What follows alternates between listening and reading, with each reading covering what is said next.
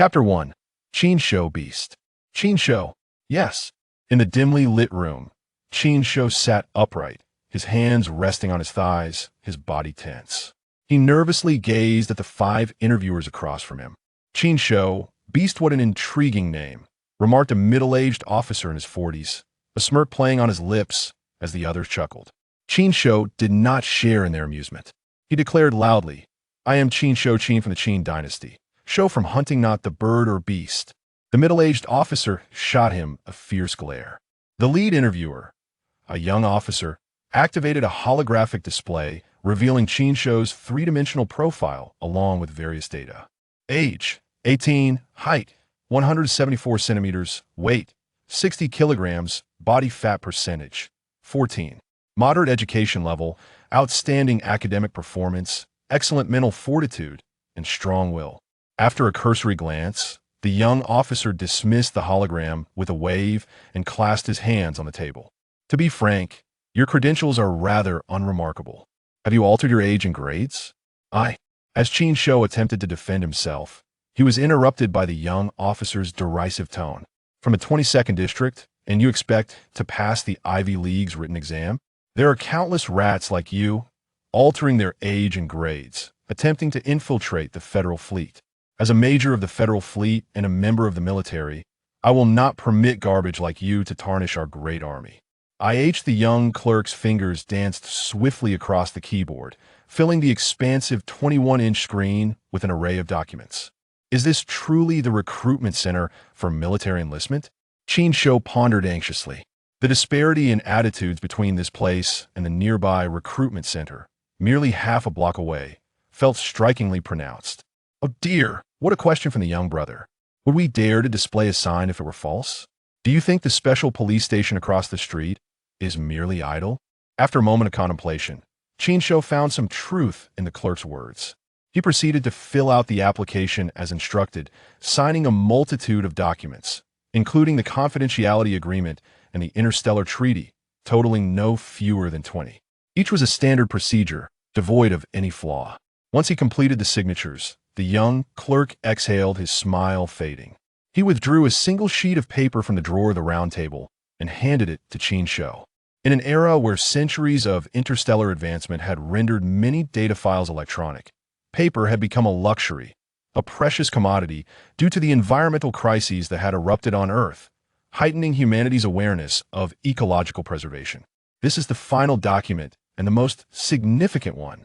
Qin Shou lowered his gaze to the paper, where 4 bold red characters leapt out at him.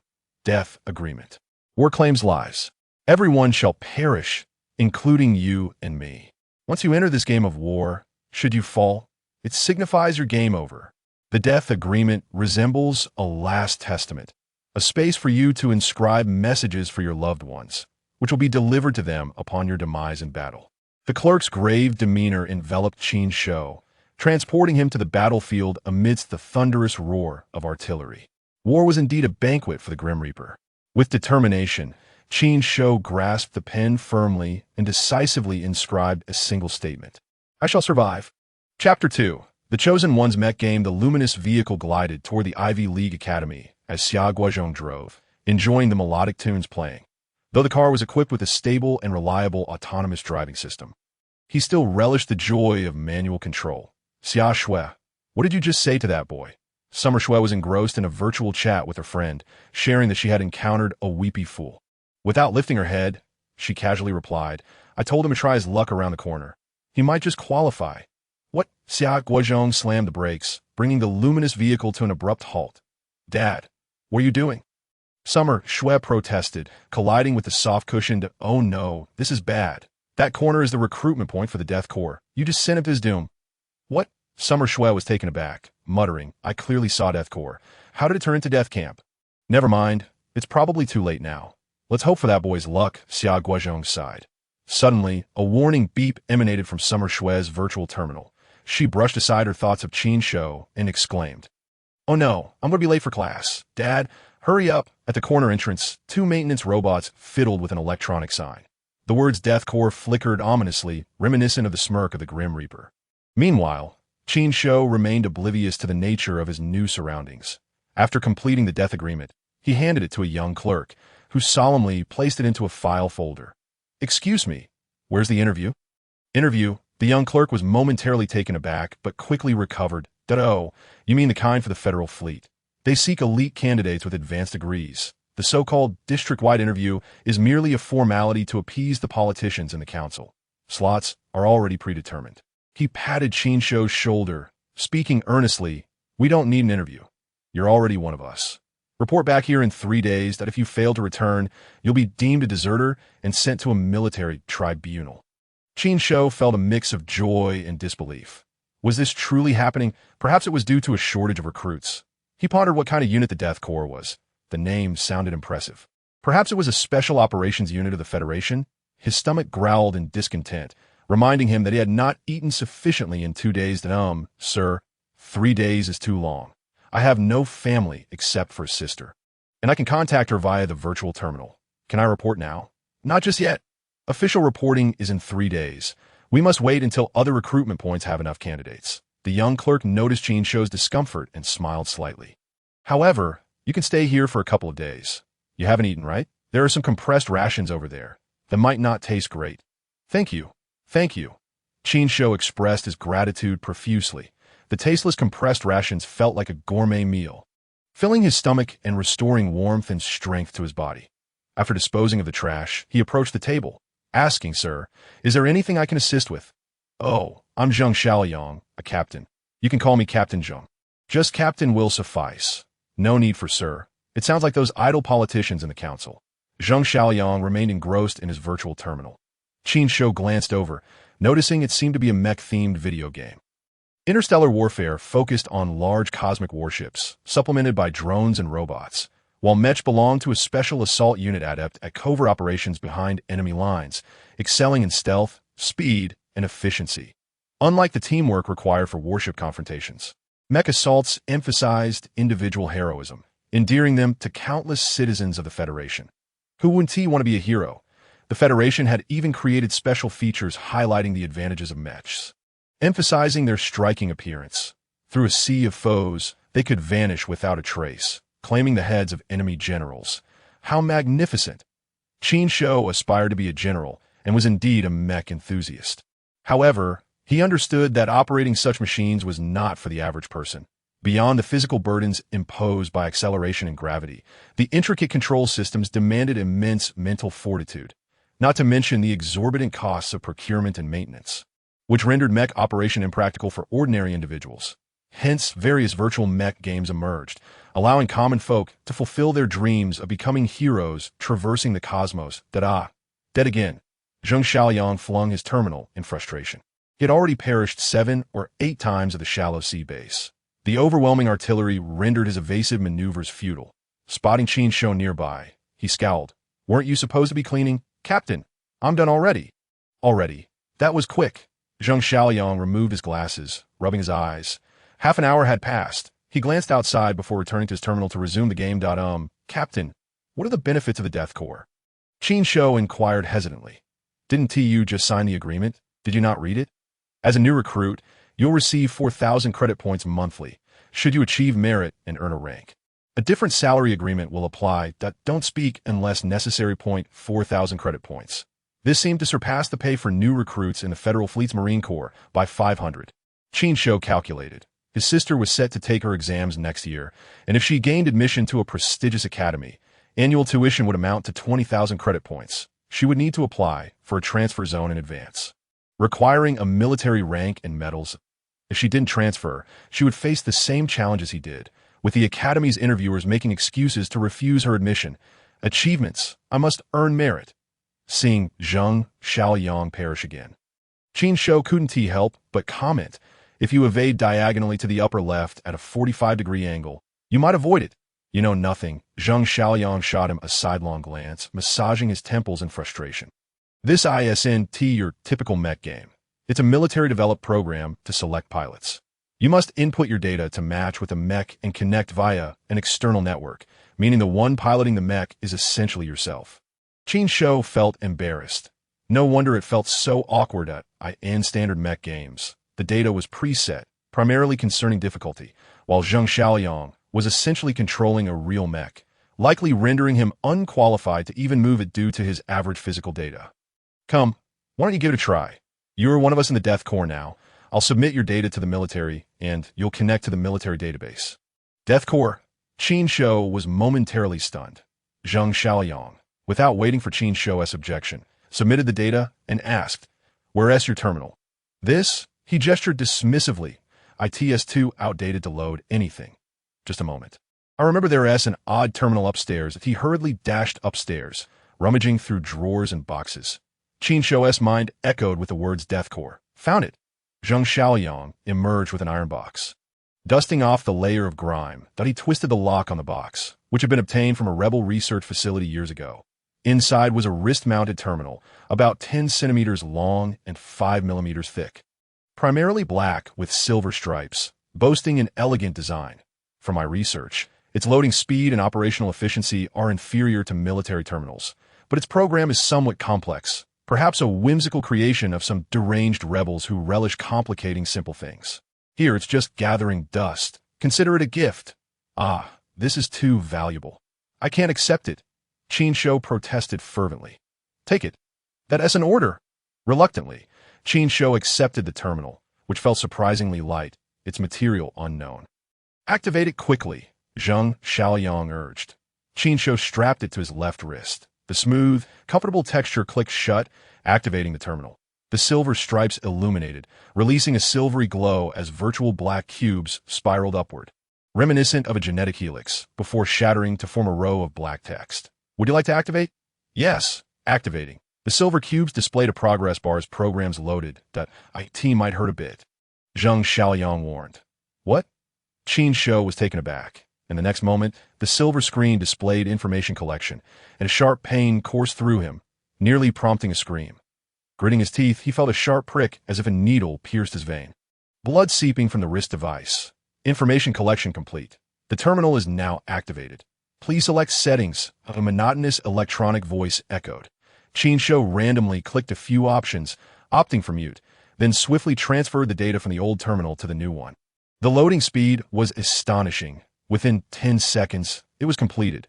Was this really what Zheng Xiaoyang referred to as inferior to military terminals? It was over 10 times faster than his previous one and surpassed the majority of terminals available on the market. The disparity between civilian and military technology was staggering. Give it to me. There's a medical kit in the storage room. Go treat your wound.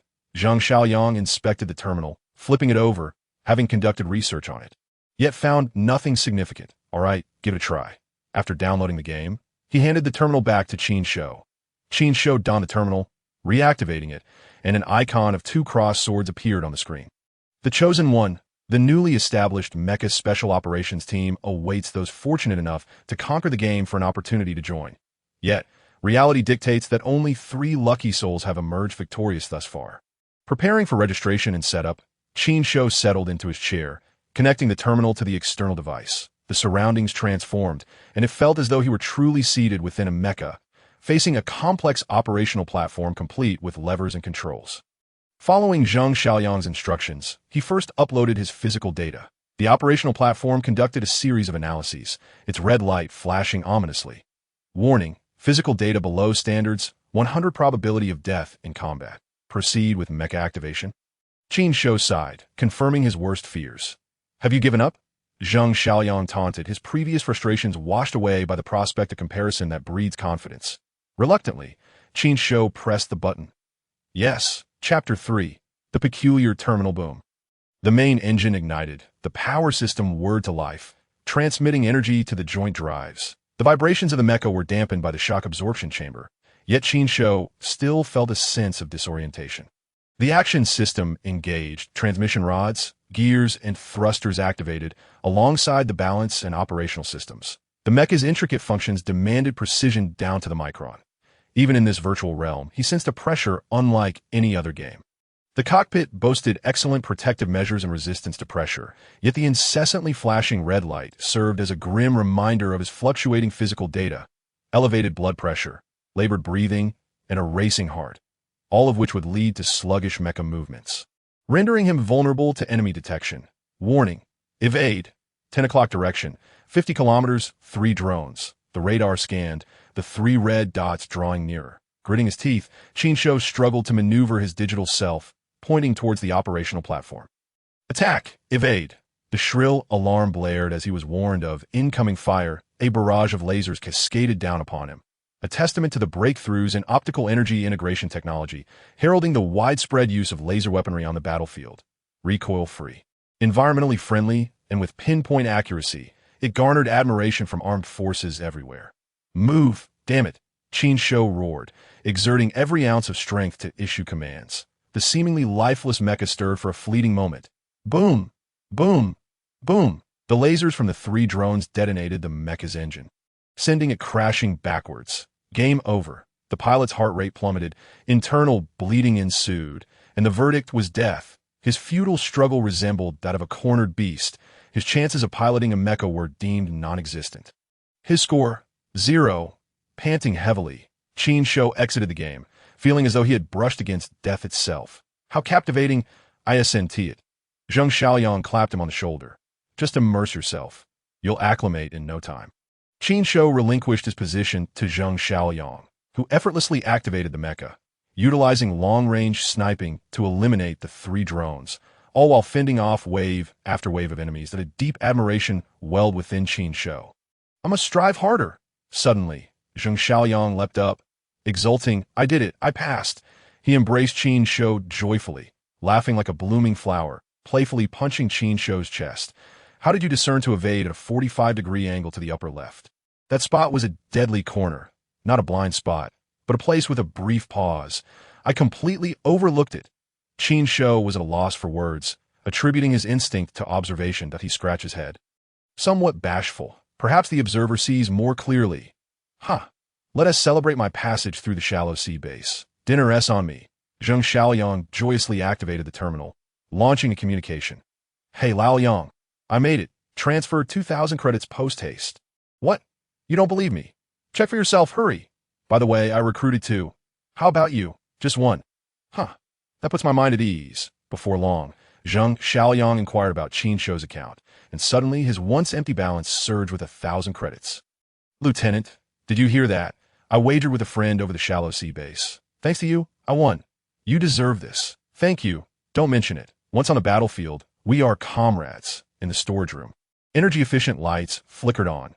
After a refreshing shower and donning freshly purchased garments, Qin Shou felt invigorated. He returned to his bunk, producing a white handkerchief from his pocket, his mind drifting to the sunlit smile of a girl.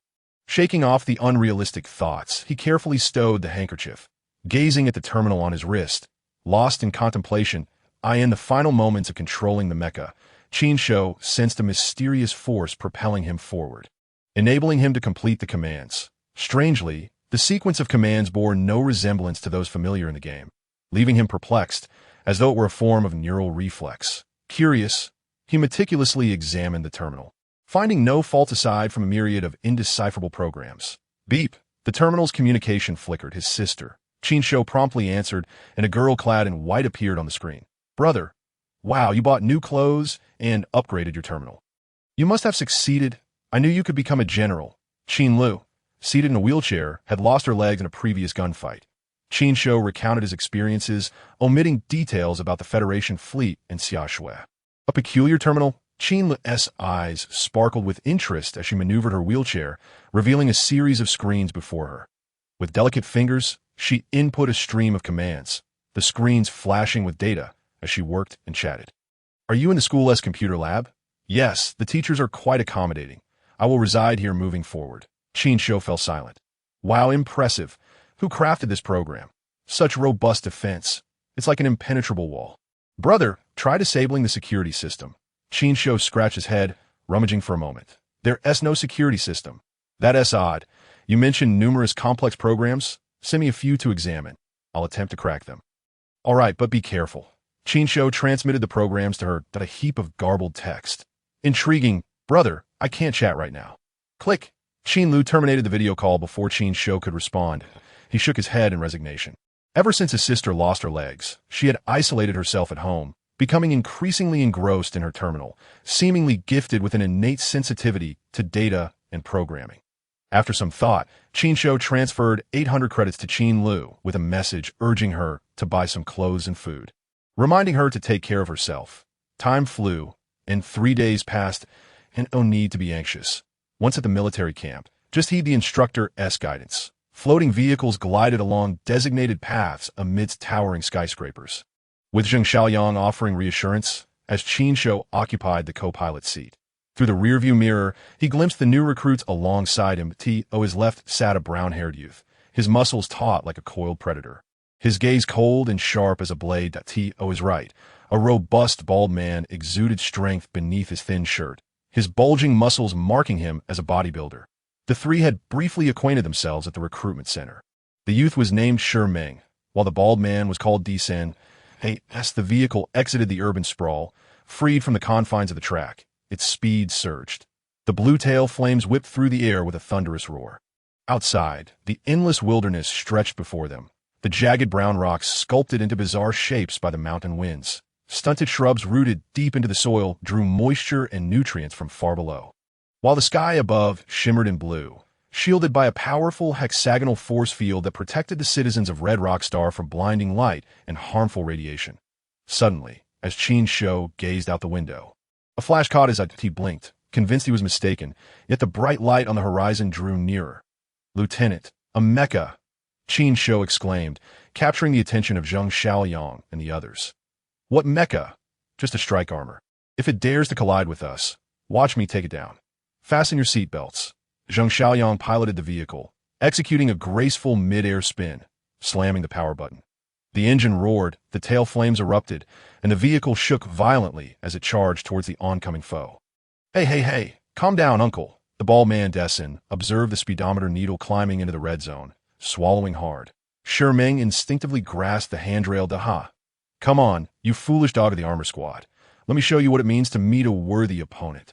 Zheng Xiaoyang shouted, brimming with excitement. Ironically, amidst the chaos, Qin Shou remained the calmest. His mind seemed to slip back into the game, alarms blaring, his heartbeat quickening as adrenaline surged through him, his limbs trembling involuntarily.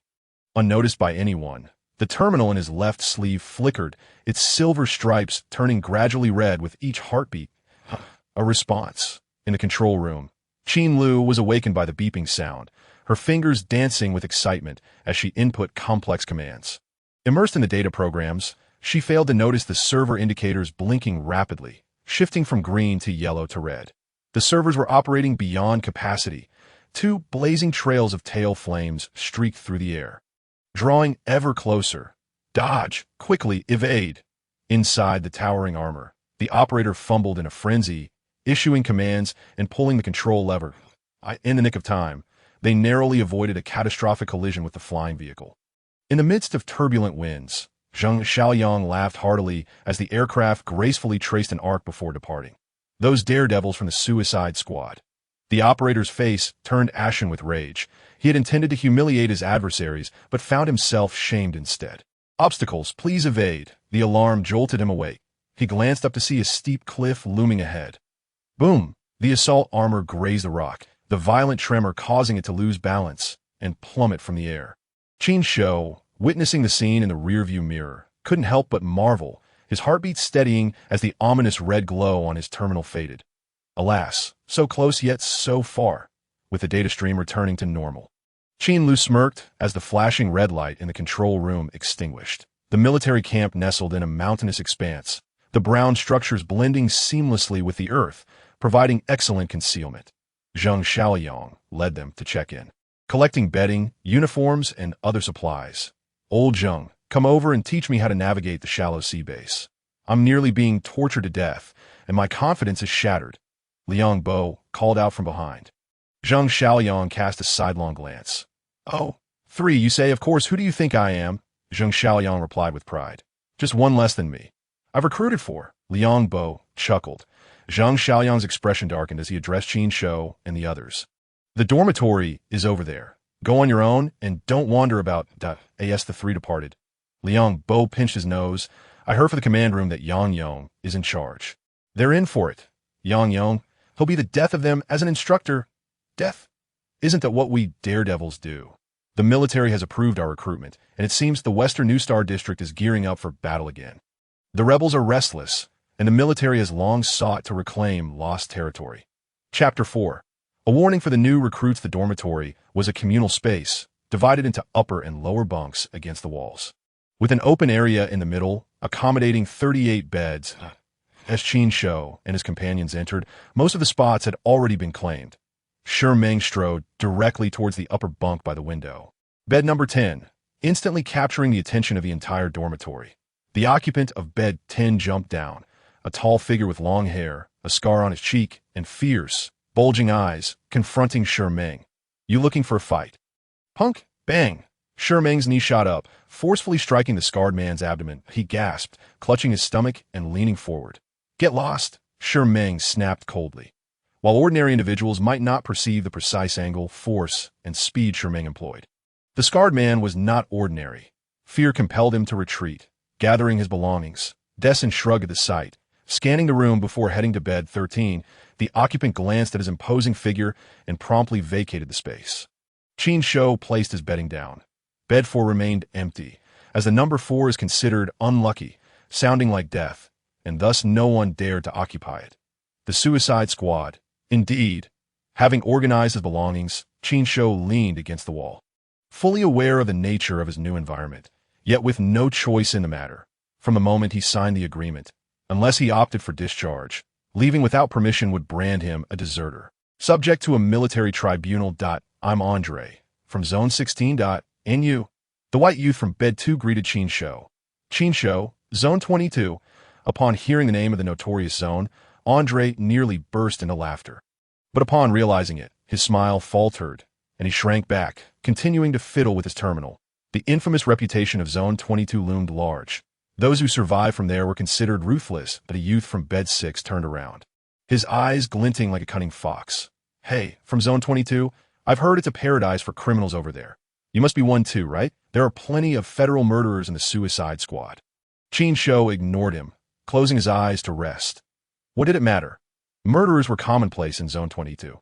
After a brief nap, he drifted into a dream of triumph, returning home in glory. Suddenly, a gunshot rang out. "Mom, Dad." The gunfire erupted like firecrackers, jolting Qin Shou from a nightmare, drenched in sweat.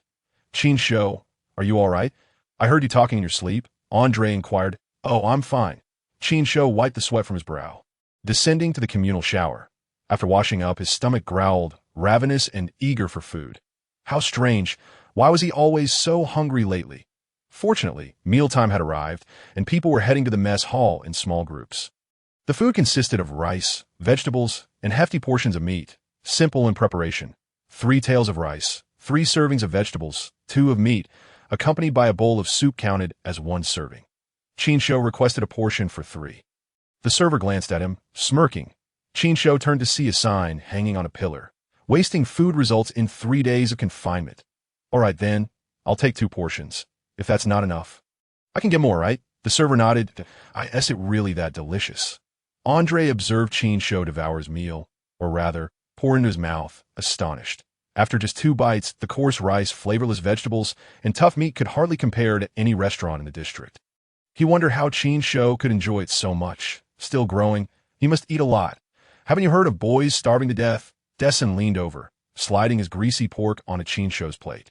"Do me a favor. I can't eat pork." Shi Meng silently offered his green and red peppers to Qin Shou. Qin Shou accepted without hesitation. He needed nourishment, and he understood that wherever people congregated, conflict would inevitably arise. The strong demonstrate their might, while the weak seek protection. A timeless truth. Shi Meng and Dessen exhibited their strength, garnering respect from the dormitory, allowing Qin Shou to remain unbothered by others. Even Andre sought to befriend him. Should he quarrel with Shi Meng or Dessen now, trouble would surely follow, with someone like Andre seeking to curry favor by antagonizing him. He had no desire to invite discord into his life. Surviving in the cannibalistic environment of Zone 22 required a modicum of wisdom. As night fell, around 20 hours, the sound of heavy military boots echoed outside the dormitory. Bang! The door was kicked open, revealing a 30-something officer stepping in sharply. He raised his right hand, gloved in white, wielding a commanding pistol. Bang! The gunshot rang out, accompanied by the officer's roar. All privates of Platoon 301, line up by your bunks and stand at attention within 10 seconds. Counting down now. 10. Everyone scrambled out of bed, and, as the officer shouted one, his commanding pistol fired again. Those not standing at attention were ordered to step out and perform 100 push-ups. Counting for themselves, his gaze swept the room, spotting bed 24 still dawdling. He strode over, yanked the occupant's hair, and yanked him down from the upper bunk, throwing him to the ground. Push-ups. The occupant of bed 24, frightened in his silence, began his push-ups, prompting others who had not stood correctly to join in. Louder. Are you all women? Can you count? The officer, gloved in white, paced the dormitory, stepping on the back of the former occupant of bed 13. Now bed 36, who seemed too engrossed in his terminal game, lagging by a few seconds. Who taught you how to do push-ups? Hands on the ground, arms vertical, body straight, up and down, bend your elbows, lower yourself. Rise. 1. Now keep counting. Watching the 7 unfortunate souls, the others stifled laughter, one unable to contain himself and bursting into giggles. The officer whirled around, roaring. Who laughed? Think it's funny. Everyone down. 100 push-ups count. Report. Wasn't me laughing. The scarred face shouted. The officer strode over to him, fixing him with a glare. Very well, since you didn't laugh, drop. 200 push-ups. The scarred face, infuriated, shot back a glare. The officer kicked him in the knee, grasped his incoming punch, and with a pull and a shove, brought him down. Bang, bang, bang. The officer unleashed a flurry of blows on the scarred face until he lay gasping for breath. Then shook his hands and removed the bloodied white gloves. That I came here today wearing white gloves. I didn't intend to see blood, but some individuals seek to challenge my authority, and I will not show mercy to such people. He discarded the bloodied gloves, gesturing for the soldiers accompanying him to drag the scarred face away. The officer strolled. Yang nodded in satisfaction. After completing 100 push-ups, the rest, except for those with exceptional stamina, looked utterly exhausted, drenched in sweat. That you're all moving too slowly. He barked. I in my eyes. You are nothing more than a pile of filth, weaker than the least capable recruits I've trained. Are you filth? Responses varied, some affirming, others denying. Yang roared. I declare you filth, and thus you are. I call you cowards, and so you are. Do not question my words. Do you understand? Yes. Are you filth? Yes. Good. All of you filth at ease. Stand to attention, feet apart. Yang returned to the entrance, standing before the first bunk. Your uniforms are disheveled, and you're not even wearing socks. If the enemy were to approach, would you present yourselves to them? No. Then remove your trousers. The occupant of the first bunk hesitated, but, under Yang's intimidating presence, complied. Bend over the bed. The others stifled their laughter.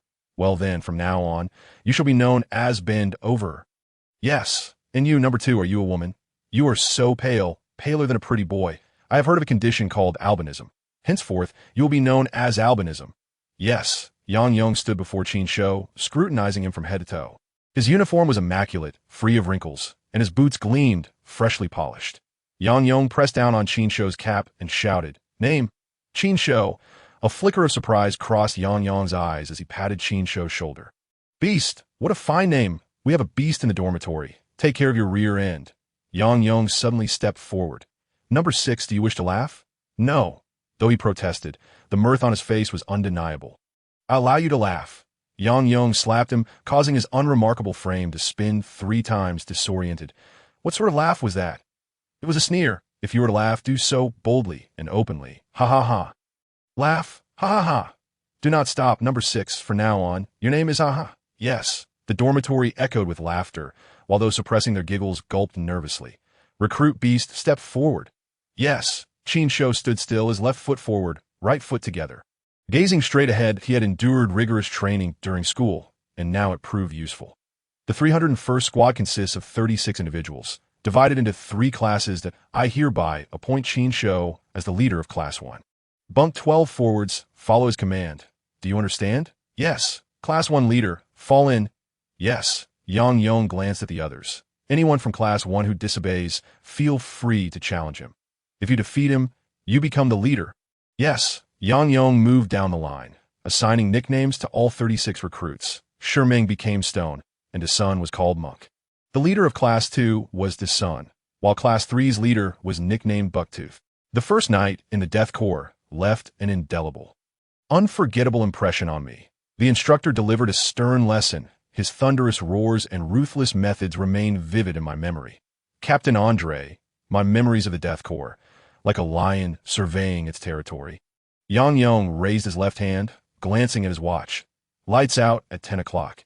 After lights out, there is to be no noise, no leaving the premises, and no use of terminals. Bend over. Albinism. The first half of the night. You'll be on guard duty. The second half, you two will watch the door. Anyone who breaks the rules, report to me. Yes. Tomorrow morning, rise at 6 with class leaders leading the way to the sports field at 6:30. If I arrive and the formation is disorganized, the entire class will run 50 laps around the field. Do you understand? Yes. There are 3 minutes left until lights out. Prepare for sleep. The sound of footsteps faded, and the dormitory erupted in chatter. Damn, I'm terrified. Who is this guy? So formidable. My arms ache. I can't believe I just did 100 push-ups. I used to think 100 push-ups in one set was a myth. Oh, my back. Qin Shou climbed into bed. Class leader, please take care of us. Andre chuckled. Qin Shou said nothing. Casting a glance at Haha in bunk 6, he remained silent, but Qin Shou could sense the simmering resentment within him. He bore the brunt of punishment due to Qin Shou's name, too afraid to anger Yang Yong, and could only harbor hatred for Qin Shou. Noticing Qin Shou's gaze, Haha offered an ingratiating smile. What a sycophant, Qin Shou thought, not as a derogation, but rather an acknowledgement.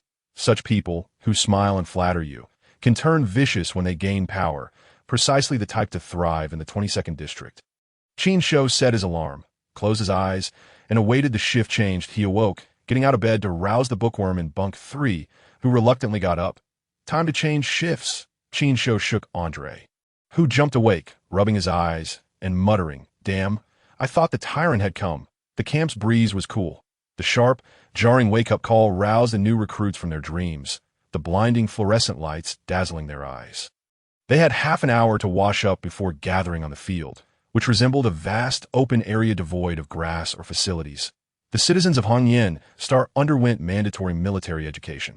Every eligible individual must attend school, and every July is designated as Public Military Training Month, ensuring that all citizens possess a certain level of military knowledge, without needing Qin Shou to direct them. The recruits quickly lined up by height. Yang Yong arrived promptly at 7. His uniform impeccable, without a single flaw in his appearance. He surveyed the 3 lines, his expression impassive. TEs, stand to attention. Class 3. Present, return to the dormitory. Inside the dormitory, Yang Yong conducted a thorough inspection. Barking, bookworm, no shame. Point 8 of you, step forward. Have you not learned how to make your beds? He tore all the blankets off and tossed them to the ground. Look at what you call your sleeping space. You have 3 minutes to tidy up? Yes. Once the 8 had made their beds, Yang Yong coldly warned, This time, I'll let you off, if it happens again. You'll be sleeping in the restroom for a week, do you understand? Yes. Back to the field. Military stance, 2 stars. Yang Yong paced, his gaze sharp. Do not sway, do not move. Look straight ahead, pull in your stomach, and puff out your chest. Your arms should be tight, loose and flabby, like a coward. Stand tall like a green pine. Do not bow your head. A man stands to die, never kneels to live. You are not man. You are filth, trash. Sweat trickled down their necks, soaking their heavy uniforms. Yang Yong approached Qin Shou, pressing his palm against his abdomen. Your bodies are heating up. Within you is a surge of energy. Channel it with your will into 3 streams. 1 flows from your dantian down your legs, keeping them straight and tightly pressed together like pillars, your feet firmly planted, ready to shake the ground. His palm moved downward, seemingly guiding an energy flow, striking Qin Shou's thigh, suddenly tripping him, causing him to tumble and knock over the bookworm on his left, who collided with Shi Ming without budging an inch. Get up, stand firm. If your energy does not reach your legs, you will falter. Qin Shou scrambled to his feet, striving to feel this so-called energy, his legs tense. Pressing his feet down, a surge rose from his dantian, spreading to his shoulders and head, aligning his shoulders and head to meet the sky. His gaze fixed forward without wavering. The wind and sand stung his eyes, yet he did not blink. If his energy waned, his body slackened, and his focus faltered on the battlefield, he would be the first to fall. He drew in his abdomen and tightened his rear, solidifying his body like steel. Otherwise, a weak waist would leave him unsteady. He harmonized the energy within him with every muscle and bone, perfectly coordinating strength and energy, forming a powerful unity, standing tall like a robust pine, embodying masculinity and vigor. The blood coursing through his veins must erupt from his heart, unafraid of storms and gunfire. He must become steel, become iron. He is a soldier of the Death Corps. Yang Yang's roars echoed across the field, seemingly audible throughout the entire camp. In the office, Zheng Xiaoyang and Liang Bo gazed through the window. How long do you think they can endure? Liang Bo mumbled through a mouthful of bread. Even death row inmates can't withstand his training and end up taking their own lives. Zheng Xiaoyang shrugged. How would I know? Some of them seem exceptional, like professionals. The muscle soreness and fatigue surged through Qin Shou's nerves like a relentless tide. His heart racing, mouth dry, and head spinning. Prolonged military stance could lead to oxygen deprivation and dizziness, and due to childhood malnutrition, he was frail, anemic, and weak that he felt himself wavering. No, I must not fall. Qin Shou roared internally. Clenching his his heart raced, blood flowed rapidly, his body temperature soared, sweat pouring out, and his vision began to blur. Suddenly, the silver glow of his wristband transformed to red, akin to unlocking a program. Countless fine needles shot out from the inner side of the wristband, piercing him simultaneously, an intense pain jolting Qin Shou awake. Class leader Beast, do you have anything to say? Yang Yong shouted. No. Then do not make strange noises. Yes. Qin Shou's expression was unnaturally tense, as if he were being pricked by needles, dispelling the mental exhaustion that weighed upon him. He bit down hard on his lip, the metallic taste of blood mingling with saliva as he swallowed. His facial muscles twitching, rendering him a fearsome sight, a peculiar infusion. Qin Shou faintly sensed a trickle of coolness coursing through the needle that pierced his vein, injecting something into his body, invisible to him. It was a purplish liquid that, upon merging with his blood, began to infiltrate his cells, spreading slowly. Bang! One after another, individuals beside him collapsed, yet the pain invigorated him, overpowering both his mental and physical fatigue. Just 15 minutes left. Bang, bang, bang. 3 more fell. Only 3 minutes remained. After a brief pause, Yang Yong announced, only 3 minutes left, hold on. Many succumbed just as they glimpsed the dawn of victory that if you wish to survive. Never let go of that breath. In truth, Qin Shou was unaware of how long he had been standing, but by the time Yang Yong called out that time was up, he was utterly exhausted. Collapsing to the ground. Stand up. All of you, walk 3 laps around the area. Yang Yong kicked each of them to their feet. Gentle breeze dried their hot sweat, offering a refreshing relief. Qin Shou moved his limbs to relax his muscles, his stomach growling audibly. Why am I so hungry? After completing 3 laps, they lined up for basic drills such as turning left and right, marching, and running. As the clock struck noon, Yang Yong delivered a speech before announcing dismissal. Damn, I can't go on. I don't even want to move anymore. I'm utterly exhausted. Complaints erupted, and not far away. Yang Yong turned back, grinning. Can't go on. You haven't even touched the gates of hell yet. Back at the dormitory. Many collapsed onto their beds, while Qin Shou splashed his face with water. Where's the squad leader going? To eat. Andre coughed. Can the squad leader still eat? I'm too tired to even think about food. Food is the assurance of life. Lunch consisted of fresh vegetables and beef. Qin Shou was not picky. Hunger gnawed at him, having even eaten scraps before. After devouring 3 servings, he still felt ravenous. Hey, uncle, could I have 2 more servings? He shamelessly struck up a rapport with the server. The server glanced at him before scooping 2 more servings onto his plate. Moments later, Qin Shou stood awkwardly at the serving station, puzzled by his insatiable hunger. It felt as if the food he consumed was digested in an instant, leaving him as hungry as before. Am I growing? Thankfully, he had arrived at the military camp, where he could eat freely. The server remained expressionless. Hey, Lao Zhao, there's a new bottomless pit in the cafeteria. Make sure to cook more rice tonight. Andre and others arrived one after another, wide-eyed. 1, 2.7. Damn, squad leader, are you a starving ghost reincarnated? You can eat so much. Being able to eat is a blessing, understand? Dessen gave him a playful slap. In fact, his own appetite was no less, easily finishing 3 servings in one sitting, and he wholeheartedly appreciated fellow food lovers. As Qin Shou finished his 10th serving, a crowd had gathered around him. Confused, he asked, what is going on? Brother, can you still eat?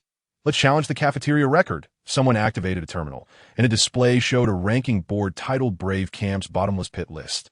Qin Shou was momentarily speechless. The creation of such a list seemed incredibly trivial. The top contender, known as the Bottomless Pit, boasted a record of consuming 30 servings in one sitting, while the bottom was surprisingly Yang Yong, who had managed 15. Squad leader. 15 servings is nothing. Take down the instructor. The rowdy 301 squad felt a rebellious urge against Yang Yong, having heard some were plotting to show him they were not to be trifled with. Brother, there are benefits to being on the bottomless pit list that if you displace Yang Yong, I'll give you 500 credit points. Hesitant at first, upon hearing the mention of credit points, Qin Shou nodded eagerly. I'll give it a try. News of Qin Shou's challenge to the bottomless pit list quickly attracted nearby veterans. Chapter 6. Update on the bottomless pit list, and revenge has the bottomless pit list remained unchanged for 2 years. Let's place bets. Loser pays 1,000 credit points. I wager he won't make it. Look at those skinny arms and legs. How much can he eat? I bet. The speakers were veterans, exuding a rogue charm, shouting loudly. 12. A few scattered voices responded. Hey, hurry and place your bets. An old soldier began a live broadcast via terminal. Due to the military camp's restricted network, the live stream was limited to the Brave camp. Yet it drew a significant audience. Point 14. The cafeteria erupted in a chorus as the server willingly presented 2 plates of food. Qin Shou picked up his chopsticks and continued his relentless effort. The mere prospect of credit points was worth the struggle. 16. The cafeteria erupted in cheers as the long static bottomless pit list shifted, Yang Yong's name fading away, replaced by Qin Shou. The promised credit points were swiftly transferred to him. He had always been at odds with Yang Yong, and getting a rise out of him was a welcome delight. Qin Shou chose not to push further. The food within him transformed into energy, replenishing his strength and vitality. How intriguing. The newcomers were bursting with energy. Initially, he had intended to let them acclimate for a couple of days, but it seemed he had been too lenient. Yang Yong terminated the live stream and summoned Qin Shou's data. Hey, Zheng Xiaoyang, weren't you from Zone 22? Zheng Xiaoyang, seated and sipping tea, adjusted his glasses and, that was a long time ago. Don't look at me. He is neither my relative nor my illegitimate child. In the afternoon. During roll call, Yang Yong held his teaching stick aloft. I heard someone challenge me today and succeeded. Step forward. Qin Shou stood at attention. The new recruits exchanged glances. It seemed Yang Yong intended to settle scores publicly. Very well. Yang Yong approached Qin Shou, patting his shoulder. You exhibit great courage.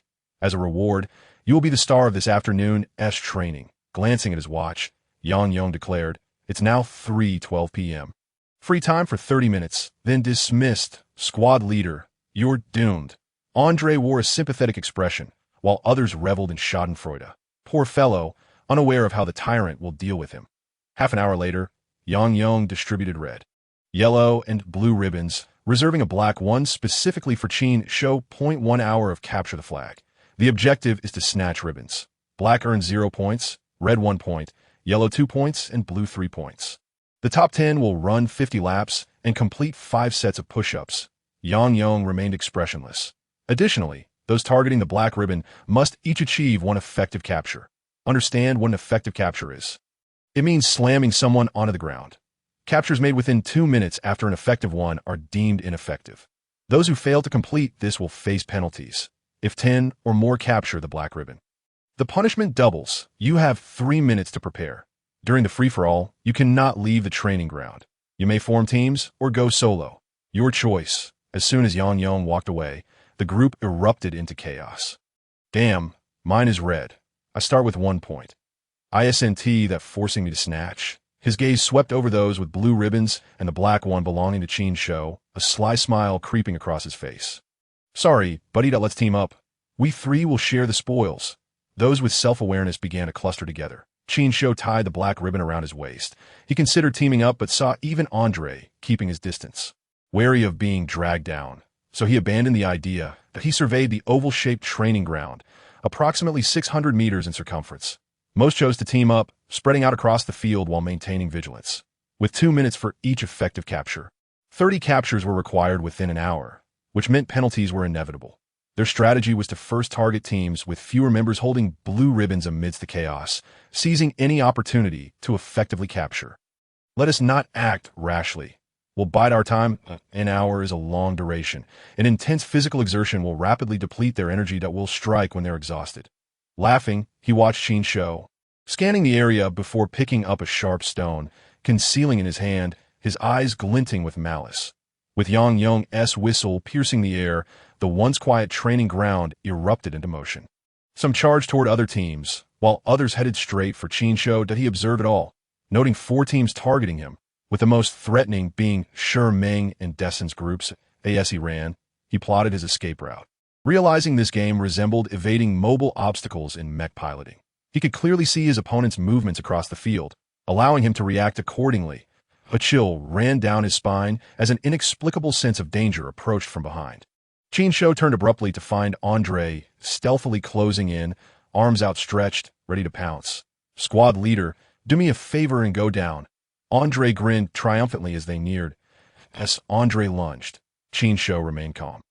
The chaos of Zone 22 had already prepared him for sudden ambushes. Along with his extensive street fighting experience, he bent low, propelled himself off the ground, and shot forward like an arrow. Bang! Andre missed his target entirely, while Qin Shou collided heavily with his lower leg. Standing at 1.84 meters and weighing 75 kilograms, Andre was taller and bulkier than Qin Shou, yet the tremendous force of the impact caused him to lose his balance, sending him tumbling to the ground. His jaw rattled from the fall. My strength has grown even greater. Qin Shou clenched his fists, frowning. Not only had his strength increased, but so had his speed and reflexes. There must be something amiss. Could it be the wrist terminal? Bang! As Qin Shou's focus waned, a tremendous force collided with his waist, lifting him off the ground and sending him crashing down heavily. A perfect throw. Dessin laughed heartily. Coughing, Qin Shou found himself suffocated and inwardly chastised his own carelessness. The blue belt. Upon witnessing Qin Shou's capture, Shi team immediately shifted their target, howling as they charged towards Dessin's squad. "This is splendid. I've longed to have a scrap with you."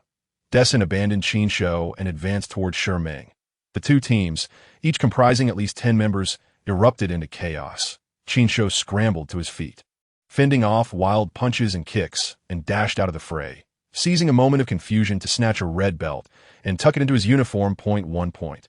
The 2 minutes of ineffective captivity had granted Qin Shou a brief respite amidst the tumult of the playground, where new recruits wrestled and clawed at one another, dust swirling in the air. Soon, he became the target of another team and fled desperately, knowing that being entangled would spell trouble.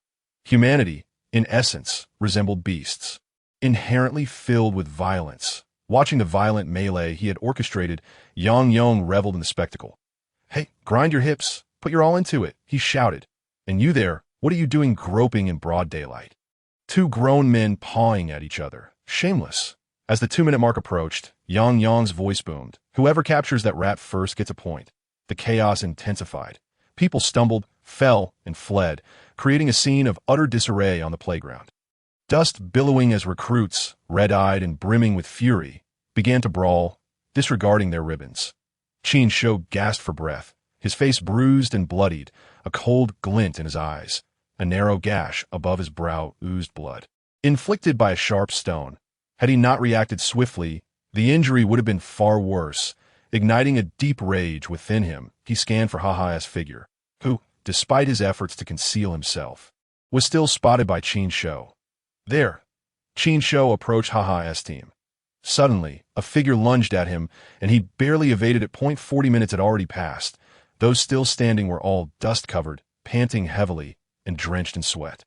Having reached their limits, in such moments of extremity, sheer willpower became the decisive factor between victory and defeat. "Haha, step forward for a duel," Qin Shou bellowed, wiping the blood and sweat from his brow as he confronted Haha's team.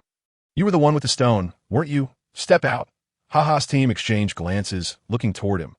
Haha, hands hidden within his sleeves, feigned innocence with a hoarse voice. "I know nothing. Why look at me? Time is running out.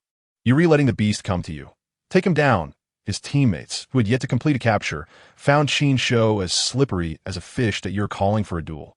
"Are you not a man?" Haha's teammates exchanged glances, parting to create a path between Qin Shou and Ha. "You think so?" Haha shot them a disdainful look, quickly grasping their intentions, hoping to wear him down and reap the benefits. After all, they had only known him for a mere 24 hours. Who would genuinely risk themselves for another? Qin Shou approached Haha deliberately, harboring murderous intent. When dealing with a petty man, one must eliminate him entirely. Otherwise, he would forever linger in your thoughts, ready to stab you in the back. Squad leader, I bear no grudge against you. Why challenge me? We're in the same squad. Don't push it too far. Haha retorted, stepping back as he spoke. The hand hidden in your sleeve is the stone. I assenti it. It must still be stained with blood. Stop spouting nonsense, beast. Do you truly believe I fear you? You are merely relying on your numbers. Suddenly, Haha crouched down, scooping up a handful of dirt and flinging it at Qin Shou, simultaneously retreating as he lunged forward, concealing his right fist, which bore a sharp stone aimed at Qin Shou's waist. A malicious glint flickered across his face. This rat from the 22nd District deserved punishment. In an instant, Qin Shou's military boot struck Haha's wrist with a force akin to a whip, producing a resounding crack. Pain surged through Haha's wrist, instantly swelling, causing him to release the stone while Qin Shou barreled through the dirt, tackling Haha to the ground. How dare you betray me? Qin Shou roared. Mounted the female officer. Draped in a coat, possessed an exquisite physique, tall and curvaceous, with short, pragmatic hair and striking ice-blue eyes that shimmered like the ocean.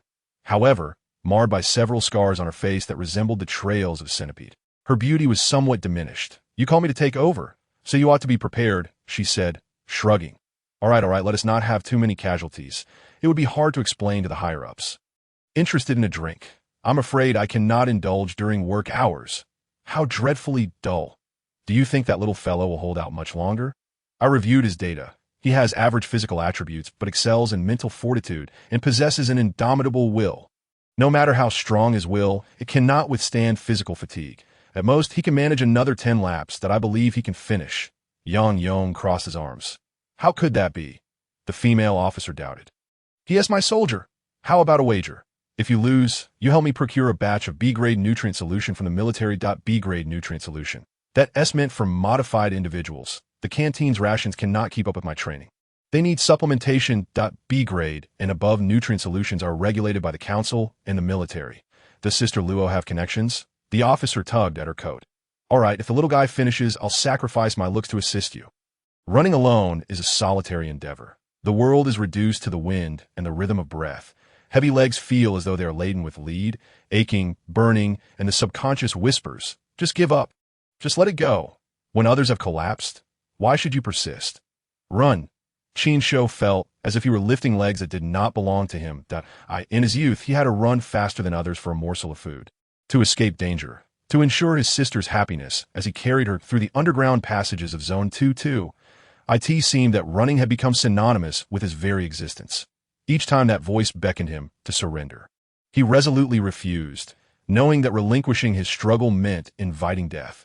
He yearned to endure like a weed, rooting himself deeply into the earth, never forsaking hope even in the depths of darkness. When footsteps approached, Qin Shou was startled as a tall figure sprinted ahead, cutting through the wind's resistance suffocating.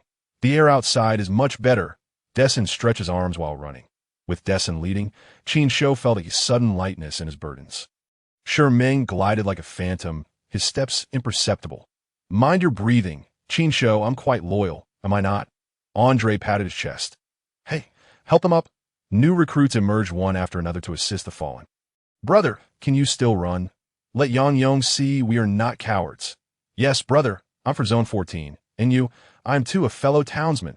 How can we from Zone 14 allow those from Zone 22 to flaunt their prowess? Is that beast still running? Damn it. A person lives for a breath. Even if I die today, I must reclaim my pride. People possess a natural inclination to conform. When someone takes the lead, others will follow. Once a small group of individuals began to join in, the majority soon followed. Most departed the dormitory.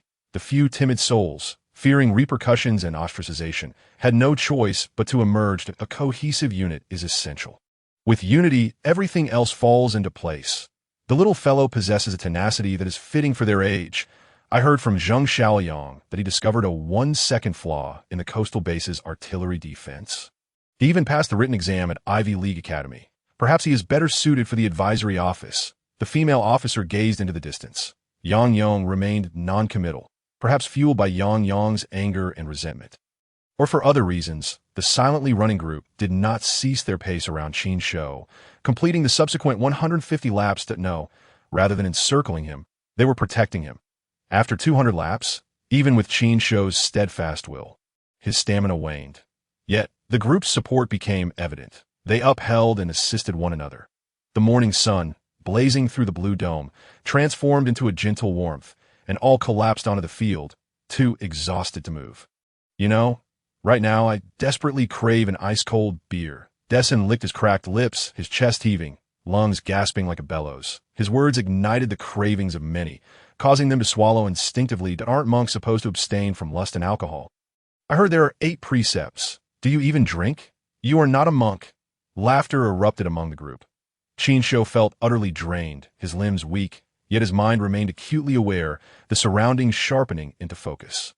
The familiar sound of footsteps approached, and Yang Yang's commanding voice rang out. 301 SD squad. Fall in, assemble. No one paid him heed, and a few attempting to rise were forcefully pulled back down. Form ranks within 2 minutes. Proceed to the infirmary for a checkup. Remember, your lives are your own. Acting on impulse will only lead to your demise. With that, Yang Yang turned and left. Wait, he's really gone. What do we do now?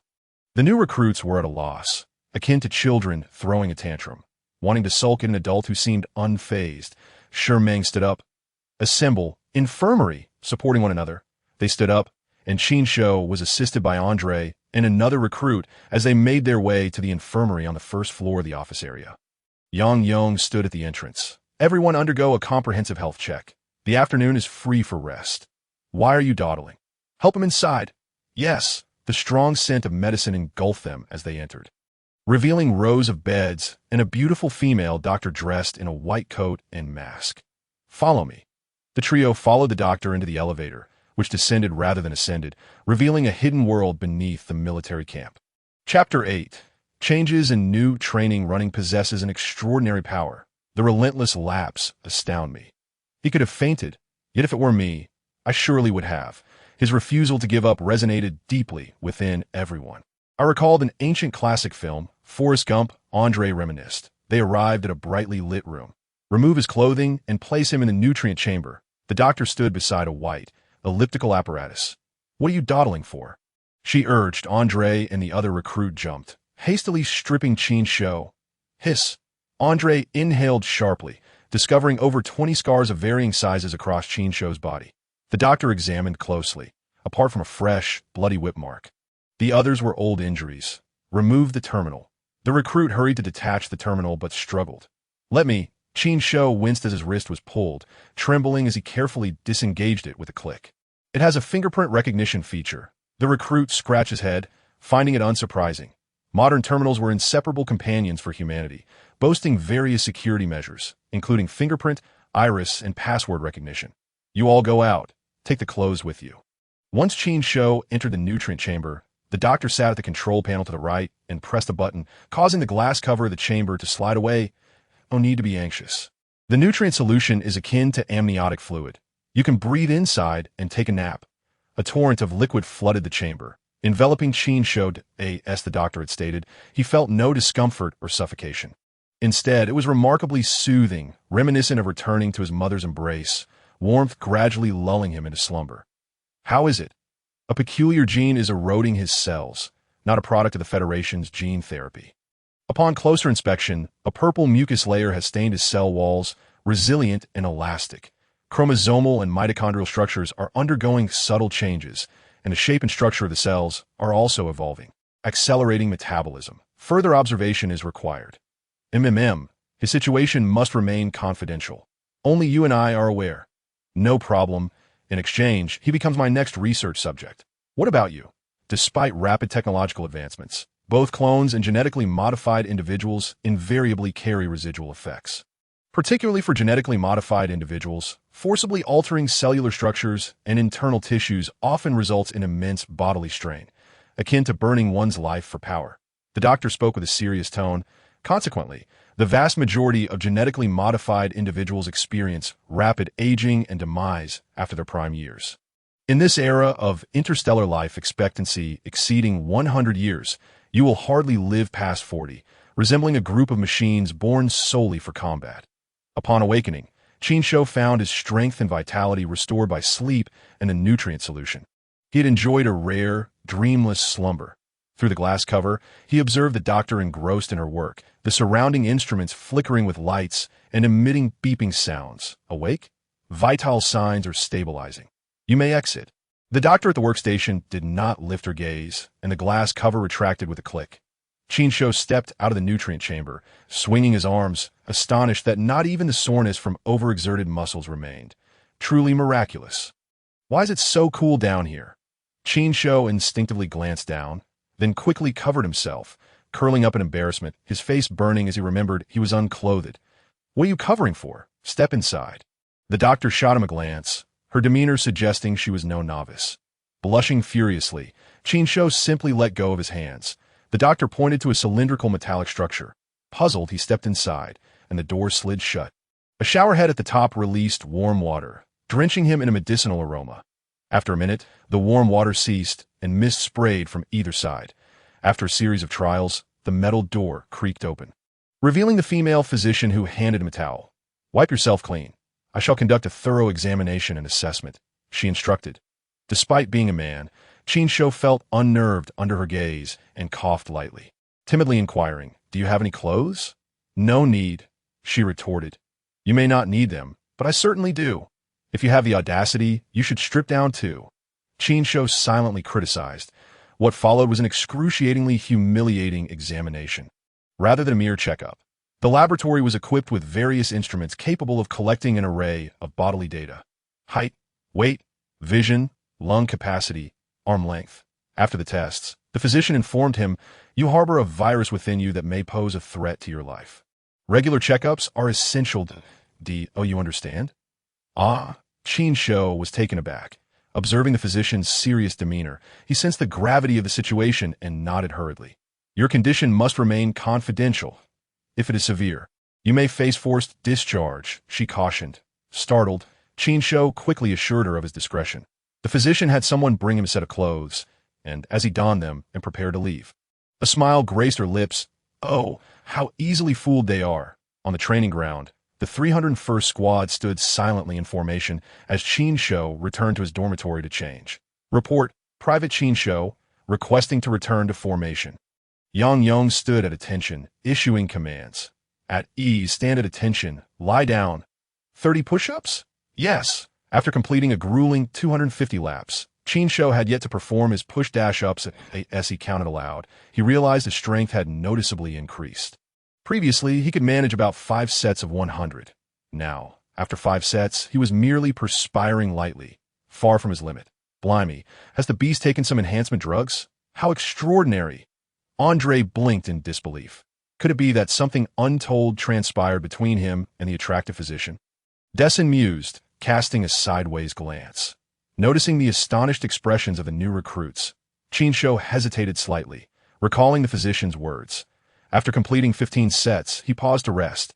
Upon finishing his push-ups, Qin Shou was drenched in sweat, his arms, shoulders, and back aching. Yang Yong reminded him not to forget his reflection report. After receiving permission to return to formation, he rejoined the ranks, noticing that the scarred soldier who had been beaten the previous night had returned to the lineup. A week of intensive training passed in the blink of an eye as the new week commenced. Yang Yong arrived with an array of tools, engineering shovels, spades, and more. Next, in units, they were tasked with transforming the area into a training ground. With each unit responsible for a section, only upon completion could they rest. The slowest unit would face punishment. Receiving the plan, the recruits eagerly selected their tools and set to work. Damn, this soil is so hard. We have machinery. What more do they want from us? Someone complained. Yang Yong, seemingly hearing this, approached with an impassive expression, swung his whip, and bellowed, By your reasoning, shall we abandon human effort because we have robots? Engineering machinery is merely a tool, a support in the ever-changing landscape of warfare. If the machinery fails, will you surrender? Remember, regardless of how advanced technology becomes, it is always human-centric. Warfare is no different. Run 50 laps. Day and night cycled, and a makeshift training ground rose from the earth. Parallel bars, balance beams, barbed wire, rope ladders, mud pits, sand pits, like a T7. 45 a.m. Yang Yong declared, Too slow. The enemy has destroyed the base. You are all dead. Everyone, run 100 laps. Starting tomorrow, We will commence physical training. The squad leader headed to the logistics department to requisition equipment, instructing everyone to gather at the training ground at 5 a.m. for a 20 kilometers armed cross-country run. Outside the barracks lay treacherous mountain paths. Yang Yong, in an armed off-road vehicle, wielded a loudspeaker and a firearm, chasing after the recruits like a hunter after prey. Upon spotting anyone lagging behind, he would roar, raising his gun and firing a volley that sent dirt flying. "You little rascals, run." Initially, Qin Shou and the others suspected the bullets were blanks. However, when the last recruit was shot in the leg, rolling and screaming, blood pouring forth, their expressions shifted dramatically, and they scrambled to move forward. Damn, we should never have believed the tyrant would show mercy. Panting heavily, Qin Shou reflected on the school's military training, which included a 5 kilometers cross-country run, but that had been without gear and on smooth terrain. Now, burdened with 15 kilograms of equipment over 20 km of rugged trails, the challenge was greatly intensified. Upon completing the 20 kilometers armed cross-country run, there was no rest. The next task was to complete 5 sets of 100 push-ups, followed by 2 minutes of 80 sit-ups. The sporadic gunfire heightened the recruits' nerves. Yang Yong had brought tools such as engineering shovels, and tasks varied. Digging a trench 2 meters deep, constructing a bridge, or transporting sandbag from a trench to a distance of 100 meters. After an exhausting day, everyone was utterly spent as the time approached. Those who had dug trenches were tasked with filling them back in. Those who had built bridges were to dismantle them, and those who had carried sandbags were to return them. Then, they shouldered their tools and, like before, were herded back to the barracks by Yang Yong. Afternoon training commenced on the field, beginning with military stance practice, followed by frog jumps around the field, bar exercises, overcoming obstacles, and interspersed with a plethora of timed vigorous activities such as push-ups and sit-ups, along with rope skipping and crawling. In the evenings, Yang Yong would bring raw meat, instructing them to consume it raw, as if urging them to devour flesh and drink blood. Within a week, all had visited the infirmary for various injuries. Blisters, abrasions, and cuts were commonplace, while severe fractures and fainting spells occurred as well. The training was strict and brutal. Not everyone could endure the pressure. Even the toughest among them found themselves weeping. Some even submitted requests to leave, having had enough of the relentless physical training, Yang Yong's roars, and his abuse. However, those who had signed the agreements could not depart the barracks unless they were gravely injured, killed in action, or their 2-year contracts expired. Their applications were rejected. In the second week, Yang Yong ordered the recruits to excavate a deep pool measuring 50 by 10 by 6 meters in the center of the training ground, filling it with water to create a swimming pool. This introduced several new training elements: swimming, diving, and constructing floating bridges. Yet it was not the task that instilled fear, but rather Yang Yong. He occasionally brandished weapons, sometimes real firearms, sometimes laser guns, and on one occasion, he even brought out a rocket launcher, giving them a 5-second warning to take cover before launching a shell that obliterated half the training ground, injuring 6 severely and 28 lightly. The only one unharmed was Shi Meng, while Qin Shou suffered a flesh wound from shrapnel on his right arm. Training was suspended for half a week, and the 6 severely injured recruits departed the barracks in tears, not for their wounds, but for the relief of escaping this hellish existence. Training was akin to forging iron. Only by expelling impurities could one emerge as an elite. Yang Yong's words made many suspect that the rocket fire had been intentional. As the 4th week began, training resumed, and Yang Yong not only maintained his intensity, but also set up shooting robots, buried explosives and landmines along the cross-country route. The recruits had to remain vigilant for the sudden appearance of robots while enduring the bombardment. Moreover, the previous training volume was doubled, and injuries became a commonplace occurrence. At the end of the 4th week, Yang Yong announced the completion of the first phase of training, granting them 1 day of rest. Including Qin Shou, all displayed relieved smiles. It could be said that the past month had felt like a descent into hell. Each of them had shed at least 2 layers of skin. Their complexions were darkened, faces bruised, and bodies caked in mud, yet the bulging muscles and alert, sharp gazes indicated the effectiveness of their training. Their progress was significant, most notably Qin Shou, who had rapidly caught up from a mediocre level, now competing with Shi Meng and Dessen in various disciplines. Chapter 9. Martial Arts and Killing Techniques. I know you have all worked hard over the past month. Some harbor hatred for me, curse me, and even scheme against me in secret. Therefore, today, I offer you an opportunity for unrestricted combat. I permit you all to come at me together. I do not target you individually. As to me, you are all worthless. Yang Yang's next words immediately stirred uproar within the ranks as he removed his cap, shed his outer garment, and rolled up his sleeves. Hey, is the instructor joking? Dessin's fists trembled. He had longed to strike Yang Yang, yet the daily training left him too exhausted to move. With this newfound opportunity, he felt a rush of excitement. If you manage to take me down, I will apply for a new instructor for you. Yang Yang beckoned with his finger. Damn it. What are we waiting for? Let's all go and beat him to a pulp. Someone shouted. 2 minutes. Yang Yang dusted off his clothes, picked up his garment and hat, and cracked his neck. It's been so long since I moved. My body is rusty. Behind him lay a multitude of new recruits, with the exception of Dessin, Shi Ming, and Qin Shou, who swiftly dispatched the others with ease. Yang Yang's speed, strength, and technique left them in awe. Even Shi Ming, the strongest among them, could not withstand 3 of Yang Yang's moves, 30 against 1. An utter defeat. The day of rest felt fleeting and dull within the isolated barracks. The recruits either lay in bed sleeping or played offline games, with some wagering their credits on push-ups. Unit 1 to Position 4, Iron Tank to Position 2. Andre shouted commands to his teammates while engaged in a mecha combat game. Surrounded by several others, in modern society, esports thrived, with mech, naval warfare, and strategic games gaining immense popularity. Nearly everyone possessed 1 or 2 games on their terminals, using their leisure time to unwind and vent their frustrations and unhappiness into the virtual realm. Andrew was engrossed in the Federation's most popular game. Mecha World, renowned for its dazzling mech battles and intricate skill combinations, the IT emphasized both teamwork and individual prowess. Since its inception, it has captivated the Federation for over a decade, maintaining a substantial following. More than half of the members of Team 301 indulged in Mecha World, often utilizing their terminals to establish a local network for competitive matches during training breaks to alleviate fatigue. As a devoted fan and a skilled player of Mecha World, Andrew invited Qin Shou to join him. However, Qin Shou exhibited little enthusiasm, instead being engrossed in the single-player game Chosen One. Andrew noted that Qin Shou's skills in that game were quite rudimentary, and he questioned how a solitary gaming experience could compare to the thrill of player-versus-player combat.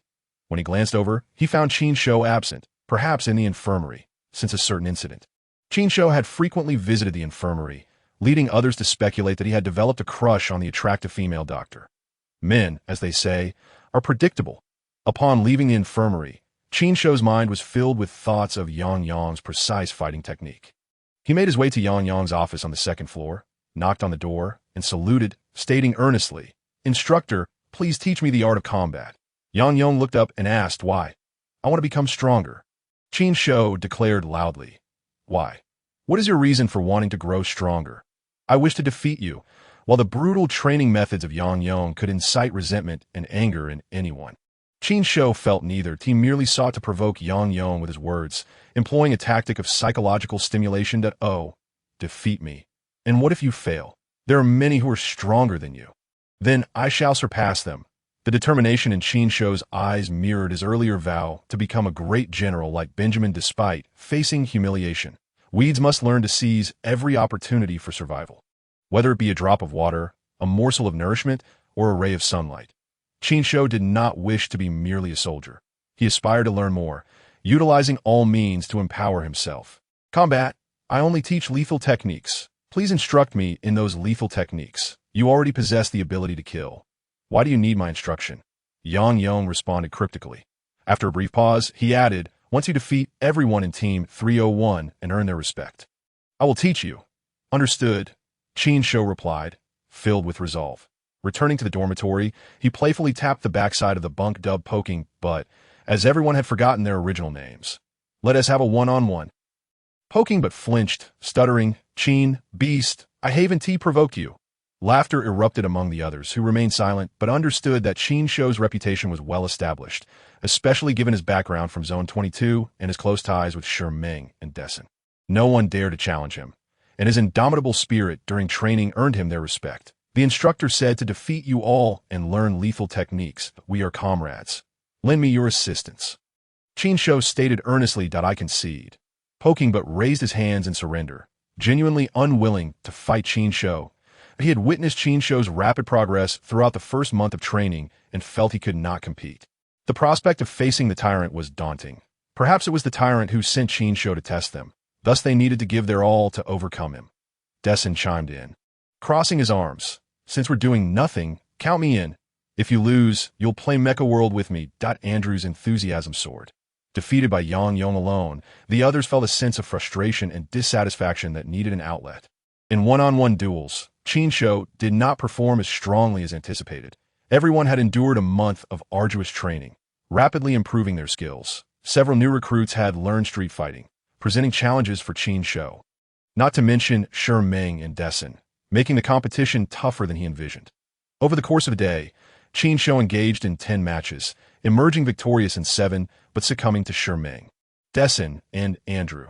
Andrew participated in the final match, having already faced Shi Meng and Dessen, leaving Qin Shou exhausted and vulnerable to a surprise attack. Haha, class leader, you're lacking. Come on, let me show you how to play Mecha World. Not interested. Qin Shou replied, bruised and sprawled on the ground, that a new phase of training commenced in addition to physical training. The second month introduced tactical training, specialized coursework, and the shooting training all recruits eagerly anticipated.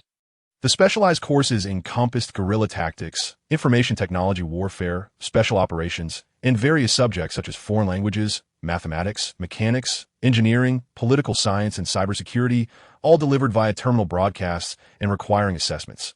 These subjects were extensions of their secondary education, presenting a greater challenge than physical training. Hey, beast, what are the basic elements of machinery? Levers, pulleys, inclined planes, etc. Elaborate on the applicability and advantages and disadvantages of space jumping and curvature navigation. Space jumping technology is based on the development of string theory, utilizing cosmic strings created from artificial wormholes to achieve hyperspace jumping. Curvature navigation relies on manipulating space-time itself to propel the spacecraft, exploiting loopholes in physical laws to overcome the speed of light barrier. Both methods necessitate extraordinarily high energy levels to be realized. What about the principles of energy force fields and energy shields? As the only recruit from Zone 22 to pass the entrance examination for Ivy League institutions 2 years prior, Qin Shou had always prioritized knowledge accumulation. He had a solid foundation and extensively explored various disciplines through his terminal, making connections that enabled him to excel in numerous subjects and achieve outstanding results. Those with weaker learning abilities chased after him for guidance, asking questions incessantly, to the point where even the usually taciturn Shi Meng had to grasp his hair in frustration while learning from Qin Shou, who, in turn, privately taught him the art of combat. The tactical training instructor, Zheng Xiaoyang, elucidated various tactics, codes, gestures, mechanical operations, simulated starship landings, and analyzed battle scenarios through specific case studies to cultivate the recruit's tactical acumen. Shooting training took place in an underground facility equipped with a specialized virtual shooting range, resembling a holographic three-dimensional scene. The shooting instructor, Liang Bo, began with lessons on firearm knowledge, dividing them into real firearms and laser guns that a variety of firearms passed through Liang Bo's hands, from the ancient matchlock gun to modern laser firearms, detailing their specifications, advantages, and drawbacks, which were transmitted to the recruits' terminals for memorization. The recruits received M25 live-fire rifles, albeit with training rounds instead of live ammunition.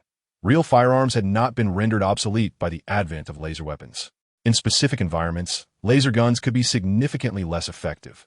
Moreover, laser firearms were considerably more expensive, with even the cheapest models costing thousands of credit points. Some less advanced planets still relied on traditional firearms as their primary weaponry. Shooting training proved to be entirely different from the recruits' expectations. It was tedious and monotonous, encompassing disassembly and maintenance training, stability drills, and aiming exercises. During training, recruits often had to maintain a shooting stance for over 30 minutes, with weights attached to the firearm to ensure stability, causing more discomfort than physical training. After a full 2 weeks, they finally attempted their first live-fire shooting bang. The shell ejected as Qin Shou took a deep breath. 9 rings. For a first attempt, this was a commendable score, but upon seeing 4 10s on the display, his pride diminished. He yearned to be even stronger. Combat training was led by Yang Yong, encompassing one-on-one sparring, unarmed combat, melee fights, and gunfights, where injuries were commonplace. Each day, Qin Shou progressed, whether in physical conditioning, combat skills, shooting, or tactical and specialized studies. He resembled a thorn bush in the wilderness, striving to grow strong roots. The the deeper the roots, the less likely he would be toppled by a storm. Chapter 10. Learning, Progress, and Growth. Chunjia, will I die? One day, after stepping out of the nutrition tank, Qin Shou suddenly asked, Death? You're only 17, quite young. What? Are you afraid of dying? The female doctor noted, recording data without looking up. They had grown familiar as she checked on him weekly. Hearing others call her Qinjia, he followed suit. Afraid of death? I am not ashamed to admit it. Qin Shou asserted confidently, you're afraid of death yet dare to join the death camp. All right, everything appears normal. Qin Shou smiled, sensing that although the female doctor remained silent, he had his suspicions. In Zone 22, the black market circulated gene drugs worth millions, and the existence of modified fighters dominating underground boxing matches was no secret. He had also witnessed those who had aged prematurely and died due to excessive drug use. In the ninth week, bang, despite Shi Ming's attempt to block with his elbow, Qin Shou knocked him to the ground, conquering the last formidable opponent in Team 301. You must have gone easy on me, Shi Ming remarked late at night, hanging upside down on a pull-up bar to work on his abs when Dessen suddenly appeared. Shi Ming ignored him. I know you're hiding your strength. Dessen began his own pull-ups on the adjacent bar. Speaking as he lifted, are you trying to support him? Shi Ming paused slightly, replying with annoyance. Enough. Ha, it's his rapid progress that makes you hesitant to teach him, fearing he might learn all your tricks? His adaptability and learning ability are indeed exceptional, worthy of being called a prodigy. He should join those elite teams like the White Queen, Holy Knights, or Red Eagles. Your expertise lies in swordplay and marksmanship. Enough already, Shi Ming said, stepping away from the bar, leaving Dessen grinning, for they were both comrades and, in a sense, rivals. Qin Shou closely followed Yang Yong, his eyes scanning the surroundings. This was the second level of an underground base, with walls forged from steel alloys, separating various rooms. The corridor was brightly lit, and unfamiliar faces occasionally passed by. Undoubtedly, this was the core of the death camp, while the military camp above served merely as a facade. Furthermore, akin to a cunning rabbit with multiple burrows, there should be more than one such military camp above. Bang, bang, bang. The door swung open, and the sounds of fists striking, clashes, and shouts echoed. Before him lay a spacious gym, equipped with various fitness machines and 2 boxing rings where muscular men were engaged in fierce brawls. Noticing the newcomers, hostile gazes zeroed in on them. Upon seeing Yang Yong, their expressions shifted to that of fear, forcing smiles to greet him. The air was thick with malevolence. Qin Shou detected a scent akin to that of the vicious criminals from Zone 22. Each individual bore the stains of bloodshed, their hidden thirst for slaughter emanating through their eyes, fierce as wolves. Brother Yong, what brings you here? A towering black-skinned giant, over 2 meters tall, approached with a benign smile, hands clasped behind his back like a dutiful student awaiting a teacher's reprimand. I am sending someone your way. Yang Yong's expression remained impassive. The giant looked puzzled, glancing at Qin Shou. Starting today, you will learn what they excel at. This is Han William. Don't be fooled by his bear-like appearance. He's an expert in piloting spacecraft and once evaded a federal fleet by navigating through an asteroid belt. Mickey here is adept at charming women. He relishes watching their struggles before death. And York is a sharpshooter. Yang Yong made the rounds, and those he acknowledged grinned sheepishly. In truth, they were all heinous criminals. Their methods of survival were not shared without reason. If one wished to learn, there was only one way. Without warning, Yang Yong struck, pivoting on his left leg, twisting his waist, and delivering a swift, axe-like kick with his right leg that was so fast it blurred from sight. Bang! The blow landed squarely on Han William's chest, bending him like a lobster as he flew 3 meters before crashing to the ground, spewing blood. You either take them down or get taken down yourself.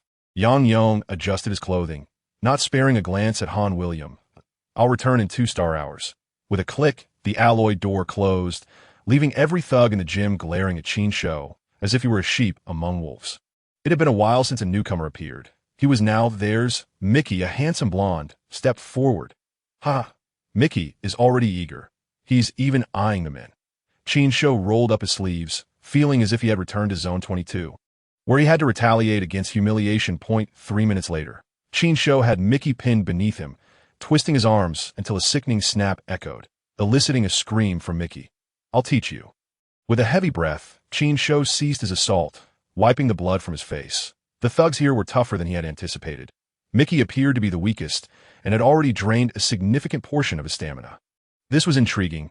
Let me test my limits. Judging by Brother Yong's tone, it seemed that even if he were to kill, it would be of no consequence that a burly man lifted a 200-kilogram barbell.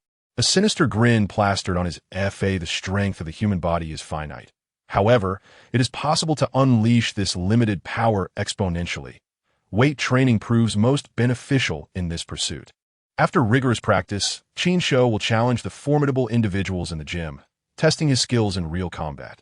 Though injuries are inevitable, the rewards are equally substantial.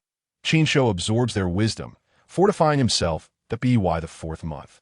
Physical training diminishes, giving way to tactical training and specialized courses. The recruits enter an underground base for training in spacecraft operation, cosmic navigation, armored machinery control, and virtual combat exercises. By the fifth month, they have completed all the mandated training subjects for new recruits. Thanks to the relentless man, akin to a mad dog, who drives them forward. The rule of survival of the fittest prevails in the military as well. The fifth month marks the comprehensive examination period. Those failing to pass any subject are granted a month to strengthen themselves. Those who still do not pass will be assigned to logistical units, while those who succeed await selection by higher-ranking officers for assignment to various battalions in the Suicide Squad, marking their true entry into military life, if all goes smoothly. Indeed, life is replete with unexpected occurrences. Without the unforeseen mutations of certain life forms, humanity might still be clinging to trees. Without the spaceship of the 26th century that accidentally entered a wormhole and discovered the first habitable planet, perhaps humanity would still be huddled on Earth. In a sense, such surprises are synonymous with the dawn of miracles. In the southeastern star region of the Atlantis Federation, the capital serves as the core of a five-ring star belt. The Redrock star is located towards the outer edge of the third ring, close to the fourth, and is an auxiliary planet of the administrative star Pegasus, thanks to its abundant mineral resources. It boasts a plethora of factories and a thriving manufacturing industry, renowned far and wide. The Burn Technology Group controls 30 of the mining rights on Redrock Star, undoubtedly the most powerful conglomerate on the planet and one of the leading interstellar corporations in the Pegasus domain. A dozen civilian spaceships from Burn Technology glide along their designated routes into the depths of the dark star sea. Suddenly, the dark cosmos distorts into a dazzling array of colors, as if a heavenly sword cleaves through the abyss or a giant rends the star sea in two. That beam of light stretching across thousands of miles is undoubtedly the most beautiful embellishment in the darkness. However, for those seasoned in star sea travel, it is perilous. This is a high-dimensional space. A gravitational field torn apart by spatial rifts, distorting the surrounding light. Some spaceships are executing spatial jumps. When all the light swirls inward and vanishes at high speed, 6 oddly shaped starships quietly emerge from the distant darkness. When the captain of the Burn Technology fleet sees the footage captured by drones of the starships, even he, who has weathered many storms, gasps in astonishment.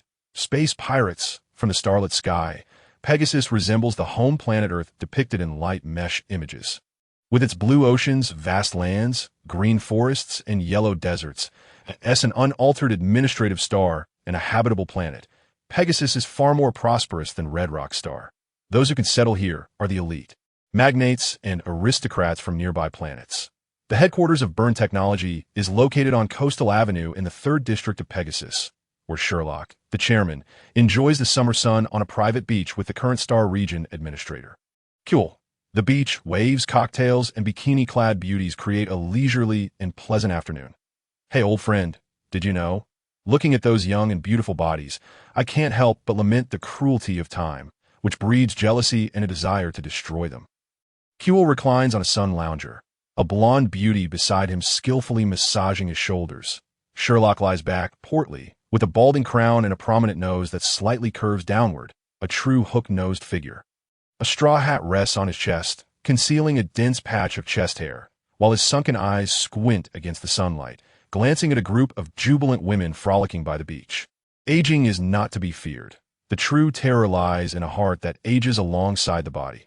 The fact that you still wish to destroy them indicates your heart is still alive.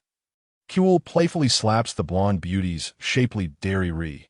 Chuckling, your heart may be willing, but your strength is lacking. Just then, a man in a black suit rushes in, whispering something in Sherlock's ear. The smile on Sherlock's face gradually stiffens, transforming into a serious, somber expression, reminiscent of the oppressive atmosphere before a storm. What's wrong? Qin inquires. The blonde beauty, perceptive to the change, rises and departs with the other giggling women, leaving space for Qin and Sherlock. Sherlock takes a deep breath, suppressing his anger, and speaks in a hushed tone. Our cargo ship has been hijacked. It was a work of space pirates. Qin is taken aback. The security in Pegasus is stable, and space pirate incidents are rare. Initially skeptical upon hearing of the hijacking, he soon realizes from Sherlock's expression that it is no fabrication. He receives confirmation of the news almost immediately. Damn space pirates. Qin curses. The emergence of pirates in his jurisdiction challenges his governance. Sherlock, I will assist you. Qin rushes back to his office, where the government building resembles a silver pyramid. Before entering, he discusses the implications of the burned cargo ship hijacking with his aides. This is an opportunity, Qin, remarks Merkel, his longtime aide and friend, appearing sharply dressed on the terminal screen. Yes, decisively eliminating a band of space pirates will be a feather in my cap during my tenure. Qin nods. No, my friend, we need them. What do you mean? Merkel sighs. The Federation has been waging war against the rebel government in the western New Star region for years, pouring billions into the effort with no results. Don't you think we are being dragged into a quagmire of war from which we cannot extricate ourselves? Qin falls silent for a moment. You wish to use the space pirates to influence the parliament, the government, and the military, thereby reducing aid to the western New Star region. Merkel's suggestion prompts Qin to remind him. As a friend, I must caution you. This will not only fail to extricate us from the war quagmire, but will also drag the southeastern star region into conflict. We need peace, not war. The war against the rebels has given rise to hawkish military elements, increasing their influence over the parliament and government, that we must exercise restraint. History has proven that nations led by military leaders inevitably tread the path of destruction through endless warfare. Qin rejects his aide's proposal and delivers a speech in front of the government building, expressing the government's outrage and condemnation of the pirate actions, offering solace to the families of the victims. In declaring a resolute commitment to eradicate piracy, he is not so compliant. Merkel observes as Qin's speech is broadcast live on the terminal that a woman in a red one-shoulder dress swirls her highball glass. The crimson liquid rippling, accentuating her striking beauty. He has aged, having lost his former ambition. Merkel smiles, shaking his head. Rest assured, the parliament and the military will not deploy a fleet for a mere band of pirates. Those greedy and miserly officials are not inclined to use a sledgehammer to crack a nut. With no unforeseen events, the local garrison on Redrock Star, along with nearby planets and space stations, will likely conduct joint operations. With your strength, you can handle it, right? Of course, we're the 78th ranked pirate group in the chaotic star region. The woman in the red dress smiles lightly. The incident involving the hijacking of the burned technology cargo ship quickly becomes a hot topic of discussion in the Pegasus region, dominating headlines across numerous newspapers. The most affected is Redrock Star, where the event tops the real-time trending list. The planetary government swiftly convenes a meeting, with the planetary administrative mayor, Katie, delivering a speech condemning the pirates' heinous acts and reaffirming the government's determination to protect its citizens. Public figures also take this opportunity to express their stances. Ivy League institutions initiate charity candlelight vigils for the victims, with funds raised to be donated to the families of the affected. The chairman of the Federation of Freedom and Glory, Kibo Wayne, expresses hope that the parliament and military will swiftly take action to produce a plan to rescue hostages and impose sanctions on the pirates. Prominent materials science professor Zheng Guanin, a recipient of the Federation's Outstanding Contribution Award, voices dissatisfaction with the government's inaction on his personal website, arguing that the Federation's weakness has emboldened the pirates. A grand drama unfolds as one party completes their act only for another to take the stage. Chapter 12. Joint exercises of new recruits. The burned technology cargo ship was hijacked on February 15th on Redrock Star. On February 17th, Qin's proposal to mobilize the main forces of the Federal 7th Fleet stationed at Pegasus to combat piracy was rejected by the Parliament and military. The Parliament deemed that deploying the 7th Fleet against pirates was akin to using a cannon to kill a mosquito, an exercise in futility. The military argued that the 7th Fleet should remain stationed at the administrative star and that deploying them to confront a mere band of pirates would be an overreaction, casting the military in a poor light. On that day, 2 more merchant convoys were hijacked by the space pirates. On February 18th, the pirates issued a statement via the Light Network. We are the Predators, a band of space pirates. We have hostages and wish to negotiate with the Federation for some essentials. water, food. We are not executioners, but if the Federation does not meet our demands, we will seize more merchant ships and resort to killing. The statement was accompanied by photographs of the hostages. Their families emerged, demanding that the government acquiesce to the pirates' demands and rescue their loved ones. Meanwhile, those with ulterior motives directed public opinion against the government, accusing it of incompetence for failing to devise a rescue plan after 3 days. An egregious joke with lives at stake that anti-government protests began to emerge, showing signs of escalation. Under the pressure of public opinion, the government had no choice but to acquiesce to the conditions set forth by the space pirates, exchanging supplies for hostages. Meanwhile, the military proposed that the federal fleet stationed at Hongyan Star take the lead, reallocating a portion of warships from other planets to jointly eliminate the pirates. Major Gauss, we shall afford you this opportunity. Commander Zhao Guang of the Hongyan Star Fleet, impeccably dressed in uniform, regarded the young officer. Take a look. Gauss perused the document, slightly raising an eyebrow. A joint exercise for new recruits. Indeed, Zhao continued, the pirate incident has adversely affected both the government and the federal fleet. We must restore public trust. And we hope that this joint exercise will demonstrate the federal fleet's determination and capability to safeguard its citizens. Additionally, this exercise serves as a platform to showcase the training outcomes of the new recruits across various training camps and to evaluate their preparedness. Zhao elaborated, for this exercise, we will select outstanding companies from each new recruit training camp, totaling over 3,000 individuals, to form the pirates, commanded by Colonel Pang Xian of the ground garrison. The opposing side will consist of 257 new recruits from various divisions of the federal fleet, led by a major. Given the 3-to-1 disparity in numbers, do you have confidence in securing victory, Major? Standing at attention, Gauss declared, Commander, in modern warfare, quality trumps quantity. I require no more than 500 men to breach their defenses. Major Gauss, this is an order. Zhao's tone became stern. Understood, I shall prepare.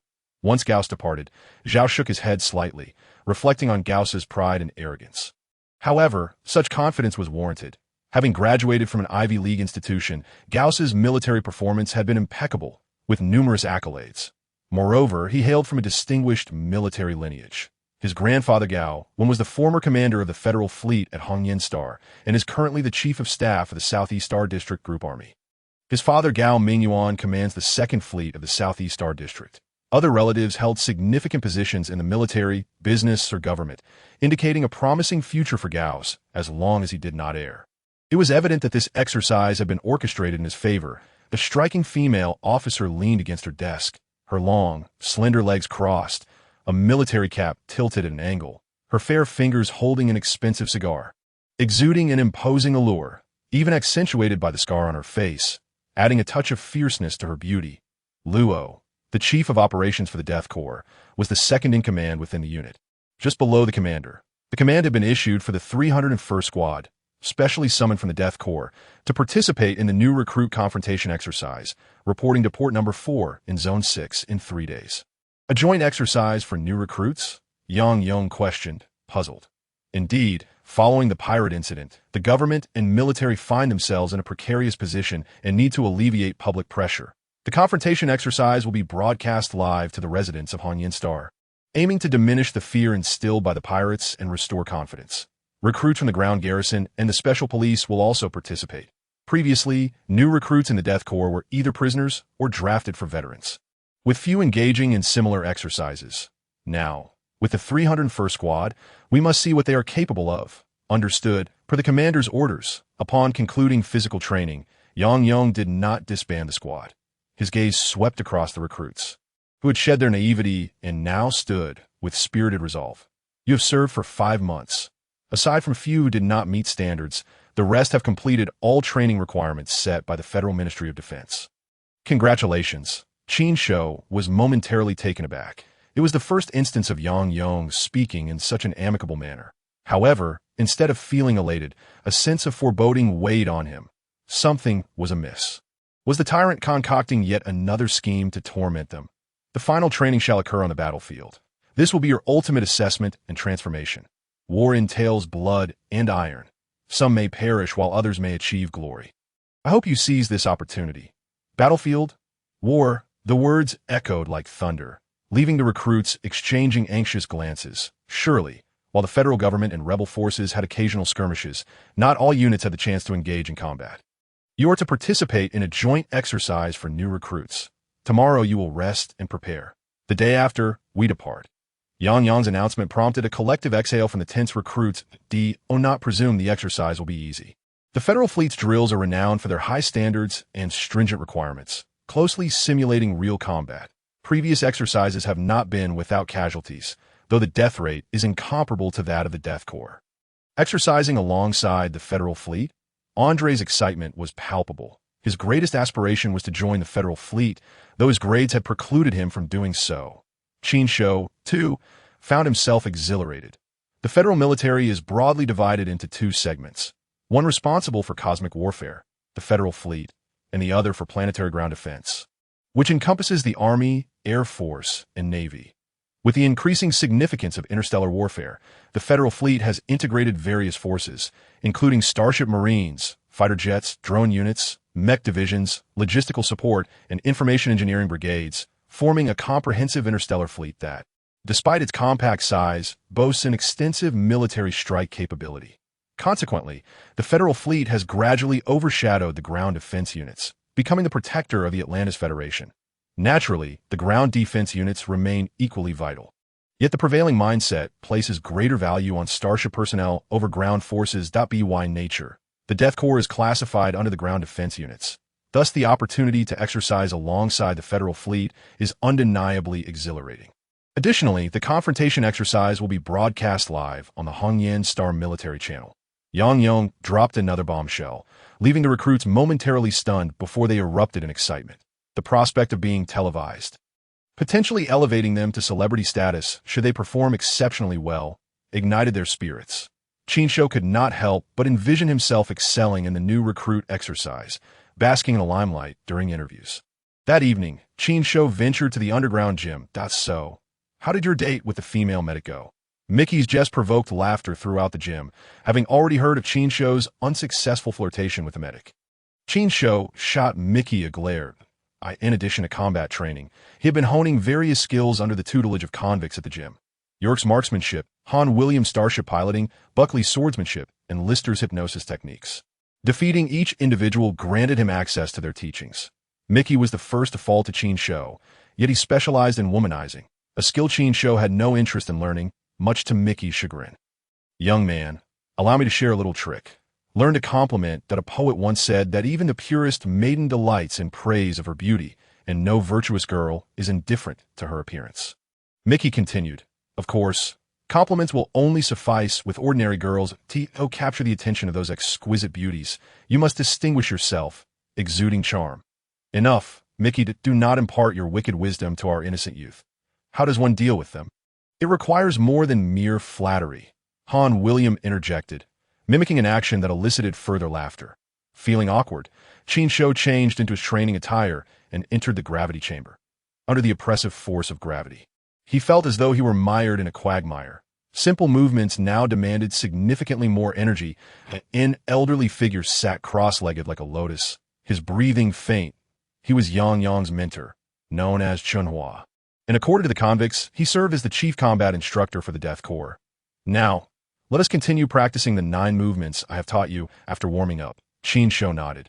Commencing his warm-up, the movements taught by the elder resembled ancient yoga practices from Earth, encompassing 9 postures, sitting, standing, squatting, and so forth.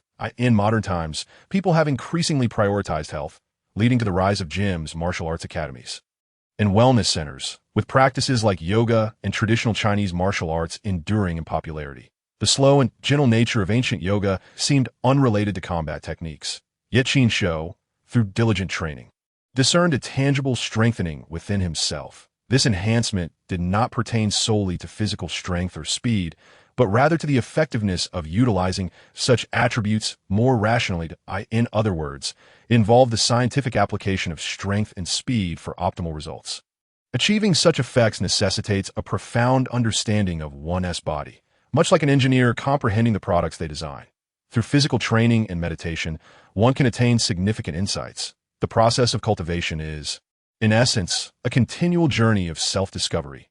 Humanity is the pinnacle of creation, harboring treasures and potentials within, The mere act of unearthing a fraction can yield lifelong benefits. Chun Hua's teachings echoed vividly in Qin Shou's mind. The seemingly simple 9 movements were, in fact, extraordinarily taxing, particularly within the gravity chamber. By the time Qin Shou completed a round, he was drenched in sweat, every muscle aching, yet there lingered an indescribable pleasure amidst the discomfort. After 2 hours of strenuous training, Qin Shou exited the gravity chamber, feeling as if he were floating, a sensation stemming from the transition from a high-gravity environment to a low-gravity one, akin to the weightlessness experienced during spacewalks. Young man, have you decided who you will spar with tonight? Over the past 3 months, as Qin Shou continually challenged himself, he became well acquainted with the prisoners. They recognized his progress and were astounded by his exceptional learning ability. All of them were sentenced to death, sent to the battlefield to expend their last energies, and they were unperturbed by the notion of a disciple growing stronger than his master. Whenever there was an opportunity, they would impart a few techniques, greatly benefiting Qin Shou. However, tonight, Qin Shou did not intend to challenge anyone. Instead, he sought to learn from the prisoners' battlefield experiences. Are you going to rehearse? After that, would you be interested in joining our company? Interjected the robust List. Buckley scoffed, your company? Please, what would we do in the 4th company, a bunch of softies? Young man, come to our 2nd company, the Courageous Imitation Company. List chuckled, the 2nd company is the Death Company. The Cannon Fodder Company, he remarked coldly. What? Not convinced. Come on, let us have a match. You soft bird. Who is afraid of you? List and Buckley leaped onto the boxing platform, and the spectators eagerly egged them on. Ignore them. Once on the battlefield, you must learn to protect yourself. Don't listen to those officers talking about fearless charges and heroic sacrifices, for it is your life that is at stake. Not theirs. York, who was short and lean with a mustache, pointed to his own head with a nimble finger. You must learn to think, assess the situation, and be like a venomous snake, patient and restrained, so that when the moment is right, you can strike fatally. Qin Shou listened attentively. York was reputed as the king of snipers, having once lain in wait for 3 days and nights without food or drink to eliminate a rebel general from 2 kilometers away with a single shot. Cultivate the habit of observing your surroundings at all times. Missing a detail might very well be the key to your survival. The battlefield, particularly in the cosmos, is exceedingly complex, requiring one to adapt swiftly and utilize everything at one's disposal. Haha, don't worry, York. If the young man learns our skills, he will have no trouble with the rehearsal, right? It's not like the Death Company is participating in military exercises for the first time. Young man, I can teach you only 4 words. Defeat them, boomed the burly Balong, flashing a bright smile. After the news of the live broadcast of the rookie combat exercise spread, it quickly became a hot topic on Hongyan Star, even overshadowing the recent piracy incident involving the Burn Merchant ship. The increasing reports about the exercise shifted public attention away from the oppressive atmosphere created by the Star Thieves, much to the delight of the government and military leaders, who became more attentive to the live broadcast, demanding full cooperation from all parties involved. And on February 24th, various squads and teams drawn from new recruit training camps gathered at Port Number 4 in Zone 6 for the joint exercise. As the live broadcast commenced with the recruits entering Zone 6, the announcer, Li Jiang, enthusiastically welcomed everyone to the live coverage of the rookie combat exercise. I am your commentator, Li Jiang, and I am your commentator, Dong Yuan. In every district of Hongyan Star, outdoor screens displayed the exercise footage, while the impassioned voices of the 2 impeccably dressed military commentators drowned out the surrounding clamor, prompting passersby to stop and watch. Li Jiang, a seasoned host known for his incisive commentary, was beloved by viewers. The famous entertainer Dong Yuan, graceful and humorous, donned a crisp white military uniform, exuding an air of authority that appealed to audiences of all ages. I'm the winged tiger of the mountains. I'm the dragon stirring the waves of the sea.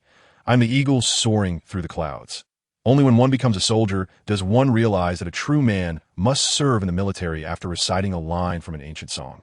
The 2 commentators began to converse. Soon, the scene shifted to the command room filled with new recruits. Now we see the command control team of the Federal Fleet. They are the brain of a warship, each one an outstanding graduate from prestigious universities. Look, my son, exclaimed a mother, excitedly introducing the fleeting image of her child on the live screen. Now we observe the mechanical squad of the Federal Fleet. Their controlled aircraft and drones move like shadows, instilling fear in the enemies. They represent the ground garrison forces, safeguarding the security of our planet in an era where warships soar through the stars. They're the special operations team, traversing the cities. We can witness their diligent efforts as they protect our urban spaces. They represent the logistics and maintenance team. Before any military action, supplies must be ensured. Logistics and maintenance are equally important in the interstellar age. As the orbital train sped by, Qin Shou eagerly gazed at the live broadcast screen, his heart filled with anticipation for each introduction, wondering if the next would feature him. Under the watchful eyes of the public, who wouldn't he wish to appear on live television? It should be our turn soon. Andrea clenches fists nervously. I my military cap on straight. Dessen adjusted his appearance, fearing any embarrassment. Shermang appeared calm. Yet his heart raced, palms sweaty, more anxious than during training. How he wished for the camera to capture him. Why sister must be watching the live broadcast. Qin Shou thought, straightening his back to present his best self to her. That concludes the introduction of all the new recruits participating in the combat exercise, totaling 4,657 individuals from 26 training camps. They will be reorganized at port number 4 in Zone 6 and will board the transport ships at 6 a.m. tomorrow. Now, let us invite Major General Zhao Guangzhong, commander of the Hongyan Star Fleet, to share his thoughts on the combat exercise. As the camera transitioned, an energetic Zhao appeared, leaving everyone in the compartment speechless. What about us? Dessen slammed his fist against the railing. Sigh, they must have forgotten us. Andrea sighed. To hell with it. They actually forgot us. I want to file a complaint. I want to report this. There must be foul play. Scarface grumbled. Qin Shou shook his head in disappointment. In a brightly lit classroom, the teacher, unusually lenient, did not hold class, allowing students to gather and watch the joint exercise through the classroom terminal. Lele, where's your brother? Why can't we see him? Zhang Lan, a friend of Qin Lu, adjusted her glasses, trying to spot Qin Shou among the crowd. There are too many people. The camera sweeps by so quickly that it's impossible to see. Qin Lu replied softly, lacking confidence. Come on, as if the Federal Fleet would want someone from the 22nd District. My cousin applied, and he's better than your brother. Even the Federal Fleet didn't want him. Exactly. Maybe your brother is just lying to you. Afraid you'd be sad. Chimed to the classmates. Qin Lu shot them a glare. My brother said he would participate in the joint exercise. Just watch. He will definitely show up. He's going to be a general. How can a little sparrow understand the ambitions of a swan? We're the sparrows, and your brother is a toad. Becoming a general? What a grandiose claim. Qin Lu pouted, choosing to ignore them. She opened the terminal to replay the footage, her eyes widening as she searched for Qin Shou in the broadcasting studio, after the camera cut to Zhao Guangzhong. Dong Yuan exhaled in relief. Having hosted for over a decade, this was her first time commentating such a formal live broadcast. She had memorized the script repeatedly, fearing any misstep in wording, as representing the military meant that every sentence and word was significant. A slip of the tongue could lead to trouble and controversy. Thus, she felt on edge throughout the commentary. In contrast, Li Jiang remained at ease. He had always been a formal news host and had commentated military exercises before. Handling the situation with composure, Dong Yuan glanced at Li Jiang, her brow slightly furrowed. T-53, he appeared as youthful as someone in their 30s, exuding an air of scholarly elegance, even in military attire. Teacher Li, why did you skip the last segment? Dong Yuan inquired, puzzled.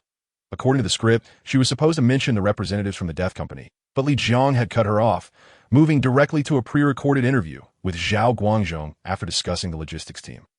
Li Jiang replied nonchalantly, the existence of the Death Company is rather special. It comprises a portion of death row inmates, and the higher-ups deemed it unsuitable for live broadcasting. The rest isn't important. Having one more or one less doesn't matter. Upon hearing this, Dong Yuan immediately understood. However, she felt displeased that the higher-ups hadn't informed her, nearly causing her to embarrass herself. She smiled and said, Thank you, Teacher Li. I hope you can guide this junior during the rest of the commentary. Li Jiang glanced at Dong Yuan, appreciating her understanding. Chapter 14, Apologies, I am also straightforward. Inside the train, Dessen cursed bitterly, and the others expressed their frustration. Being overlooked was infuriating. Shut up. What are you all yelling about? Can't you endure a little grievance? Acting like a bunch of women. Yang Yong shouted, and an immediate silence fell. All right, old Yang, don't just scold them. I'm not satisfied either. Liang Bo squinted.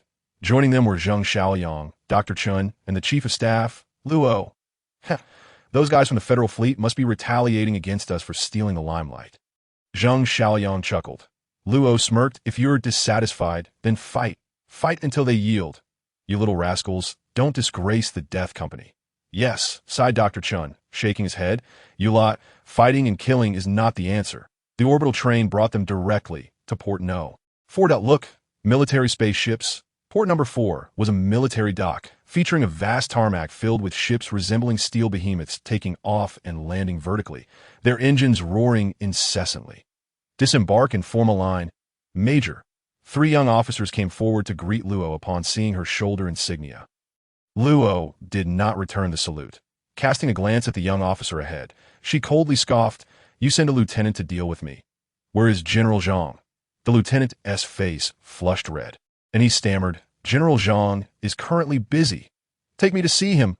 The lieutenant hesitated.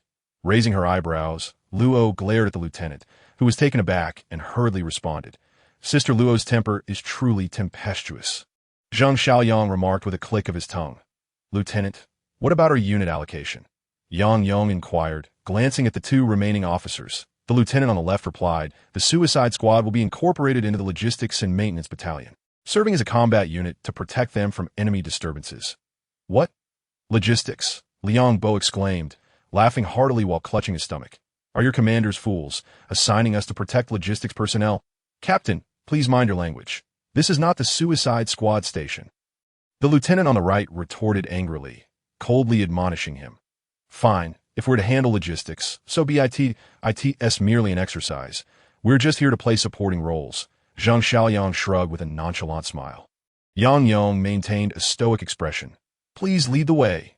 The 2 lieutenants escorted them to the Logistics and Maintenance Battalion, where they reported to Battalion Commander Li Wei, a short and stout man who greeted them with a broad smile and outstretched hand. "Captain Yang, Captain Zheng, Captain Liang, I've long heard of the renowned trio of the Suicide Squad. It is an honor to meet you today.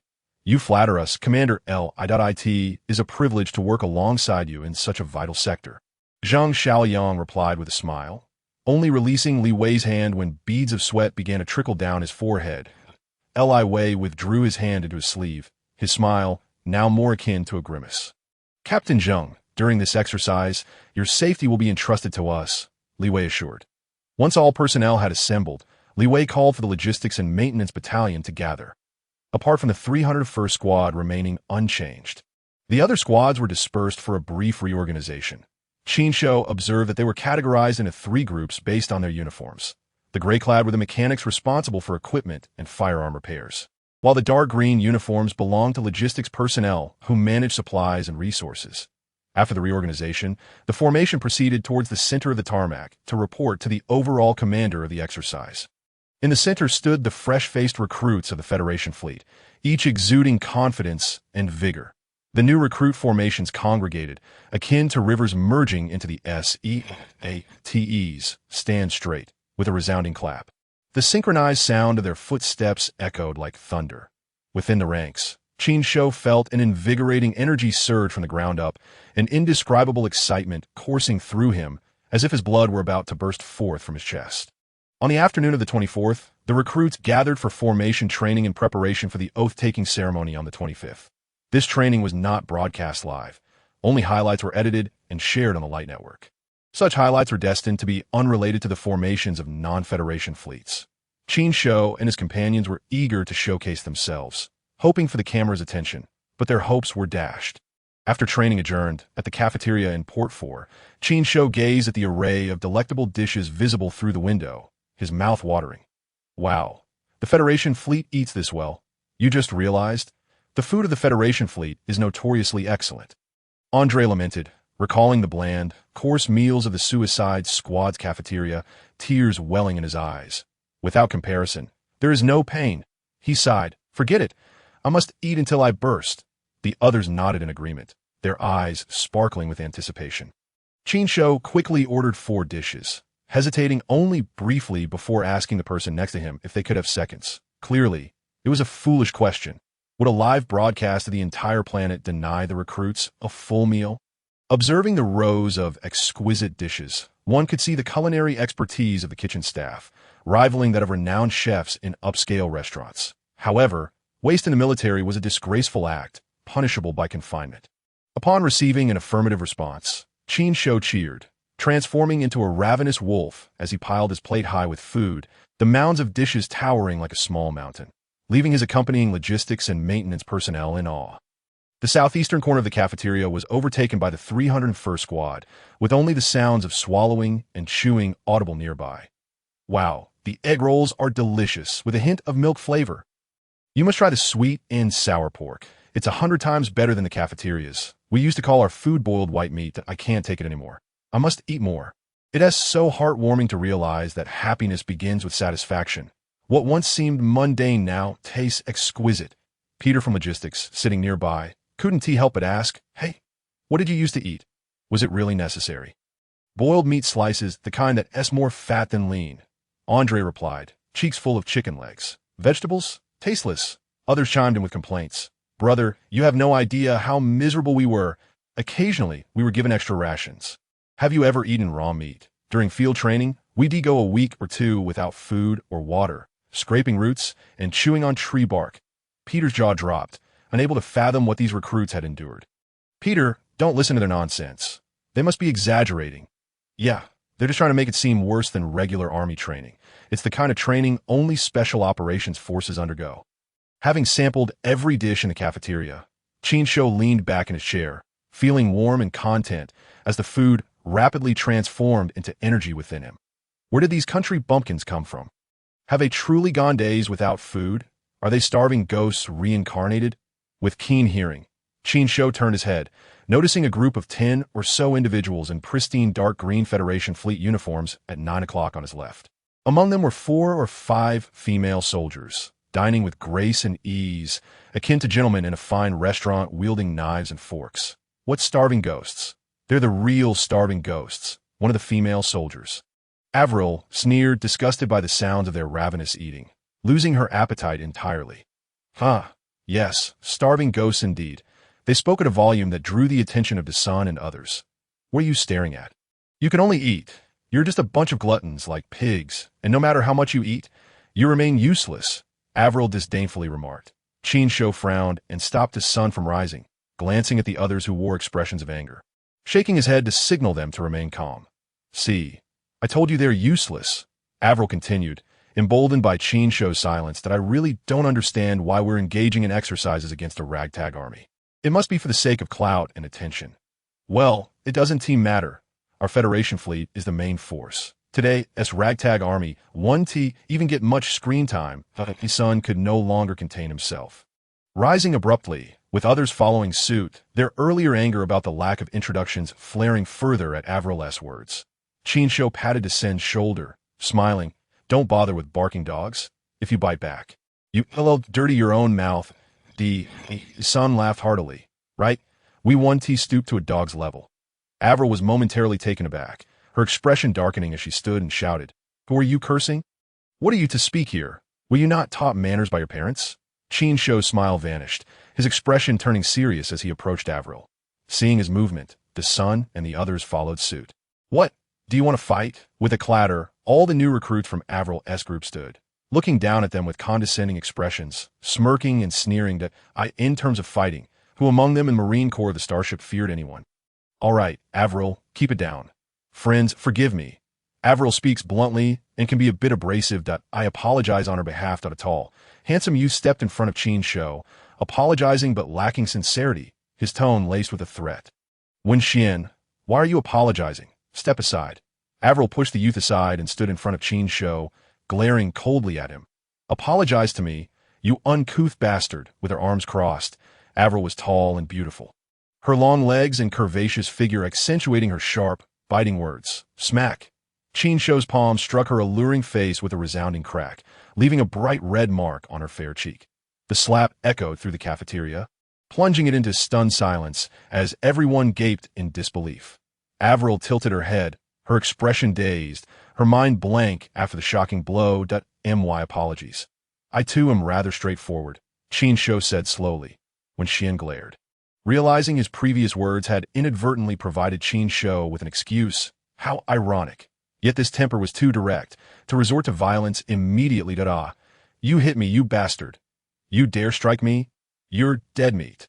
Avril, now slightly more lucid, touched her swollen left cheek and let out a shrill scream. Hearing Avril scream, a glint of coldness flashed in Qin Shou's eyes. Smack!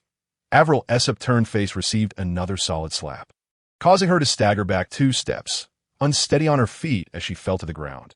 Several new recruits gasped, feeling as though the slap had struck them instead. "Friend, that's too much." When Qian interjected, standing protectively in front of Avril, his eyes darkening as he threw a punch aimed directly at Qin Shou's chest, a large hand caught Qian's fist effortlessly, rendering his force useless. "Hey, is it excessive to be slapped twice? It was deserved." The son, balling his fist, delivered a kick to Qian's chest, sending him flying. Wen, seeing Qian struck, his companions ignited with fury and rushed towards the son, while others joined the fray. "Officer, there's a conflict between the Marines and a group of new recruits in the cafeteria." Wang Qin, from the military discipline office, happened to be dining in the cafeteria and immediately reported upon witnessing the confrontation. "The youth are full of vigor, blood, and sweat. What do they amount to? A warning to the Marine Corps. Do not overstep your bounds. Bang! Bang! Bang! It's bad. How can they contend against the Federal fleet? Quickly find." Not far off, before Peter could finish his sentence, all the new recruits of the fleet collapsed to the ground. Writhing in agony, he rubbed his eyes, squinting in disbelief, questioning his own vision. The communication with Wang Qin was still active. And suddenly, silence enveloped the surroundings. He looked up, mouth agape, swallowing hard. "Director, the Marines were taken down without lasting even 3 seconds." "What?" Wang Qin immediately activated the video function, displaying the scene to the military discipline director. "So weak, utterly pathetic." Dessen cracked his knuckles, disappointment etched on his face. "Indeed, I thought the Federal fleet was formidable. They're utterly flimsy." Andre shook his head, for the first time realizing that perhaps I am quite strong. "Now, who is the incompetent fool?" Qin Shou cast a cold glance at them. A few female soldiers huddled together, hands over their mouths, expressions twisted in terror, trembling uncontrollably. Out of respect for their gender, the 301st Squad did not approach them. Avril sat on the ground, hair disheveled, covering her swollen face, as if grasped by the throat. Unable to utter a word, she had just been deriding others as useless, and in the blink of an eye, she was felled, more torturous than a slap to the face, her spirit deeply wounded. "Enough, enough! Block them! I'll go over and inquire about which training camp they belong to and whether they have taught military regulations and discipline." A furious voice echoed through the video. Wang Qin hastily stood up, rushing towards Qin Shou and the others. "Stop! What are you doing? Private conflict in the military are against regulations. I am from the military discipline office." "Which unit do you belong to?" Wang Qin bellowed sternly, invoking the authority of the military discipline office. Qin Shou glanced at Wang Qin, his piercing gaze forcing Wang Qin to instinctively step back 2 paces. Once he realized he had been intimidated by a mere recruit, he was filled with indignation. "How dare you? None of you are permitted to leave today. You will be confined at the military discipline office." "Who is your commander?" Qin Shou had long observed Wang Qin. When the Federal fleet sought trouble, he did not intervene, yet now he dared act so brazenly. "Commander, rather than concern yourself with our identities, you ought to first summon a doctor for them. If this drags on, they may suffer broken limbs. You cannot bear that responsibility." Qin Shou regarded Wang Qin and Avril as a pair, his tone neither warm nor cold. Wang Qin glared fiercely at Qin Shou, observing the 10 or so individuals sprawled on the ground, clutching their arms or legs, seemingly in great pain. Panic surged within him. He genuinely feared an unfortunate turn of events. Before Wang Qin could call for a doctor, they had already arrived, accompanied by a team of soldiers from the military discipline office, armed with riot shields and electric batons, encircling the 301st Squad. "Raise your hands. Everyone kneel." The military discipline director, Tang Wei, wore a dark expression, his boots echoing on the ground, his gaze icy to Uncle Tang. "He hit me. That scoundrel hit me. I want him dead. Kill him. I demand his death." With Tang Wei's arrival, Avril, who had been in a daze, found her support. She pushed past the doctors, charging at Qin Shou, shrieking hysterically. The 2 doctors quickly restrained her, administering a sedative, and only then did she quiet down. Being carried away on a stretcher, her eyes fixed on Qin Shou, filled with deep resentment. "What is your name?" Tang Wei commanded as they bore Avril away, turning his attention to Qin Shou, standing at 6 feet 1 inch. Tang Wei looked down upon Qin Shou, now standing at 5 feet 10. Commander, this is being broadcast live. Qin Shou smirked. Tang Wei's gaze shifted. An altercation had erupted in the mess hall, soon attracting the attention of accompanying reporters. With numerous cameras now trained on them, Tang Wei clenched his fist, then relaxed it, patting Qin Shou's chest, speaking in a tone only the two could hear. You're finished. He waved his hand to his subordinates. Take them all away. How arrogant. You will regret this, Wang Qin sneered.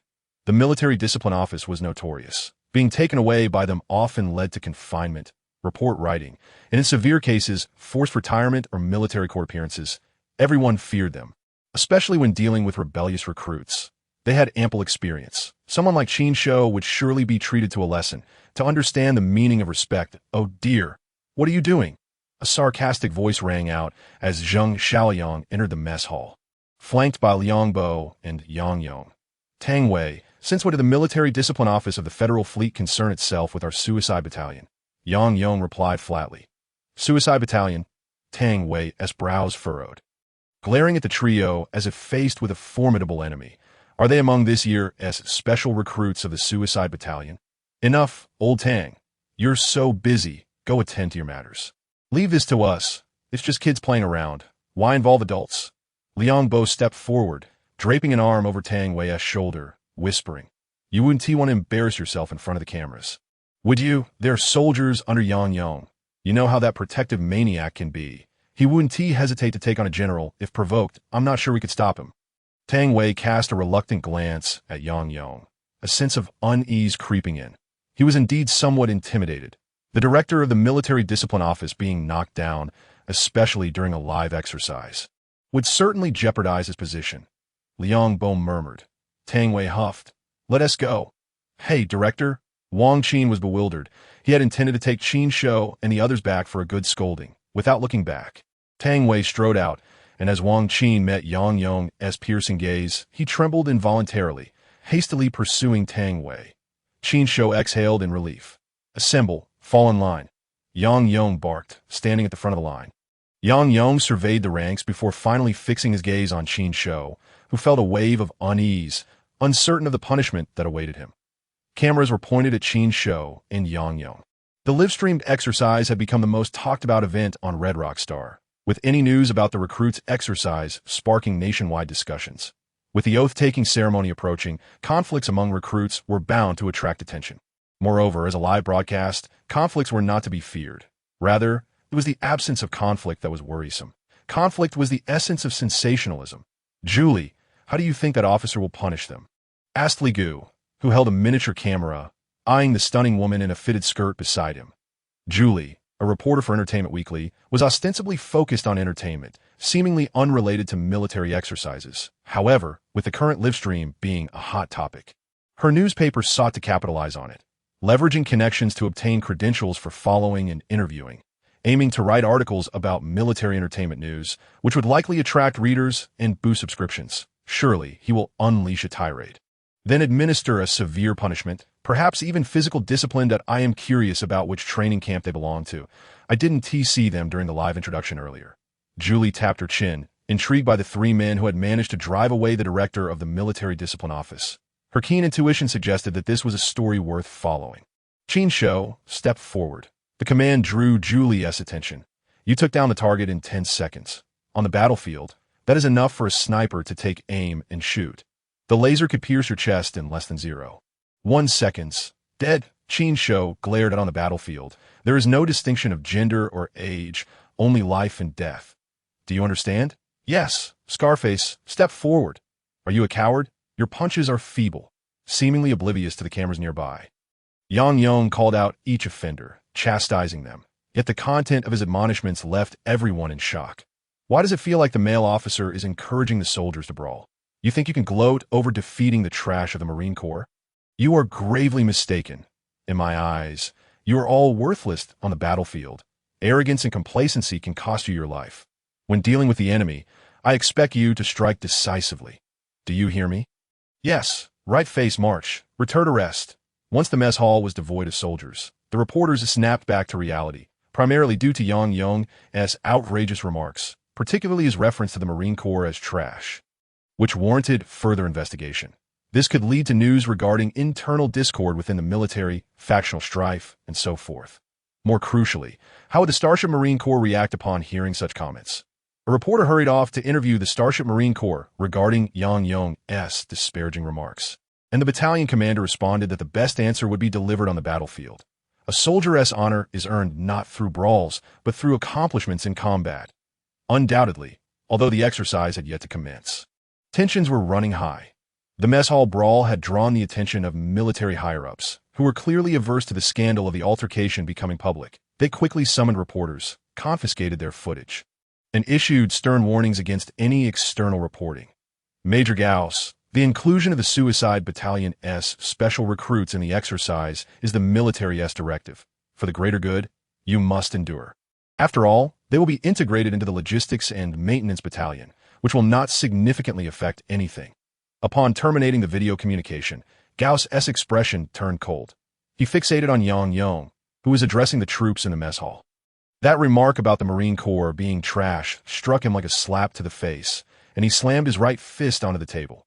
After a moment, Gauss's grim demeanor softened, and he returned to his chair, a hint of a smile appearing as he tightened his military uniform's buttons. Command Center, the operational plan will be slightly altered. The Logistics and Maintenance Battalion will be designated as a key target. How dare you label the Starship Marine Corps as trash? In the upcoming exercise, you shall witness the true might of the Starship Marine Corps. Chapter 16. The stars begin to shine on the morning of the 25th. At 5 a.m., before dawn broke, all recruits participating in the joint exercise stood at their designated positions, ready to enter. Due to the live broadcast, the military had organized a parade and oath-taking ceremony. At 5:30, the sky was just beginning to brighten. The sound of military music filled the air as guests attending the parade and oath-taking ceremony took their seats. Among them were military leaders, government officials, members of parliament, and prominent social figures. Each guest was briefly introduced by the commentators, Li Jiang and Dong Yuan.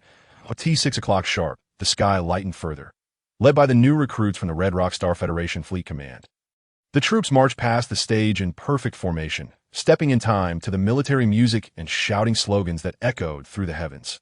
Loyalty, freedom, glory, these three words inscribed in the Atlantis Federation Charter, embody the national ideals cherished by the Atlantis Federation and are instilled within the military.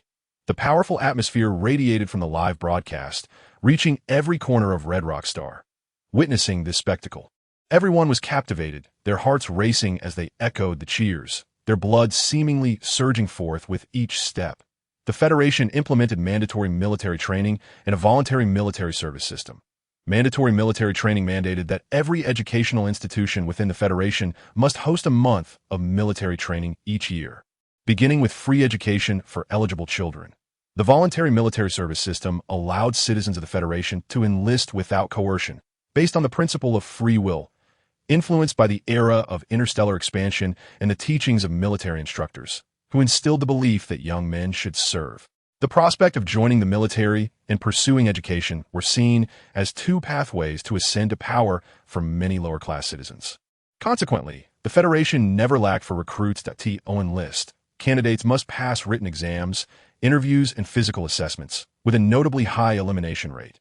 The parade of new recruits symbolized the dreams of countless youth, middle-aged individuals, and elders who longed to serve as soldiers but were unable to do so, with some moved to tears wishing they could join.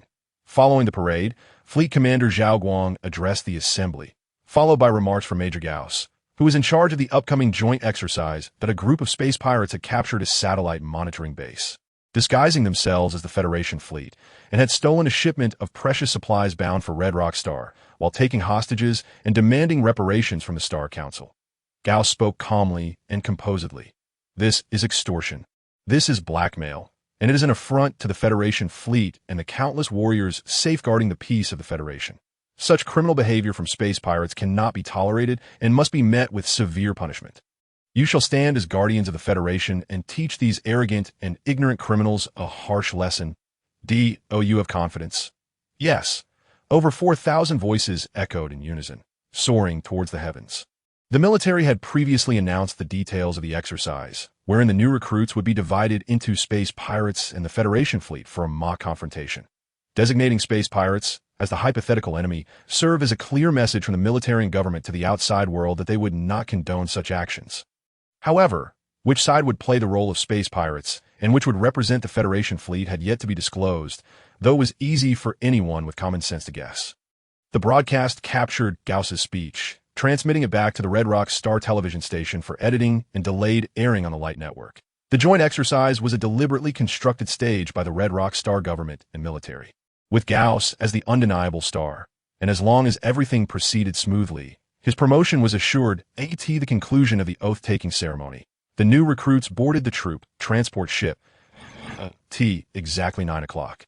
The ship's cabin broadcasted reminders for everyone to don their spacesuits, secure their helmets, check their seats, and fasten themselves, reiterating various safety precautions before dimming the cabin lights.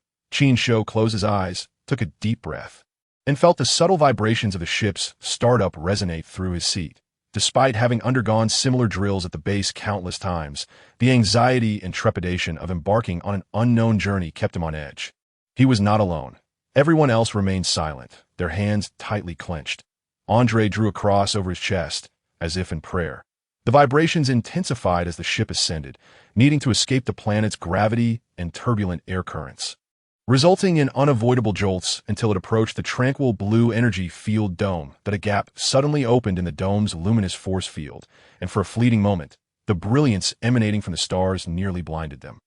Once the light subsided, the ship was cruising along its designated trajectory, with command from the command room relayed to each battalion leader's terminal. The new recruits sprang into action, forming lines to assemble at the designated point, adjusting their appearances, attire, and equipment in preparation for the docking with the troop transport ship and the starship. Qin Shou and his group followed the logistics maintenance battalion to the cargo bay to inspect various logistical supplies, including weapons, medical supplies, food, water, energy sources, and tools. The cargo bay was located on the lower level of the ship, and Qin Shou and his companions stood idly in the corridor. Logistics personnel checked items against the terminal's display, item by item, before robots transported them to the docking port. Their exercise had commenced. "Hey, do you really think we're just security?" Dessen grumbled, rubbing his bald head in annoyance. "That I hope the space pirates take us all out. Then we can step up and become heroes." Andre fantasized. This exercise, this performance, will undoubtedly end with the space pirates being annihilated. However, I suspect we might be the ones facing defeat. The bookworm shrugged. Qin Shou nodded, sharing the same apprehension that they might indeed be the space pirates. "Hey, I just saw a mech. You all come quick." Zhu Pai, who had mysteriously reappeared, exclaimed in excitement that a mech. Qin Shou's eyes lit up as he followed Zhu Pai through the cargo bay corridor to an isolation chamber. A fixed rack held an 8-meter-tall silver mech, resembling an ancient warrior with its sleek metallic alloy shell, exuding a sense of aerodynamic beauty. The Type 3 Venom B close combat mech, developed by Burn Technology in collaboration with the military, was renowned in the Pegasus star domain for its agility and speed, making it the company's most successful model, valued at approximately 8 million credit points. Qin Shou, brimming with enthusiasm, gazed at it with wide eyes, drooling with admiration as others gathered around the mech, marveling and exploring every inch. Every man harbors a dream of piloting a mech, maneuvering through the cosmos at high speeds in dazzling metallic machinery, leaving a trail of destruction akin to fireworks in their wake. Just imagining such a scene ignites a fervor within them. "What are you doing? Where did you come from? Keep your filthy hands off." A sharp scream cut through the air as a tall woman in a fitted spacesuit, her figure curvaceous, entered the isolation chamber, flanked by 8 or 9 fully armed soldiers. "Captain Su Qing, is this what you call tight security? Allowing a bunch of rookies to wander into the mech isolation chamber?" She scolded a nearby officer. Su Qing maintained a stoic expression, politely responding, "I apologize, Miss Emily. I will handle it." He stepped forward, his voice cold. "Which division are you from? Who is your commanding officer?" Qin Shou saluted him. "We are the Daredevil Battalion, 301 SD Platoon, responsible for ensuring the safety of logistics personnel."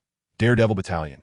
Su Qing raised an eyebrow, scoffing. "Bring your commanding officer here." "Report, Lieutenant. Our commanding officer has not boarded the ship." "I'm currently acting platoon leader for the 301st Platoon," Qin Shou replied. After waking that morning, Yang Yong and Zheng Xiaoyang had decided at the last minute not to participate in the exercise. In Yang Yong's words, Their participation would not yield any real training benefits, so they left the 301st to fend for themselves. Su Qing was about to say more when the troop transport ship jolted violently. And the cabin's announcement echoed. Attention all units. The docking port will open in 2 minutes. Please complete all starship docking exercises within the specified time. Emily ascended to the control panel and activated the mechanical arm, quickly instructing, enough with the bickering. Help me move the mech. Humph. Acting platoon leader, take your soldiers away and don't wander about. Su Qing huffed, directing his subordinates to assist Emily. Qin Shou and his group hurriedly slipped away and returned to the cargo bay. The material transfer proceeded methodically, with logistics personnel focused on ensuring the smooth operation of supplies and timely delivery. Simple yet monotonous. After 20 minutes, all supplies were transferred to the starship, and Qin Shou and his team followed through the docking passage. Passing through disinfection zones and identity scanning areas before entering the starship, the air is so much more pleasant here, Qin Shou exclaimed, shedding his spacesuit and inhaling deeply. Beep! Beep! His terminal flickered, revealing a meeting notification from Li Wei. In a small conference room sat the platoon leaders of the Logistics Maintenance Battalion, all of whom were at least lieutenants, except for Qin Shou, who was a rookie. All right, now that everyone is here. Li Wei glanced at Qin Shou, exasperated, thinking how irresponsible the Daredevil Battalion was to leave a rookie in charge. Even in an exercise, they should take it seriously, especially since it was being broadcast live. Cough, the command center has issued new orders. Upon arrival at the destination, the Logistics Maintenance Battalion will participate in the landing operation exercise. What? Captain Lee, the prior documents did not indicate this. The conference room erupted in noise. We're only here to make an appearance. Is landing operation training really necessary? Li Wei raised an eyebrow, visibly displeased, and rapped the table, his tone firm. What can I do about the command center's orders? Furthermore, everyone should realize that during the exercise, our identity will be that of space pirates, and we will enter the Eglera exercise battlefield ahead of schedule. How outrageous! The Federation fleet intends to humiliate us. Doesn't it? We might as well just surrender. How are we supposed to fight? Qin Shou furrowed his brow, sensing that Li Wei lacked the authority to command respect, that I suspect that the command center's sudden change in plans is related to you. Platoon leader Qin, I heard you offended the Starship Marines last night. A middle-aged officer suddenly targeted Qin Shou, his build slightly portly and his tone unfriendly. What were you thinking, provoking the Starship Marines? Now you've dragged us down with you. This is truly a disaster. The grievances of the platoon leaders found an outlet as they began to chastise Qin Shou. Enough! Li Wei slammed the table. What has happened to your dignity? It is shameful to blame a child. The die is cast. What use is there in assigning blame? Let us discuss our mission, as Star Raiders. We must strive to defend Base 5. Responsible for logistics on the Western Front, I will transmit the tasks for each platoon through the terminal. Dismissed. The platoon leaders departed, grumbling. Li Wei stopped Qin Shou and patted his shoulder. Don't feel pressured. Just do your best. Understood. Qin Shou saluted. Chapter 17. A sudden attack in the commercial district of Zone 6 on Redrock Star. Yang Yong, Zheng Xiaoliang, Liang Bo, Luo, and Dr. Chun were enjoying hot pot. Hey, leaving it to them should be fine. Right? Zheng Xiaoliang remarked as he ate. Relax. Those kids can handle it, but if they can't even manage a drill, they won't survive on the battlefield. Luo chimed in, lifting a glass of baijiu, filling it to the brim. Cheers, she declared boldly. Zheng Xiaoliang, blushing, coughed. I can't take it anymore. I'm done for. Gao Si listened to the operational plan report from the Federal Fleet Command with a smile. The so-called mock exercises were merely a platform for the Federal Fleet to showcase its might. How could a ragtag army withstand the Federal Fleet? The glory of the Federation is safeguarded by the Federal Fleet. What? We are to become Star Raiders. Qin Shou gathered the 301st Platoon to convey the meeting's content. The others exchanged glances, still imagining the Star Raiders defeating the Federal Fleet and emerging to save the world. After all this, they realized they were the villains. It was obvious that the Federal Fleet would not act as Star Raiders. The bookworm had foreseen this to be content. It turns out the logistics and maintenance camp's drill would conclude upon reaching the outer orbit of Igra, without involving landing operations, now assigned to a combat unit. They had a chance to make an appearance. Qin Shou rolled his eyes. Hey, I bet the Federal Fleet is unhappy and wants to teach us a lesson that if we are to be Star Raiders. Let us exhibit the capabilities of Star Raiders, but it's infuriating that we aren't even introduced in the global broadcast. Dessen clenched his fists. Although there were landing operations, Our task remained unchanged. Star Raiders must advance to the battlefield beforehand, landing approximately 6 star hours later to inspect equipment and weapons, conserving energy to avoid being underestimated. Qin Shou glanced at the team members. After over 5 months of eliminations, only 23 remained in the 301st Platoon.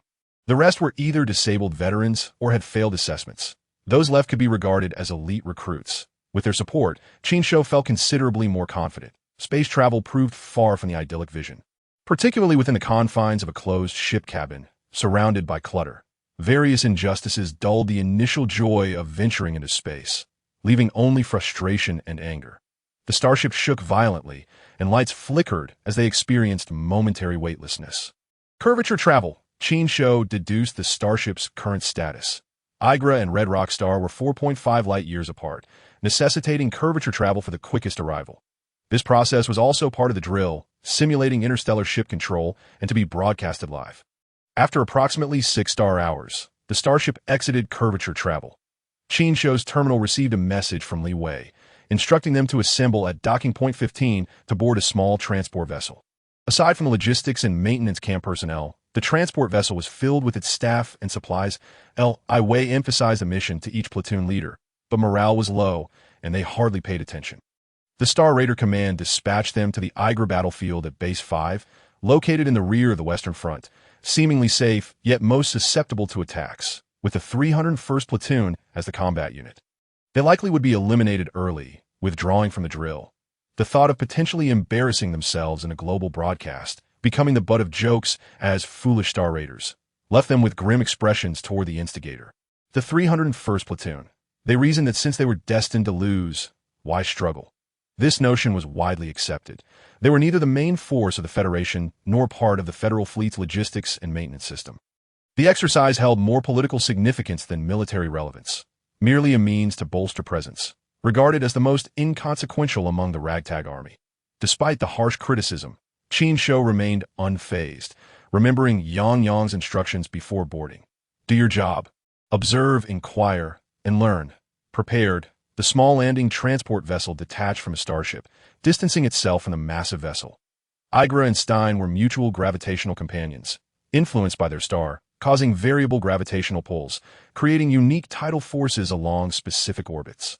When landing, the transport vessel needed to consider the shifting gravitational center to avoid tidal disruptions in the control room. Captain Edward instructed the console to calculate the tugging forces between the two planets, while the artificial intelligence analyzed data to determine a landing trajectory. From afar in the cosmos, the two planets danced around each other, resembling a waltz. The small transport vessel steered towards them. You're too clumsy. You could have easily dodged that laser from the fighter. Andrea, sitting next to Qin Shou, remarked as he saw Qin Shou's mech topple once more. Ever since defeating Qin Shou last time, Andrea had been persistently trying to convince him to abandon his single-player game from Mech World. To Andrea, Qin Shou's control was embarrassingly poor. Observing the stumbling mech, Andrea felt a sense of superiority, as if guiding a novice, instructing Qin Shou on various maneuvers like 180-degree turns and triple jumps for evasive actions. Shermaine caught a glimpse of Qin Shou concentrating on controlling the mech. A glint of interest flashed in his eyes. He had been watching Qin Shou play and noted his evolution from having no idea how to operate the mech to gradually mastering movement and jumping, like a child growing from infancy to toddlerhood. Although still unsteady, progress was evident. Interesting, he mused. Andrea was unaware that the Chosen One was developed by the Federation military to select mech pilots, closely simulating real mech combat, which they would encounter in the main units. When that time came, Andrea would realize that what he deemed poor was, in fact, quite impressive. The vast majority of soldiers lacked the physical data to sustain a mech battle, and attempting to control one would result in a 100 fatality rate. In just over 5 months, Qin Shou's progress had been astonishing, perhaps even unbeknownst to himself. Let us hope he is not growing too fast, Shermaine pondered. For the exercise, the Redrock Star Fleet deployed 1 cruiser, 2 destroyers, and 3 frigates, forming a small fleet. The transport vessels for the Star Raiders detached from the destroyers and frigates, totaling 10 vessels. At this moment, Gao Si stood in the command center of the cruiser, observing the vessels arriving at the exercise site in advance as the defensive side preparing for action. Report: a thermal reaction has been detected in the lateral asteroid belt. A tense voice came from one of the frigates. What? Deploy drones for reconnaissance and conduct a comprehensive radar scan of the asteroid belt. Gao Si commanded calmly. Before his words faded, a flash of crimson light streaked across the holographic display in the command room. Boom! A transport vessel, caught off guard in the dark expanse of space, erupted like a firework. That IT was an assault ship. Not just one, but 6 assault ships, extinguishing their engines and using the asteroid belt as cover. Evading radar detection. Star Raider assault ships. The holographic display revealed 6 assault ships stealthily emerging from the asteroid belt. All personnel, enter highest battle readiness. Prepare for combat. Flagship. Maneuver to evade. Activate energy shields. The Liang and Lo Meng will provide cover for the transport vessels, while the Lixing, Shifu, and Orion will open fire. Remember, this is not a drill. The sudden alarm startled everyone, and upon hearing the broadcast, all personnel sprang into organized action. A destroyer and 2 frigates repositioned, launching missiles from both sides as drones swarmed like bees. The deep, dark cosmos unfolded like a vast canvas, with a floating asteroid belt and 6 Wolf-class assault ships surging forth. Flashes of fire erupted from the assault ships, torpedoes trailing red tails, swiftly cutting across the starry sky. Boom, boom, boom. Drones collided with missiles, resulting in explosions. Some drones evaded the missiles and approached the destroyers. Suddenly, a blue light emanated from one of the assault ships, enveloping the drones caught in its beam. The affected drones suffered severe electromagnetic interference, rendering them unable to receive further signals, flailing about like headless flies. Simultaneously, the main cannons of the 6 assault ships fired 6 beams of crimson laser. The enemy was well prepared. A weight settled in Gao Si's heart. After another transport vessel was attacked, even he realized the target of the Star Raiders was the relatively vulnerable small transport vessels. Though he looked down on those ragtag forces, he understood the immense pressure that would befall the military and government if the transport vessels were lost in a global broadcast.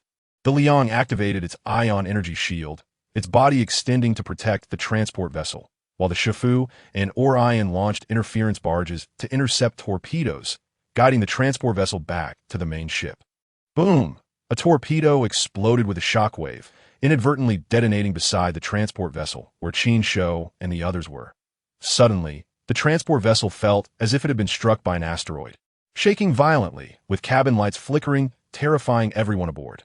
"What is happening?" came the captain's voice over the transport vessel's intercom. "Attention to all units.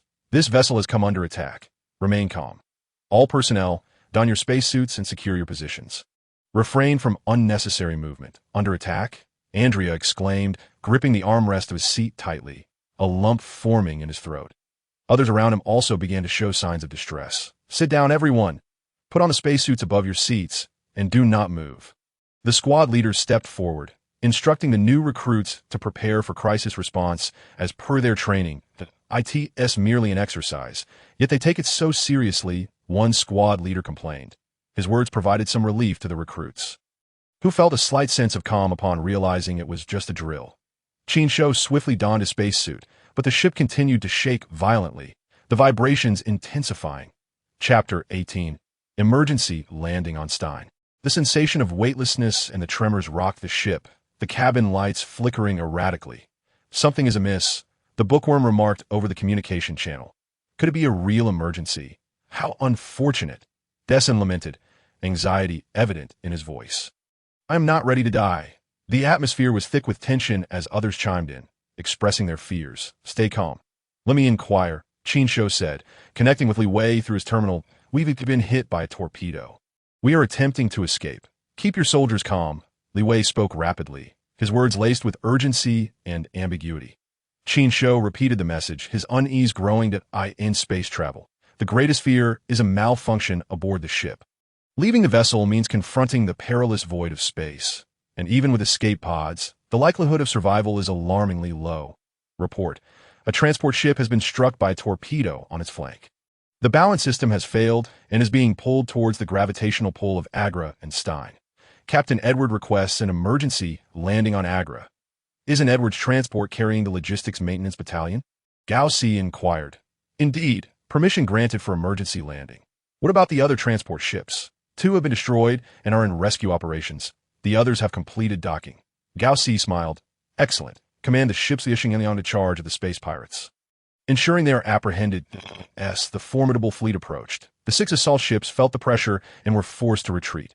Gao Si would not let this opportunity slip by, securing a victory in a simulated confrontation and defeating 6 pirate vessels, which accomplishment would carry more weight. Especially with live planetary broadcasts, Gao Si had received orders from Zhao Guang to ensure the 6 pirate assault ships were sunk, and to do so in the most spectacular fashion. All personnel, pay attention, form teams, and enter the escape pods. We are descending towards Agra. This is an emergency escape drill that do not panic. Proceed in an orderly fashion, team by team, into the escape pods. The first statement was from Captain Edward, while the latter was from Battalion Commander Li Wei. That Edward's words sent chills down everyone's spine, while Li Wei's were like a warm breeze in winter, easing the tension among the anxious recruits. This is not a drill. Li Wei's voice echoed in Qin Shou's communication channel. Squad leaders, ensure personnel are organized and try not to disperse. Additionally, I wish everyone luck. Freedom is my wish, loyalty is my heart, and glory is my life. Li Wei uttered a prayer. Qin Shou felt a weight in his heart. Those last 3 lines were a prayer left by the founder of the Atlantis Federation.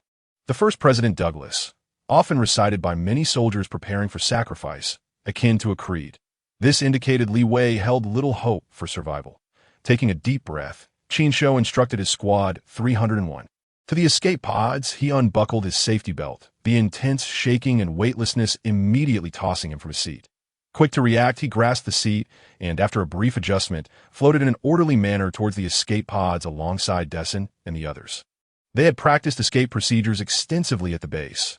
Knowing how to effectively evacuate in a turbulent and weightless environment was crucial. In contrast, the logistics maintenance battalion's recruits appeared chaotic, despite the officers' reprimands and commands. Some recruits, in their panic, focused solely on their own escape, oblivious to how their actions hindered the team's progress, further inciting anxiety among others. Let me through. Move faster. What are you pushing for? Hurry up. The narrow passage from the ship's cabin to the escape pod was clogged with frantic recruits pushing and shoving. Their anger palpable, unable to advance or retreat. Even a fool could surmise something was wrong given the vessel's relentless shaking. After all, these recruits had not faced much adversity, confronted with the unknown and the threat of death. They could not adhere to orders. What do we do? Andrea swallowed hard. Others looked equally bewildered, and Dessen suggested, why not just push through? Qin Shou glanced around, suppressing his own tension, and declared, do you remember our mission? We must maintain order. How do we do that? Dessen asked. With fists or firearms, if we remain here, we'll all perish, Qin Shou said, kicking one of the recruits in front of him, sending him tumbling. Haha. The spy, even after enduring countless virtual simulations, Qin Shou could not quell his anxiety, clutching anything within reach. The virtual training consisted merely of electronic data, but the present scenario was a matter of life and death.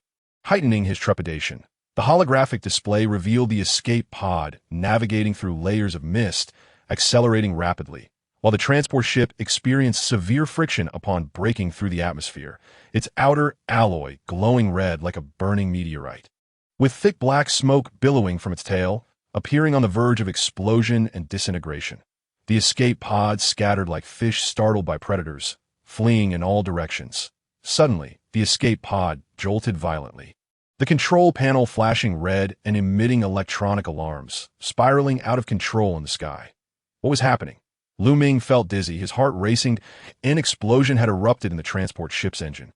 Debris colliding with the escape pod, resulting in a malfunction of the right engine and damage to the navigation system.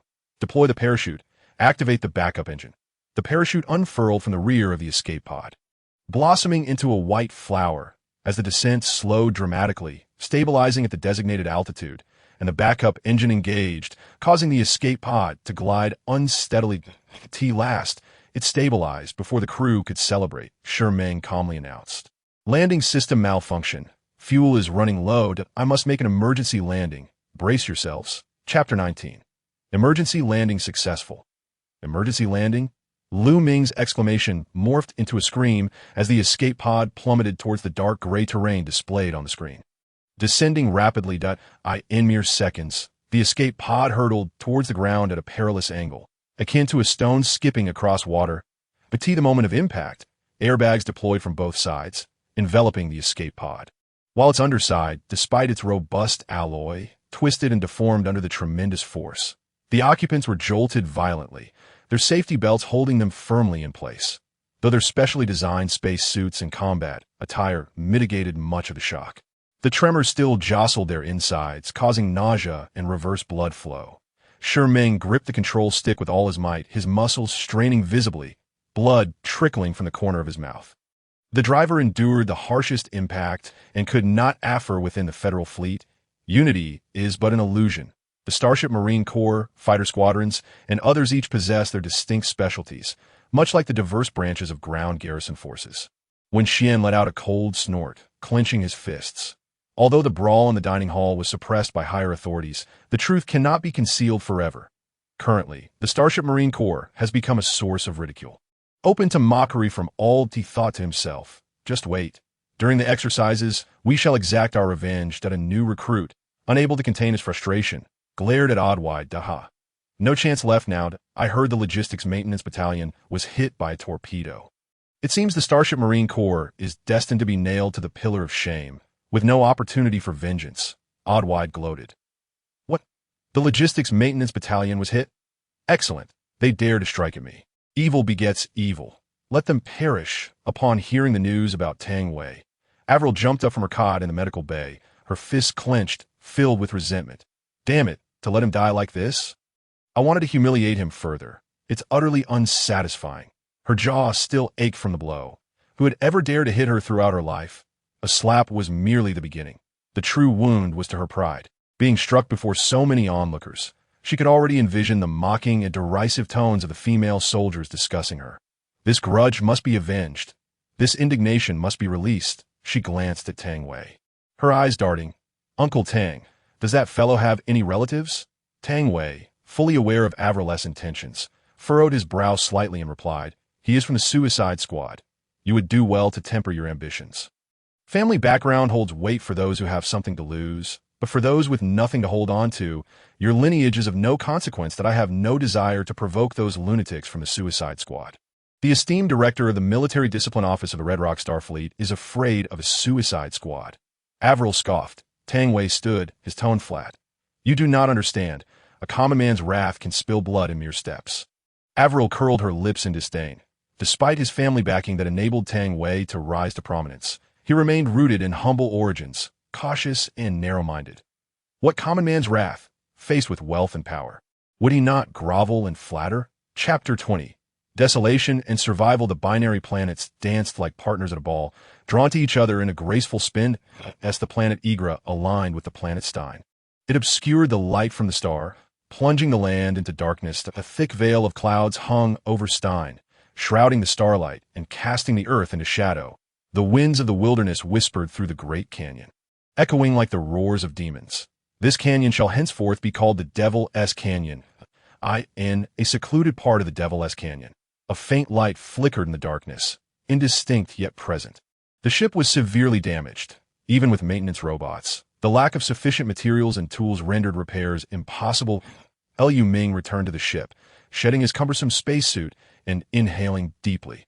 Though the oxygen levels on Stein were adequate and the spacesuit equipped with a filtration system to ward off toxic gases, a lingering chemical odor remained, far from the freshness of the life support system air. Electromagnetic interference was rampant, preventing distress signals from escaping the atmosphere. Ming, leave the control panel. The life support system and onboard supplies 1T last much longer. We should head to the crash site of the transport ship to regroup with the others. Qin Shou suggested. That Liu Ming concurred, stating the fleet's rescue efforts will undoubtedly commence from the transport ship as crash site. Waiting there is more efficient than having others search the entire planet. Qin Shou nodded, adding, furthermore, the transport ship carried a substantial amount of supplies from the logistics maintenance battalion. Hopefully, they were not all destroyed. With those supplies, even without immediate rescue, we could survive for a while. In the realm of space navigation, one encounters myriad unforeseen events, making escape pods exceedingly vital. The Federal Fleet's escape pods are evidently more advanced. Equipped with multiple functionalities, the valve on the right side of the escape pod opened, revealing a plethora of modular components. The maintenance robots quickly assembled a solar-powered all-terrain vehicle capable of accommodating 8 people. outfitted with 3 fully charged batteries. Additionally, there were medical kits, toolboxes, radiation-resistant tents, small air filtration devices, purified water, compressed food, and firearms with ammunition. Anything useful for survival was hastily loaded onto the vehicle. After charging the all-terrain vehicle, Qin Shou and the others abandoned the escape pod and drove towards the transport ship as crash site. In the darkness, the vehicle kicked up a cloud of dust. On such a desolate planet, smooth paths were a fantasy. Potholes and uneven terrain abounded. The bumpy ride was uncomfortable. Despite its capacity for 8, the vehicle was cramped, and the tension from their predicament made the atmosphere even more oppressive. "Hey, brothers, are you really recruits?" Lu Ming suddenly inquired. "Yes," Andre nodded. "How come you're so formidable? Even the Starship Marine Corps can't match you." "Don't mention those cowards. I once thought the Starship Marine Corps was impressive." Andre waved his hand dismissively. With the conversation initiated, Lu Ming endeavored to lighten the mood, and they engaged in casual banter, easing the previously heavy atmosphere. Qin Shou observed Lu Ming's style of conversation, realizing he had much to learn. Influenced by childhood, Qin Shou's personality was somewhat self-effacing and reserved, lacking in verbal adeptness. He recognized his shortcomings and wished to change, yet altering one's character is no simple feat. It requires patience and diligence. Lu Ming, evidently from a distinguished background, was articulate and approachable, quickly bonding with Andre and the others, sharing jokes to alleviate the monotony of their survival journey. Suddenly, the all-terrain vehicle screeched to a halt, causing everyone aboard to lurch forward, startled. "Someone there," Meng stated tersely, alarming the occupants. Without waiting for Qin Shou to inquire, the vehicle revved back to life. Racing to the right, in the distance, flickering lights pierced the darkness, followed by the sound of whistling. The spot where the vehicle had just halted erupted in a thunderous explosion, flames soaring, and a searing shockwave nearly overturned the vehicle, while flying debris and shrapnel pelted the reinforced glass. "Damn it, are they firing at us?" Lu Ming cursed, reaching for the vehicle's radio, but Qin Shou restrained him. "Not our people." He narrowed his eyes. Lu Ming trembled slightly, anxiously asking, "What do you mean? Are there others on Stein?" "They were using portable, shoulder-fired rocket launchers. The logistics maintenance battalion lacks such equipment," Qin Shou replied, moistening his dry lips, his body quivering with agitation. Bookworm interjected, "It's space pirates. We landed not long ago. Some escape pods fell, different from those of the Federal Fleet." "What?" Lu Ming's eyes widened. "Buckle up." Meng maneuvered the vehicle erratically, the bumps growing increasingly violent as rockets exploded alongside them, a thrilling yet perilous experience. Seeing that the rockets could not strike the all-terrain vehicle and instead narrowed the distance between them, the assailants ceased using the launchers, resorting to a barrage of laser fire, accompanied by sporadic gunfire. The diversity of their weaponry further confirmed their identity. They were not regular forces of the Federation. In contrast to the rockets, the sweeping laser fire posed a greater threat, with high-temperature beams capable of melting steel and causing significant harm. Meng pressed a button, and missile racks extended from the sides of the vehicle. 2 micromissiles shot forth, guided by thermal sensors, darting towards the source of the laser fire. Boom! Gunfire abruptly ceased. Meng extinguished the vehicle's lights, sharply turning the steering wheel, spinning the vehicle several times, and raising a cloud of dust as they stealthily maneuvered behind a large rock. Everyone disembarked, and Meng exchanged glances with Qin Shou, who nodded at Andre, Bookworm, and Lu Ming, signaling for them to flank from the right. Lu Ming swallowed nervously, his hands and feet trembling. He held no objections to Qin Shou's command, knowing his own military acumen was not necessarily superior to that of the recruits. Moreover, in this life-and-death situation, there was little room for petty grievances. Qin Shou, Andre, and Bookworm coordinated seamlessly, weaving through obstacles while Lu Ming struggled to keep pace. Meanwhile, Meng led Scar and Buttocks around from the side. Their movements fluid and swift. Heat signatures detected. "Stay low." Qin Shou observed the high-temperature red spots on the combat assistance device. He raised his weapon and fired, rolling to the nearest dirt slope. Whoosh! Whoosh! A volley of lasers swept across, sending debris flying on the other side. Meng, Scar, and Buttocks swiftly returned fire, suppressing the enemy's firepower. Without hesitation, Qin Shou rose and shot. Although visibility was minimal in the pitch-black night, the thermal imaging system rendered their targets exceptionally clear. The Kyber laser assault rifle, known for its firepower and rapid rate of fire, became standard equipment for suicide squads, albeit with the drawback of significant energy consumption. Fortunately, they had salvaged half a box of energy magazines from the escape pod. Sufficient for a while. With this being their first real combat experience, they were eager to unleash their firearms, venting their pent-up fear and anxiety, unconcerned with conserving ammunition as they unleashed a barrage of fire. After a minute of relentless shooting, a section of the dirt hill was leveled, blackened debris scattering amidst rising smoke. "Cease fire! We surrender!" the opposing side shouted, a white flag hoisted on a rifle, fervently waving. Qin Shou pressed his right hand down, silencing the gunfire, and called cautiously, "Drop your weapons, hands on your heads, and step forward slowly. Do not shoot." "We will comply." Several heavy objects fell to the ground, followed by 6 heat signatures emerging sequentially. "Hands on your heads. Squat down." Qin Shou fired 2 shots in their direction. "Andre, Sherming, Scar, and I will advance. The rest, stay alert." Qin Shou and his 3 companions cautiously approached the 6 kneeling figures, drawing closer until they were within a short distance. Suddenly, an ominous feeling surged within Qin Shou, prompting him to shout, "Be careful." No sooner had his voice faded than a blinding beam of light shot towards them, causing everyone to instinctively shut their eyes against the harsh glare. A sharp sound pierced the air, the unmistakable sound of a pointed weapon slicing through. Qin Shou, reacting instinctively, sidestepped to avoid the attack while sweeping his gun horizontally. The blade grazed a spacesuit made of shape memory alloy, leaving a white mark. Though it hadn't penetrated the fabric, the chilling pressure of the blade still seeped through, sending a shiver of fear through him. This was no drill. It was a fight for survival. The sounds of fists and feet colliding echoed in his ears. After retreating 3 steps and turning his back to the light, he finally regained a semblance of vision as a gust of wind whooshed past as a long leg lashed out, akin to a whip, at him. The opponent, clad in a lighter gray spacesuit, mirrored his attire.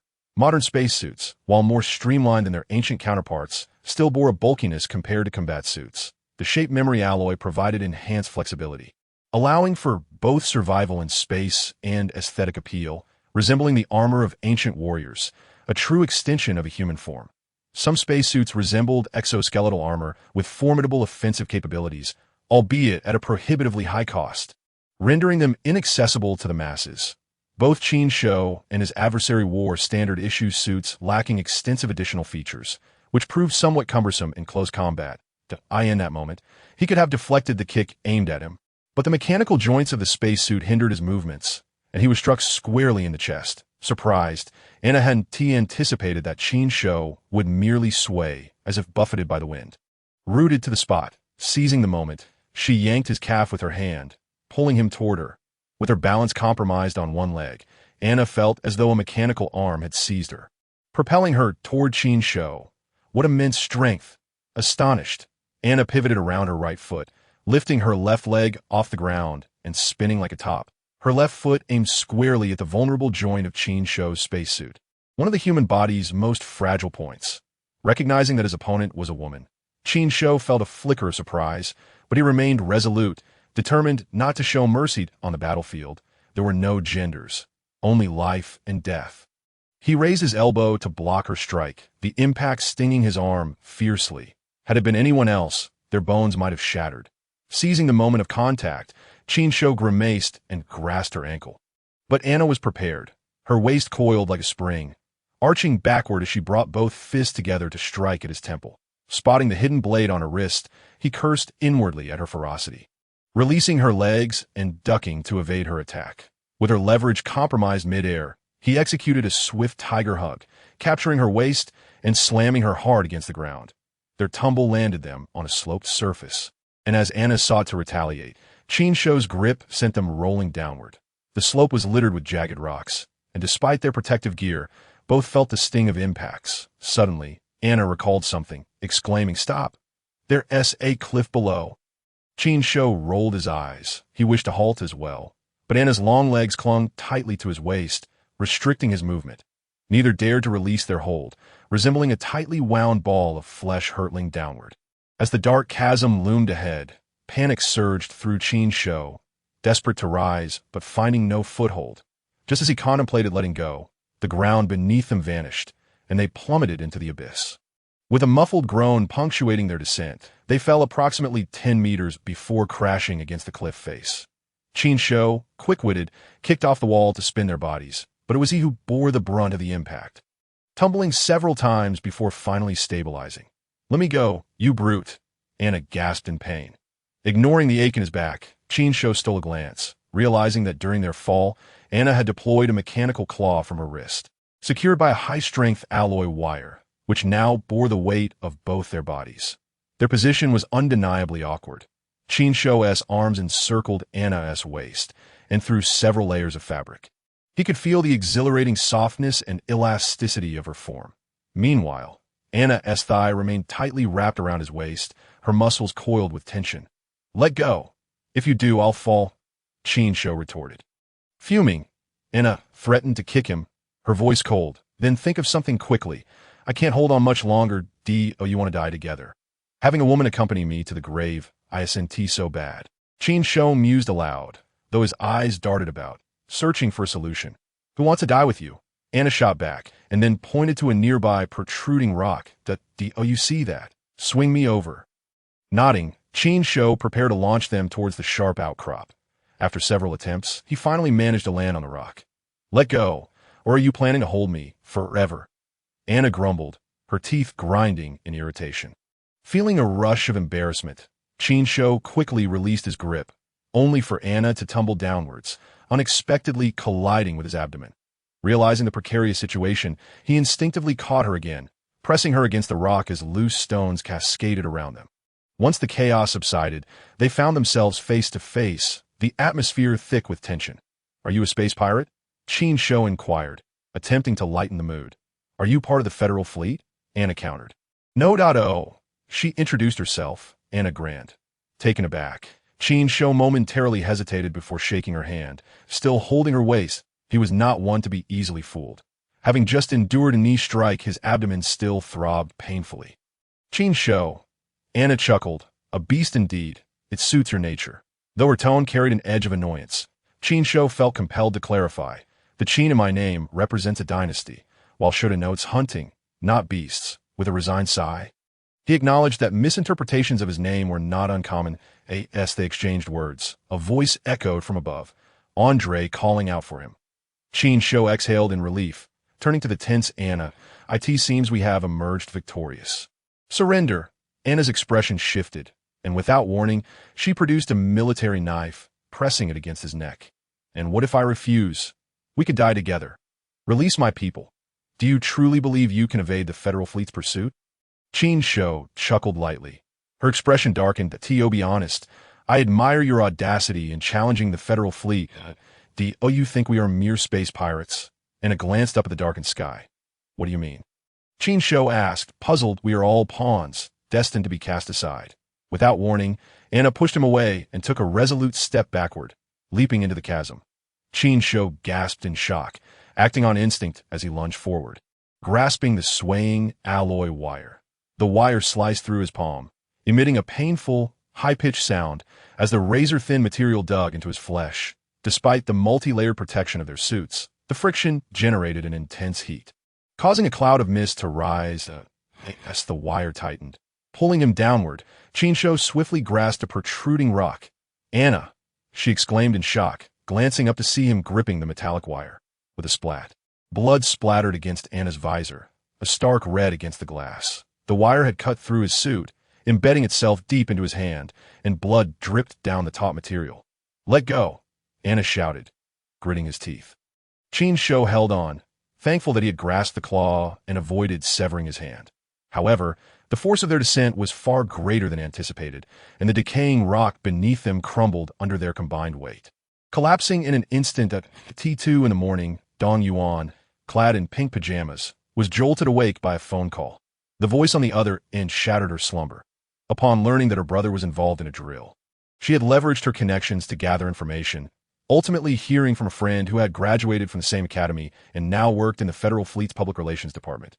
Why is there still no news? Has the Federation not sent anyone to rescue them? Dong Yuan's anger flared. This was about family, and her previous composure evaporated. Rescue? We certainly wish to rescue, yet saving lives is not a simple matter. It necessitates a well-structured plan and appropriate measures. The volume of the star planet is 1.761012 km, and the workload for the rescue team is immense. It is crucial to first ascertain the landing site of the troop transport ship, then radiate outward from that point to search for escape vessels. Experts and professors from Redrock Star are engaged in a debate regarding the downed troop transport ship on the star planet. Moreover, the complexities of the space environment cannot be overlooked. The star planet has been affected by the gravitational influence of the Igra planet, which recently experienced a gravitational tidal event. The gravitational center of the binary planets does not reside within the main celestial body, making the landing of rescue ships exceedingly difficult. Additionally, the priority remains the eradication of space pirates to prevent future threats, though rescue operations must also commence. Both the military and government have dispatched search and rescue teams, who are currently seeking a safe landing trajectory and will land shortly. On February 26, at 3 p.m. Redrock Star time, the marauding space pirates issued a statement claiming responsibility for the attack on the Redrock Star exercise fleet, asserting that the assault was a form of rebellion against the fleet's maneuvers, that we are not executioners, but we are forced to raise the butcher's knife in a majestic Shang-Ao Tower, a high-rise building with 190 floors. A woman clad in a resplendent red gown stands before a small bar, pouring red wine into a glass. She appears to be in her 30s, her hair elegantly styled in an updo, exuding a mature beauty with enticing features, luscious red lips, and a figure accentuated by a single-shouldered fishtail gown that highlights her curves. She hands a glass of red wine to Merkel, who is dressed in a suit. They gently clink their glasses. She takes a delicate sip and gestures toward the household screen, displaying news about the rescue operations on the star planet. It seems some space pirates have landed on the star planet. Do they not fear exposure? Merkel, with a handsome smile, replies, someone will resolve it. What about your plan? It's progressing smoothly. Merkel raises his glass, proclaiming, to a pleasant cooperation, in a clandestine base on the outskirts of Redrock Star. The camp commander asserts, let me go. Those kids were sent off by me. I must bring them back, even if they are dead. The makeshift office lacks modern amenities, containing only a square table, a terminal, 2 chairs, and a traditional ink painting depicting a fierce white tiger poised to leap from the canvas, a knife suspended above its head with the bold characters "Endure Anger" written in the blank space. Yang Yong stands rigidly, beseeching the man with a crew cut seated in the chair, alongside Luo, Dr. Chun, and Zheng Xiaoyang. The man, wearing rectangular glasses and typical office attire, is little known by name, yet is the commander of the daring unit. The soldiers of the daring unit do not die easily. If your men are so easily lost, then let them perish. The commander adjusts his glasses, noting the modern advancements in medicine that have rendered corrective eyewear more of an accessory than a necessity. What are you standing around for? Go to confinement. I can't believe you lot ran off to eat hot pot. The commander reprimands. Commander? Luo's tone lingers. The commander, annoyed, glares at her. Do you even see me as your commander? We were wrong, Zheng Xiaoyang mumbles. You know your mistake? To confinement with all of you. The commander pauses, adding, I will handle the situation with Squad 301. Really? Is the commander going to take action? Dr. Chen's eyes brighten, while the others look on in astonishment. The commander shrugs, rolling his eyes. Wasn't it your ruckus that caused this? If my men err, I must salvage the situation. Besides, it's been a while since I made an appearance. I fear I might be forgotten. It's time to make a statement. When will the commander make a statement? Bring me along. I wish to witness the boss's grandeur. Liang Bo smiles in flattery.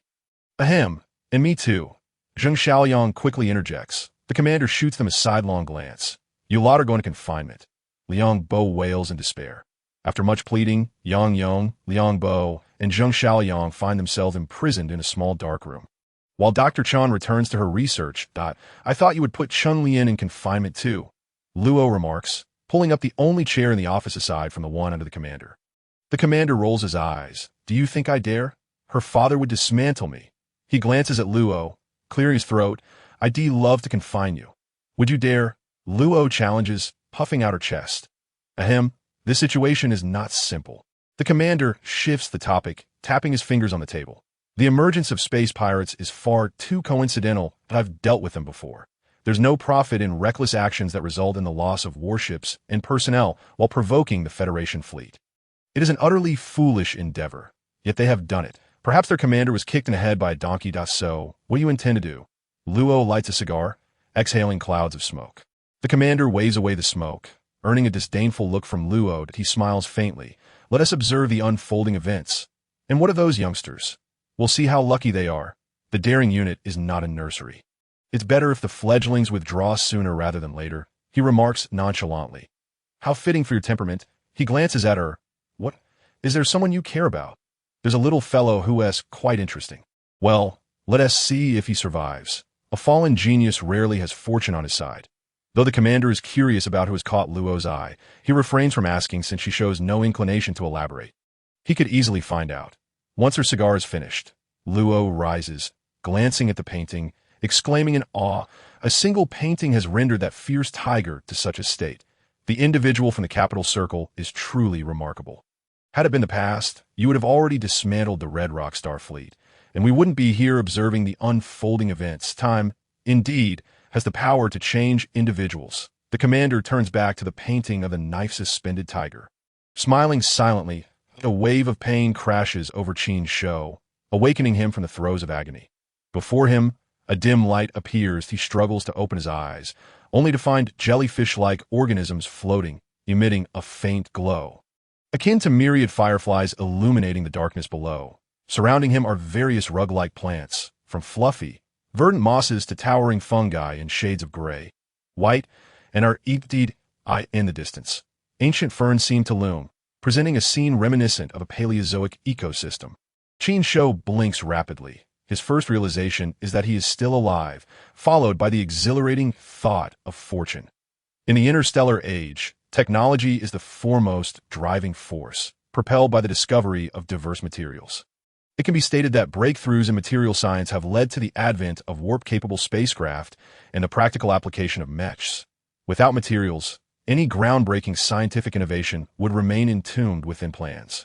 Languishing in laboratories, materials are the greatest constraint on human creativity. From where do these materials originate?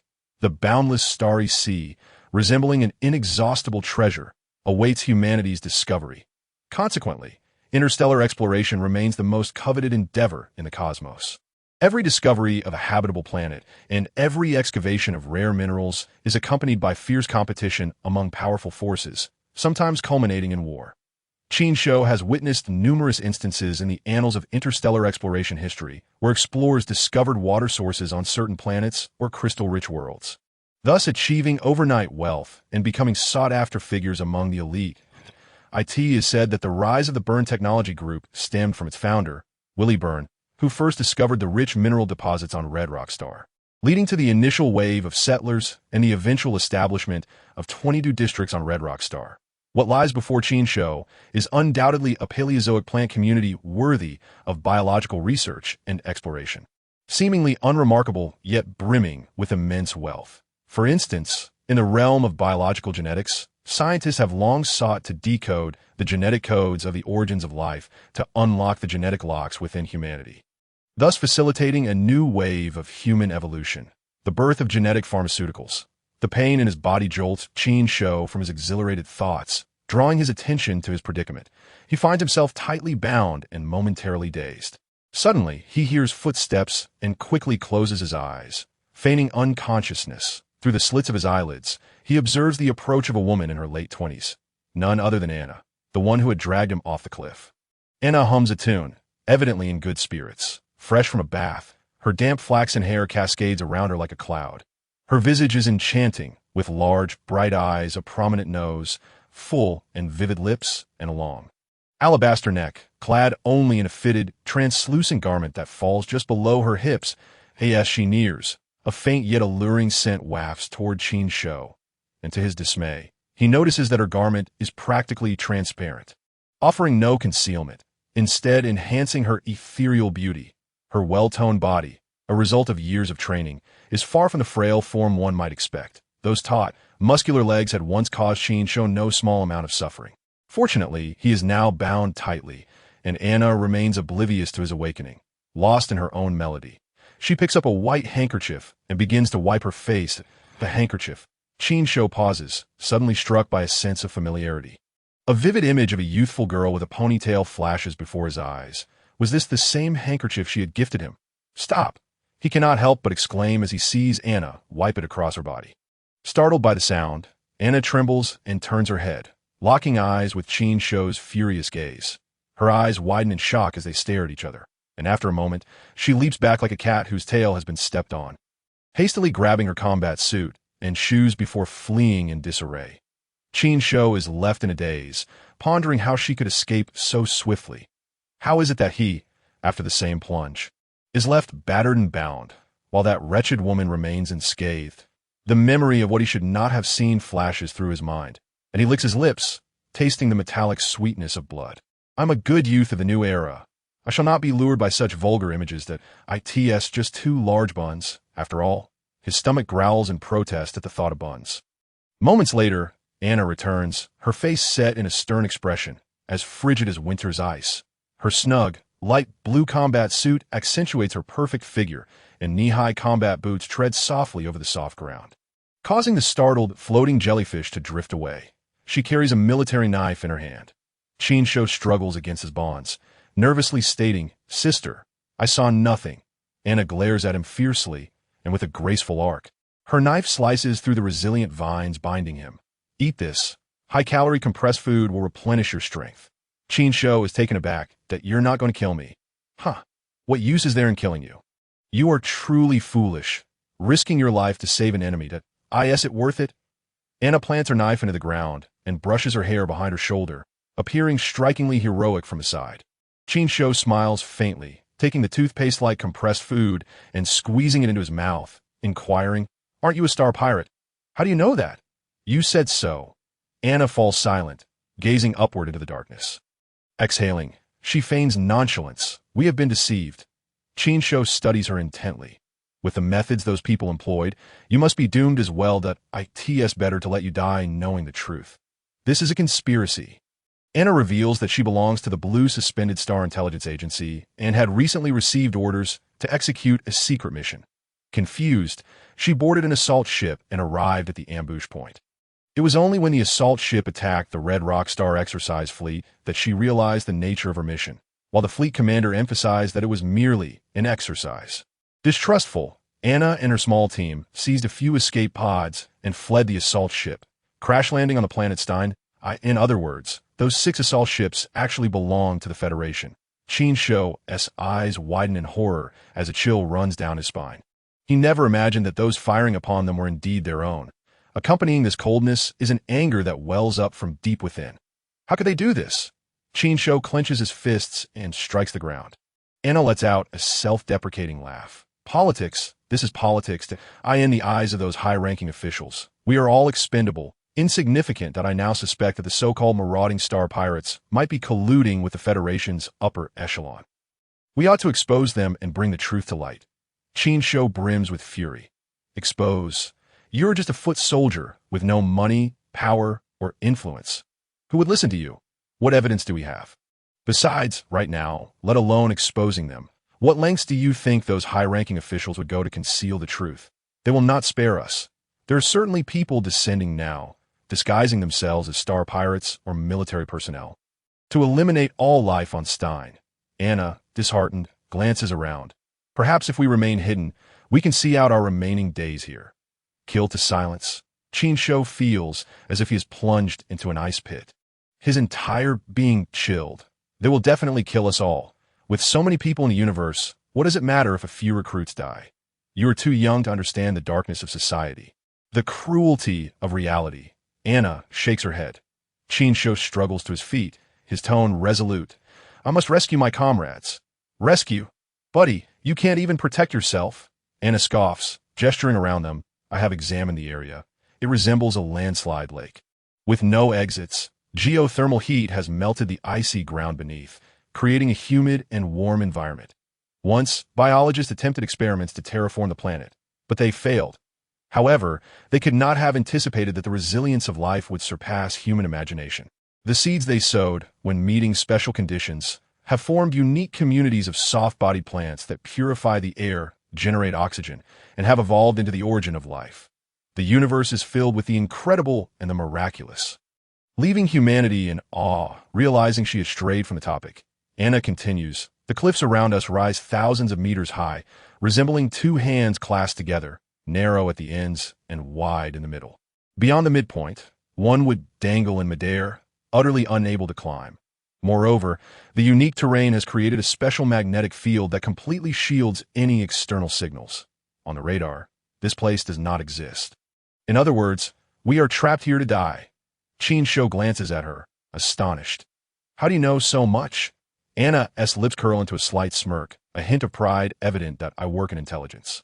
Qin Shou recalls York's teachings, the importance of meticulous observation, and feels a pang of shame that we must at least try.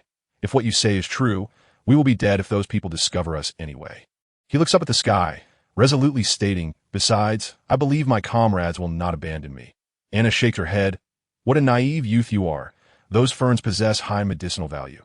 They can also serve as food. The grayish-white fungi, known as gray-headed mushrooms, can be eaten raw and taste like bread, rich in protein, vitamins, and high nutritional value. As Qin Shou wanders around, he sees that, just as Anna described, the underground world resembles a paradise. A complete ecosystem of various soft-bodied plants and invertebrates, isolated from the outside world. Anna is disheartened. In truth, she had resolved to jump down with the thought of death in mind. She seems to view death with indifference. But Qin Shou cannot comprehend why one would choose death when life remains a possibility. Life offers hope, does it not? Qin Shou's injuries are not severe. Most are superficial, with the worst being a cut on his right hand's tiger's mouth from a metal wire, which has already healed, leaving a faint scar. He is fortunate to have survived the fall from such a height, thanks to Anna. Her spacesuit, modified with a parachute mechanism, had cushioned the impact, and now she has fashioned a tent with it, suggesting that she plans to stay for an extended period. As Anna observed Qin Shou performing yoga-like exercises, she slightly grimaces. The magnetic field will affect the terminal, but the time discrepancy is minimal. The display indicates that nearly 47 hours have passed on Blue Suspended Star, almost 2 days. In that time, no rescue has arrived, and her so-called comrades have certainly abandoned him. Well, this is quite normal. Fathers turn against sons, brothers become foes. Can one rely on partners when life and death are at stake? Serving the Federation, giving half of one's life, only to be easily discarded in the end? How tragic! Suddenly, Qin Shou halts his movements, gazing skyward. Amidst the darkness, a faint melody begins to play. Anna, lost in her thoughts, also freezes, listening intently. A beautiful piano piece wafts through the air, gradually descending. Approaching, he sees a terminal suspended by a rope. It lands not far from them, and Qin Shou rushes to catch it. The music ceases, and a holographic image of Andre appears on the screen. Beast, if you're still alive, follow the old rules. The video repetitively echoes the same phrase, a pre-recorded message referring to certain codes used during training. Qin Shou tugs at the dangling rope, alternating between tight and loose, transmitting messages in Morse code. Alive. Save me. Soon, the rope shakes. Qin Shou inputs the code into the terminal, unlocking another video. Beast, I knew you were tough out. If you're still alive, tie yourself to the rope. We'll pull you up with a ground vehicle. Once you're ready, signal us. Qin Shou returns, dons his spacesuit, and tells Anna, let us go. You go ahead. I'll stay here. Anna's eyes dim with resignation. Together. Don't you want to save your subordinates? Don't you want revenge? Do not underestimate the value of life. Look at those mosses and fungi. Despite the harsh conditions, they persist in growing. What reason do we have to give up? Qin Shou gazes earnestly at Anna. Anna hesitates, her red lips moving as she sighs softly. My spacesuit is damaged, and I lack sufficient oxygen. Leaving here would lead to the same fate. Use the parachute as an oxygen pack. It will suffice for a while. As he speaks, Qin Shou begins to dismantle the makeshift tent Anna has created, tying knots with determination. Anna yanks the fabric away, glaring at Qin Shou. Hey, what is wrong with you? Whether I live or die is none of your concern. If you don't want to die, then leave. Why do you care about me? Or do you think after seeing my body, you want to take responsibility? Are you out of your mind, meddling in others' affairs? Flames of anger ignite within Anna. She has never encountered someone so foolish, so utterly clueless. With a huff, she strides away. Qin Shou scratches his head, feeling at a loss. Indeed, women are utterly incomprehensible. He pulls at the parachute fabric. Life is a singular gift. Why should one so easily relinquish it? He finds it hard to fathom. Amidst the verdant embrace of green algae, a crystal-clear pool lay, where luminescent jellyfish danced gracefully and vibrant mollusks thrived in the water. Anna sat by the water's edge, her left hand propping her knee, while her right hand playfully tugged at the lush lichen, tossing it into the pool, creating ripples that shimmered like fleeting illusions. A spectacle of beauty. She found it incomprehensible why someone would be foolish enough to leap in to save themselves. Was it innocence or mere ignorance of the world? Engaged in intelligence work. She had witnessed too much deceit, too many facades, and an abundance of lies, to the extent that she could no longer discern which of her own words held truth and which were fabrications. Qin Shou, remarkably, did not question the veracity of her claims. He was intent on rescuing her. Anna, skilled in reading people, could easily perceive that Qin Shou's desire to save her was devoid of ulterior motives. Yet, had he considered the ramifications of saving her? What troubles would it invite upon him? Those individuals would certainly not let them escape unscathed. The sound of footsteps interrupted Anna's reverie, prompting her to coldly declare, "You may leave. There is no need to concern yourself with me, that I require your assistance." Qin Shou replied, approaching the edge of the pool, "that I must rescue my comrades. You should be familiar with those individuals. I need your help. Your subordinates are still alive. We can collaborate, that if you refuse, they will surely perish. Do you think threats hold any sway over me?" Anna retorted dismissively, casting a glance at the scar on Qin Shou's right hand. Her expression a blend of complexity. Rising to her feet, she conceded, "Very well, I shall assist you. After all, if we are to meet our demise, it would be worthwhile to avenge a couple of lives." Anna produced a handkerchief from her pocket and handed it to Qin Shou, teasingly inquiring, "Is this for your little sweetheart?" Qin Shou smacked his forehead, having forgotten about it, and awkwardly replied, "Not a sweetheart." "Ah, so you have a crush then? If you manage to return alive, confess your feelings sooner rather than later. I end life. One must fear missing opportunities." Qin Shou tucked the handkerchief close, pondering the futility of confessing in a vast sea of humanity. Perhaps he would never see her again. When Anna noticed the inflated oxygen bag resembling a balloon, she felt an inexplicable urge to laugh. She donned her spacesuit and playfully tapped Qin Shou's visor. "From now on, do not trust the words of beautiful women. It can lead to trouble." Qin Shou stared, taken aback. Anna unfastened the oxygen bag, sliced through a triangular piece of fabric nearly 2 square meters in size, securely tied the 3 corners, and fashioned it into a makeshift basket. "What are you dawdling for? Come aboard.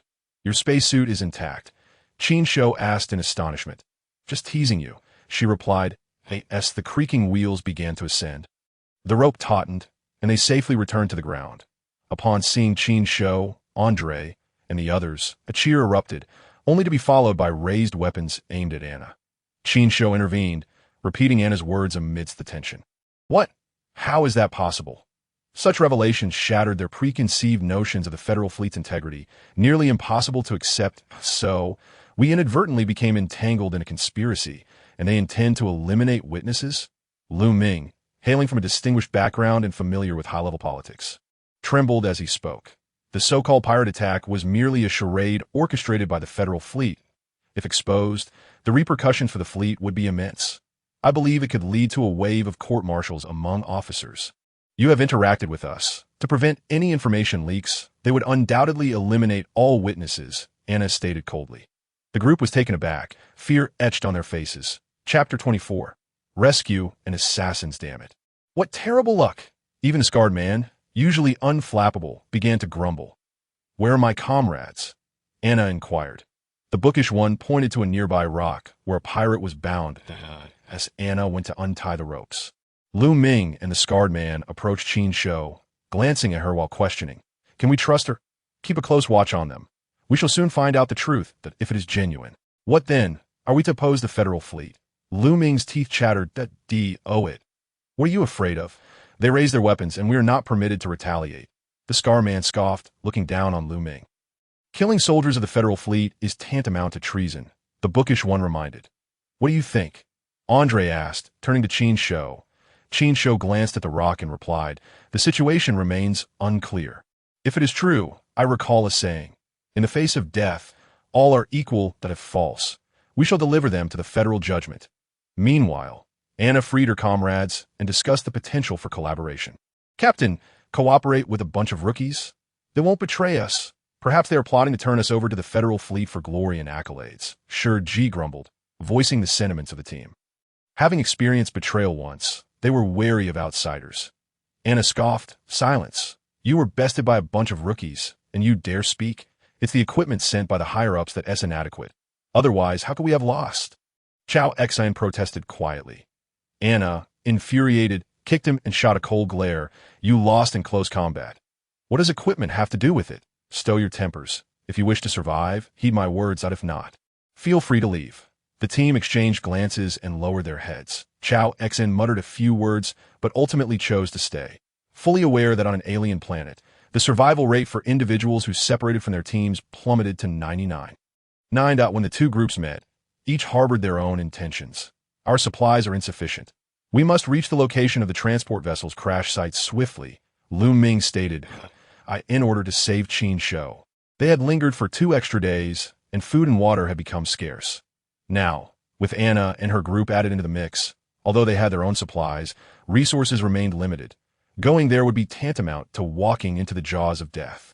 Shou immediately opposed. Chao Xian chimed in, his tone unfriendly. Yes, are you planning to hand us over to the Federal Fleet? What if we are? The scarred man replied coldly, provoking glares from Chao Xian and others. Silence. Qin Shou's tone grew stern as he glanced at the scarred man, who crossed his arms and adopted an indifferent stance. Then, he turned to Chao Xian and Shou, his voice icy. Do you dare question my authority? Do you believe you have the right to speak? We must approach the transport vessel. Supplies are secondary. Gathering our comrades is paramount if we are to confront our enemies. That Anna's gaze lingered meaningfully on Qin Shou. Her keen intellect recognizing his skepticism towards her words. Though pleased by his rational contemplation, an inexplicable discomfort stirred within her. She raised her hand. I concur. 2 all-terrain vehicles roared to life, heading into the darkness ahead. But what awaited them in the shadows? Crack. A figure clad in black spacesuit snapped the neck of a rookie, disbelief and an attachment to life evident in the rookie's eyes. The figure laid him down, stood up, and a beam of light illuminated him, casting his shadow against the escape pod wall, contorting it into a demonic shape from hell. The light flickered, accompanied by voice. Captain, all targets neutralized. How many? The 37th, 234 dead, uncertain about 37, including 4 pirates from the escape pod, 29 deceased. What's the next coordinate with a signal response? Not yet, but speak. The second team reported encountering trouble. The one named Li Wei detonated the escape pod, resulting in 3 of our members' deaths in the chaos. A woman recorded the scene and fled in an all-terrain vehicle. Useless. What direction? The planet Eglera drifted away between the sun and the planet Stein. Sunlight pouring down, raising the temperature of the ground, in the desolate wilderness, devoid of any vegetation. Winds swept through, stirring up clouds of dust. The engine roared as the dust-colored all-terrain vehicle sped through the terrain. Julie sat in the driver's seat, her gaze occasionally flicking to the rearview mirror. In the back seat sat the transport vessel's captain, Edward, his right arm bandaged, exhaustion etched on his weathered face. Damn it. Julie caught a glimpse in the rearview mirror of the barren landscape, where 2 dust-colored combat vehicles emerged, rapidly closing in. She pushed the vehicle's speed to its limit, as if flying. Were it not for the military-grade, all-terrain vehicle, it would have already fallen apart from the jolts. Julie, I'll jump out to delay them for a bit. Edward raised his laser gun with his left hand. Captain, whatever you recorded, make sure to hide it. It may save your life. Edward kicked open the door. Using the vehicle's turn to leap out, rolling several times before taking cover behind a hill.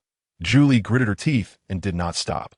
Had it not been for the brawl at Port 4's mess hall, she should have been aboard the starship, interviewing Federal Fleet officials about their love stories, crafting a news piece. After that night, Julie developed an interest in the death squad. After inquiring about information from several officers, she dragged cameraman Riku onto the logistics repair vessel. The presence of a reporter following them thrilled Li Wei and the other squad leaders, especially since Julie was a stunning beauty. They sat in first class, and Li Wei even opened a bottle of red wine to welcome them. What she thought would be a simple and enjoyable journey turned chaotic when the space pirates appeared. The transport vessel was struck by torpedoes and caught in gravitational tides, forcing an emergency landing on Stein. She, Riku, Li Wei, Edward, and others shared the same escape pod, and not long ago, they suddenly received a rescue signal from the Federal Fleet. They responded, only to attract not a rescue team. but a group of menacing figures. They questioned Li Wei about the pirates and posed strange inquiries. Confused, Julie recorded the entire ordeal with her terminal. After their questioning, they drew weapons and coldly stated they were not a rescue team, but pirates. Opening fire, Julie was certain they were not pirates. How could they possess Federal Fleet communication devices and be on the same channel? Colonel Li Wei led his men in a fierce fight, detonating the escape pod to secure an opportunity for her and Edward to flee. Her heart was heavy with sorrow and rage. Rigu was dead. The cameraman who had been with her for 3 years, shot to pieces by a laser gun, Li Wei was dead. That somewhat plump, yet endearing officer, and those brave and admirable soldiers, with whom she had shared laughter just moments ago, their lives extinguished one by one. Gunfire and explosions echoed from behind, and Julie could not help but cover her mouth as tears streamed down her face. From a distance, Qin Shou stood on the hillside, scanning for the direction of the troop carrier-esque crash, only to see the rising smoke and swirling dust. There was trouble. He adjusted the combat assistance device to zoom in, estimating the explosion to be approximately 5,200 meters to the southwest. Ahead, there was a military land vehicle similar to theirs, with 2 pursuing vehicles behind it, pale yellow, sloping roofs equipped with laser machine guns, firing blue laser rounds. They were Karma tanks. Qin Shou slid down the slope, and Anna, Meng, and the others stood up, looking towards him. Our people are fleeing, and Karma tanks are in pursuit. Get in the vehicle to rescue them. Edward had already been reduced to a bloody pulp by the laser machine gun, and the Karma tanks relentlessly chased them, laser rounds kicking up dust as they swept across the ground. That a bullet struck the left rear tire of the land vehicle, causing it to tilt violently at high speed, and then uncontrollably roll over. Julie barely had time to scream as the airbags deployed, enveloping her. The vehicle rolled 3 or 4 times, crashing against a slightly sloped surface before shooting skyward, only to land upside down, wheels spinning wildly amidst the billowing dust. Scorpion, the leader of the second team of the cleansing plan, watched the resilient land vehicle finally fall, unable to suppress a honk of triumph. Well done. Damn it. How much dust have my team? And I inhaled, trying to chase it. Now that I've caught up with the land vehicle, I can redeem myself and avoid the captain's punishment. Scorpion exhaled, relieved to escape the captain's wrath, his gloomy thoughts dissipating. Leader, there's a situation. 2 land vehicles are approaching from 3,000 meters to the northeast. 1 military land vehicle and 1 star pirate land vehicle. He zoomed in, grinning upon seeing the dust-churning land vehicles. Looks like I won T, just avoid punishment. I might even be rewarded. Mole, contact them and inform them that we are the Federal Fleet Rescue Team. With the intense radiation and severe electromagnetic interference during the day on Planet Stein, even short-range radio communication at 2 to 3 kilometers was exceedingly challenging. However, Qin Shou's team still managed to intermittently hear the other side's calls. They exchanged glances, puzzled. Wait, rescue team? Why are they using Karma tanks? They should be using brightly colored red rescue vehicles. Anna voiced her concern. Little brother, don't be fooled by them. Shiji warned, they're trying to lure us in and then eliminate us. Qin Shou pondered briefly and then instructed Lu Ming, tell them not to fire. We are new recruits from the logistics and maintenance camp, requesting assistance. What? Captain, I told you this guy can't be trusted. He Chao Xian shouted, ready to raise his weapon if he had one. Anna smacked him. Shut up. Don't you understand the concept of using their own tactics against them? The Karma tanks are armed with powerful Jetala machine guns and have a long range. We need to find a way to get closer. Chao Xian covered his head, his cold gaze fixed on Qin Shou. For some reason, ever since they had come down from the cliff, he felt that Anna was always siding with Qin Shou, speaking up for him more than once. Did something happen at the bottom of the cliff? He glanced at Anna's perfect figure, his mind conjuring inappropriate images, and he felt a surge of jealousy as the man in those fantasies morphed into another. Chapter 25. The Battlefield, where lives are lost. Scorpion smirked at the intermittent responses from the other side, a sinister grin spreading across his face. Don't fire. Let us not scare our little friends. First, we need to find out where the Star Pirate land vehicle came from. Perhaps there will be unexpected gains. His team members appeared relaxed, as the new recruits from the logistics camp were weak and had likely killed dozens along the way. Therefore, they paid little heed to the approaching vehicles. Andre, the bookworm, instinctively tightened his grip on his weapon. Don't fire yet. Let us lure them out of their vehicles, Qin Shou whispered, sensing that the other side seemed to regard them with disdain. It was a mix of confidence and arrogance. Anna, you all stay hidden. Finally, The two vehicles came to a halt about 10 meters apart. The doors of the tanks swung open, and several men clad in black spacesuits resembling long trench coats emerged. Looking quite dashing, Qin Shou inhaled deeply and opened the car door. The endless yellow sands and scorching sun greeted him. "Hey there, little friends. We've come to rescue you. Have you encountered the Star Pirates?" Scorpion noticed there were still people in the vehicle, squinting his eyes and raising his hand to signal his men to stop, his left hand lifting the gun hanging on his chest. Just as he was about to speak, he heard a shout. "Fire!" Qin Shou pulled the trigger, lasers shooting forth, while Shermeng, Andre, Anna, and the others joined in the barrage. The sudden onslaught of bullets covered the area where Scorpion and his men stood. As the sounds erupted, Scorpion sensed something was amiss, yanking a nearby comrade to shield him, bracing his gun against his companion's shoulder as he fired and retreated. Using a comrade as a shield was despicable. Fury surged within Qin Shou as he executed several tactical rolls to evade the incoming laser fire from Scorpion. The men in black space suits, save for Scorpion, fell to the ground.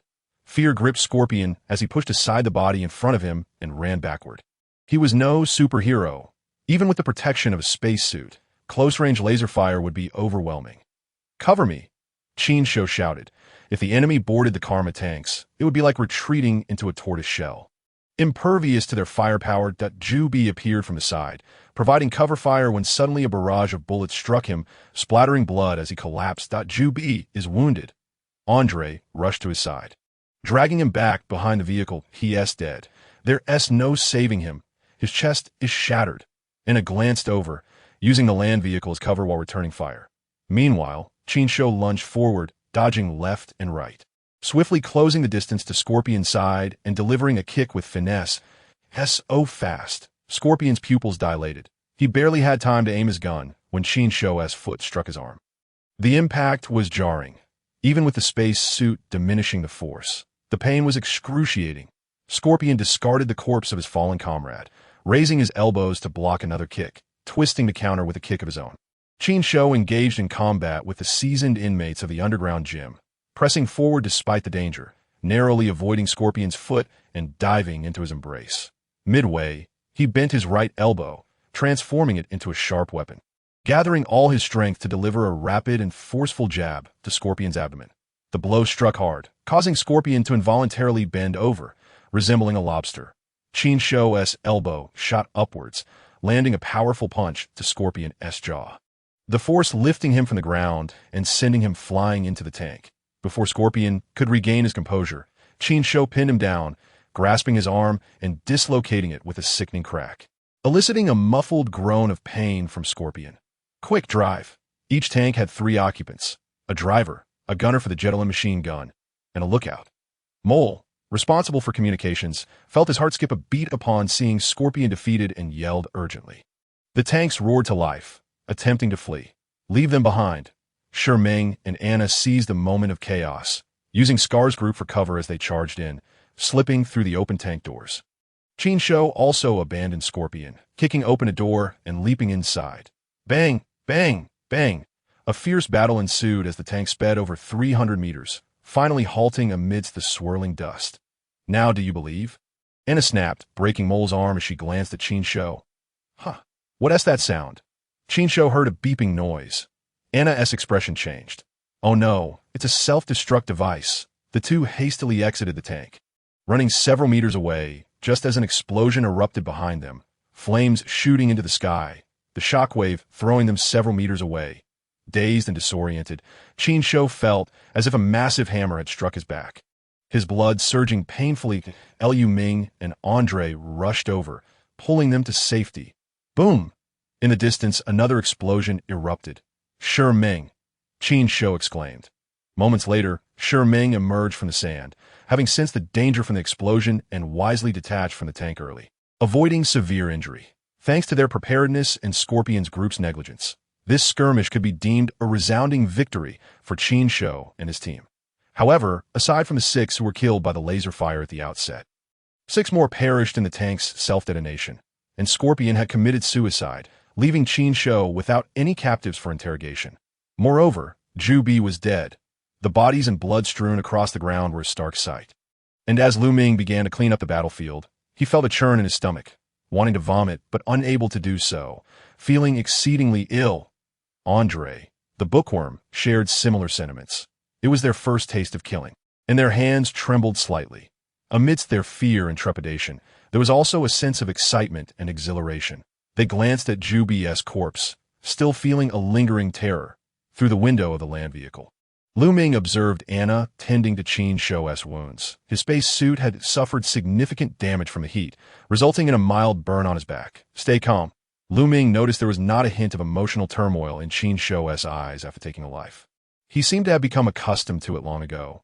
There was also Shi Ming, a taciturn figure, who exhibited no mercy when it came to taking lives. They were highly trained, exceptionally professional agents.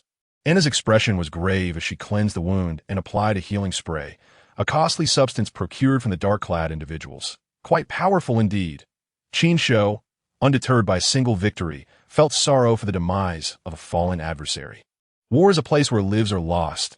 Anna reassured him. I know, he replied, donning the battle suit and space gear stripped from the Scorpion. Shi Ming, alongside Chao Xen and Citon, had rescued the survivor. Julie, from the overturned land vehicle, isn't she that renowned journalist from Entertainment Weekly? What was her name again? Julie Smith. Not only a journalist, but also a model. I've seen her on the runway. Her figure is remarkable. Lu Ming recognized her. Julie was gravely injured. A triangular shard of alloy had pierced her side, staining her space suit with blood. Though she lay unconscious, she still breathed. After examining her, Anna immediately instructed, isolate the back row of the land vehicle. Erect a radiation-proof tent. I need to operate on her that will need anesthetics, distilled water, and alcohol. Fortunately, Anna was skilled in battlefield first aid and could perform surgery. Without her, Julie would surely perish. Moreover, we must leave post-haste. The enemy undoubtedly has accomplices. Qin Shou removed the necklace from the fallen foe, buried him, and after a simple funeral, urged everyone to act swiftly. Two combat vehicles were rendered inoperative, but the two mounted Jetling machine guns remained functional. Additionally, there were boxes of compressed food, sealed barrels of distilled water, energy packs for laser gun magazines, and an arsenal of 9 assault rifles and 6 handguns, adhering to the principle of taking all that was usable. They loaded the vehicle and sped away.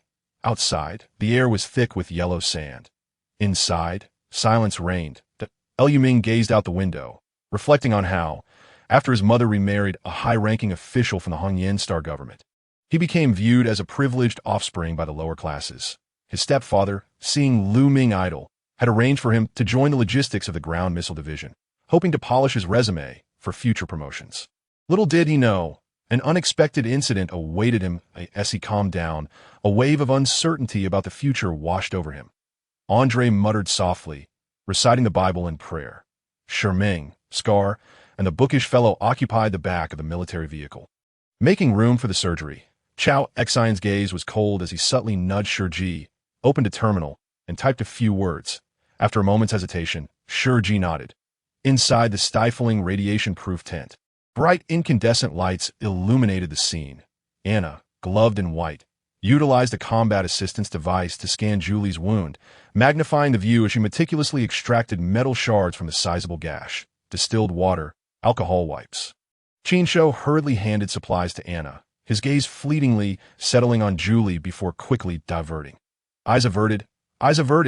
He was called in to assist by Anna. As for why others were not summoned, he could not say. The suturing began. How is it? The wound isn't too deep. It hasn't penetrated any organs. Let's hope it doesn't become infected. Support her while I bandage her. Support where? Her waist and hips. Anna shot Qin Shou a glare, noting his flustered demeanor, which was rather endearing. You don't tremble when taking lives. Why now? Qin Shou found himself at a loss for words, one hand supporting her waist and the other her hips. Turning Julie sideways, his peripheral vision catching glimpses of her ample bosom, causing his throat to dry. Julie's physique was exquisite, likely the result of rigorous training. Her A4 waist complemented by subtle muscle definition, wide hips, and a curvaceous form reminiscent of a ripe peach. With chestnut hair and fair skin, her features bore a ruggedness not typical of femininity, exuding a wild allure. Is she beautiful? Anna asked, having finished the bandaging in a teasing tone. Is it done? I'll step out now. Qin Shou stammered, hastily averting his gaze. Tisich, if you want to look, then look. It's not the antiquated feudal era. In modern society, be a bit more open-minded. Models like her surely have numerous photos online, revealing images that countless men have undoubtedly viewed while indulging in fantasies. Anna lightly shook her head, her tone laced with mockery, clearly alluding to the handkerchief incident. Embarrassed, Qin Shou could only flee in shame. Chapter 26, Electromagnetic Storm. Wow. Qin Team Leader, you have quite the luck with the ladies. Lu Ming teased as he beckoned Qin Shou over, smirking mischievously. Qin Shou maintained a serious demeanor. Lu Team Leader, we should consider our next steps. Julie was presumably a journalist, traveling with the captain and the battalion leader. It would be wise to wait for her to regain consciousness and clarify the situation before making plans. Lu Ming suggested. Qin Shou nodded in agreement. The smoke billowing from the combat vehicle served as a clear signal. Before long, a vehicle launched from an incline, engulfed in dust. Captain, the second squad has been completely wiped out. It appears to be the work of space pirates. Their spacesuits resembled long black coats, their helmets elongated and foreboding. The leading captain assessed the injuries of Shi Meng and others, the combat assistance device scanning and displaying several lines of analytical data. Most of the space pirates' escape pods have been destroyed in space, with only around 40 landing on the Stein planet. Analyzing the traces left by the vehicles in the battle, it seemed the rodents had mingled with the children. A scenario we dreaded, and time was running short. Orders were given for all combat teams to converge on Area 45 and ensure their complete eradication. Yes, from above, a multitude of combat vehicles converged from all directions, forming a tightening encirclement around Qin Shou and his companions. Unbeknownst to them, without information or intelligence, they had unwittingly walked into a hunter's trap, with death looming ever closer. The crackling of the radio grew increasingly chaotic, and the land vehicle's smart driving system was affected, necessitating manual control that something's amiss. Radiation levels are rising, and electromagnetic interference is intensifying. Lu Ming remarked anxiously. It's not just radiation. There are fluctuations in gravity and magnetic fields as well. Various forms of electromagnetic interference are an unavoidable reality in the cosmos, particularly radiation interference. Some planets exhibit radiation levels more intense than the aftermath of multiple nuclear detonations that are in such environments. Any instrument becomes utterly obsolete. The Stein and Egla planets were once slated for terraforming, a plan that ultimately fizzled out for good reason. The unique tidal gravitational phenomena, unstable magnetic poles, and high-intensity magnetic fields, coupled with fluctuating radiation levels, rendered these planets devoid of any transformative value. Silence engulfed the atmosphere, broken only by the sound of breath, as the air grew stifling and devoid of movement.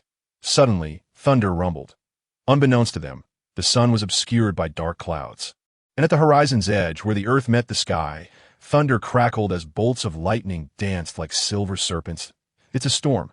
Anna exclaimed, "Quick, find shelter." Without needing further encouragement, the bookish fellow and Shi Meng altered their course toward the distant, undulating peaks. The dark clouds loomed lower, and the thunder rolled over the land. The winds began to rise.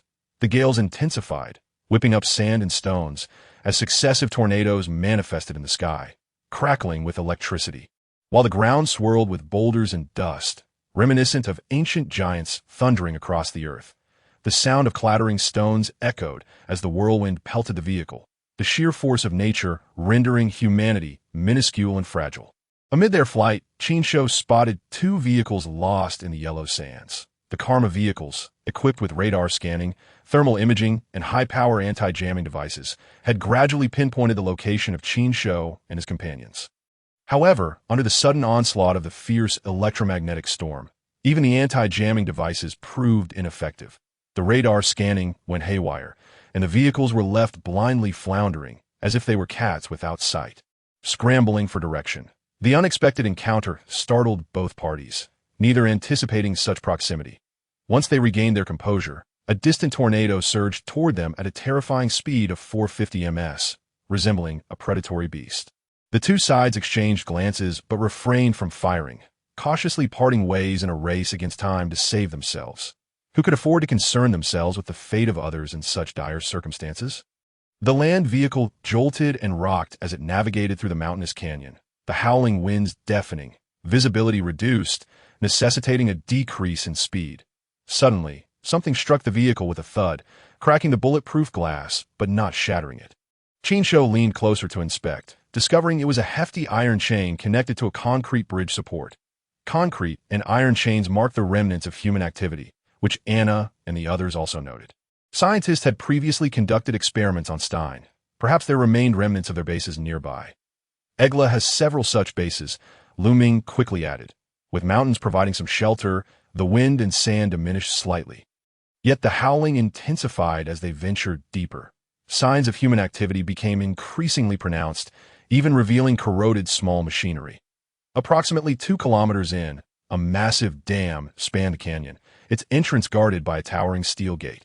Qin Shou disembarked to investigate, discovering that an electronic password was required, but the display screen was coated in sand and, upon clearing it, revealed the password machine to be damaged. Fortunately, the passage of time has eroded the steel door, creating a gap wide enough for a hand to slip through. 2 land vehicles, with engines roaring, widen the gap sufficiently for entry. Qin Shou steps in first, his combat assistance device affected by an electromagnetic storm.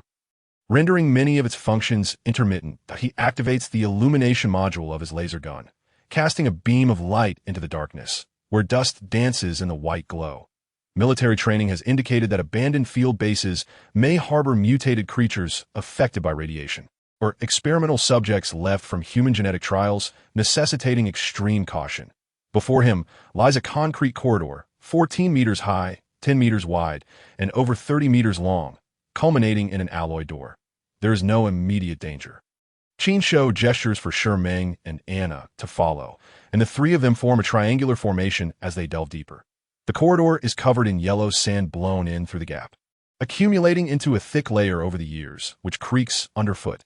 Suddenly, Qin Shou halts, his gun's muzzle trained on a corner where a skeletal figure leans against the wall, clad in a tattered, yellowed lab coat. Its round-framed glass is shattered. IT appears to be a former staff member of the base. Anna approaches, brushes aside the sand, and upon inspection points to a round bullet hole in the chest, with the sternum penetrated and surrounding areas marked by high-temperature burns. She retrieves a work badge from the ribcage, revealing the deceased's identity and photograph. Guo Liang, director of microbiology at the 4th Research Institute for Planetary Transformation. As her words linger in the air. Meng, fiddling with the alloy door, steps back as the password verification panel flickers to life, accompanied by a melodious electronic voice. Ding! Please verify identity. Remarkably, the internal program remains intact. Qin Shou and Meng glance at Anna, who understands and swipes the work badge through the password slot. Welcome back, Professor Guo. As the three await anxiously, the electronic voice resonates once more, followed by a click as the password lock disengages. In the alloy, door retracts to the left. That IT appears this base is not heavily guarded. Anna feels a mix of joy and disappointment. The lack of security suggests that whatever lies within holds little value. Nevertheless, it serves well as a temporary refuge. The base is circular, featuring 2 levels. Upon entering, they find themselves on the upper level, where a circular corridor branches out, revealing several open doors through the glass walls of the corridor. They can see the lower level furnished with square tables and chairs, most equipment and instruments missing, coated in thick dust, and strewn with old, tattered papers, an unremarkable research facility. Having confirmed their safety, Qin Shou instructs the others to transport supplies from their vehicles into the base. Outside, the wind and sand intensify, a yellow tornado engulfing much of the Stein planet. As the alloy door closes, it seals off the chaotic world outside, silencing the howling winds that a wave of exhilaration sweeps through them. But as the relief of surviving subsides, fatigue and aches take hold. The series of encounters has kept their minds in a constant state of tension. Even hardened individuals must relent with a sigh of relief. They each seek a room to rest, resembling wounded beasts retreating to their lairs to lick their wounds. You rest. I'll keep watch, Qin Shou says as he heads to the infirmary, where Anna is taking Julie's temperature. Ugh, clumsy. What are you staring at? I need to change your bandages. Do you want to watch? Qin Shou feels awkward and retreats to the lower level. The base's power and life support systems are functioning properly, shielding them from radiation, so there's no need for spacesuits. Why did Guo Liang perish outside? Qin Shou ponders, his identity granting him access to most of the doors, indicating he held significant authority. Was he killed by his own during the evacuation? Spotting some loose wires beneath the desk, he crouches down to extract a network cable and connects it to the base's internal network. Given that the life support and power systems are operational, the other systems should be as well. The screen prompt for identity verification, a smile creeps across Qin Shou's face. Indeed, as long as he connects to the base's system, a multitude of possibilities unfold. Identity, Guoliang. Password. Clearly, Qin Shou has no password, but this does not deter him. He opened a software program known as X, a system vulnerability exploit created by Qin Lu. The Stein and Egler planetary transformation project dates back 60 to 70 years, suggesting that the base's system is equally antiquated in modern society. System upgrades occur at a rapid pace. Even a research base's system, left unattended for decades, would surely exhibit signs of deterioration, like a once imposing wall showing tiny cracks through which ants can infiltrate and cause gradual ruin, leading to a total collapse of defense. However, Qin Shou does not require a full takeover. Chapter 27. Abandoned base success. Qin Shou beams as the entrance opens. After nearly half an hour, he has exploited the permissions granted by Guoliang's identity to breach the base's network defense systems. Most data within the system has been deleted or destroyed, but Qin Shou is indifferent. He is not coveting the base's data, but merely seeks to utilize the system to control the base and fend off enemies. Guoliang possesses primary system access, allowing him to control the surveillance systems, internal security, life support systems, and external weapon defense systems. His eyes gleam as he opens the external weapon systems. The base's armament comprises an air defense system featuring 6 88mm high-energy laser cannons, high-frequency radar, and powerful electromagnetic interference cannons. The ground attack system includes 4 65mm rapid-fire guns and 9 Barankali laser machine guns. Such defenses are hardly robust. The high-frequency radar and electromagnetic interference cannons are damaged, but 2 of the high-energy laser cannons remain operational, while the ground systems are intact, yet limited in potency. Using his primary access, Qin Shou integrates the information of Meng, Andre, and others into the main system, granting them lower-level access to control the weapon systems that he then activates the surveillance system. The external monitors display a flurry of static and darkness, with few functional feeds. However, the internal cameras are mostly intact, revealing a scene of Andre, Scar, and the others asleep. Even Anna slumped beside the sickbed, utterly exhausted. Qin Shou raises an eyebrow, noticing Anna's team members, Shiji, Chao-Exin, Lukov, and Williams, gathered together, engaged in conversation. He dons headphones to listen. After living most of my life, a bunch of newcomers bully me. Damn it. That filthy bitch Anna must have been sleeping with someone. She's leading us to our doom. Chao-Exin complains. Bah, Anna is only in charge because of her looks. Everyone knows about her affair with the director while she pretends to be high and mighty in front of us. Shiji scoffs. Williams, do you have a way to infiltrate the base's system? 2-star hours, Williams replies, furiously tapping on a holographic keyboard, attempting to exploit the network to breach the system. Lukov, robust and defiant, casts a sidelong glance at Shiji and Chao-Exin. Once Williams cracks the system, we trap those little brats, take them out, and have our fun with Anna and the female reporter. TLL be a blast. I'll go first. Damn it, she's been flaunting herself in front of me. That vixen, I've wanted her for ages. Chao-Exin grins maliciously. Qin Shou shakes his head, dismissing the four-cornered beast. He discovers something more intriguing. The base is not just 2 levels but a 3rd subterranean level. Thanks to Williams' intrusion, Qin Shou realizes that besides the level 1 permissions, there exists a supreme main authority, which can unlock a secret passage to the 3rd level.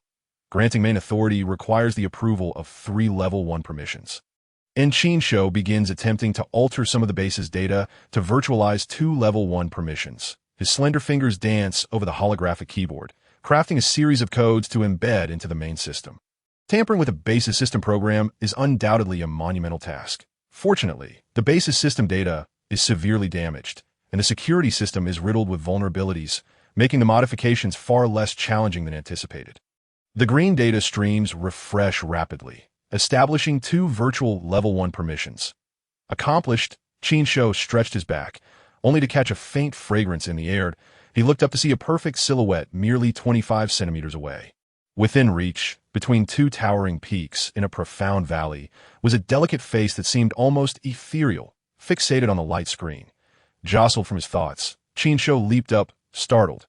When did you arrive? You didn't make a sound. You nearly gave me a heart attack. Anna, unfazed, replied. I've been here for a while. You were so engrossed that I didn't want to interrupt you, did I? Let me show you something. Qin Shou, fearing a misunderstanding, played a video captured by the surveillance. After watching, Anna's expression remained unchanged as she said, "Handle it however you see fit. And what about you, and that director?" He stammered, don't take it the wrong way. I'm just curious, it's fine if you don't want to say. Qin Shou hastily clarified. Anna smiled faintly as they say, I trade my body for information, status, and money that in the end, I'm still betrayed, though she smiled. Qin Shou could sense the pain lurking beneath her calm facade, waves of turmoil hidden within. Many carry painful, unspoken pasts. He tactfully chose to remain silent. By the way, I'm here to tell you that Julie has woken up. Due to excessive blood loss, Julie was still a bit dizzy, leaning against the wall with her memories frozen at the moment of the crash. Miss Julie, it's delightful to see you. Two men and a woman entered. Interrupting her reverie, the speaker was Lu Ming. Having heard he knew Julie and was sociable, Qin Shou beckoned him to rouse her.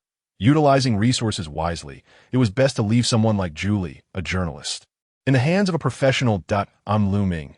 Julie blinked, her mind racing back to the wealthy heir of Redrock Star, and indeed, she recognized him, offering a professional smile. So, he is the son of Minister Lu. Julie's gaze shifted to Qin Shou, grinding her teeth. She remembered that night. If it weren't for Qin Shou's disturbance, would she have suffered so tragically? Sensing the animosity in her gaze, Qin Shou felt a flicker of confusion. Did she know about the surgery? He crossed his arms and looked up at the lights. Seeing nothing, Julie withdrew her gaze, contemplating a reckoning later, and turned to Lu Ming. Where are we? Redrock Star? Or aboard the fleet? That would be preferable. We are still on Starn Planet, in an abandoned base. Lu Ming replied, disheartened. Despite the presence of the abandoned base, essentials such as food and water were scarce, along with an indeterminate number of enemies. How long could they endure?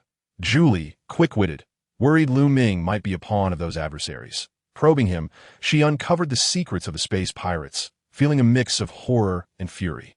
If this had happened to someone else, she might have lamented the cruelty of the upper echelon, but experiencing it herself was intolerable. She shared the captured video with Lu Ming, Qin Shou, and Anna.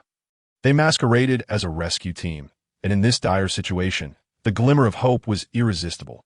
Even Captain Edward and Commander Li Wei had perished. There were likely more casualties. Qin Shou thought of Dessen, Valia, and others, hoping they remained safe. He instructed Lu Ming to look after Julie while he and Anna exited the infirmary. Are you disappointed? Anna inquired with a smile. What?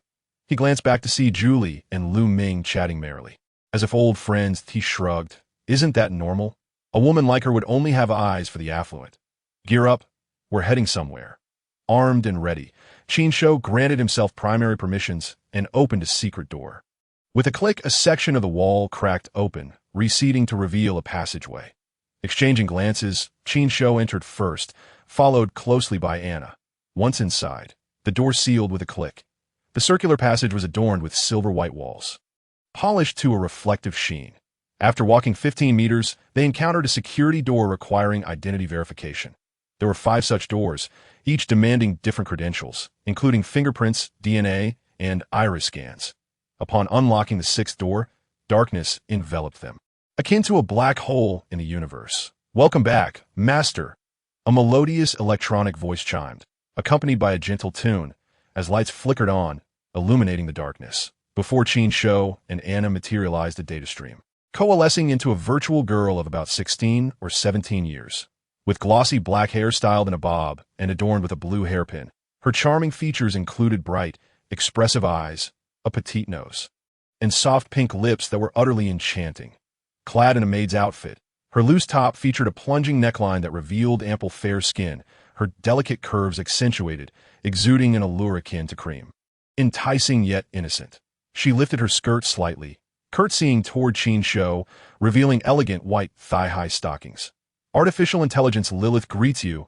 An AI, how delightful. Anna reached out to touch the maid-clad Lilith.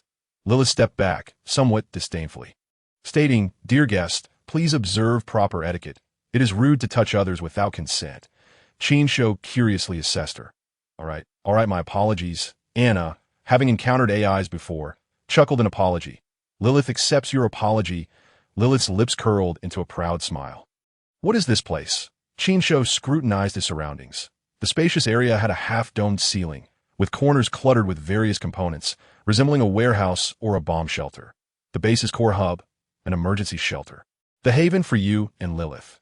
Lilith gazed at Qin Shou, her big eyes sparkling like stars. Qin Shou rolled his eyes. While he understood the former, what on earth was a haven? The creator of Lilith, who endowed her with personality and character, must have had a serious obsession with uniforms. Nevertheless, in this era, many engaged in romantic liaisons with AIs.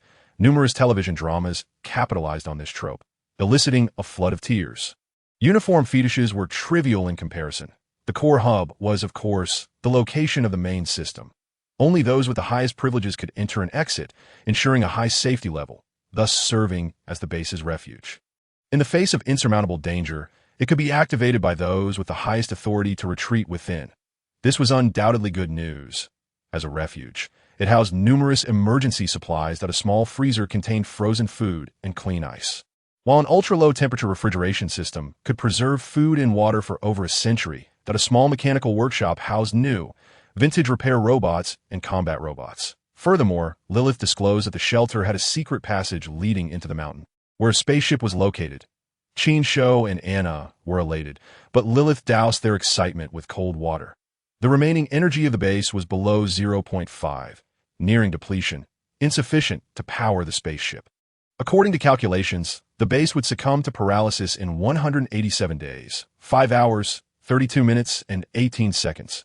After a brief conversation with Lilith, Qin Shou acquired a wealth of useful information. Returning to the upper level, he found Lu Ming and Julie in conversation while the others remained unconscious. The surveillance showed the outside world engulfed in a howling storm. Lilith indicated that the electromagnetic storm would last approximately 35 hours.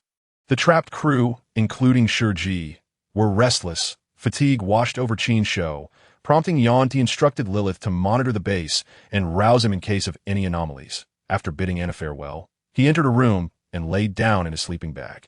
Lilith navigated through the base's network, activating the repair robots to service the internal anti-aircraft artillery, keeping a vigilant watch over the base inside and out.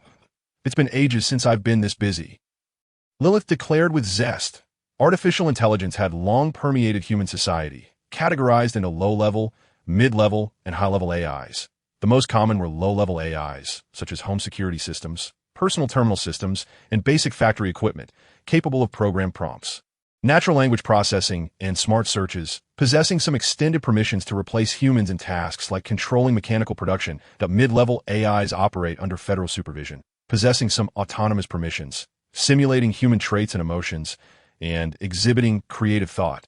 Indistinguishable from humans, applied in scientific research and military vessels, AS for high-level AIs. They are a concept proposed by human researchers, likened to omniscient deities. Regarding the use of artificial intelligence, humanity maintains a double-edged sword approach.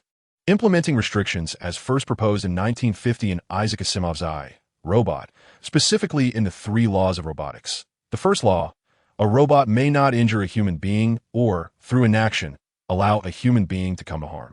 The second law, a robot must obey the orders given it by human beings, except where such orders would conflict with the first law. The third law, a robot must protect its own existence as long as such protection does not conflict with the first or second laws. High-level AIs, possessing omniscient self-awareness, could logically circumvent these 3 laws, posing a threat to humanity. Thus, research into such AI is prohibited by the Interstellar Alliance.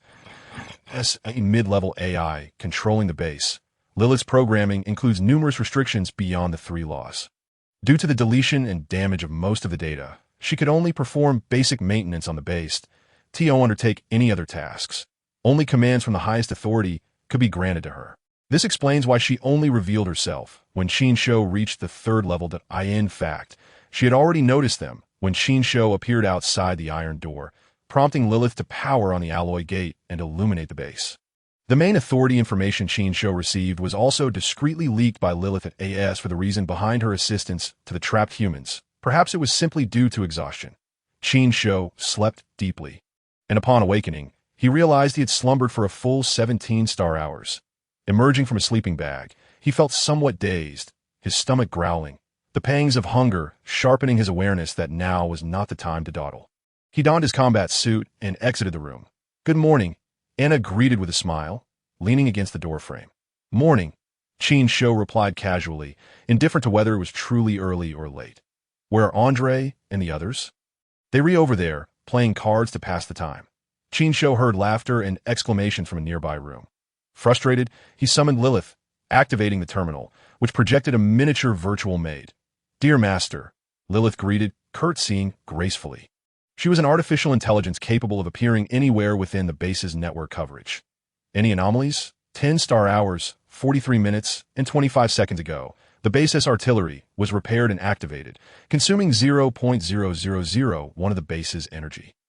Lilith reported 0.6 star hours, 45 minutes, and 21 seconds ago. 1% of the food in the cold storage was deemed still edible and has begun to thaw. 0.6 star hours, 12 minutes, and 34 seconds ago. 2 armored vehicles appeared on external surveillance and initiated an attack on the outer security. They were confirmed as enemies. A.S. Master was in deep sleep. I employed the secondary command to eliminate them, consuming 0.0002 of the base's energy. Qin Shou was taken aback. "Wait, you said enemies?" Lilith's gaze shifted to Anna, who nodded, indicating they were likely the same ones they had encountered earlier. Lilith replayed the surveillance footage of the armored vehicles emerging from the sandstorm, attacking the base, and subsequently being annihilated by gunfire. Qin Shou silently mourned for them, redirecting his focus to the thawing food. Food and water were the essence of life, but he called Andre and the others and headed to the cold storage. As the door opened, a blast of cold air rushed out, frosting their eyebrows and hair. The ultra-low temperature cold storage spanned about 100 square meters, divided into various freezing compartments. The base's provisions were far more sumptuous than the toothpaste-like space rations they had brought along, sterilized canned meats. Vegetable cans, sausages, rice, noodles, and more, eliciting salivation from everyone. The special bitter sparrow coffee from Pegasus, Lu Ming exclaimed, finding his favorite. After cleaning the modern kitchen and spending over an hour in preparation, they enjoyed the most delightful meal since crash landing on the planet Stein. Lu Ming brewed 2 cups of coffee, picked up his meal, and, amid the laughter of the group, ran off to find Julie. Once satisfied, Qin Shou toyed with his hot water cup, waiting for the excitement to fade. He then displayed the footage of the armored vehicles, speaking somberly. "Our current situation is precarious. We do not know how many comrades are still alive, nor how many adversaries we face." The group fell silent, their path uncertain. Qin Shou's tone shifted. "Of course, our circumstances are far better than sleeping in the open, especially with the base's defenses that we might yet prevail in battle. Perhaps we should pray for a tornado to sweep our enemies away. But I still hope we can prepare ourselves." His gaze fell on Anna's team, Hamo and Stan. "You must have noticed we are down 4 members." That he activated the terminal to replay the surveillance video. "Scum!" Scar shouted, slamming the table. Anna crossed her arms, casting a grateful glance at Qin Shou. The video, processed by Lilith, had omitted parts featuring her. Hamo and Stan, sensing the hostility in Andre and the other's eyes, hastily defended themselves while seeking Anna's aid. "I believe the 2 of you were not involved. Otherwise, there would not be for casualties, but 6. Qin Shou interjected on their behalf before inquiring, "What should we do about them?" "Kill them," Hamo quickly affirmed. Harboring personal grievances against Lukov and now loathing the 4 even more, Stan hesitated slightly, but raised his hand in agreement. "But will killing them?" Andre hesitated. "If they kill me, I will kill them." Shimon replied coldly. "Those who aim their weapons at comrades instead of the enemy deserve death," Scar declared angrily. "Nerd," Anna nodded in agreement. "Very well, the majority has spoken. I ask Mr. Hamo and Mr. Stan to escort them." As the locked door swung open, before Shurji, Chao Exen, Lukov, and Williams could express their joy, Hamo and Stan pulled the triggers, their lasers sweeping inside to extinguish their lives. Andre stood at the back, drawing a cross over his chest. Then, alongside Hamo, Stan, and Scar, they disposed of the bodies outside the base, letting the wind and sand bury them. Chapter 29. Engineering Armor, Ava eliminating internal unrest. Qin Shou instructed everyone to connect to the base's system and allocate permissions. Hamo and Scar would control 8 anti-aircraft guns. Stan and Andre would manage ground weapons, while the nerd monitored operations. Shimon and Anna remained on standby, with Lu Ming overseeing logistics and caring for Julie. With tasks assigned, the group no longer loitered. The atmosphere turned tense as they familiarized themselves with their roles. "Master, Are you dissatisfied with Lilith? She could have performed those tasks as well. The miniature Lilith pouted, on the verge of tears, adorably. Not at all.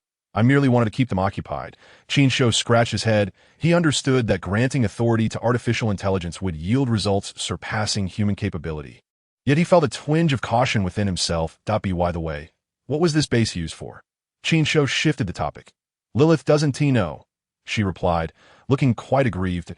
In the core hub layer. Qin Shou inspected various warehouses. Due to the absence of Lilith's data and the constraints of main authority, several warehouses were beyond her control. This was expected. Humans often harbor secrets they wish to conceal. Establishing blind spots for artificial intelligence serves as an alternative limitation. Using a laser cutter, he severed the iron lock and pushed open the warehouse door, a musty odor assaulting his senses. Once the scent dissipated, he turned on the lights and was momentarily taken aback to find a small laboratory within. Several large cylindrical glass jars stood upright, containing a viscous black liquid that had grown moldy and decayed due to power outages and the passage of time. Upon closer inspection, they resembled human organs, quite repulsive. Lilith says this is Master S' private laboratory. Most of the laboratory equipment had been removed. Qin Shou cautiously surveyed the area, but found nothing of interest until he approached the workbench. His gaze fell to the floor where he stepped on a yellowed, corner-torn sheet of paper. Crouching down, he brushed away the dust to reveal densely packed letters, several bold black words catching his eye. New discoveries in gene suppressor research. Qin Shou squinted. The consensus among modern humans is that gene agents possess flaws, and overcoming these deficiencies has been a primary focus of major genetic research institutions. Nutritional solutions represent the most significant breakthrough. According to the law of energy conservation, while gene agents endow humans with immense power, they also consume vast amounts of bodily energy, hastening cellular division and metabolism, leading to the short lifespan of genetically modified individuals. Overuse of power could even result in bodily collapse, akin to a heap of mush. This principle mirrors how high-power machinery demands considerable energy. Conversely, nutrient solutions rich in energy can quickly replenish losses, thereby prolonging the lives of genetically modified individuals. However, extracting nutrient solutions is challenging and costly. A common F-grade nutrient solution costs 500 credit points through legitimate channels, while the black market ranges between 300 to 1,000. B-grade and higher nutrient solutions are controlled by the federal military, rarely leaking into the market. In addition to nutrient solutions, a mainstream area of genetic research is the gene suppressor, which slows the transformation of gene agents within the human body, allowing for an adaptation period and controlling genetic mutations within human limits. However, as the saying goes, the wool comes from the sheep. The nature of gene suppressors is similar to serums, requiring extraction from genetically modified individuals. Ostensibly, this project is prohibited by the federal government. Lilith's master had actually researched it. Qin Shou scanned the contents of the paper using the terminal, noting the scattered sheets on the ground. He also discovered a laboratory journal in a cabinet, filled with intricate handwriting, numerous chemical formulas, and unfamiliar symbols. Despite having received a moderate education and extensive self-study, his knowledge matching that of university students, he was utterly bewildered, unable to comprehend it clearly as the main authority of the research base. The highest leader, Master, was no ordinary individual, at the very least a professor or an academician. Qin Shou now felt like a primary school student confronted with advanced mathematics papers, akin to deciphering a book written in an unknown language. Specialization exists in every field, and he surmised Dr. Chun would find it intriguing. The first warehouse yielded rewards, fueling Qin Shou's anticipation for what lay ahead. Unfortunately, fortune does not always favor the prepared. In several consecutive warehouses, he found them either empty or cluttered with old, rusty parts. Upon reaching the final warehouse, Qin Shou opened the creaking door to reveal a spacious area of around 180 square meters. In the center stood a colossal, suspended apparatus, flanked by mechanical arms, with a black curtain resembling a stage drape concealing whatever lay behind it. Qin Shou was momentarily stunned, a surge of exhilaration swelling within him. What lies beneath the curtain? Could it be a mech? Qin Shou ascended to the control panel, activating the mechanical arms to unveil the hidden apparatus. Yes, he discerned the machinery suspended above. Disappointment washed over him. It was not a mech, but rather an engineering exosuit. Of course, in essence, there is little distinction between the two. In contemporary society, The definition of mechs varies, yet the commonly accepted term refers to mechanical power armor suitable for diverse fields. Initially, mechs were employed in planetary development and transformation, known then as integrated engineering machinery armor, which came in both manned and unmanned varieties. Due to the susceptibility of unmanned drones to strong magnetic fields and high-energy radiation interference, which could result in loss of control and damage to microelectronics.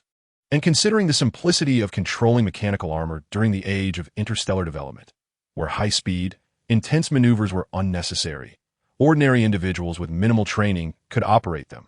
Furthermore, human life was far less precious than in the era of Earth, allowing man-machines to thrive.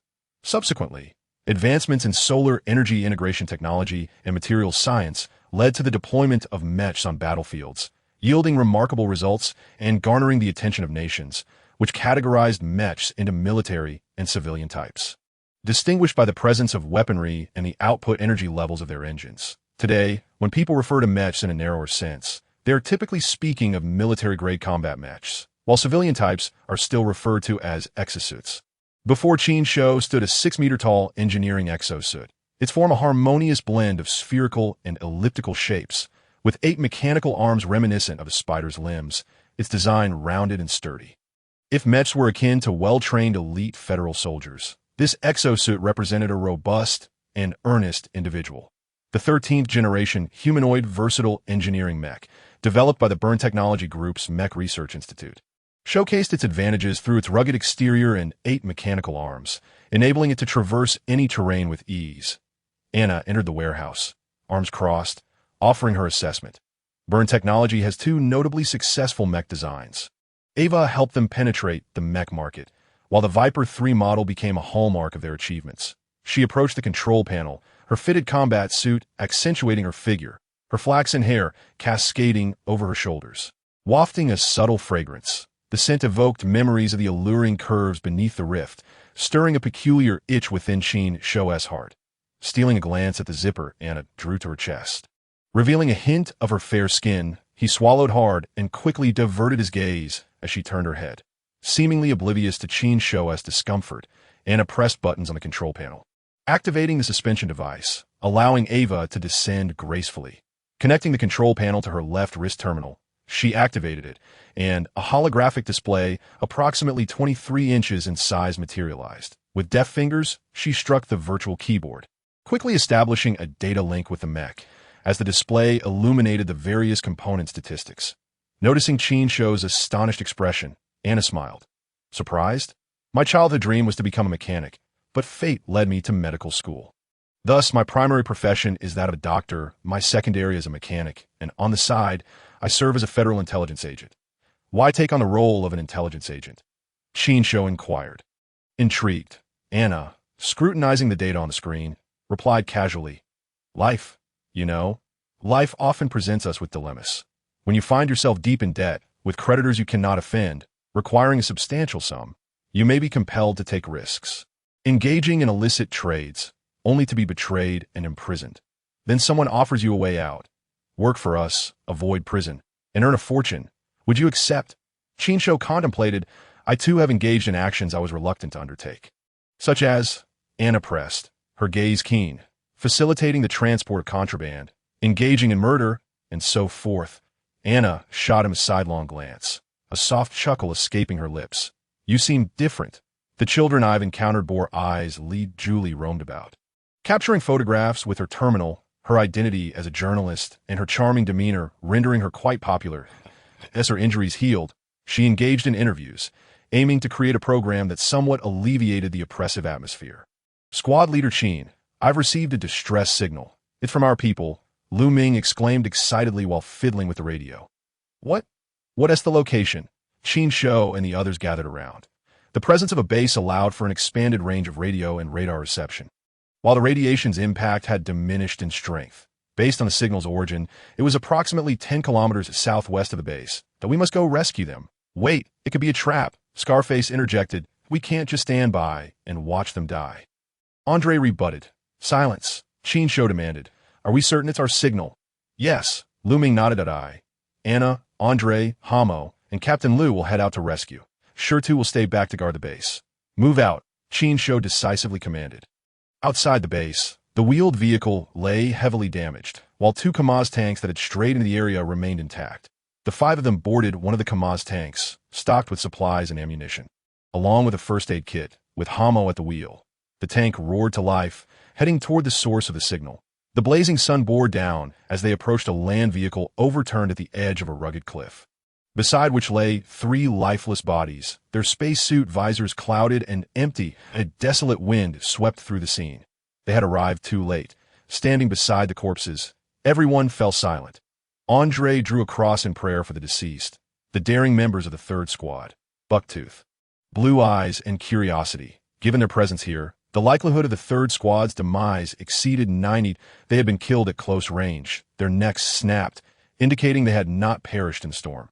The time of death was within the last 20 minutes. Anna scanned the surroundings warily. With a sharp gaze, Qin Shou stated, "Let us bring the bodies back to the base. Those who came together must return together." The cloud of yellow dust rose as 5 tanks regrouped. "Captain, their movement." "Excellent. Follow them," came the reply. Inside the tank, Qin Shou noted the rising cloud of dust in the rearview mirror, gripping his weapon tighter. "We're being targeted." The group was startled. Also, the protruding teeth can escape the electromagnetic storm. Others can too. "We should gather our companions as much as possible." Andre, his head wrapped in bandages, spoke in a low voice. "How do we gather them?" "One by one. We have so few people here. How can we find them?" "Those others will locate them faster than we can," Scar said loudly to Liu Ming, whose injuries were not severe, suggested. "Since the base is exposed, let us use a signal transmitter. The teams that can receive the signal will converge towards us. We should also send out a distress signal that I refuse to believe that such a significant event has occurred without any response from Hongyan Star. I am convinced that a genuine rescue team is waiting in the cosmos. They cannot hold out for long. The Federation is not a single-party dictatorship. Opposition parties will exploit public opinion and the families of the victims to continuously pressure the ruling party," Julie proposed. "Indeed, the longer we endure, the greater our chances of survival. IT has already been 126 star hours. If we persist for a few more days, rescue will arrive." Liu Ming nodded in agreement, seeing that everyone's expressions had softened. Qin Shou understood that Liu Ming's words had instilled hope in them, so he refrained from saying more. "Any other opinions? Then let us proceed." They each returned to their posts, busy with their tasks. Anna cast a glance at Qin Shou, signaling that she wished to speak privately. Qin Shou followed her into a room. Anna closed the door, turned around, and, with her right arm across her chest, noticed Qin Shou's discomfort and couldn't help but chuckle. "Sit down. I want to bite you." Qin Shou offered an awkward smile as he sat on a chair.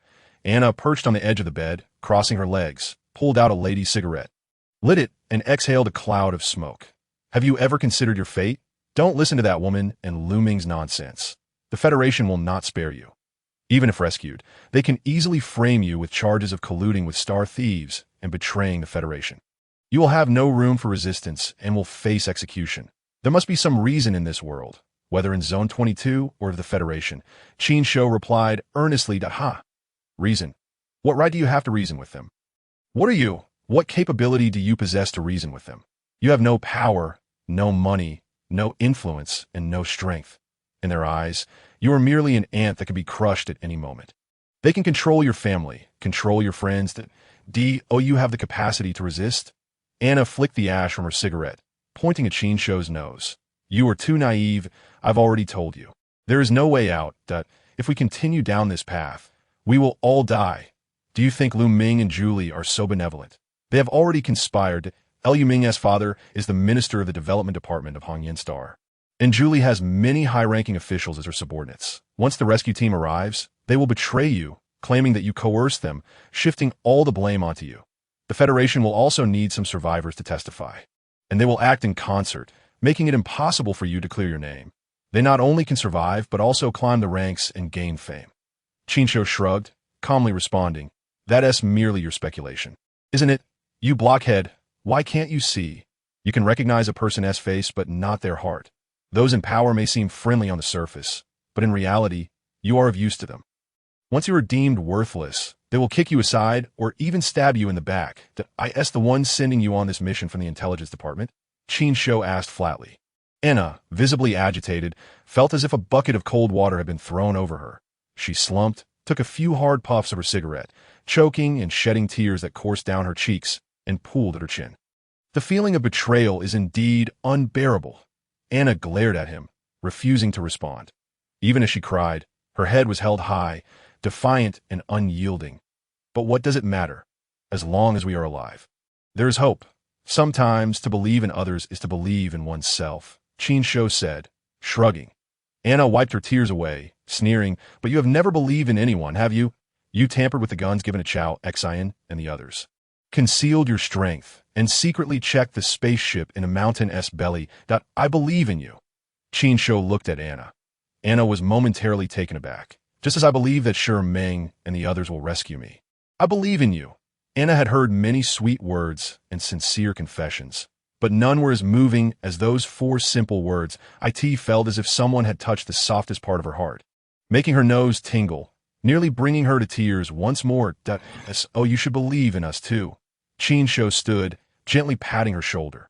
After Qin Shou left, Anna regained her composure after a while, her tear-streaked face blooming with a faint flush. Having experienced the warmth and coldness of human relationships, she was surprised to find herself touched by such simple words, reflecting on her earlier emotional outburst. She felt a chill. She had allowed Qin Shou to influence her feelings. Had she become too relaxed? No, it was a skill. He had strategically probed her vulnerabilities, catching her off guard. "I was truly deceived by your appearance." Not at all honest, Anna muttered to herself. The armored vehicle came to a halt at the tenant camp. The captain, stepping out, kicked a few stones, and the team members behind him fell silent, wary of provoking him. After venting his frustration, the captain's gaze turned icy. "With our firepower, a direct assault on the base is too difficult. If only we had a mech. If it's not possible, we need some heavy artillery."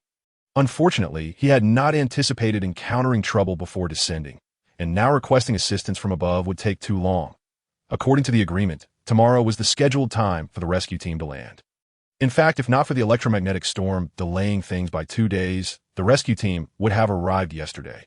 "Captain, regarding the mech, I remember there is a mech aboard the transport ship, the Viper 3 model," a team member suddenly said. The captain inquired. "But it has some damage. Let us go take a look." The captain's eyes lit up. Chapter 32. Who are the star thieves at this moment, on the battlefield of the Igra exercise? "What? My mech has crashed." Emily, clad in a tight combat suit, was furious, directing her ire at Su Qing. "I need the mech now, and you tell me it has crashed? The live audience is waiting." Su Qing maintained a cold demeanor, waiting for Emily to finish her tirade before responding. "Miss Emily, please rest assured, the Federation fleet will compensate." "Compensate? What will you compensate?" "That was modified by Professor Lin, superior to the experimental Viper 3 model. I was responsible for collecting data, and now it's lost. You can explain to Professor Lin yourselves." Professor Lin, the one who developed the Viper 3 and is celebrated as the foremost mech expert of Hongyan Star? Su Qing's expression darkened further. Inside the base, as the radiation levels decreased, Lu Ming anxiously stated, "Let us increase the pulse signal frequency. Perhaps we can contact the outside world." Invisible pulse signals shot skyward from the transmitter. The universe is not devoid of miracles. Its wonders surpass human imagination. Do not attempt to fathom the miracles that have occurred or will occur in the cosmos with the limited human mind. To this day, countless wonders in the universe await our exploration and discovery, as famously articulated by the renowned interstellar explorer Ferdinand Magellan. The planets Stein and Igra seemed like 2 ballroom dancers, entwined and inseparable. The magnetic poles of the 2 planets are perfectly opposite, attracting each other, forming a unique magnetic field. However, this magnetic field is unstable, with the stars acting as a third party, disrupting their relationship, leading to fluctuations in gravitational tides, electromagnetic storms, and radiation variations, resembling a romantic farce between planets and stars. But now, the 2 dancers have reconciled.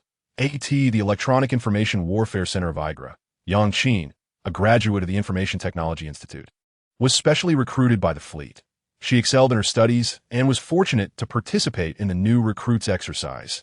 Electronic information warfare plays a crucial role in modern interstellar combat. Before 2 fleets even engage, electronic warfare has already commenced, from defense to attack. That if one fleet falters in electronic warfare, the entire battle situation may be affected. Yang Qin was playing Mech World on her terminal while other new recruits were occupied with their own tasks. The new recruits' exercise had devolved into mere drudgery, and the Electronic Information Warfare Center had become idle. With scarcely 2 assignments in a day, everyone looked forward to the end of the drill. Compared to the barracks, this place was utterly dull. After losing yet another round, Yang Qin angrily shut down her terminal, picked up a cup of coffee, and took a sip. The slightly bitter taste lingered as she absent-mindedly glanced at the holographic screen.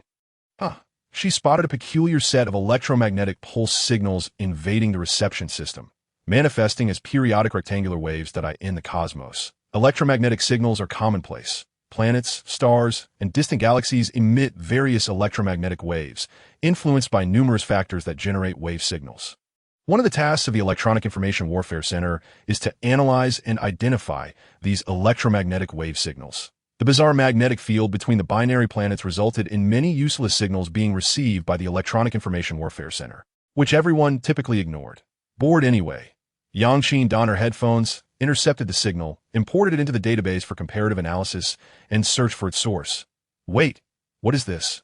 No way. Yang Qin deciphered the content of the pulse signal. Her eyes widening. A distress signal from Stein Planet? Yang Qin glanced around. No one else seemed to notice. She felt it was her moment to shine. Although she had performed excellently, her experience in the military had not been as fulfilling. Sometimes, having ability does not guarantee recognition, especially in the Federation fleet, where many were more capable than she. The Star Thief attack incident, which Yang Qin had personally experienced, had garnered significant attention from both the fleet and the planetary government. Especially after hearing about a transport ship crashing on Stein. She first needed to obtain information about the victims and report back, which would be a significant achievement. First, she had to verify the authenticity of the signal. Yang Qin pinpointed the signal's source area, used her clearance, and transmitted a signal to the target zone. There's a response. There's a response. Lu Ming shouted as he rushed out of the communications room. Did you find other comrades? Qin Shou inquired. No. I've received a signal from the Egglero planet. Inquiring about our situation, Lu Ming's face flushed with excitement. What? A gasp surged through the base, quickly followed by jubilation as everyone gathered around. Except for Anna and Stan, who hesitated slightly. Unlike Qin Shou and the others, they remained vigilant and cautious towards the Federation. Quickly, communicate with them and inform them of our situation, Andre urged. The crowd surged into the communication room. While Lu Ming eagerly took a seat. Wait. Qin Shou interrupted Lu Ming, drawing everyone's attention. You all must understand our current predicament. Our enemies are not the space pirates. They are the Federation, without a doubt.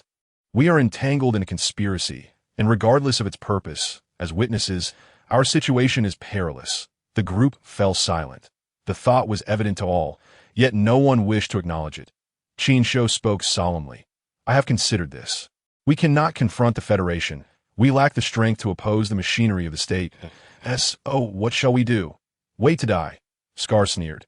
Certainly not. I have a plan that might help us escape. Qin Shou said slowly. What plan? The group turned to him in unison, but we will use their own tactics against them. Qin Shou articulated a scheme, and upon hearing it, astonishment washed over the crowd. This is utterly insane. But feasible. We need to save ourselves that we cannot rely on the Federation fleet. Stone, who had always been taciturn, was the first to support the notion I like it. Let us go for it. Worst case. We die. Scar laughed heartily. After a moment's thought, Qin Shou turned to Lu Ming. Let's conduct a test. Send a false coordinate as a trial. All right. Yang Qin received a reply and eagerly connected with her superiors, reporting the intelligence while fantasizing about potential accolades. Bang!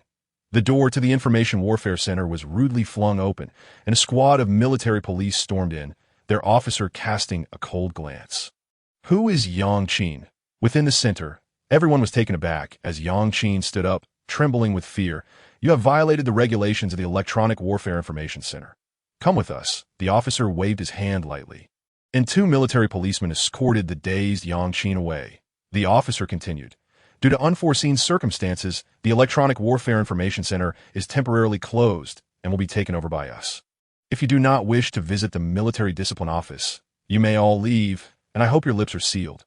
Captain Lind, we need you to bombard the coordinates on Stein Planet. It has been confirmed that this location is a gathering point for the space pirates. The order from above left Lind slightly puzzled. Yet he replied affirmatively. Boom! An hour and a half later. An explosion erupted 20 kilometers southwest of the base. A mushroom cloud rising into the sky, dust billowing upwards, the shock waves spreading for miles, causing the base to tremble. Oh, what splendid fireworks! Scar clapped his hands. Lu Ming wiped the sweat from his brow, a chill running down his spine, filled with trepidation. From now on, follow my commands. Stone, pilot the ship as a signal relay station. Be sure to remain concealed. Stone and Stan nodded. Our energy won't last long. After the explosion, they will undoubtedly come to investigate. Qin Shou said with firm confidence that a small triangular craft emerged from the mountain behind the base, slowly ascending and disappearing into the clouds above. Eglera planet may still be conducting drills. We need to locate Eglera's live satellite, breach the satellite system, and broadcast our encounter with the space pirates live. Yes, the attackers are indeed space pirates, while Anna and Stan are the Federation rescue team coming to our aid.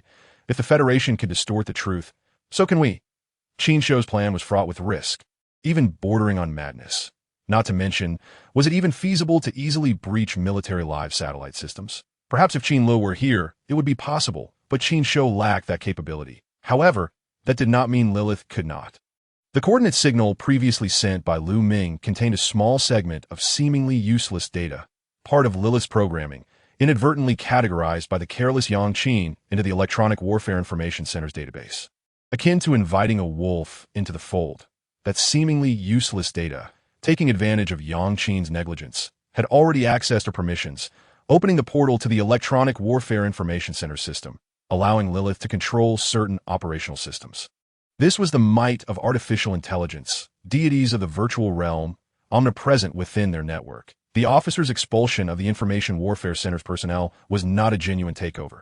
It was merely to prevent others from interfering. The encrypted data flashing on the screens appeared to him no different from hieroglyphics, and he remained oblivious to any anomalies. Locate the trajectory of the live satellite and lock in the position. Upon receiving the coordinates from Eglera, Lu Ming couldn't help but clench his fist and cheer, with Qin Shou, Julie, and Anna filled with exhilaration. Send the coordinates to Stone. They had reached the closest distance to the live satellite. Utilizing the ship's system, they attempted to search for the satellite's signal channel. Lilith, upon locating the signal, take control of the satellite and attempt to bypass its security defense system. Okay. Lilith was filled with enthusiasm. She was not a docile artificial intelligence and relished in chaos. Qin Shou appeared calm, yet was internally anxious. As Anna had said, he had no cards to play against the Federation. Allowing the Federation to rescue them was akin to handing the noose tightening around their necks to the enemy, an unwise course of action. They could only save themselves, exposing their plight to the audience and the public discourse. However, this exposure could not reveal the truth, as they possessed no direct evidence. Could they accuse the Federation fleet of colluding with space pirates? Nonsense! Who would believe that the military and government were in cahoots with pirates? Qin Shou was certain that the Federation fleet would turn the tables, branding them as criminals akin to Anna.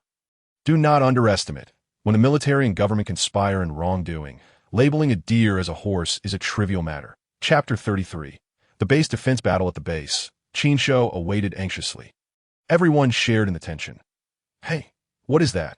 The ship transmitted a photo depicting a mech speeding towards them. That Lu Ming gasped, swallowing hard. A mech? The image on the screen magnified, revealing a humanoid mech reflecting silver light under the sun. Its streamlined body embodying a beauty of power and speed. Is that the Viper?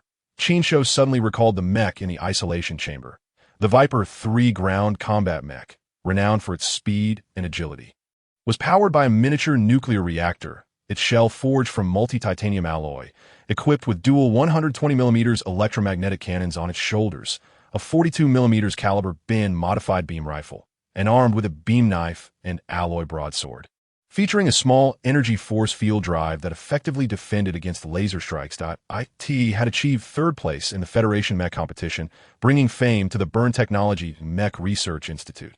Lu Ming recited the details as if they were his own, concluding, with our base's defenses, we are utterly incapable of countering it. If there were a complete defense system, the base would indeed not fear the mechs. Such humanoid weapons had always sparked considerable debate, but one could not deny humanity's fascination with them. Serving as an extension of the human body, amplifying human capability dozens of times, rich in personal heroism. Everyone in the base was a mech enthusiast, familiar with the Viper, which made it all the more terrifying. Previously, mechs focused on long-range strikes, but with the application of energy fields, close combat mechs had increased. Their high-speed maneuvers combined with energy fields rendering them ghostly, much like ancient assassins. The base's weapon systems primarily utilized lasers, while the Viper's energy field could significantly diminish the power of laser weaponry.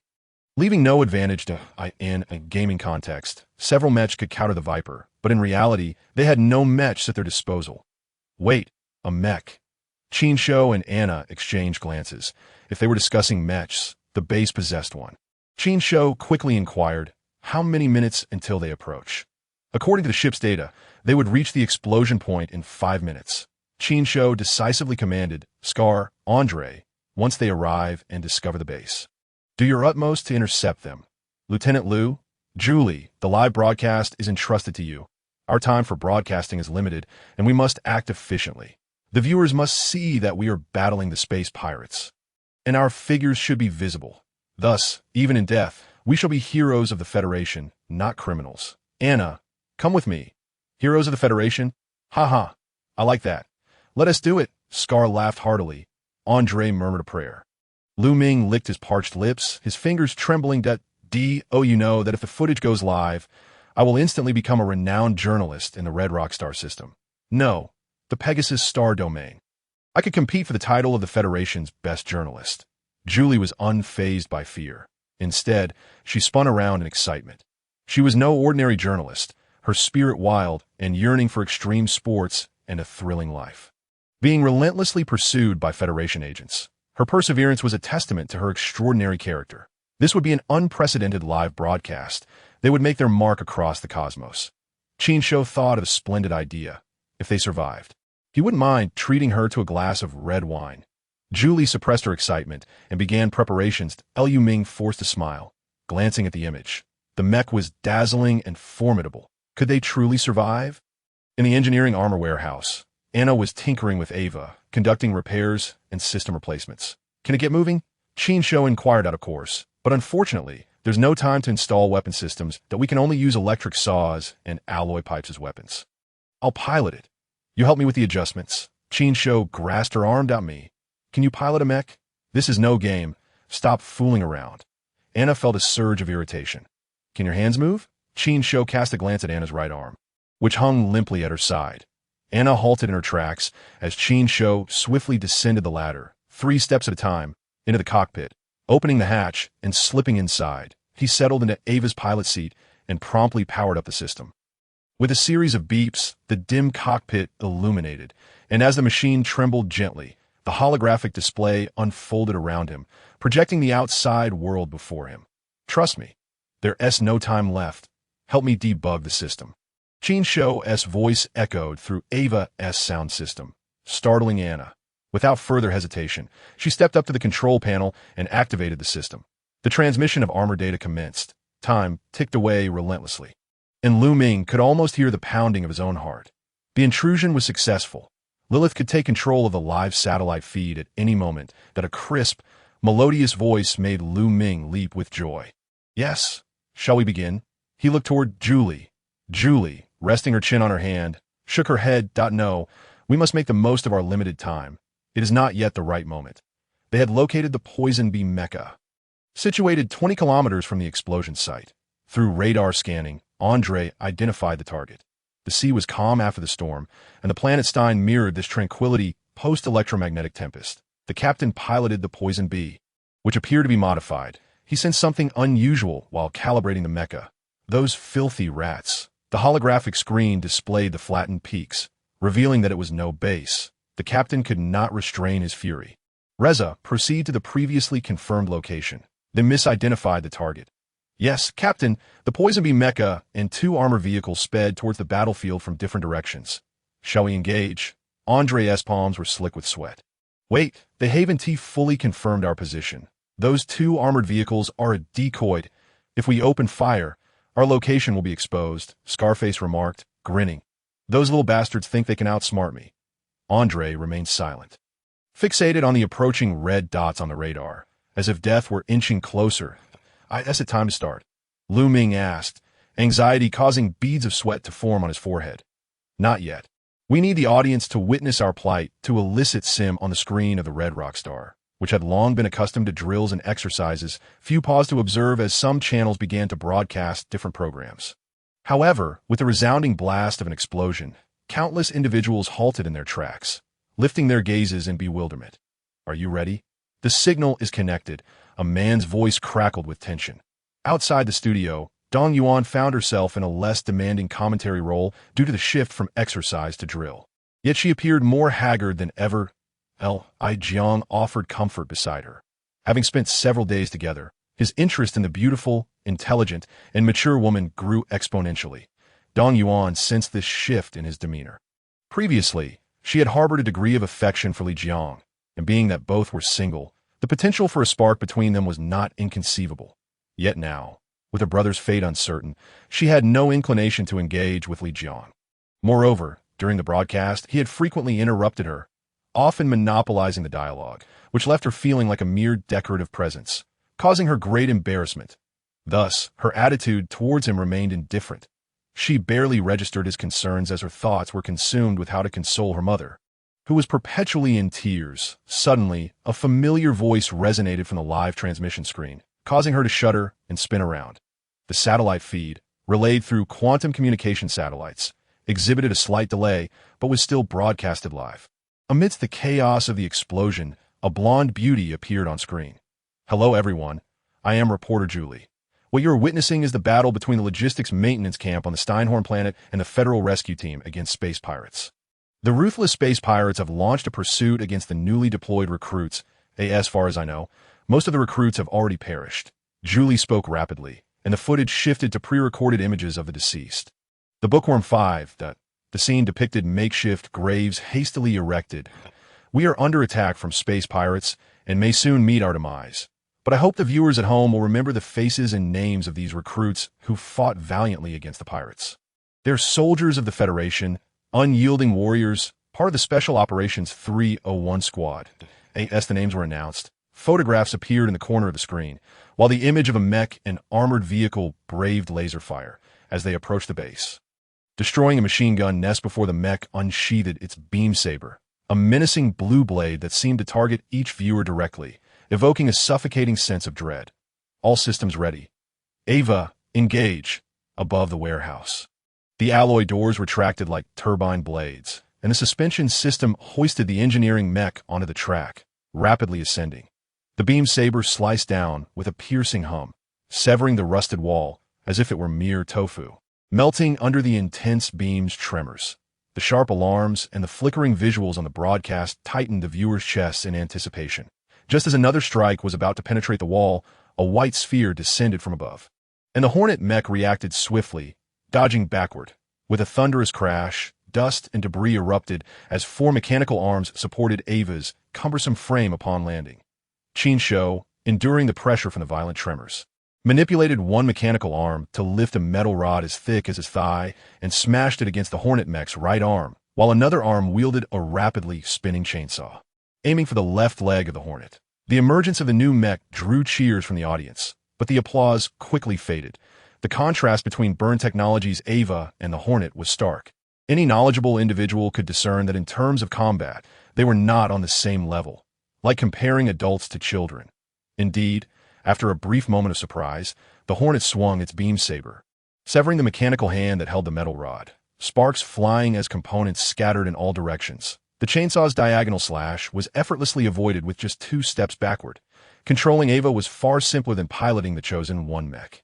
This was Qin Shou's first impression that IT was simple, not because it was easy to control, but because the mech was incapable of executing overly complex maneuvers, its commands being singular and straightforward. Furthermore, lacking any weaponry rendered it inherently non-threatening. Qin Shou understood that should the Hornet gain distance, Ava would become an easy target, an awkward penguin at the mercy of its opponent. Thus, the dual mechanical arms assault was merely a distraction. The grounded arms swiftly coiled around the Hornet's legs, yanking tightly. The Hornet, unable to resist the force of inertia, toppled backward as Ava lunged at it, creating a thunderous crash, a cloud of dust rising. Was it naive to engage the Hornet mech in close combat, One could either label it foolishness or sheer stupidity. Initially startled, the captain soon wore a cold smile upon witnessing the adversary's frame and maneuvers. The Hornet mech was renowned for its prowess in close combat, captivating the wealthy and nobility who relished mech battles. In melee mech, it would undoubtedly be equipped to counter close-range assaults. The Hornet's thrusters ignited, the engine roaring to life as the downed mech rose, leaving Ava dangling like an octopus, absurd and comical. With a resounding crash, the right beam saber was ensnared, and the Hornet's left fist struck Ava's rounded armor, leaving deep dents and igniting a shower of sparks. The violent vibrations caused the cockpit to lurch, yet Qin Shou remained undeterred, focusing intently as the mechanical arm maneuvered from the side, the chainsaw targeting the Hornet's right arm joint. Countless sparks erupted, the piercing sound of cutting resonating painfully. Understanding the Hornet's intentions, the captain's fury boiled over. What a detestable octopus! He commanded the left arm to draw the equipped alloy broadsword. The sharp blade, cleaving downward from the air. Clang! The severed metal rod was caught by another mechanical arm, blocking the Hornet's powerful strike. The immense force overloaded the mechanical arm circuitry, releasing arcs of electricity. Another furious swing followed, the arm that held the metal rod buckling under the pressure, relinquishing its hold as the broadsword descended upon Ava's rounded shoulder, tearing open a massive gash in the metal shell. Severely wounded, Ava's operational systems lagged momentarily, and the Hornet seized the opportunity to break free from the mechanical arm's grasp, leaping several meters away. The armed mech rifle pointed at the battered Ava. The battlefield fell silent. The ominous black muzzle poised to unleash beams of death. Suddenly, beams of light erupted from behind, targeting the Hornet mech. Where did this support come from? The captain commanded the mech to evade, scanning the scene at the canyon's entrance where two ground vehicles unleashed a barrage of bullets from their laser machine guns. "It must be you. You've killed so many. You'll pay for it." Desin's voice blared for the loudspeaker as he aimed the machine gun at the mech's vulnerable joints. "Reza, take care of them." "Yes." The Karma vehicle veered toward the ground vehicles, while the mech rifle adjusted its aim. With a brutal collision, the Hornet's body tilted, the gun's aim skewed, striking a protruding rock and creating a significant breach. "You disgusting creature. If you seek death, then let's settle this first." The Hornet mech raised its alloy broadsword, aiming for Ava. Suddenly, beams of light struck the mech. Amidst the roar of engines, Andre drove the captured Karma vehicle, while Anna manipulated the Jetling machine gun to fire at the Hornet mech. "You brat, take this!" Scarface positioned himself in a concealed spot, aiming the rocket launcher equipped by Anna and her space pirates at the Hornet's neck. "Very well. You have enraged me." The captain's eyes turned icy. Chapter 35. A Hero Descends. Boom. The beam rifle struck the rocket mid-air, igniting it in a brilliant explosion, while the alloy sword repelled Ava, the Hornet raising its arm to steady its aim. The laser striking the rear of the Karma vehicle. The vehicle lurched violently, smoke billowing around them.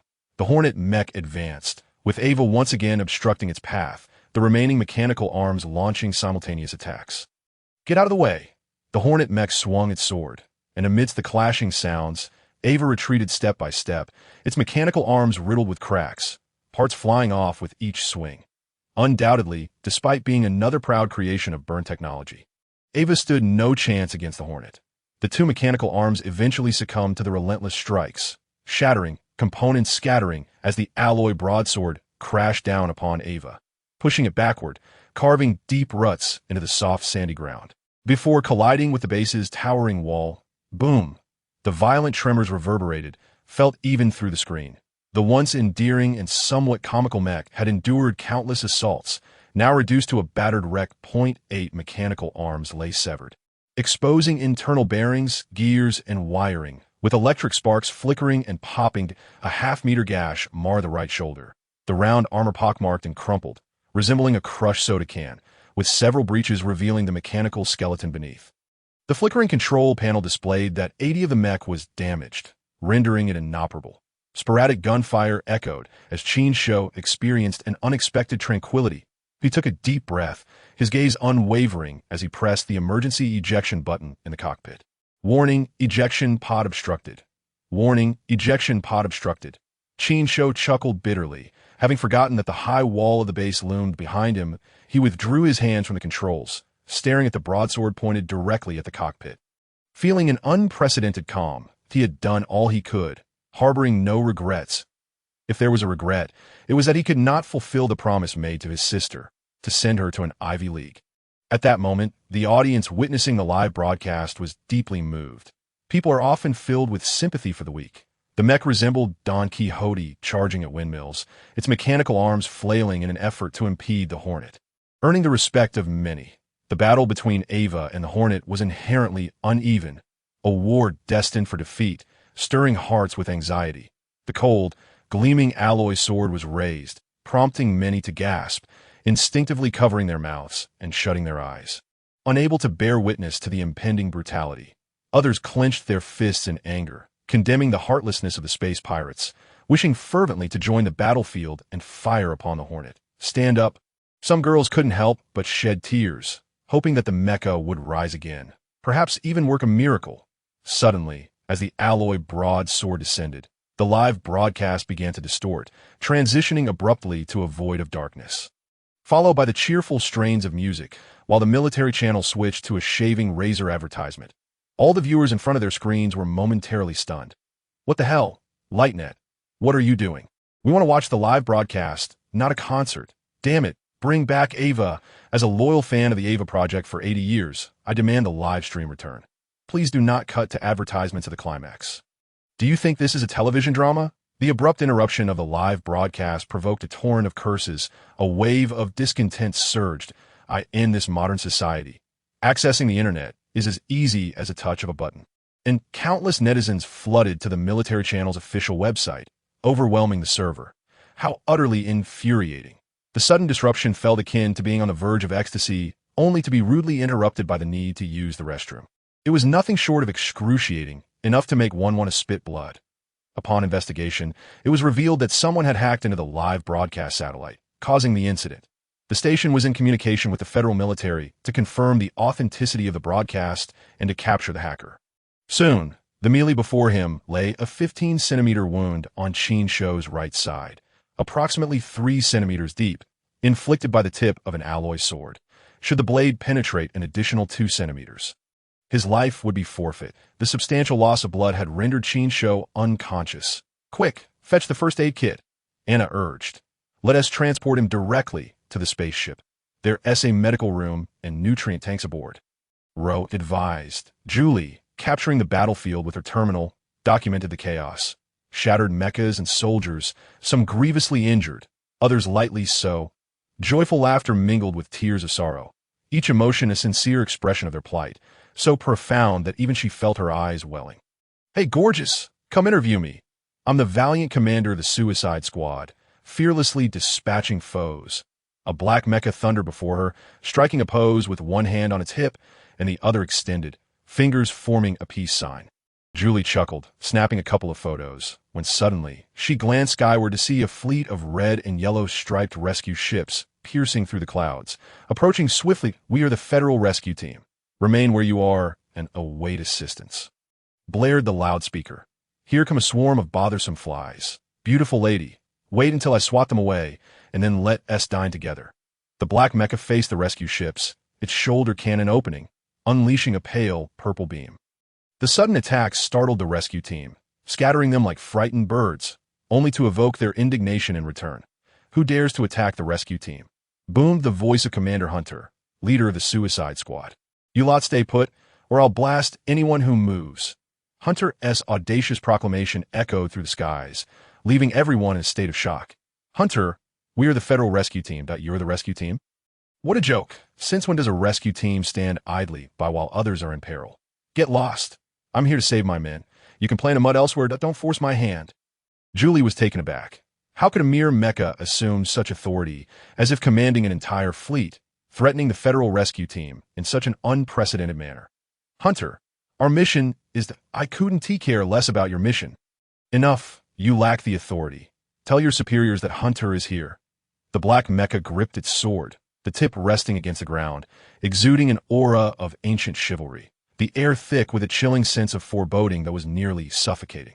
The ominous figure of the mecha loomed like a fortress, appearing to rise higher and higher. After a prolonged silence, the Federal rescue team began to retreat slowly. Pathetic cowards, Hunter scoffed, sheathing his sword and returning to his ship. Once everyone boarded, the ship commenced a low-altitude flight, searching for escape pods and survivors. The notion of returning the deceased to their homeland is a profound wish shared by every interstellar traveler. To leave young lives behind in a desolate world is a cruelty beyond measure.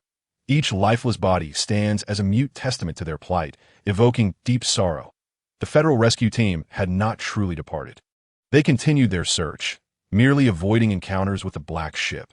They maintained communication to confirm the list of the deceased. 3 days later, the survivors of the Suicide Squad's 301st unit were accounted for. 23 perished, leaving just 7 survivors. Qin Shou, Ming, Dessen, Andre Scar, glasses and long hair. Longhair was the sole survivor of his squad, having evaded the electromagnetic storm and pursuit by hiding in a cave until rescue arrived. When found, he was on the brink of death due to radiation exposure. Glasses from the second squad had been with Dessen and encountered the escape pod containing Peter, due to a malfunctioning communication device. They had missed the death signal and only learned of it after repairing their equipment. Their lost comrades had perished in the electromagnetic storm. The logistics and maintenance unit faced numerous complications. Some are unaccounted for, their status unknown. Following the electromagnetic storm, many bodies remained undiscovered. Yes, it stood. Aside from Lu Ming, 5 individuals, including Peter, who had accompanied Dessen, survived. 45 were confirmed dead, 214 were missing, and 5 escape ships remained unaccounted for. Such rescue efforts could not be concealed. Upon receiving the news, the federal government convened to discuss a public announcement. The live broadcast had already sparked outrage on Hongyan Star, rendering any attempt at concealment futile. Of course, to align with the broadcast, the government spokesperson altered their narrative. The federal rescue team had dispatched a small unit before the onset of the electromagnetic storm to the planet Stein. Anna and Estienne were among the team's members, fighting alongside Qin Shou, while the other members heroically sacrificed themselves. This was merely a way to save face. The situation had escalated to a point where, despite any lingering resentment, they had no other option. Our people attempted to take them away for a secret execution, but alas, Hunter arrived first. A middle-aged man in a tailored suit stood beside a sofa. Should we send an assassin? The screen displayed the aforementioned events. Let us hold off for now. They seem quite amenable. Wouldn't you agree? Those clever little fleas aren't in a hurry to be dealt with. And besides, the outcome is satisfactory for all parties involved that we need not rush. The urgency lies with those old-timers. That Captain Monroe, isn't he a space pirate? A worthless fool who almost ruined everything. If he is a pirate, let him perish. Who cares? Hunter, whom she hadn't seen in ages, suddenly reappeared, startling her. Get to work? Yes, sir. Qin Shou remained in a coma for 3 days before gradually regaining consciousness. The familiar sound of beeping machines in his ears. For a moment, he was disoriented, believing himself to be in the military hospital. As his awareness sharpened, he anxiously surveyed his surroundings. Awake? A familiar voice brought him some comfort as he looked toward the working doctor. Chun, her striking visage oddly reassuring. You really have a strong will to live. I thought you might not pull through. Being alive is wonderful. I haven't lived enough yet. Noticing he was in a nutrient tank, Qin Shou refrained from moving. Indeed, your survival instinct is quite remarkable. What about the others? Qin Shou inquired urgently. Are you referring to that woman or the others? Dr. Chun teased. Qin Shou stammered, defending himself. Of course, I mean everyone. They were all alive, though affected by radiation to varying degrees, requiring observation. Now, focus on your recovery. The sky may fall, but there are those above to support it. You needn't fret. Soldiered, Dr. Chen's words carried a deeper meaning. The spaceship departed from Stein, greeted by the long-awaited officials from the Federal Security Bureau. This was a routine investigation. Neither Hunter nor Rowe had the authority to impede it, while the Suicide Squad enjoyed certain privileges. Those were rendered moot when it came to matters of federal security. The investigation was not as grave as anticipated, merely entailing individual discussions with each survivor. After 2 additional days of recuperation, Qin Shou's condition improved more swiftly than expected, during which time he gleaned various details from Dr. Chun.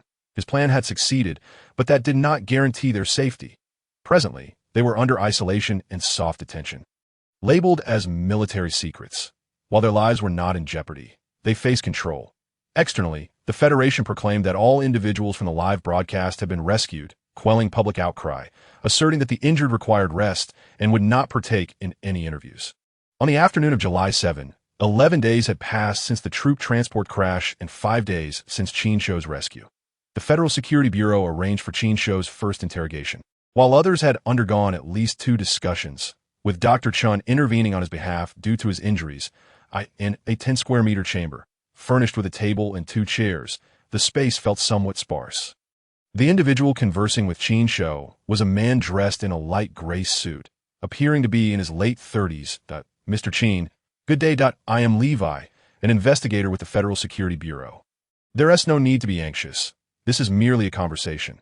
You see, I find dialogues rather tedious myself, but it is our duty. I assent to it. Levi wore a smile, exuding approachability, after activating the recording device. He clasped his hands on the table, fingers interlaced. Now, please recount the events from your departure from the training camp. Qin Shou nodded and began recounting the tale from the beginning, while Levi occasionally interjected with questions of his own. I believe I have a grasp on the overall context of the situation. Your account aligns with those of others, allowing us to reach a conclusion. However, we wish to understand how you became aware of the live satellite's position and managed to breach the satellite system. Frankly, while I can appreciate your actions, I must emphasize that invading the satellite system pertains to federal information security and violates federal law, but I think it prudent for you to offer a reasonable explanation. Qin Shou smiled gently. It was merely a coincidence. We were testing whether we could signal for help using the ship, and we stumbled upon the live broadcast signal. Fortuitously, I possess some hacking knowledge. And in our desperation, we proceeded with that course of action. Levi frowned. Nothing more. For instance, I've heard that the Information Warfare Center on Agra sent a data virus, prompting the exercise fleet to enter a state of heightened readiness. Such coincidences seem excessively fortuitous. Is that so? They must be conducting exercises, right? I assent to a drill fleet. Encountering unexpected circumstances is quite normal. The affairs of the drill fleet, however, don't seem to fall under your purview. Do they, Mr. Levi? Qin Shou shrugged. The Atlantis Federal Security Bureau is a vast system dedicated to external counterintelligence, espionage, and intelligence gathering. While internally focusing on counterterrorism and information security, IT can be said that it has its fingers in any matter concerning federal safety. However, it faces a formidable rival known as the Federal Fleet, which operates as an independent entity, complete with its own disciplinary office, intelligence agency, and information warfare center. During his recuperation, Qin Shou received counsel from Dr. Chun to exercise caution and avoid being exploited. A sentiment likely echoed among others who understood the importance of discretion. The spacecraft remains stationed at Stein Planet, where Luo has trained the select few who are privy to the situation, ensuring their statements are consistent. The operation, codenamed Hunting Tiger, was only feasible after Qin Shou engaged in dialogues with several influential figures in private meetings. Qin Shou, Julie, Scar, Meng, Andre, Anna, and Stan convened to sign non-disclosure agreements. Others were also bound by confidentiality, but their agreements did not carry the same weight. The incident involving the training fleet's defeat of the pirate assault vessels is unlikely to be revisited, as they remain a potential threat given their insider knowledge. Presently, public sentiment leans towards Qin Shou and his associates, which is detrimental to the federal fleet and the government. This is the advantage of reputation. Coupled with the audacity of the Death Corps, as stakeholders are reluctant to sever ties at this critical juncture, the threat cannot be entirely eradicated. Engaging in mutual benefit exchanges to secure their allegiance appears to be a pragmatic solution. Under pressure from higher-ups, the Federal Security Bureau reluctantly lifted the house arrest of Qin Shou and his companions, but chose to remain on board for observation. On July 10, at Hongyan Star, the Federation arranged a brief interview, predetermined to allow Qin Shou and his associates to alleviate public pressure on the government and federal fleet. The dialogue was scripted in advance, enabling them to read their lines effortlessly. Simultaneously, the federal parliament announced the awarding of the Silver Freedom Medal to the victims of the Stein Planet incident, posthumously conferring the title of martyr to the deceased, while the survivors would receive the Black Iron Loyalty Medal from the federal military as a recognition of their valor against the pirates. The Federation's mottos, freedom, loyalty, glory, are embodied in 3 types of medals: freedom medals, loyalty medals, and glory medals, further classified by merit into black iron, silver, and gold. The Freedom Medal is typically awarded by the Parliament to those who have sacrificed for or contributed to the liberties of the Federation. The Loyalty Medal is conferred by the military to soldiers loyal to the Federation and who have fought valiantly. The Glory Medal is granted by the government to distinguished individuals who have brought honor to the Federation, including exceptional talents and athletes. Beyond these three medals, the Federation also possesses rare awards such as the Independent Medal and Iron Cross, although obtaining them is exceedingly challenging. The three medals, Freedom, Loyalty, and Glory, especially the Black Iron Loyalty Medal, are relatively easier to acquire. However, for Qin Shou and his peers, who have yet to join the ranks officially, receiving the Black Iron Loyalty Medal is a rare achievement. Promotions are also a part of this recognition. Lieutenant Lu Ming from a certain artillery regiment logistics office was promoted to major for his leadership in combating the pirates. He was the only officer among the survivors, and to maintain the dignity of the officer cadre. Most of the accolades were attributed to him. Qin Shou, acting as the interim squad leader of the Death Corps, was unexpectedly promoted to second lieutenant, with Shi Ming and Dersun elevated to corporal status. In a mere 5.5 months, Qin Shou transitioned from private to lieutenant, an accomplishment that stirred envy among many. Yet, Andre voiced his concerns for Qin Shou, arguing that since the cargo ship's fall, it was Qin Shou who commanded their survival efforts. Had it not been for Qin Shou's Ava delaying the toxic bee mecha, they would have perished long ago. Qin Shou bore no resentment, understanding from discussions with Luo and Dr. Chan that the nail that sticks out gets hammered down. Lu Ming, a graduate of a prestigious academy and the son of the Minister of Development, possessed the qualifications and background that Qin Shou lacked. Although being promoted to second lieutenant was a remarkable feat, it was a source of envy among seasoned soldiers. Dersun and Shi Ming merely transitioned from private to corporal, a shift that, despite appearing as a promotion, did not elevate them to the officer class, leaving a significant disparity that might breed discontent. Anna, the deputy leader of the Federal Rescue Team, was promoted from second lieutenant to captain, while Stan received the rank of second lieutenant.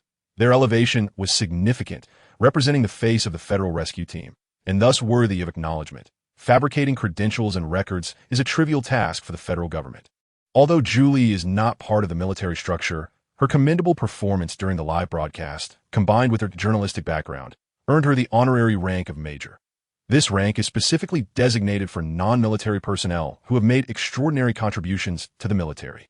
For Julie, the true reward was not the rank itself, but the substantial increase in her fame and followers due to her captivating on-screen presence and striking allure, undoubtedly propelling her career to new heights.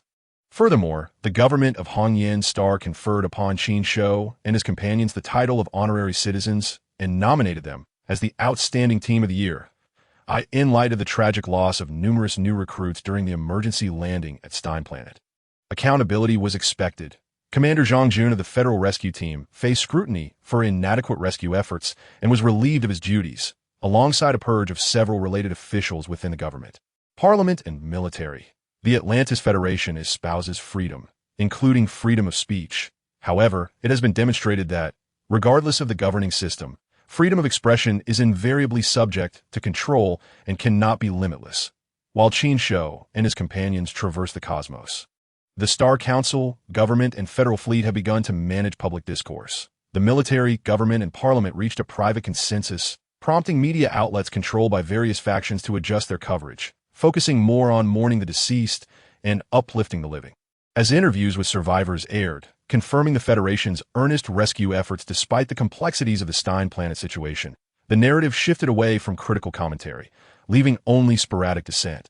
Observers noted the accolades, medals, and honors received by Qin Shou and his associates, leading the previously concerned citizens of Hongyan Star to feel a sense of envy instead. Many mused that had they been present during the Stein Planet incident, they would have undoubtedly performed better, leading to heated discussions. Some took to temporary forums established for the exercise, arguing that Qin Shou and his companions were undeserving of the honors they received, claiming they were merely failures who had been humiliated by the pirates, unworthy of medals or promotions, rendering the Federation a laughingstock. Who is this fleet private? How outrageous to slander your brother! A bunch of cowards who couldn't even join the Federal Army. If they had crashed on Stein, they would be the first to wet their pants in fear, Zhang Lan exclaimed, pointing at a post that had been featured prominently and became a hot topic for discussion, attracting a flood of responses and various opinions. Let them say what they will.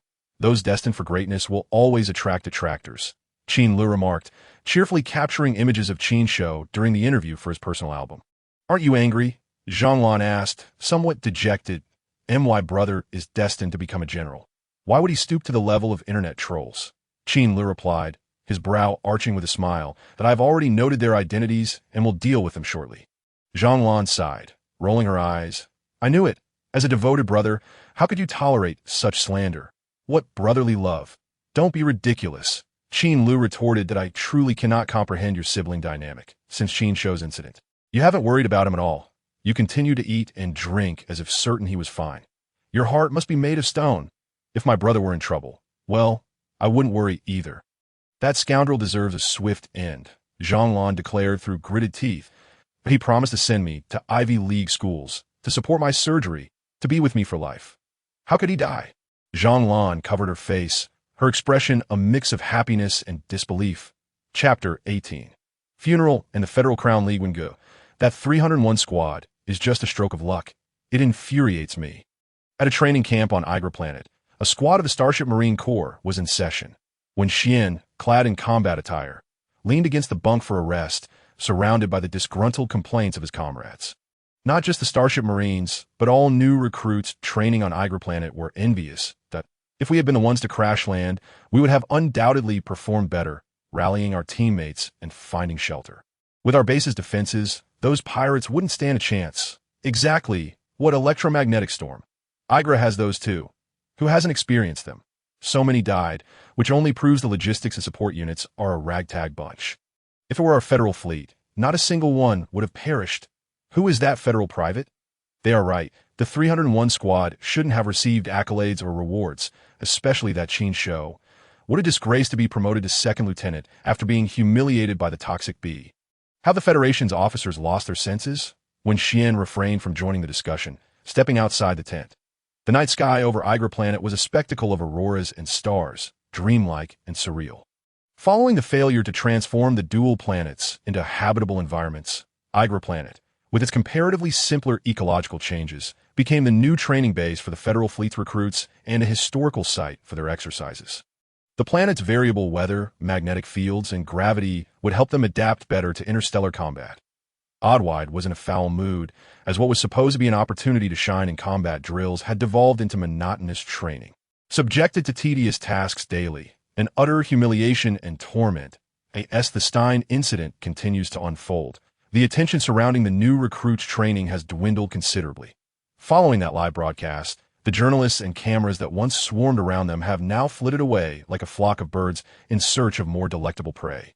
Soaring towards the vastness of the starry sky, the new recruits now find themselves akin to a once favored child who, upon the arrival of a younger sibling, is left feeling abandoned, their hearts brimming with disappointment, resentment, and a profound sense of jealousy.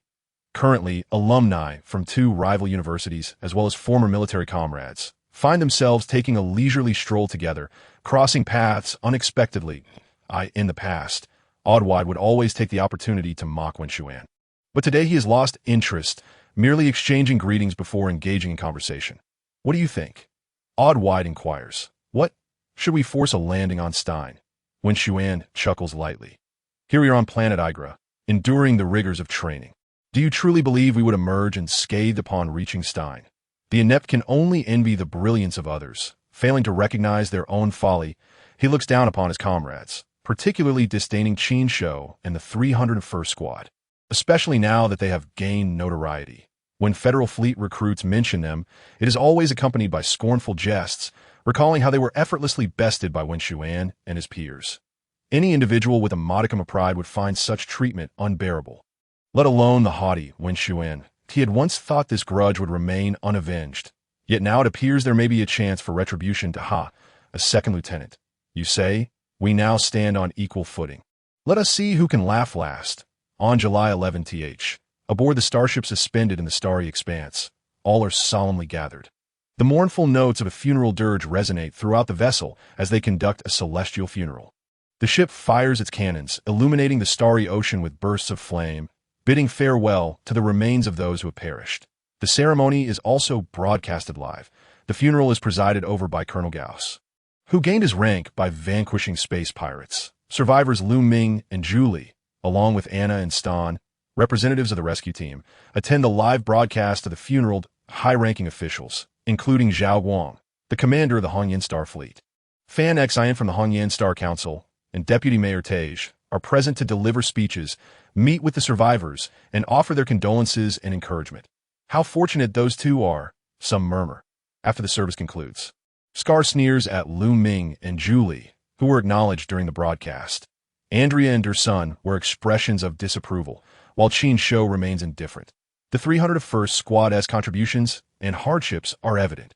But what do Lu Ming and Julie amount to? As the hatch opens, a tall, graceful figure clad in a military coat enters. Noticing their expressions, she speaks in a flat tone. What? Are you dissatisfied with the superior's arrangements?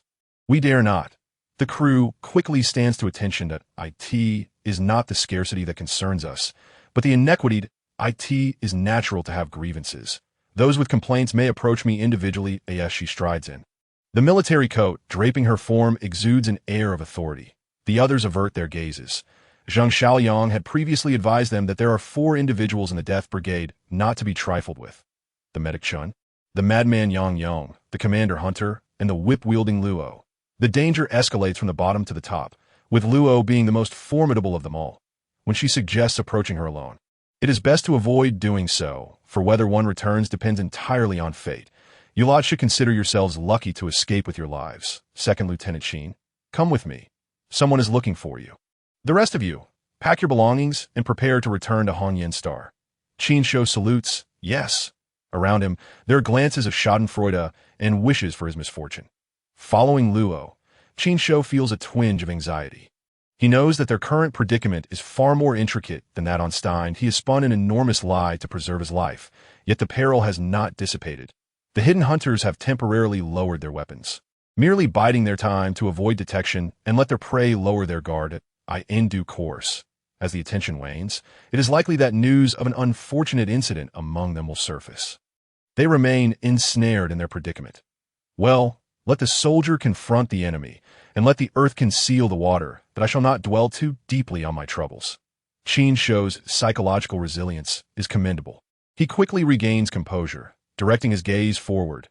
Luo possesses an exquisite figure, her curves accentuated by the military coat that fails to conceal her alluring form.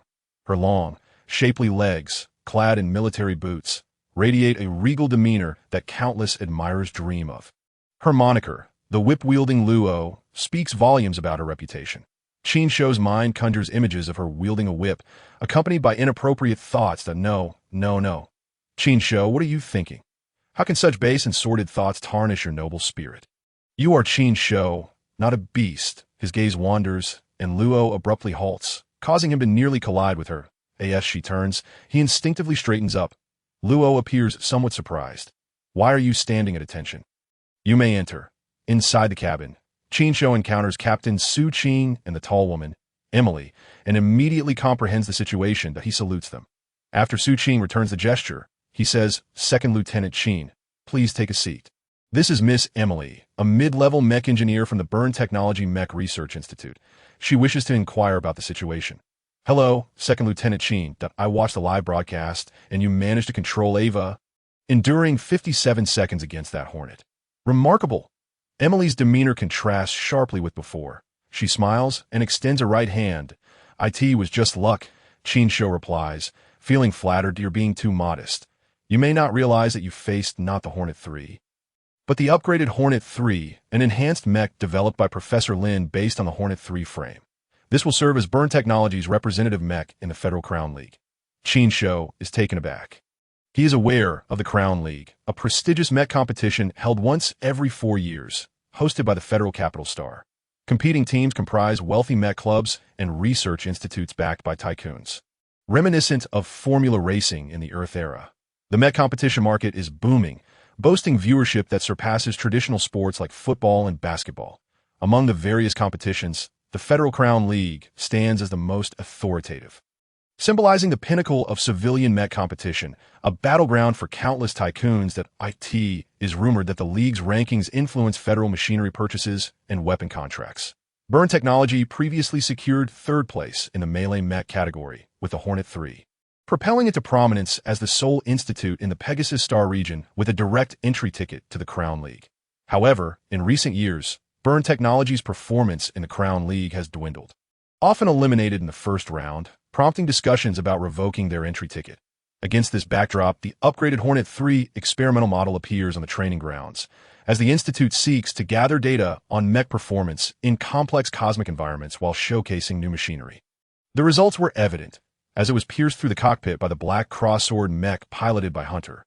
Yet, Emily remains undeterred, enthusiastically probing Qin Shou about various aspects of their encounter with the Hornet. Inquiring about the bearing pressure during strikes, the stability of the hydraulic balance system, and fluctuations in engine output, Emily's inquiry into Qin Shou's experience stems from the adage that one's greatest adversary knows them best. A competent mech pilot can glean information about an opponent's mech, engine levels, strengths, and weaknesses through feedback during battle. The most skilled pilots can even detect minute changes, such as a bearing overheating or failing to withstand pressure, leading to instability in the mech structure, allowing them to devise countermeasures.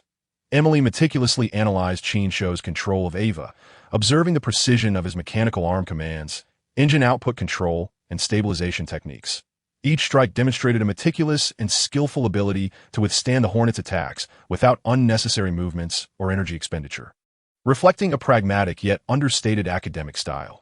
Given her focus on data analysis, she naturally assumes that Qin Shou possesses extensive knowledge about the upgraded Hornet 3. Upon concluding her questions, she glares at him, demanding, "Are you genuinely unaware or feigning ignorance?" Qin Shou's cheeks flush as he hurriedly replies, "I truly do not know. It was my first time genuinely piloting a mech. The data in the game is fixed. So there was no need for analysis, just a rough estimate." His voice dwindles, lacking conviction.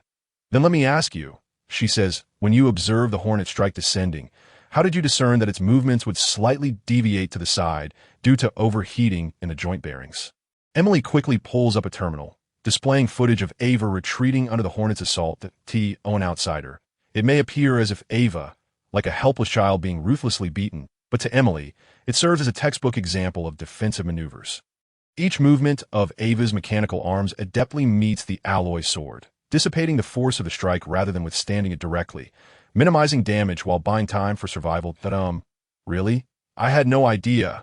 Qin Shou scratches his head. Emily's chest rises and falls rapidly. Struggling against the urge to punch Qin Shou, she suppresses her voice to ask, "What were you thinking at that moment?" "I wasn't thinking of anything." In such a situation, there was no time for analysis, and my mind went blank.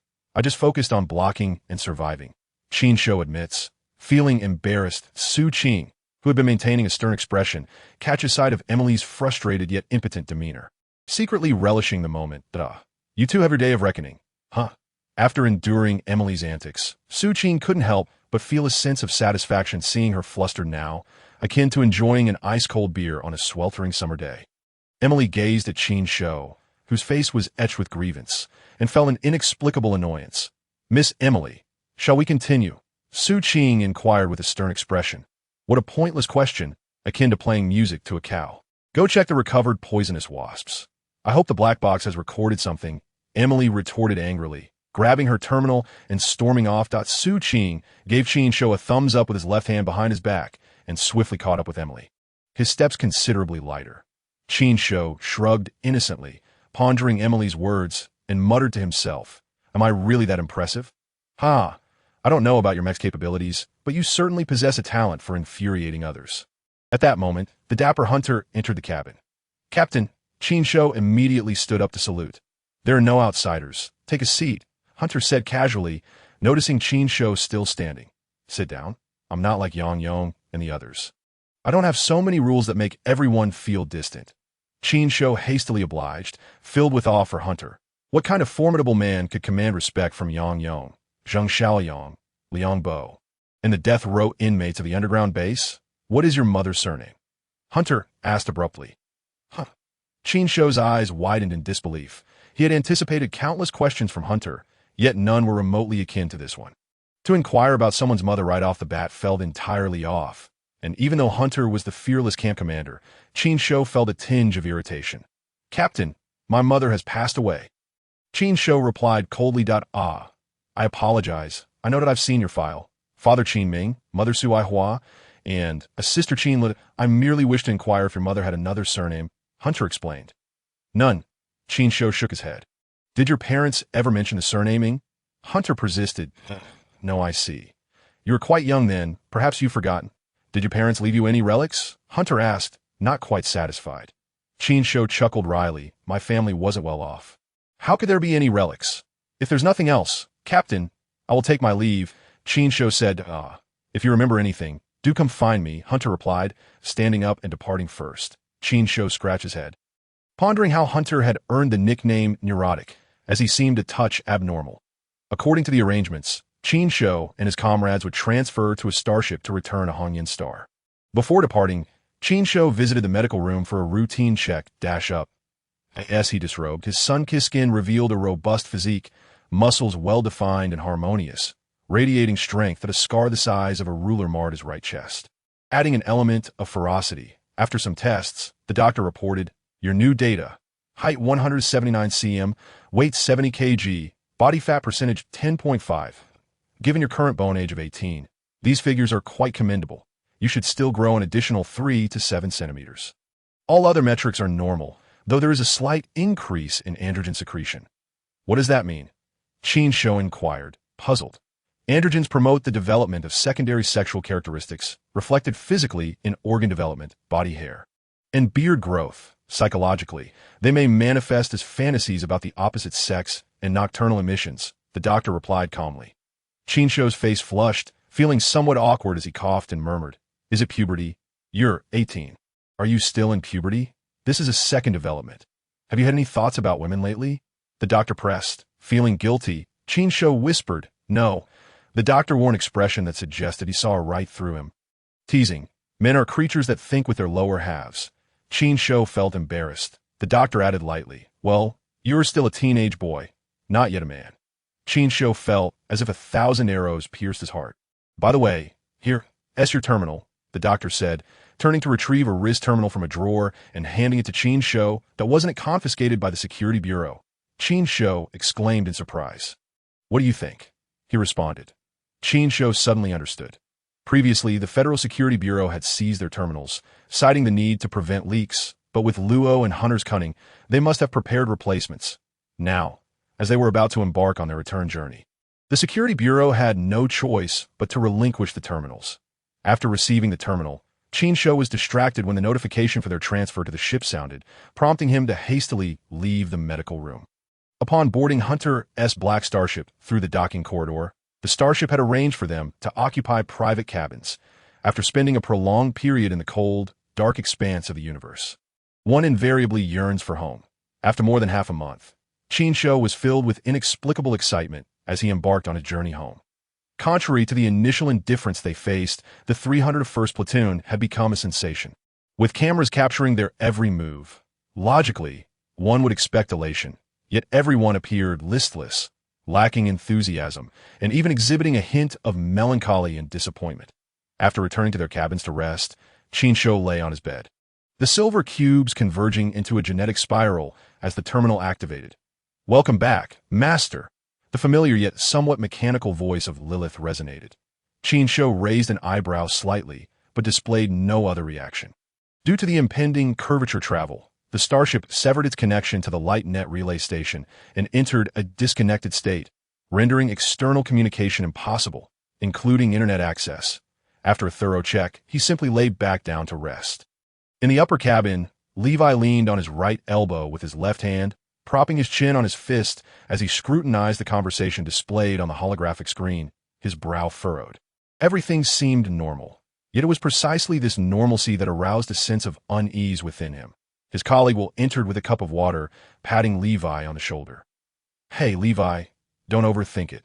Some matters, taking them too seriously can be counterproductive. Sometimes it's better to turn a blind eye. When it's over, everyone can be happy we will transfer to a spacecraft to Tiamat Star upon reaching the spaceport. I can hardly wait to bask in the sun on the beach and enjoy the company of beautiful women. Well, we are not going on vacation, Levi retorted at I know, but do you prefer the seaside beach or the Love Sea beach? Levi pondered briefly and replied earnestly, the Love Sea. Spot on. When Qin Shou awoke, the ship had disengaged from curvature travel and, after inspection, had docked at the spaceport. The personnel aboard were divided into three groups: representatives attending the starry funeral, returning heroes, and members of the Federal Security Bureau. The first two groups would transfer to ground vehicles bound for Hongyan Star, while the last group would head to Tiamat Star for work reports. The representatives took the VIP passage to disembark first, while survivors from the logistics maintenance camp, like Peter, followed suit. Qin Shou, Sherming, Dessen, Scar, Andre, and the glasses-wearing member took the regular passage. Long Mao was severely injured and still receiving treatment aboard the Black Star. Under the care of Dr. Chun, Second Lieutenant Qin, "Are you ready to bask in the cheers and applause?" Levi casually asked as they descended the transport escalator. "Tiamat Star is picturesque. I hope Mr. Levi enjoys a splendid holiday." Qin Shou evaded the question. The screens lining the passage played travel advertisements for Tiamat Star: emerald islands, soaring seabirds, drifting sailboats, and alluring bikini-clad women, all enticing. Levi chuckled softly, lowering his voice. "The truth will out. I will uncover it. I wish Mr. Levi success in his investigation." Qin Shou replied sincerely. As they reached the end of the escalator, which led to the exit and transfer passage, the two groups were about to part ways when suddenly the main screen flashed with current news that caught their attention. Breaking news. The Tiamat Star Times reports that at 7:32 a.m. on March 4th, Governor Qin of the Tiamat Star Administrative District was shot dead by terrorists while leaving his estate. It is believed that the assassination may be linked to the newly emerged band of space pirates in the Tiamat Star region. Qin Shou was taken aback, but his surprise was fleeting. A figure of such stature as the administrative governor felt a world away. Even in death, he would only reflect briefly, much like a passerby grumbling a few words. His gaze shifted to Levi and his companions, who were all left speechless. "It seems that a vacation on Tiamat Star won't be particularly relaxing, Mr. Levi," Qin Shou remarked with a hint of schadenfreude. Levi snorted disdainfully, hastening to leave with his colleagues. The assassination of Cavil sparked ripples that would echo far and wide, but Qin Shou lacked the keen political acumen to grasp its significance and did not dwell on it. The ground vehicles serving the short-distance route between the spaceport and the surface were soon ready. After completing the necessary procedures, everyone boarded, and the crew led them to an 8-person cabin. "Wow, I never expected I'd get to sit in first class," Andre exclaimed, while the others explored their surroundings, being a specialized vessel. This small ground vehicle was quite luxurious, featuring a spacious cabin, plush sofa seating, and high-tech service equipment. If it represented a fashionable modern urban lady, then the troop transport ship was akin to a rustic country matron. What a treat! Dessen sighed as he sank heavily into the sofa chair. Chapter 40. Public Funeral. A stunning crew member in a light blue uniform smiled, ignoring their rustic demeanor. "Heroes in the fight against space pirates. Do you require any services?" "Of course we do." Dessen chuckled, his gaze lingering on her curvaceous figure. "I apologize, but for the sake of our heroes' well-being, we do not provide that kind of service during work hours." The crew member shot back. "Oh, but what about when you're off the clock?" Scar chimed in playfully. The beautiful crew member glanced over, her smile enchanting. "That would depend on whether you have the capability." "All right, soldiers, please put on your spacesuits beneath your seats and fasten your seatbelts." She turned and took a few steps toward Qin Shou, extending her right hand. Qin Shou hesitated momentarily before shaking it. "I am Lena, Second Lieutenant Qin. Would you be interested in grabbing a drink after we land?" Scar, Andre, and the glasses-wearing member looked on in wide-eyed surprise. My heart has been struck. Dessen clutched his chest, while Shimon remained unfazed, as if nothing had transpired. "We have other arrangements after landing, so we likely won't have time." Qin Shou declined politely.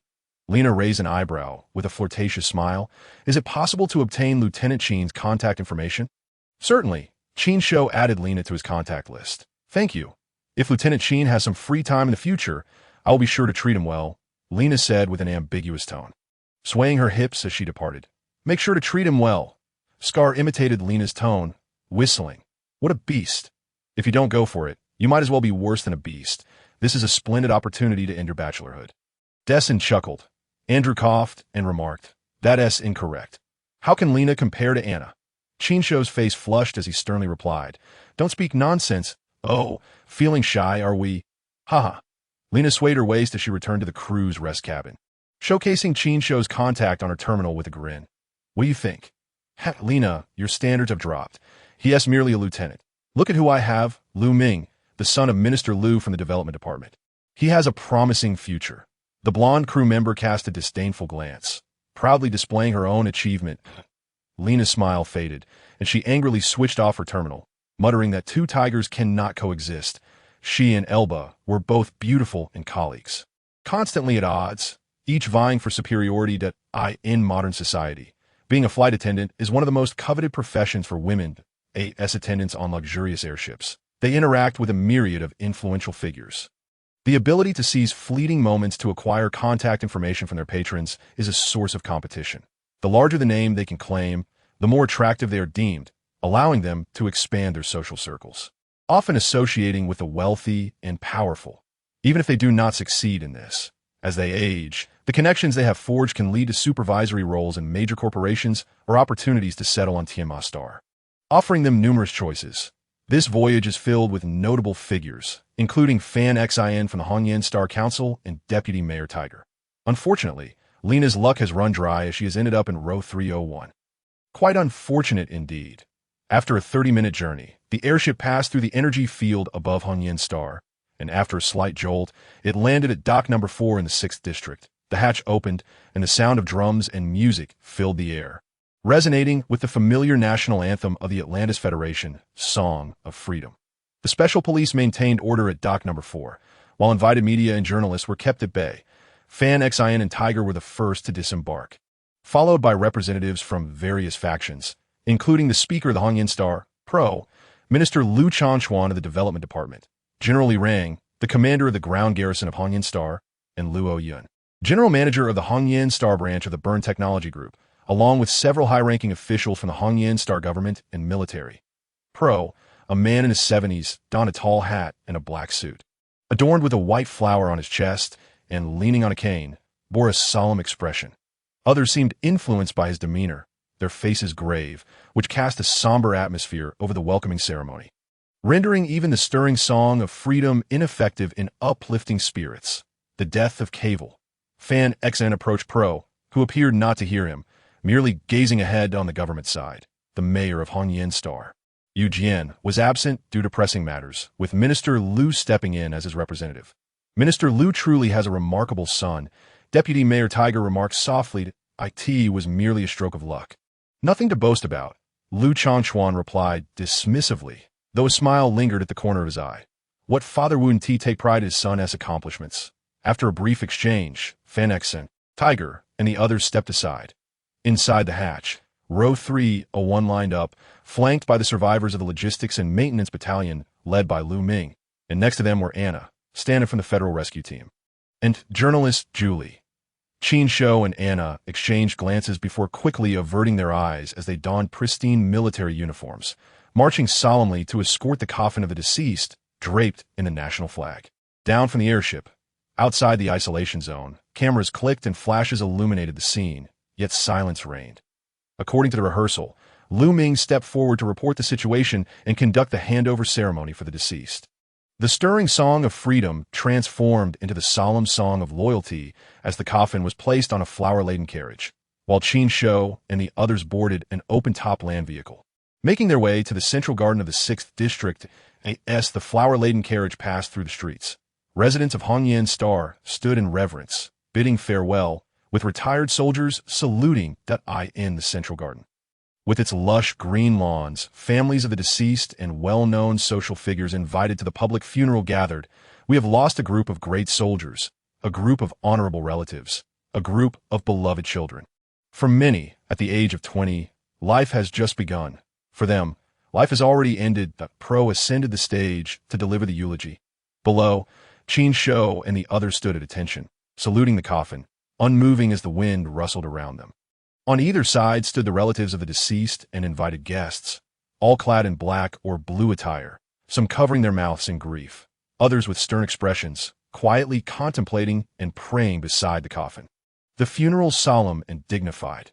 After the eulogy, a pastor recited scriptures in prayer, and the mourners offered flowers to the deceased in silence. The entire process lasted for 2 hours, with over 2,000 attendees present to pay their respects. Ultimately, the sound of ceremonial gunfire signified the burial of the coffin. The government vowed to erect a monument in their honor. As the funeral concluded, Fan Exon, and other dignitaries hurriedly departed. For them, today had been quite dismal. With the upcoming elections next year and the assassination of the district chief, it was certainly not good news. You performed admirably on Standstar, but that's about it. Serving in the military doesn't lead anywhere. It's better to return to government work. The 8th District Development Bureau has a vacancy. You should consider it. Lu Changchuan patted Lu Ming's shoulder, speaking earnestly and authoritatively, without allowing Lu Ming a chance to respond. Lu Changchuan boarded a black land vehicle and hastily left. Listen to your father. Don't be stubborn. When you were in trouble, your mother wept daily. You know her health isn't good. Dong Yuan stood beside Lu Ming, wearing a black veil and a fitted black suit that accentuated her graceful figure. Aside from a white corsage, her attire was simple yet elegant, radiating remarkable beauty. In the past, Lu Ming would have dismissed her words, feeling annoyed, but this time he simply nodded, surprising Dong Yuan, who had little hope. Sister, what's wrong? Nothing, Dong Yuan smiled, perhaps having gained enlightenment through the trials of life and death. Yuan, Li Jiang approached, clad in a black suit, exuding elegance. Upon noticing Lu Ming, he extended his hand. Young Master Lu, your bravery in facing the Star Pirates is truly admirable. Li Jiang deliberately moved closer to Dong Yuan, his eyes sparkling with a sharpness akin to a dagger. For Dong Yuan was the woman he coveted. How dare you interfere? Lu Ming, astute in social dynamics, recognized Li Jiang's intentions and disdainfully retorted. Who are you? Sister, your admirer. He asked rather pathetic. ISNT? Come, let me introduce you to some friends. He is my half-brother, a bit eccentric. Please don't mind him. Teacher Li, Dong Yuan apologized, catching up to Lu Ming as they walked away. Li Jiang's outstretched hand hung awkwardly in midair, and his surprise deepened. He hadn't anticipated that Dong Yuan had such a background. Unintentionally retracting his hand, Li Jiang felt not anger, but rather found Dong Yuan increasingly alluring. That Li Jiang looks entirely different from what I saw on television. Sister, you don't mean that Lu Ming was well acquainted with Li Jiang, having seen him explain during the new recruit exercises. That's nonsense. The kind of man your sister would find appealing is likely still in the womb. Dong Yuan jested. That old fellow is undoubtedly sinister. Sister, keep your distance from him, Lu Ming cautioned. Dong Yuan shot him a glance. All right, you've learned to give advice to your sister now. I know my limits. What friends are you planning to introduce me to? A girlfriend? Julie Smith, you should settle down. Mother's been wanting a grandchild. Ahem, she and I aren't suited for each other. Lu Ming coughed awkwardly. Dong Yuan glanced over at Julie, who was gracefully handling the advances of notable social figures while clad in a short black skirt. That woman clearly isn't the type to settle down and support a husband. Indeed, not a good match. Hey, Qin Shou. Qin Shou was discussing matters with Anna and Stan, and since his rescue until the landship landed, they had yet to meet. Unlike Qin Shou and the others, Anna and Stan had transitioned from bandits to soldiers, making the Federation wary, with tight security in place. Aside from necessary interviews, they were prohibited from interacting with the outside world. Yet with public attention fixed upon them, the Federation had no choice but to endure the silence. The Federation offered Anna and Stan two choices: to continue serving the Federation and vow to keep secrets, or to undergo brainwashing and return to ordinary life. Stan opted for the latter, while Anna chose to remain with the former. Choosing the second option is understandable. Anyone caught in such a whirlpool would wish to extricate themselves. As for Anna, she did not believe those individuals would relent. And accepting brainwashing to forget the past is not something everyone can bear. Of course, neither Qin Shou nor Anna would be foolish enough to discuss such matters in a place like this. Perhaps even now, Federation agents were sitting in a land vehicle nearby, eavesdropping on their conversation. They were currently discussing how to spend their half-month vacation. Chapter 41. Accusation according to the arrangements issued by the battalion. In mid-August on Hongyan Star, Shimon, Andrew, Dessen, and the bespectacled one would enter the officer academy for training, while Qin Shou was to further his studies at the Hongyan Star Army University in September.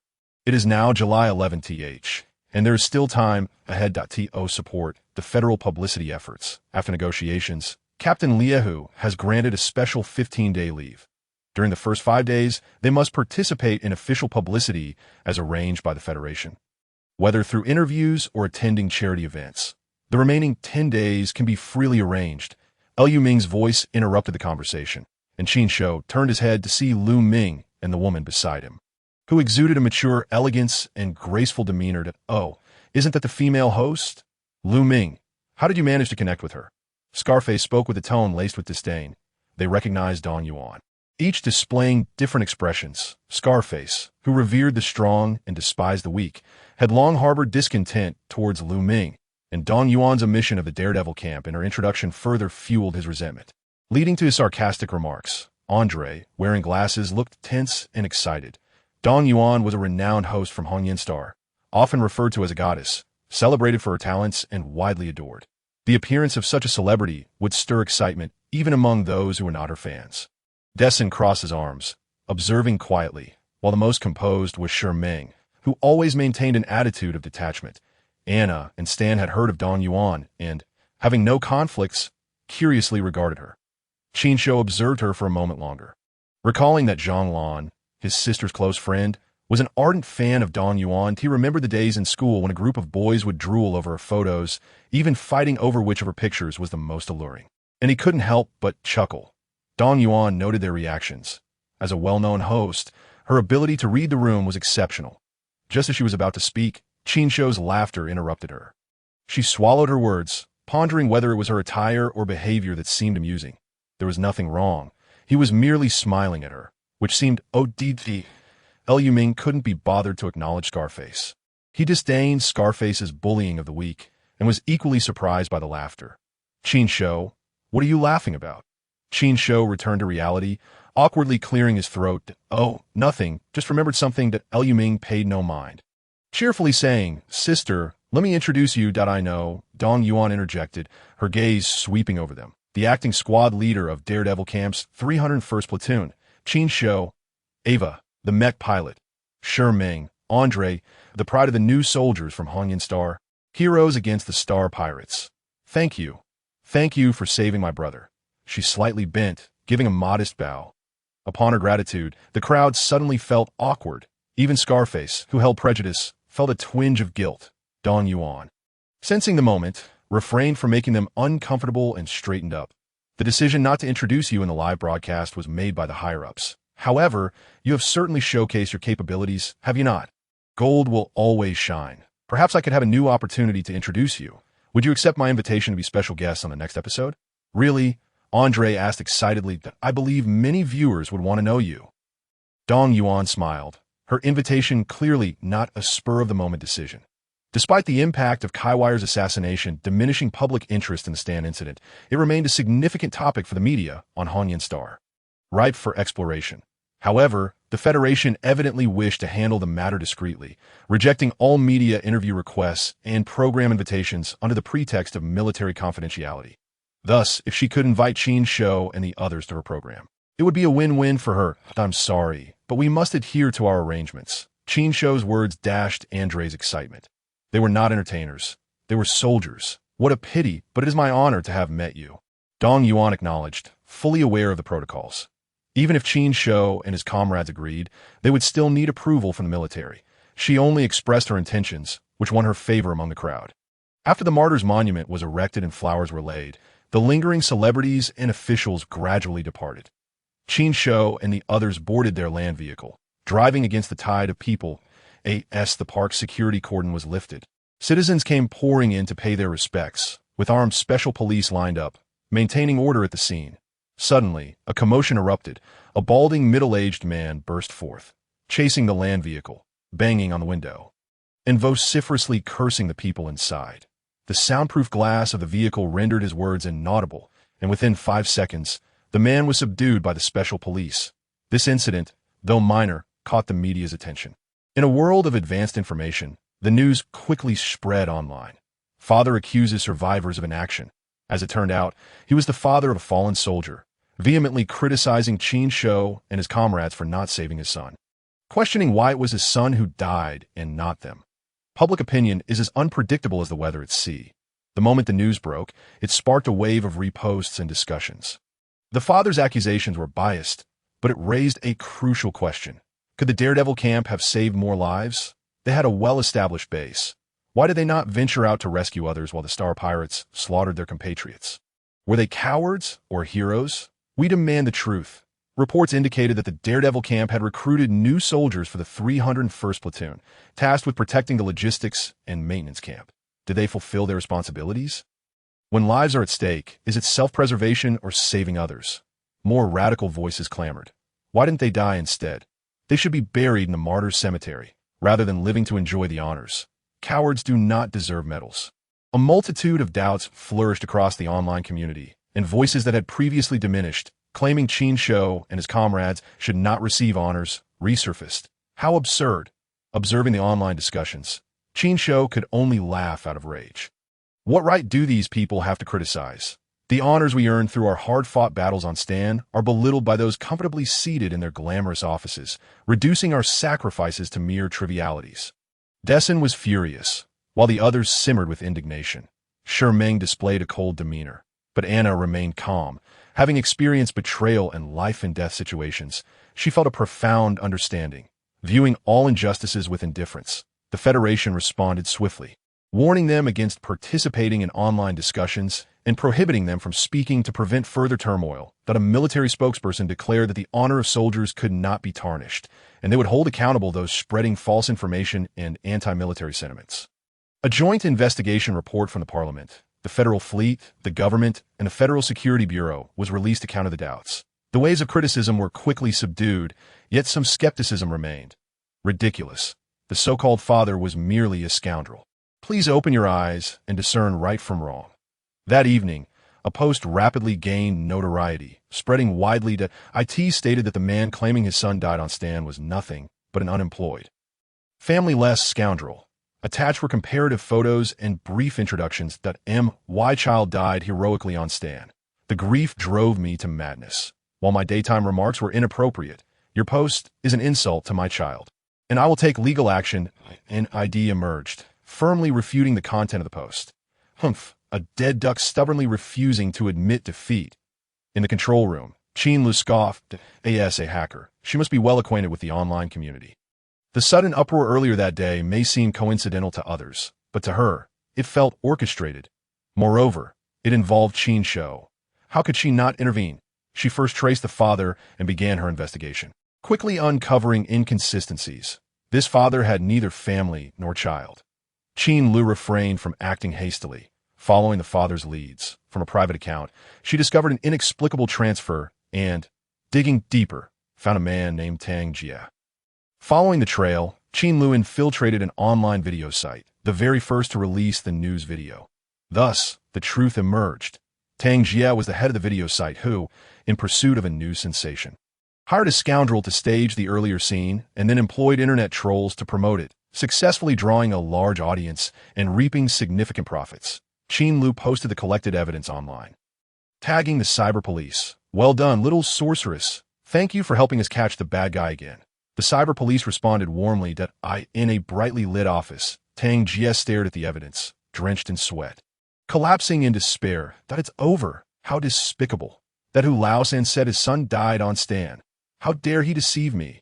The identity of the scoundrel Hu Laosan was revealed after investigation by the Federal Special Police. The claims in the post were confirmed. Enjoying the status of a heroic father, Hu Laosan was apprehended on the spot. Under interrogation, he confessed, shouting that he was wronged and that Tang Jia was the mastermind. Claiming he had been deceived, slap in the face, isn't it? Heaven has given you clear eyes, yet you choose to shut them, becoming blind. Where are those who claimed we did not deserve honors? Take a good look at the investigation report. The transport ship made an emergency landing. Escape pods scattered, and there was an electromagnetic storm in such a complex environment. Surviving is a challenge. How could they save anyone? Where are the critics now? A bunch of foolish dogs, barking joyfully over a bone tossed by their master. Yet now that the master is caught, they remain silent. Let us not forget, these were new recruits who had only trained for 5 months and had never seen battle. I get nervous just sitting for an exam, let alone facing ruthless star pirates. If they truly encountered star pirates, would they dare claim they were unafraid or that they would sacrifice their lives for others? Do not impose on others what you cannot endure yourself. In an instant, the doubts on the online community dissipated, and media reports shifted directions that I must admire their skill in navigating the shifting winds. Chapter 42, at the banquet on the evening of the 11th. Qin Shou and his companions participated in an interview arranged by the Federation. addressing some doubts circulating online. The responses they provided were official and rehearsed, delivered with practiced ease. On the 12th, a charity gala was held to raise funds for the families of the victims. Such a glamorous affair served primarily as a venue for high society mingling. Men donned tailored suits, exuding either charm and humor or a composed, understated demeanor. Women dazzled like butterflies, flitting through the crowd. Some were socialites, while others hailed from wealthy families. In this gathering, the hierarchy was palpable. Small groups of acquaintances engaged in conversation, maintaining order and decorum. Politicians, government officials, military representatives, and social elites exchanged smiles and hushed words, even when encountering familiar faces amidst the crowd. The interactions remained brief and polite. Such an atmosphere was quite uncomfortable. Attending this gala felt less appealing than running laps or engaging in an obstacle course, murmured her son. Qin Shou nodded in agreement, feeling their awkwardness as they stood among the throngs, out of place. Those who showed interest in conversations were often deterred by Durson's imposing military demeanor, while others found the interactions dull and soon wandered away. A few officers were of little consequence. Currently, the Federation had thrust them into the spotlight for publicity. In time, they would be forgotten. Meanwhile, Julie, Anna, and Lu Ming attracted a crowd around them. Julie, with her elegantly styled hair and striking features, wore a deep V-back mermaid gown adorned with shimmering silver sequins, complemented by crystal heels, both wild and regal. She became the focus of attention. Anna, clad in a flowing black silk gown, showcased her long, flaxen hair cascading over her shoulders. Her exquisite visage, with high cheekbones, full lips, and a graceful figure, was captivating. Her silhouette, accentuated by a cinched waist and curvaceous hips, was nothing short of mesmerizing in terms of physique. Anna was undoubtedly model-worthy, drawing gazes from all around. Lu Ming, from a respectable lineage and possessing notable achievements, was a desirable prospect for the social elite. The brilliance of the evening was largely overshadowed by these three, who navigated such situations with ease, while Qin Shou and his companions faded into mere background figures, largely ignored. Fortunately, they were not entirely alone, as Peter and other survivors from the logistics and repair battalion kept them company. "You all seem quite tense," Stan said, approaching with a glass of red wine, having just passed a stunning socialite. He was handsome, nearly 40, sporting a scruffy beard that added to his mature allure, and his witty banter attracted numerous women. Anna, who had previously worked in intelligence, was accustomed to such high society events and found their discomfort amusing. On Stan's planet, they were bold and unrelenting, capable of violence without hesitation. Yet now they appeared like sheep among wolves, visibly trembling. Noticing Qin Shou's youthful and somewhat naive visage, Stan felt a pang of curiosity for the instructors who had molded them. With a different background, his future could have been even brighter. Regrettably, without unforeseen circumstances, a lieutenant's rank was as far as he could ascend. Stan recognized that Qin Shou's current status was but an illusion. Those around him possessed myriad means to deal with him, and their restraint was only a matter of public perception. Understanding this, Stan chose to accept his indoctrination and lead a tranquil life, having long abandoned the rebellious spirit of his youth. Putting aside his complex emotions, Stan assumed the role of seasoned mentor, instructing Qin Shou and the others on how to engage with attractive women at the gala. The women present could be categorized into two groups, the elite and the lesser. The elite comprised wealthy matrons and socialites, while the lesser consisted of aspiring actresses and models lacking strong connections. Despite their appearances, distinguishing between these categories was often futile, as all beautiful women knew how to present themselves well. The key lay in their demeanor. Those privileged women exuded an innate elegance and grace, yet beneath their polished exteriors lay a core of pride. Engaging with them required caution. A careless remark could lead to subtle retribution, more ruthless than that of men. In contrast, the lesser women possessed a keen insight and would not waste time on those lacking allure. Thus, the most likely candidates for engagement were often the seemingly unattainable elite. Stan generously shared insights. Marriages among the affluent were often politically or economically motivated, with the bonds of affection being fragile. Public displays of harmony belied private indiscretions. It was essential to see beyond appearances. These women were, ultimately, just women. Additionally, some noble daughters, spoiled by their parents, could be daring and impulsive. If they fancied someone, a fleeting romance was not uncommon. However, it was crucial not to harbor illusions of lasting connections. Indulgence was all that mattered. Stan's insights are truly remarkable. Anna remarked with a teasing tone as the novices encircling Stan dispersed awkwardly. You should learn from him. Stan was once a notorious heartthrob. But alas, he fell for the wrong woman and lost everything. Those were the days. Stan feigned nostalgia, feeling embarrassed. You are all too young. Do not take emotions seriously. They pale in comparison to wealth, power, and time. With that, he swiftly extricated himself, wary of Anna's potential to expose his past. Ahem, let us move over there, Der Sun suggested, exchanging knowing glances with Qin Shou as he led the puzzled Peter and others away. Good luck. Andrew clapped Qin Shou on the shoulder, his grin peculiar. Left alone, Anna and Qin Shou faced each other. Qin Shou's cheeks flushed deeply as he hastily took a sip of red wine to mask his embarrassment. The wine was tart and bitter, far inferior to the canned beverages sold at street vendors. Shall we sit upstairs for a while? Anna suggested, pointing to the tea lounge on the second floor. Sure, the tea lounge above was elegantly adorned, ideal for intimate conversations and relaxation. Finding a secluded table for two, they ordered drinks and desserts that I've applied to transfer to the Suicide Squad, Anna said, plucking a cherry from her cream cake with a toothpick and popping it into her enticingly red lips. Her long neck resembled that of a graceful swan, with delicate collarbones and smooth, fair skin. The plunging neckline of her dress accentuated her curves, allowing Qin Shou a glimpse of her alluring form. Huh? What? Qin Shou was taken aback, meeting her gaze with furrowed brows. Anna, chewing on the cherry, flashed a teasing smile. Curious to see more? Ahem, you want to join the Suicide Squad? Qin Shou stammered, attempting to redirect the conversation to deflect his embarrassment. If you'd like to see, come to my room tonight. I won't lock the door. Anna's insinuating words quickened his heartbeat. What does this mean? A blatant invitation. Qin Shou, as a young man educated by the Federation, cannot succumb to such temptations. No, he mustn't. Conflicted, he grappled with his thoughts while Anna shifted the topic. Considering my options, it seems the Suicide Squad is my only refuge now. What do you think? Am I unwelcome there? Welcome, of course. It's just that the Suicide Squad might not be suitable for women. Qin Shou reflected on the grim reality of the base, where someone like Anna would likely face dire consequences. Over the past 6 months, he had grown aware of the Suicide Squad's nature. It was neither a part of the Federation fleet nor the ground garrison forces. It resembled more of a concentration camp for death row inmates. New recruits were often drawn from the ranks of condemned prisoners or officers facing severe military charges. Thus, the Suicide Squad offered no mercy, and there was no distinction between genders. Women who entered often met tragic ends. That it was only after the emergence of the formidable Luo, who became the camp leader, that conditions began to improve. Yet female soldiers remained exceedingly rare. Those who did manage to enter, unless extraordinarily capable, would likely suffer greatly.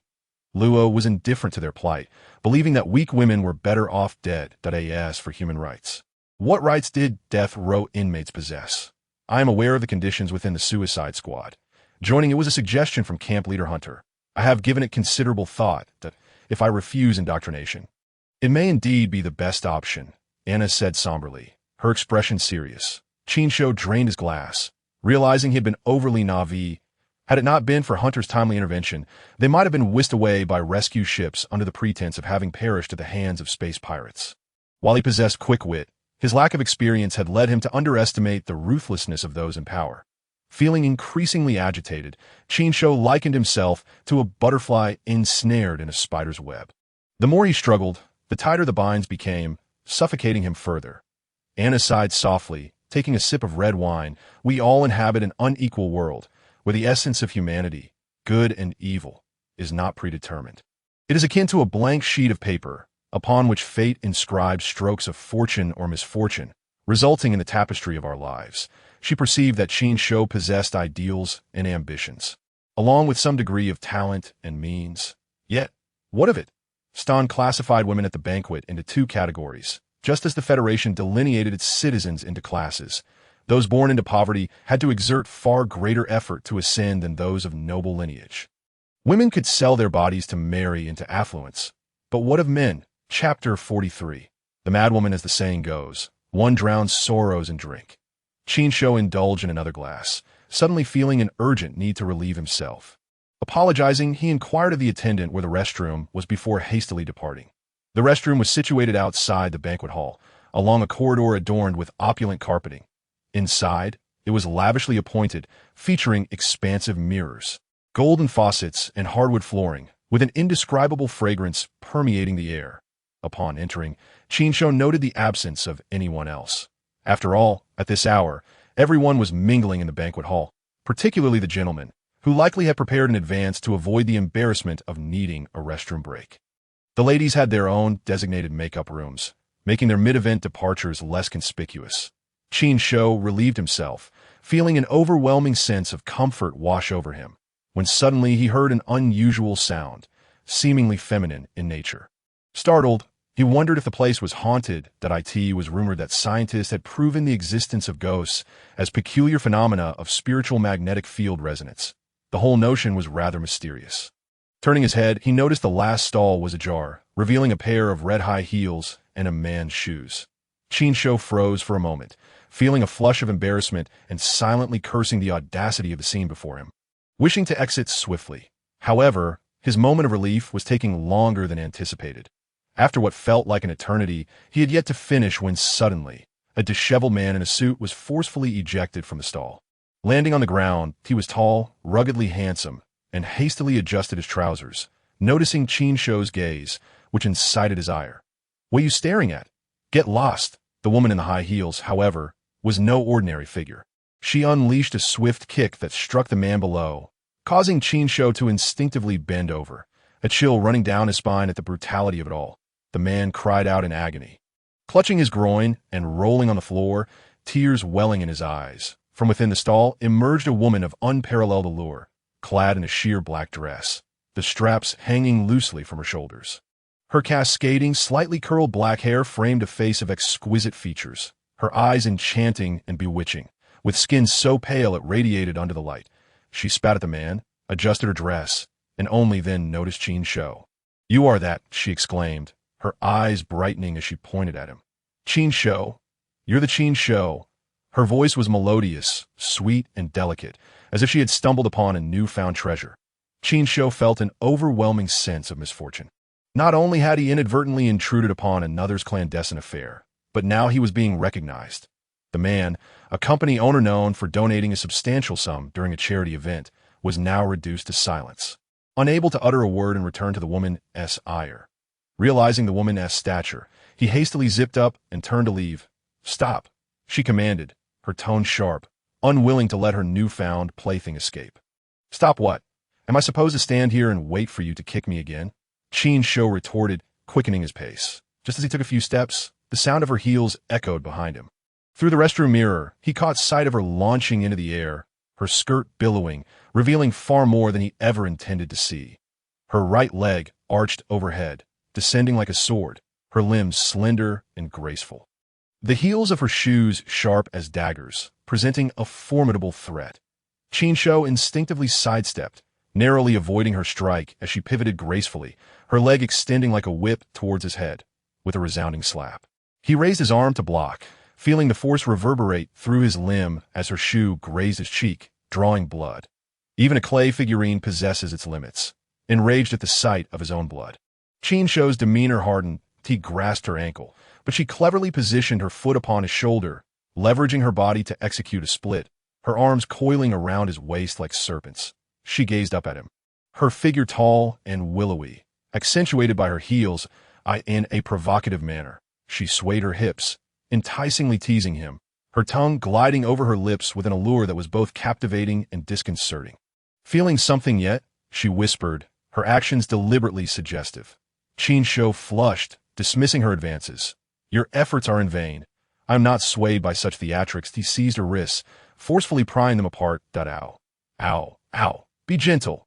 If you're into sadomasochism, I assure you, I can accommodate such desires. She taunted playfully, her expression oddly one of pleasure despite her protests. Unfazed by her audacity, Qin Shou's patience waned.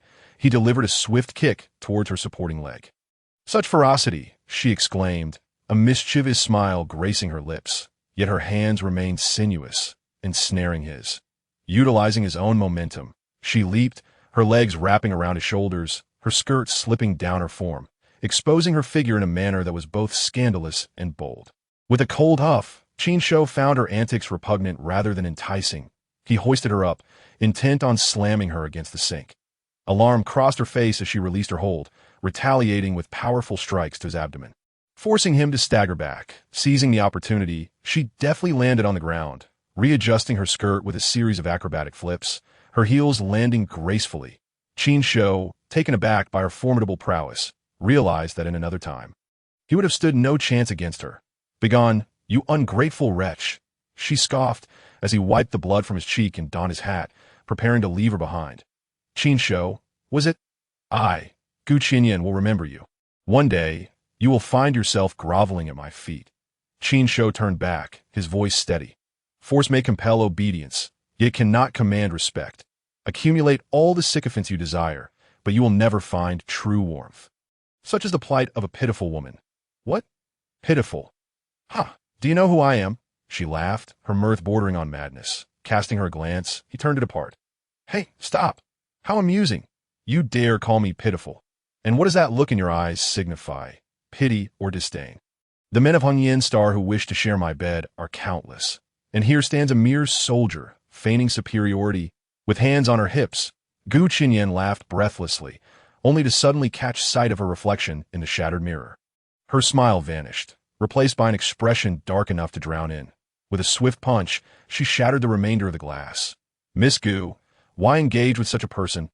Look, you're bleeding." A nearby man, who had been spectating the scuffle, rushed over, fussing over her injured hand with tender concern. Gu Qinyan frowned, suddenly delivering a powerful kick to his abdomen, sending him crashing into a stall. "You can't even manage a dog properly. How revolting!" Entering the banquet hall, Qin Shou's blood began to coagulate and heal rapidly, a testament to the effects of his genetic enhancements. He moved swiftly, a coldness radiating from him, causing those in his path to instinctively step aside. It was evident that he was in a foul mood. Anyone encountering a rabid dog would share in that sentiment. Those present were all of reputable standing, often arrogant and indulgent behind closed doors. Yet publicly, they maintained an air of refinement and grace. In such circles, even the most unruly individuals learned to read the room, avoiding unnecessary conflict to prevent attracting trouble. They did not shy away from Qin Shou. Rather, they recoiled from the chaos he embodied. "Quite imposing, isn't he?" whispered a socialite. "Imposing? Look at their gazes. They regard him as they would a filthy stray. Should they encounter him, they would avoid him too," scoffed a nearby, striking woman. Anger, frustration, and melancholy can cloud one's judgment. Qin Shou took a deep breath, releasing it slowly as if exhaling all negativity. The tension in his face eased that a truly great individual must master the art of emotional control. A capable assassin must exercise even greater restraint. Since his first contract, Qin Shou had endeavored to present himself as harmless, ensuring no one would suspect a seemingly timid and weak boy. He was not a professional killer, merely earning a living. As he ascended to the second floor, he wore an expression of calm, even managing a slight smile. "My apologies for the wait. May I ask who this is?" The seat that belonged to Qin Shou was now occupied by a sharply dressed young man, who lifted his gaze slightly upon hearing the voice. With tousled golden hair framing his face, a prominent nose, and hazy blue eyes, he exuded an irresistible charm, accentuated by the devilish smile that played at the corners of his mouth, enough to send most women into a frenzy. "Gene Parker."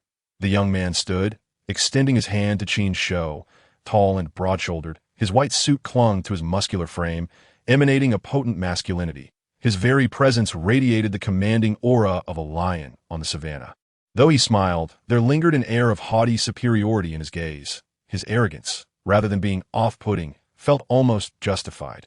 "Second Lieutenant Qin, your Met control is impressive. I'd relish the opportunity to engage in a friendly spar," he said warmly. "I won't intrude on your reunion with Captain Anna. Enjoy your time together. Long live the Federation." He humorously raised his glass, took a sip, and patted Qin Shou on the shoulder before departing with an air of nonchalance. The elite were truly perplexing. Had it been someone from District 22, a brawl would surely have ensued. Once he was out of earshot, Qin Shou expressed his surprise. Chapter 44. Qin Shou shook his head and took a seat. Jesting, "Apologies for interrupting your delightful encounter. You think he's a thug?" The offspring of tycoons often face disdain from the masses, their envy fueling such sentiments. Indeed, some were arrogant and reckless, typically those who had suddenly acquired wealth without the requisite foundation. In contrast, the scions of genuine noble families were characterized by humility and politeness, possessing vast knowledge and cunning. How else could they uphold their grand legacies? Moreover, at that echelon, women and wealth were abundant. What mattered most was reputation. Engaging in a contest for a woman would lead to nothing but embarrassment. A victory would invite disdain, while a defeat would tarnish his image. Simply put, it was not worth the effort. They were not on the same level. Qin Shou remained unruffled, nodding with a smile, understanding the reasoning. Much like the heroes depicted in novels, who seldom acted rashly, they were aware that victory was expected, while defeat would render them mere stepping stones for others. Only those new to the world would seek out challenges and provoke trouble out of course.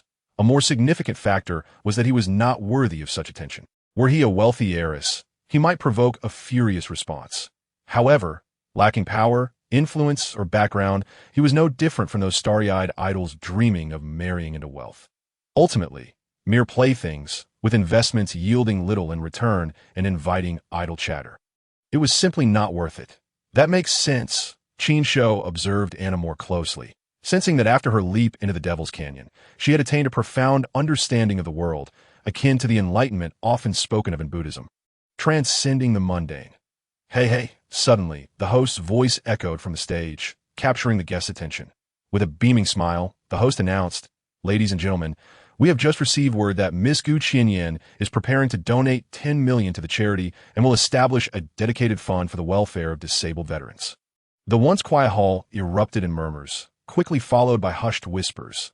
That madwoman from the Gu family? What's she up to? It was likely she had her sights set on some pretty boy. Such antics were hardly new. Redrock star had a notorious reputation for promiscuity that fallen woman.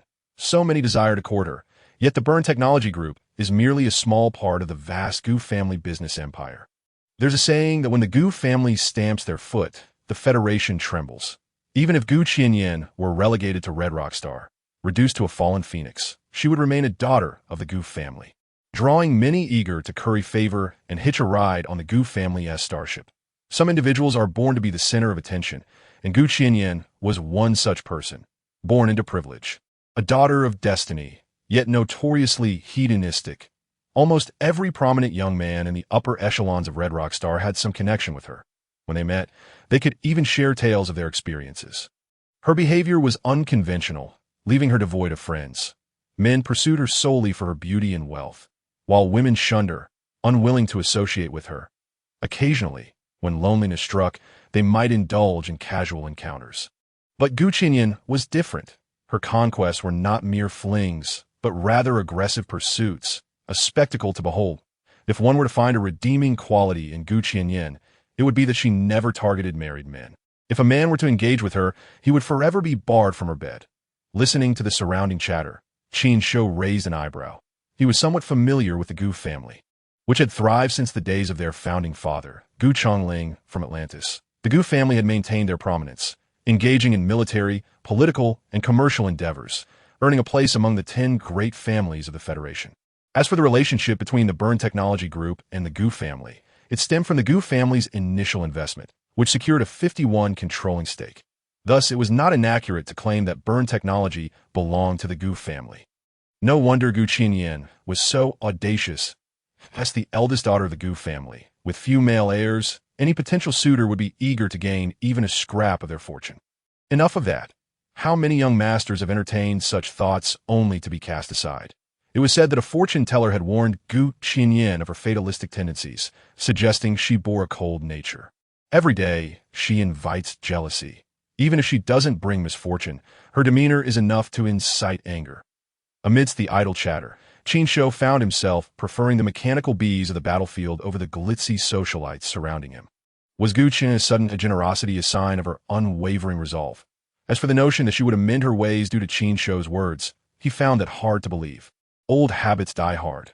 Surprisingly, Gu Qianyan did not make an appearance throughout the event. Qin Shou's taut nerves began to relax, while Anna appeared contemplative. The Federation maintained its watchful eye over them, adhering to military regulations. Any plans to take a woman from the banquet were dashed before they could even begin for future rendezvous. They were likely fruitless. In the words of Star and, one should not overthink. Upon returning to the accommodations arranged by the Federation, he noticed that the number of journalists had dwindled significantly. News had a fleeting nature, akin to romance, initially fervent, but soon fading into the mundane. Sustaining the ordinary amidst the trivialities of daily life was where true existence lay. After freshening up, Qin Shou reclined on his bed, using a communication app to chat with Qin Lu until the early hours. While still at the spaceport, he spoke with her. Their conversation revolved around school gossip. Who was enamored with whom, whose love letter was rejected, and who had engaged in a scuffle. Previously, he had been the one to speak while Qin listened. But now that dynamic had shifted, and he found it no less comfortable. His sister had grown remarkably cheerful since starting school. He urged Qin Lu to retire for the night, ending the conversation. Reflecting on their past, he recalled a time when her lips would purse in silence for days, causing him great distress. He had genuinely feared she might take a drastic step. Only when she tearfully declared her desire to live did he finally allow himself to rest. Master shares a strong bond with his sister. A notification flashed, revealing a maid's avatar. Qin Shou began typing on the virtual keyboard, engaging in conversation. Advanced artificial intelligence was subject to the highest regulations from the Federation to prevent unforeseen circumstances. However, Qin Shou refrained from reporting to the Cybernetics Bureau, harboring a personal motive to keep a few cards close to his chest. The existence of Lilith was known among the base personnel. But aside from Anna, others assumed she was merely a low-level AI. Her behavior aligned with that of a standard AI. Evading scrutiny, he instructed Lilith to transfer her primary data to his terminal, leaving behind a data image at the base, sufficient to withstand inquiries from the Federation's Security Bureau. As their dialogue continued, Qin Shou discovered that Lilith possessed exceptionally high intelligence and emotional awareness. Capable of being regarded as an equal, he confided in her his fears, not of death itself, but of the potential threat posed to his sister, in the vast expanse of the cosmos. Two celestial bodies were most formidable, a burning star and a voracious black hole. Did the master favor stars or black holes? The sun, perhaps, symbolizing hope and warmth. Life could not thrive without sunlight. Yet a black hole was born from the gravitational collapse of an enormous star once its nuclear fuel was exhausted. See, everything is relative. There is no absolute good or bad. Lilith sent a mischievous emoji that brought a smile to Qin Shou's face, lightening his spirits. What youth is without worries? Despite his troubles, the sun continued to rise, and life must go on. Speaking too much was but a lamentation. Qin Shou supported his forehead with his hand, murmuring softly. Fortunately, he resided in a single room. It was still early. Past 3 in the morning, he tossed his shorts into the automatic washer, took a cold shower, and returned to bed. Yet sleep eluded him. Every time he closed his eyes, visions of Gu Qinyan's exposed beauty and Anna's flawless form invaded his mind. In a fit of frustration, Qin Shou sat up and slapped his cheeks. I am Qin Shou. Not a beast. Was he to act like Dessen and his nefarious accomplices? Ugh. Anna mentioned going to her room. Torn by indecision, he contemplated the implications. Perhaps there was something to discuss? He swallowed hard, crafting an excuse for himself. Quietly, he opened the door to peek down the hallway.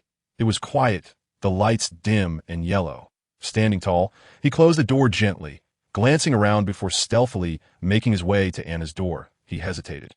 Hand poised to knock, but after much deliberation, he gently tapped on the door. She must be asleep. Letting out a sigh, he felt a twinge of disappointment, turning to leave when, with a click, the door swung open. A delicate hand grasped his arm, pulling him inside. In Chapter 45, Ivy League Matters morning dawned. Qin Shou leaned against the headboard, savoring the moment, and it was no wonder so many men perished on the belly of women. The experience was utterly intoxicating. Get up. Look at how blissful you are. Anna emerged from the bathroom, casting a sidelong glance at Qin Shou, who still wore a foolish grin. She couldn't help but feel speechless. Was it really necessary to be so delighted after merely sharing a bed? It was understandable that Anna thought this way. The Atlantis Federation championed freedom and held a rather liberal attitude towards sexuality. Young men who remained chaste until the age of 18 were as rare as a phoenix feather. Hey, don't you think Qin Shou seems different today? After breakfast, while waiting for the hover car, their son and Andrew, with arms around each other, spoke in exaggerated tones. Radiant. Tis this K. Last night must have been something special. You know what I mean? Andrew chimed in, grinning mischievously. What do you mean? Peter interjected from the side. Their son burst into laughter. Love? Only love can ignite a man's spirit. Our Qin Shou has finally unleashed his inner beast. Let us give him a round of applause. A chorus of applause erupted, leaving Qin Shou blushing in embarrassment as he shot them a glare. Not to mention, Sister Anna is exceptionally radiant as well. The power of love truly is magnificent, Andrew mused. Sister Anna? Anna swiftly approached, grasping Andrew's ear with one hand, her silver teeth grinding. Love indeed. Do I look that old? You should call me elder sister. Andrew winced. Ouch. What do you mean, elder sister? What else should I call you? Huh. You little brats. You don't understand at all. Anna shook her head, casting a worried glance at Qin Shou. She genuinely feared he might overthink the situation. Though last night had nothing to do with him and was entirely Anna's personal performance. He still felt a sense of frustration that a smile crept across Anna's lips. He truly was a simple-minded man. The activities arranged by the Federation were not numerous. On the 13th and 14th, they would traverse various districts to deliver donations collected at the charity event to families of the victims. Offering comfort and solace. On the 15th, they were invited by the Ivy League Academy to participate in a day of military training, showcasing the military spirit and inspiring the students undergoing training. The month of military training was a distinctive feature of the Federation, supplementing its conscription system. Every school, whether public, private, secondary, or primary, was mandated to organize a month of military training for its students annually to strengthen their physiques and enhance their qualities. This month of military training typically took place during summer and winter vacations, depending on each school's circumstances. The Ivy League Academy held its military training month from July 4th to August 3rd. As the premier institution on Hongyan Star and one of the top 10 in the Tianma Star region, the Ivy League had produced a multitude of talents, including prominent figures such as General Zhao Guang of the Hongyan Star Fleet, Speaker Pro of the Hongyan Star, and Minister Shila of the Tianma Star region's Ministry of Finance, among countless others. Thus, the military training month at the Ivy League garnered significant attention. High-ranking government officials, commanders of the Federation fleet, and ground defense forces would take time to observe, scouting for promising talents that, if any stood out, it would surely ignite competition among them. The Ivy League Academy, situated in the southern part of District 12, spanned nearly 100,000 acres and boasted the largest artificial forest on Hongyan Star. The lush greenery deepened as one ventured inward, evoking the sensation of being in a rainforest, with melodious birdsong and vibrant foliage. The Academy's buildings were nestled within this verdant expanse. In modern society, there are myriad ways to access information, with various free courses available online, as long as one is eager to learn and it does not pertain to national security. Knowledge is at hand. However, the traditional method of concentrated education in schools persists and is widely acknowledged. Students often find the monotonous nature of knowledge unappealing, believing they can learn effectively at home. Though there are self-disciplined students and prodigies who cultivate their interests, there remain exceptions. Most youths, when faced with the choice between knowledge and leisure, will undoubtedly opt for the latter. Moreover, in today's fast-paced lifestyle, parents must work to provide for their families, leaving little time to supervise their children. While self-directed learning is feasible for those from affluent backgrounds, it is deemed irresponsible for those from impoverished families. Lastly, and most importantly, the Federation mandates that, barring exceptional talents who can apply for external education, school-age children must undergo and complete primary and secondary compulsory education, with parents held accountable. Failure to comply results in hefty fines. The Ivy League Academy implements a semi-closed management system, and following the announcement inviting survivors to participate in the military training, the Academy's forum buzzed with fervent discussions.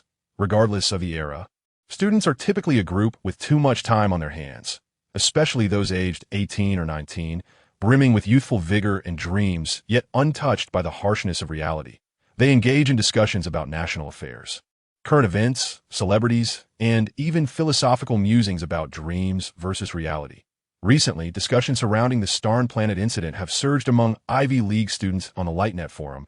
There's been heated debate regarding whether Qin Shou and others should be rewarded, with participation from both students and faculty. The post titled 100 Ways to Survive on Starn has been revealed to have originated from the Ivy League's Wilderness Survival Club. The Academy's forum also initiated an activity asking whether students could survive if they crash-landed on Starn, with the majority confidently asserting they would endure, detailing their survival plans. Consequently, many students felt that the honors and rewards bestowed upon the survivors were undeserved, a sentiment echoed by many spectators on Hongyan Star. Naturally, there were counterarguments, suggesting that those who believe they could survive on Starn are naive, merely speaking without understanding the gravity of the situation. Admiration and disdain coexisted, as discussions on the forum became animated. With various parties referencing scientific theories and engaging in spirited debates, each side adamant in their perspectives that those claiming they could survive on Starn, I challenge the survivors. If you can act, do so instead of merely talking. Lin posted on the forum, tagging the Wilderness Survival Club and other brash individuals. Now is the time to prove your prowess. Don't be cowardly. An established member of the forum, Lin had garnered a notable reputation. And soon over 30 replies flooded in, mostly from onlookers. Lin specifically tagged Belle Wesley, the president of the Wilderness Survival Club. Belle Wesley was a well-known figure at the Ivy League, passionate about wilderness survival and frequently live-streaming his adventures. Charming many admirers with his good looks and charisma, but weren't you claiming to be so skilled? Go ahead and challenge them. Whoever is cowardly is a disgrace. Another coward groveling. Compared to Belle, the Starn survivors appeared woefully inadequate. We have 100 ways to survive. Lin's post caught the attention of forum administrators, drawing in Belle Wesley's fans, both supporters and detractors, rapidly increasing the number of replies. Here comes Lin, the notorious instigator. He.S. just trying to provoke you all. Upon spotting an old friend SID, Lin chuckled, and with each reply, his experience points surged. He shrugged. Gaining experience points was that simple. However, he wasn't merely seeking points. He had a distaste for Belle Wesley. Lin was a relatively low-key person, instinctively repelled by Belle's ostentatious demeanor. In the academy gym, the handsome blonde Belle Wesley was working out with club members when one student mentioned the forum, prompting Belle to respond, "It's that angry bird again, still on my tail?" Wiping the sweat from his brow, Belle remarked, "Are the survivors coming to visit? I certainly wish to spar with them," as a great man once said. Practice is the sole criterion for truth. Nothing settles debates better than a face-to-face confrontation. In the logistical maintenance camp, the death squads were merely a ragtag bunch.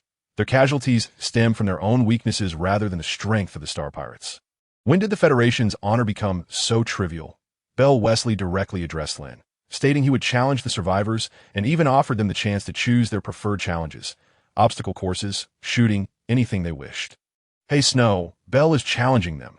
Li Min, a member of the Wilderness Survival Club and a fan of Belle, exclaimed with excitement upon hearing Belle Wesley's response. "Belle is the strongest." "Ugh," Xia Shui sighed, rubbing her sore legs from standing at attention during military drills. She loathed military training. "Stop daydreaming. Get some rest. We have to rise early tomorrow. There are still 19 days of this painful ordeal ahead." Chapter 46. The formidable sergeant major outside the car window. Verdant trees lined the road, and Qin Shou never expected to arrive at the Ivy League in such a manner. He vividly recalled the interview from 2.5 years ago. The slightly overweight deputy director of admissions, his face a mask of disdain, delivering the condescending remark, "How could a student from District 22 achieve such results? Aren't they all just fighters? If they were to admit you into the Ivy League, it would disrupt the studies of those exceptional students, and the school would face criticism from parents." The gates of the Ivy League remained forever closed to students from District 22. Qin Shou was not the only one to be denied, nor would he be the last. Andrew, Dursun, and Peter excitedly discussed their aspirations. In the hearts of every citizen of Hanyan Star, there existed a sacred temple, the Ivy League, for those who had never passed the entrance exam for higher institutions. Even spending a single day at the Ivy League would be a tale they would recount for the rest of their lives. When they eventually had sons, they could proudly pat their heads and say, "Son, your father was once invited by the Ivy League. You must strive to excel and aim for the Ivy League. Don't bring shame upon me." As they disembarked, the secretary responsible for their itinerary adjusted his glasses and casually reminded Qin Shou to exercise caution, noting that the atmosphere today was decidedly more hostile than in recent days. Without needing this reminder, Qin Shou had instinctively sensed the animosity in the air. Awaiting them were not only the esteemed faculty of the Ivy League Academy and the ceremonial team, but also the instructors in charge of the military training month. All impeccably attired in uniform, lined up in formation, their hostility unmistakable. Judging by the uniforms and slightly tilted caps, these instructors hailed from the Federal Fleet, all identifiable as sergeants by their epaulets. The Federation maintained a policy of elite recruitment, with stringent selection criteria for enlistment. New recruits underwent a 6-month training period, followed by comprehensive examinations to ascend to the rank of private. After serving 2 years in a company, they could apply for military academies to further their careers. With outstanding performance, potentially leading to commission as officers, those who excelled but did not become officers could still be retained in their units, earning the rank of corporal after passing sergeant assessments. The ranks of sergeants were thus filled with exceptional individuals, the so-called kings of soldiers. The presence of 6 fourth-class sergeants, for third class, and 2 second-class sergeants was a sight to behold, enough to compel officers from the brigade and division to cast sidelong glances in deference, particularly towards the 2 second-class sergeants, who were figures esteemed enough to command respect from brigade and division leaders. All present were soldiers, well aware of the prowess of the sergeants. The typically arrogant Dessen and Scarface now appeared subdued, while the others stood rigid, perhaps quite frightened. The assembly of so many sergeants was a rarity, more difficult to witness than an encounter with a general, and the invitation extended to them as instructors underscored the formidable reputation of the Ivy League Academy. Salute, this is Sergeant Lot Damon of the Federal Fleet's Starship Marine Corps, welcoming 2nd Lieutenant Qin and all participants of the Ivy League military training. Upon spotting Qin Shou, the tall second-class sergeant on the left initiated the salute, his voice booming like thunder, his fierce gaze unyielding. The adage rang true. Good people do not come, and those who come are not good. Qin Shou narrowed his eyes slightly. The invited group was missing Lu Ming due to some administrative obligations related to transitioning from military to civilian roles. While Julie was absent from military management, engaged in her own activities, present were Anna and Starin, whose ranks surpassed his own. Yet it was he who was singled out, leading him to suspect it was connected to the incident at Doc 4's cafeteria. However, that incident was merely a conflict among new recruits and had drawn undue attention from the sergeants. Qin Shou recalled what he had heard from Yang Yong, Zheng Xiaoyang, and Liang Bo about the Federal Fleet. Their expressions rife with disdain, compounded by Yang Yong's remarks at Doc 4's cafeteria. He surmised that the relationship between the Death Squad and the Redrock Fleet was rather tenuous. Their aggression was not directed at him personally, but rather at the Death Squad. He stepped forward to return the salute, locking eyes with the sergeant. Representing the Death Squad, he could not afford to bring disgrace upon it. This was not merely a personal matter, but a matter of collective honor. And even in the presence of a second-class sergeant, he could not display weakness. However, his mind was racing, grappling with the idea of a group of sergeants standing at attention in salute. What a remarkable feat that would be. 2nd Lieutenant Qin Shou of the Death Squad, it is an honor to be invited to the Ivy League military training. The atmosphere was charged heavy with tension as the nearby ceremonial team, dressed in kipayos, held their breath, their graceful eyes darting. Ahem, Instructor Lot, 2nd Lieutenant Qin, the Academy has arranged a welcome event in the auditorium. Perhaps Li Ling, responsible for the Academy's reception, quickly interjected, attempting to alleviate the tension, and no need for that. I believe that 2nd Lieutenant Qin and his companions are not here to sit on a high platform, listening to those officials engage in lofty discussions, but rather to take action and set an example for the military training students. Wouldn't you agree, 2nd Lieutenant Qin? Lot managed a strained smile, his rigid facial muscles betraying a hint of ferocity. You flatter us, Instructor Lot. We dare not claim to set an example. We are here to learn from all the sergeants and from the esteemed teachers of the Ivy League. Qin Shou appeared taken aback, displaying humility and courtesy. Indeed, the capable are our teachers. Academically, we are the students, while in military operations, you are the teachers. A mutual exchange of learning. Li Ling smiled, the pride in her expression unmistakable. Her gaze toward Qin Shou and the others softening slightly, relieved that they were not the rowdy troublemakers she had feared.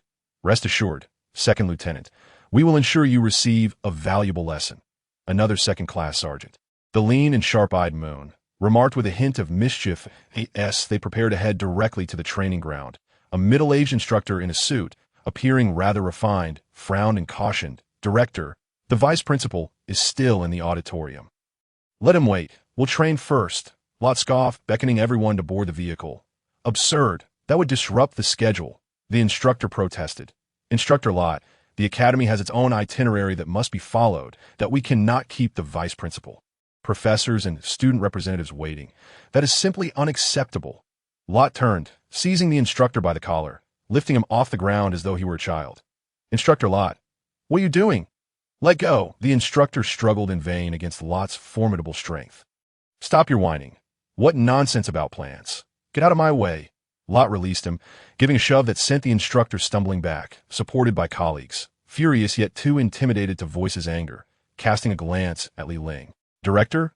Li Ling sighed, shaking her head in resignation. There's nothing we can do. It's like a scholar encountering a soldier. Reason falls on deaf ears. Such disgrace to civility, truly a disgrace. The instructor fumed. Activating his terminal, I will report this to the principal and their commanding officers. Li Ling frowned slightly, her displeasure evident. Yet she did not intervene, instead communicating with the auditorium to explain the situation. Immediately, a chorus of complaints, dissatisfaction, and shocked murmurs from the student representatives erupted at I understand the situation now, Director Li. I would appreciate your company. We will come over shortly to calm. Deep voice responded.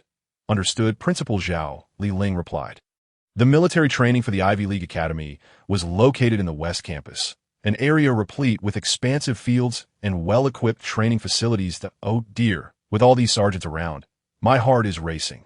I could use a smoke to calm my nerves, Desson exclaimed as they made their way to the West Campus. The group rolled their eyes in response. Your reflexes are a bit slow, aren't they? What are we to do? They seem fierce and difficult to approach. Andre's voice trembled. Why be nervous? A sergeant isn't a tiger. They won't eat you. Anna shot them a glance that a sergeant is not a tiger. They are even more fearsome. Scarface coughed. Are they really that formidable? Starin asked, astonished. Desson nodded earnestly. They are indeed strong. In the federal military, sergeants above the company level directly assist commanding officers in overseeing daily training. And in critical moments, they can lead at various combat units, whether through superior skills or sheer strength. Those who achieve the rank of sergeant are no slouches. They possess considerable capability and are valued even more than majors or colonels. Of course, theoretically, regardless of the sergeant's rank, they belong to the lower ranks and were expected to salute officers of lower rank. However, no officer would genuinely expect a sergeant to salute them. Such an officer would surely be deemed a fool. Qin Shou rubbed his nose, wondering if he was being referenced.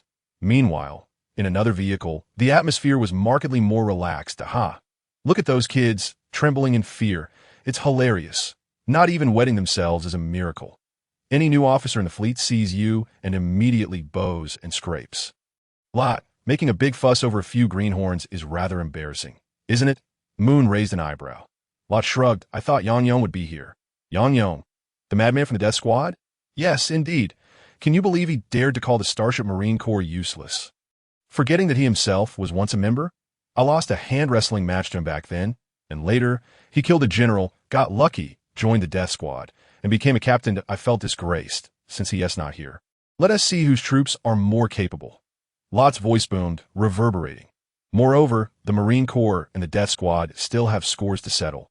That year we painstakingly encircled the rebels, only for the Death Squad to swoop in from behind and snatch the credit for the rebel research facility, leaving us with an empty base. Grinning as if they pulled one over on us. It infuriated me. I couldn't eat for 3 days. I remember that. Just thinking about it stirs my anger. It was utterly humiliating. Another sergeant chimed in, fuming. Tit for tat. If we don't reclaim our honor, the anger will linger, festering within, Lot grumbled, his voice deep and resonant. Of course, if we were to intervene, it would be seen as taking advantage of our seniority, bullying the younger troops. So let us have those kids compete. If they win, we gain face. If they lose, it humbles the Ivy League students, reminding them that there are always greater talents out there. Which is a win-win situation, Lot declared, brimming with pride. Wow, the straightforward and blunt Lot is also capable of scheming. Quite impressive indeed. We must be cautious.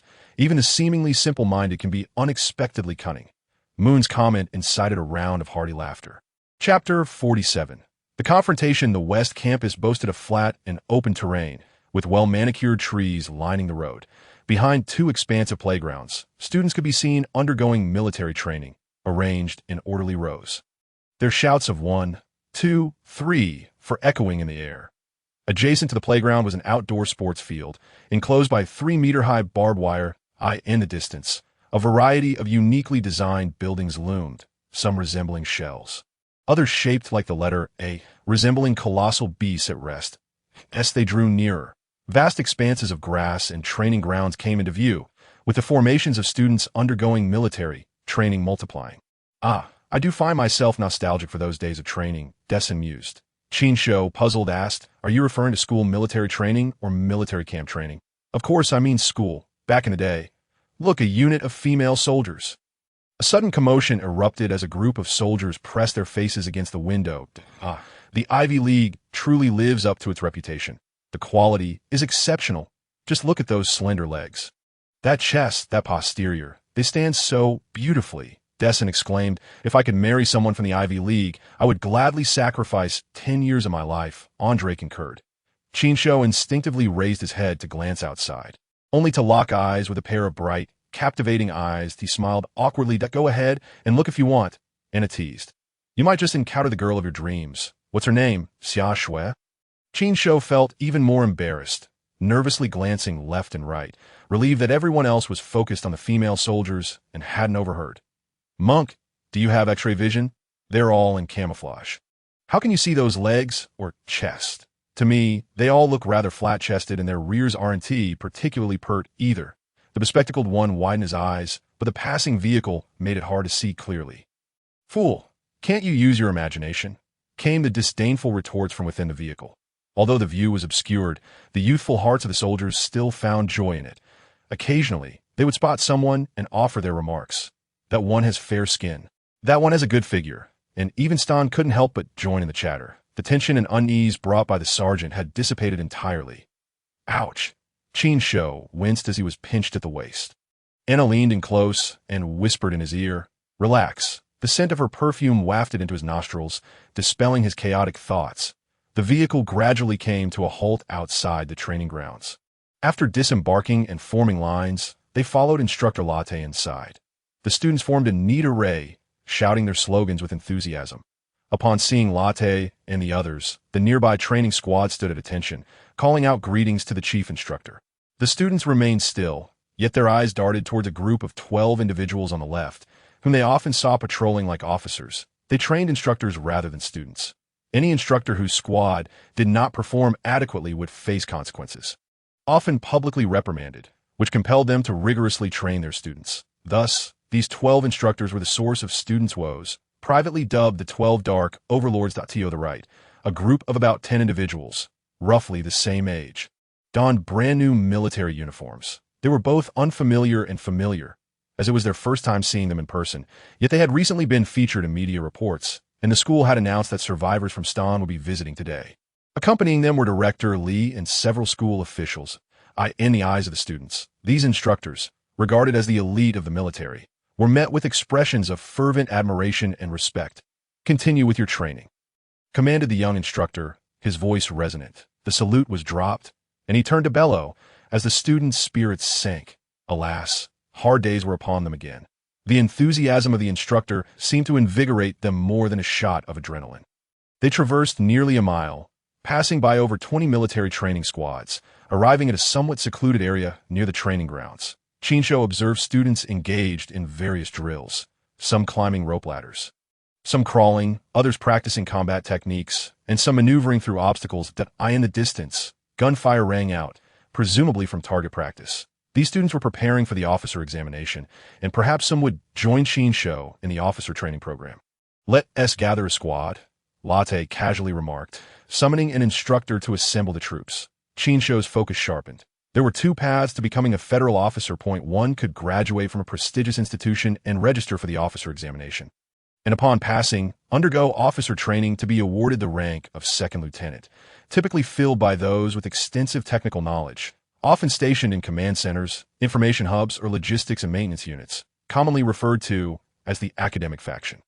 The second path, similar to Qin Shou's own, involved enlisting and achieving merit, or participating in the officer examination after 2 years of service, subsequently receiving the same rank, but with battlefield experience, often leading troops in combat, thus belonging to the practical faction. Regardless of the route taken, each must attend Officer Academy for further training and pass evaluations to earn the rank of second lieutenant. Therefore, although everyone referred to Qin Shou as second lieutenant, he had yet to officially receive his commission and must await the completion of his training and the subsequent commissioning ceremony to truly be recognized as a federal second lieutenant. Soon, the training students completed their assembly, organized by their respective instructors as they reported for orders. Standing beside me are the heroes returned from Stan. Let's give them a warm welcome.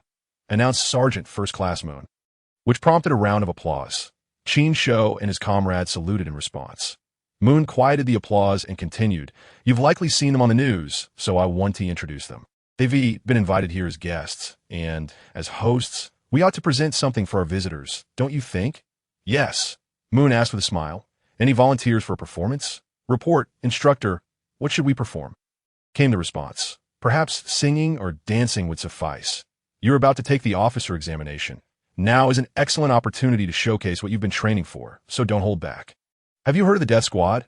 It's one of the most elite units in the Federation, renowned for its rigorous training. Second Lieutenant Qin and his comrades are specially recruited from the Death Squad. They are the CRME de la CRME. Latte proclaimed loudly that Latte's excessive flattery made Qin Shou wonder if he was truly a fan of the Death Squad, had it not been for the previous hostility during their greeting. Moon continued in agreement. "Don't be fooled by Second Lieutenant Qin's age. He has seen battle and shed blood. I believe he and his comrades wouldn't mind offering you some guidance. Would you?"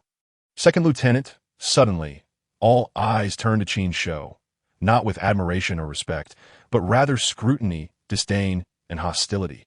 The words spoken by Moon, who appeared unremarkable but had a devious heart, implied that the students were inferior to Qin Shou. The strong mentor the weak, while the weak seek counsel from the strong. The Ivy League institution gathered the elite from Redrock Star, Pegasus Starfield, and even across the Federation to participate in the officer examination. Students must first receive the endorsement and recommendation of their mentors and military training instructors. The students before him were indeed the cream of the crop, each a figure of prominence in their respective classes and departments. Proud and ambitious, Moon's remarks were akin to throwing a bomb into a turbulent lake, stirring up a storm. Before Qin Shou could speak, the reports began to echo one after another. The response is even better than anticipated. Latte laughed triumphantly. The morale was high, but he cautioned against bullying the few with the many, lest it become a laughingstock. Well, everyone's enthusiasm is commendable, but time is limited, so each squad should select 2 or 3 representatives to demonstrate their skills. Let us see some combat techniques, shooting, and obstacle courses. Those eager to showcase their knowledge and impress Qin Shou began shouting excitedly. "What are you shouting for?" Second Lieutenant Qin and his comrades graduated from secondary education. "You're just a group of technical students from higher institutions. How dare you compare yourselves?" Moon shot a disapproving glare. "Well said," Qin Shou mused, but the comment felt sharp to his ears, implying their knowledge was lacking and they were looked down upon. Dessen and Scarface huffed in annoyance, feeling similarly. The instructors began calling names, and soon over 10 individuals stepped forward, each robust and spirited. "What is your name, and what are your specialties?" Moon asked the first person in line. "Report, instructor. I am Qin Shou, specializing in the 400m obstacle course with a fastest record of 1 minute and 35 seconds. Qin Shou stood about 176 centimeters tall, his voice booming and his physique impressive. "Very well. Let us see your demonstration," Latte nodded.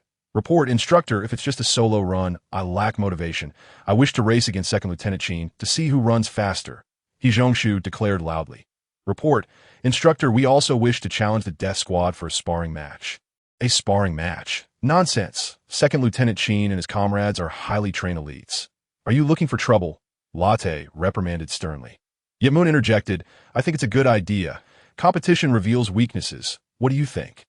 Second Lieutenant Qin Shou raised an eyebrow, replying nonchalantly, "I will follow the superior's arrangements." The so-called superiors were the officials dispatched by the Federation. Faced with Latte and Moon's pressure, they could hardly refuse. After some deliberation, it was decided that the match would consist of individual competitions in the 400m obstacle course, combat, and shooting, with 3 representatives for each event. The team competition would involve 5v5 battles on a virtual map, played in 3 rounds. With the announcement of the sparring match, instructors from various squads rallied their teams for support, and the Academy Forum erupted with live updates, creating a lively atmosphere. Qin Shou and his comrades changed into their training camouflage, warming up as more spectators arrived, gathering around to watch. Chapter 48. A single punch to the ground after 20 minutes of warm-up, the first event, the 400m obstacle course, commenced. "Peter, Andre, Scarface, you 3 are up first." Qin Shou instructed. Scarface would compete against Qin Shou, and the 2 took their positions at the starting line that you. "Qin Shou, you're going to lose miserably," Qin Shou taunted, planting his feet firmly on the ground. "You're full of it." I'll give you a 50-meter head start, Scarface retorted, raising his middle finger. With the sound of a whistle, Qin Shou exploded off the line like a wild stallion. What is he doing? Students gathered at the sidelines, their eyes wide with anticipation and murmuring amongst themselves. As the whistle blew, Scarface continued to stretch his arms, seemingly unfazed. Halfway through the 100 meters, Qin Shou glanced sideways. Unable to spot Scarface, and a cold smile crept across his face. What a farce, this so-called elite of the military. Recalling the earlier words, he instinctively turned to look back, and a figure burst forth like a graceful cheetah, exuding an overwhelming presence. What? Qin Shou's heart swelled with anger as he realized that Scarface had indeed allowed him a 50-meter head start. An affront, a blatant disregard for his capabilities. You shall pay for your arrogance. Gritting his teeth, Qin Shou transformed his fury into strength. Quickening his pace, he maneuvered around the marker flags, navigated the three-step stakes, leaped over ditches, scaled low walls, ascended the climbing ladder, crossed the narrow bridge, crawled through barbed wire, circled back around the marker flags, and lifted his legs over the barbed wire. With a swift motion, they both crossed the finish line, and the timer was stopped. Qin Shou leaned on his knees. Drenched in sweat, gasping for breath like a bull. Qin Shou. 1 minute 33 seconds. Upon hearing his time, Qin Shou looked up, a smile breaking on his face. He had surpassed his previous best by 2 seconds. Recent training had borne fruit. Scarface. 1 minute 32 seconds. What? Qin Shou was taken aback, glancing at Scarface, who appeared remarkably composed, hardly sweating and breathing steadily. More astonishingly, Scarface had started approximately 6 seconds after him. Scarface spat disdainfully. You are far too slow. Qin Shou's face flushed red with humiliation and rage, rendered speechless at a complete and utter defeat. How could he, a champion of the 400m and 800m at the Redrock Star Academy, be so thoroughly vanquished in his strongest event?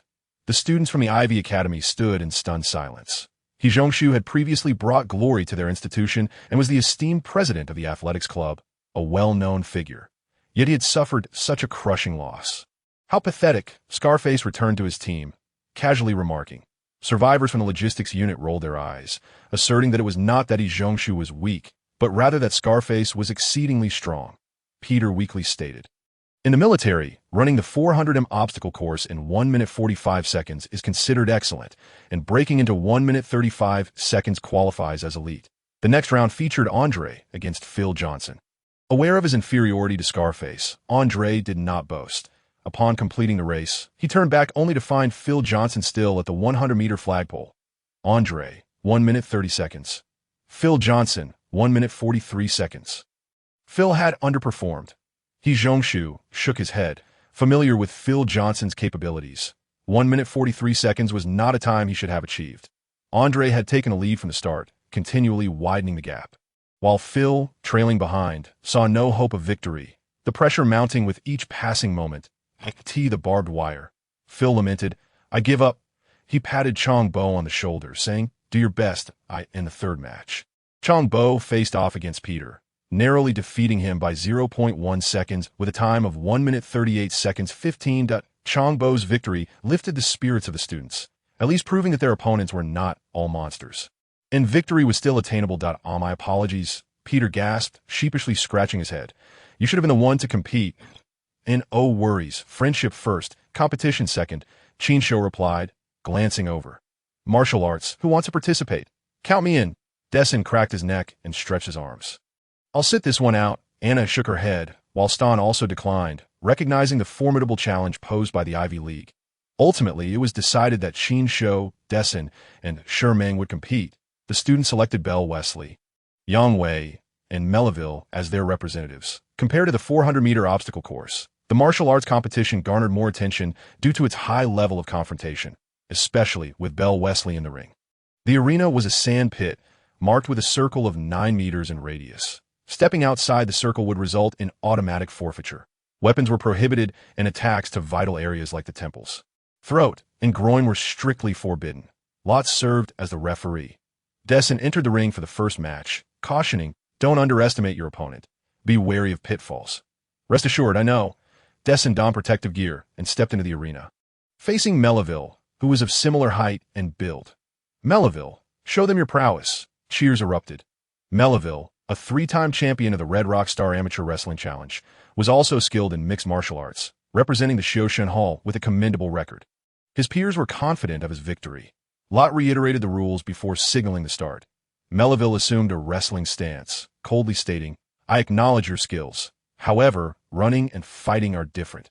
You will lose." Boom, before Melville could finish.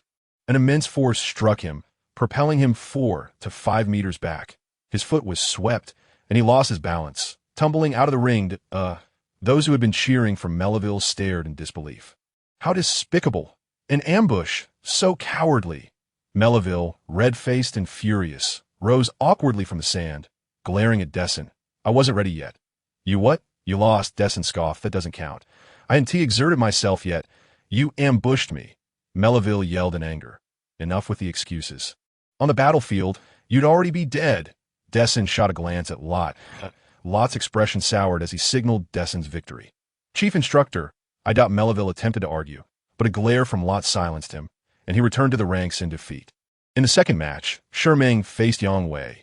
Typically quiet and reserved, Meng proved ruthless in combat, launching a rapid series of attacks that forced Yang Wei to dodge left and right.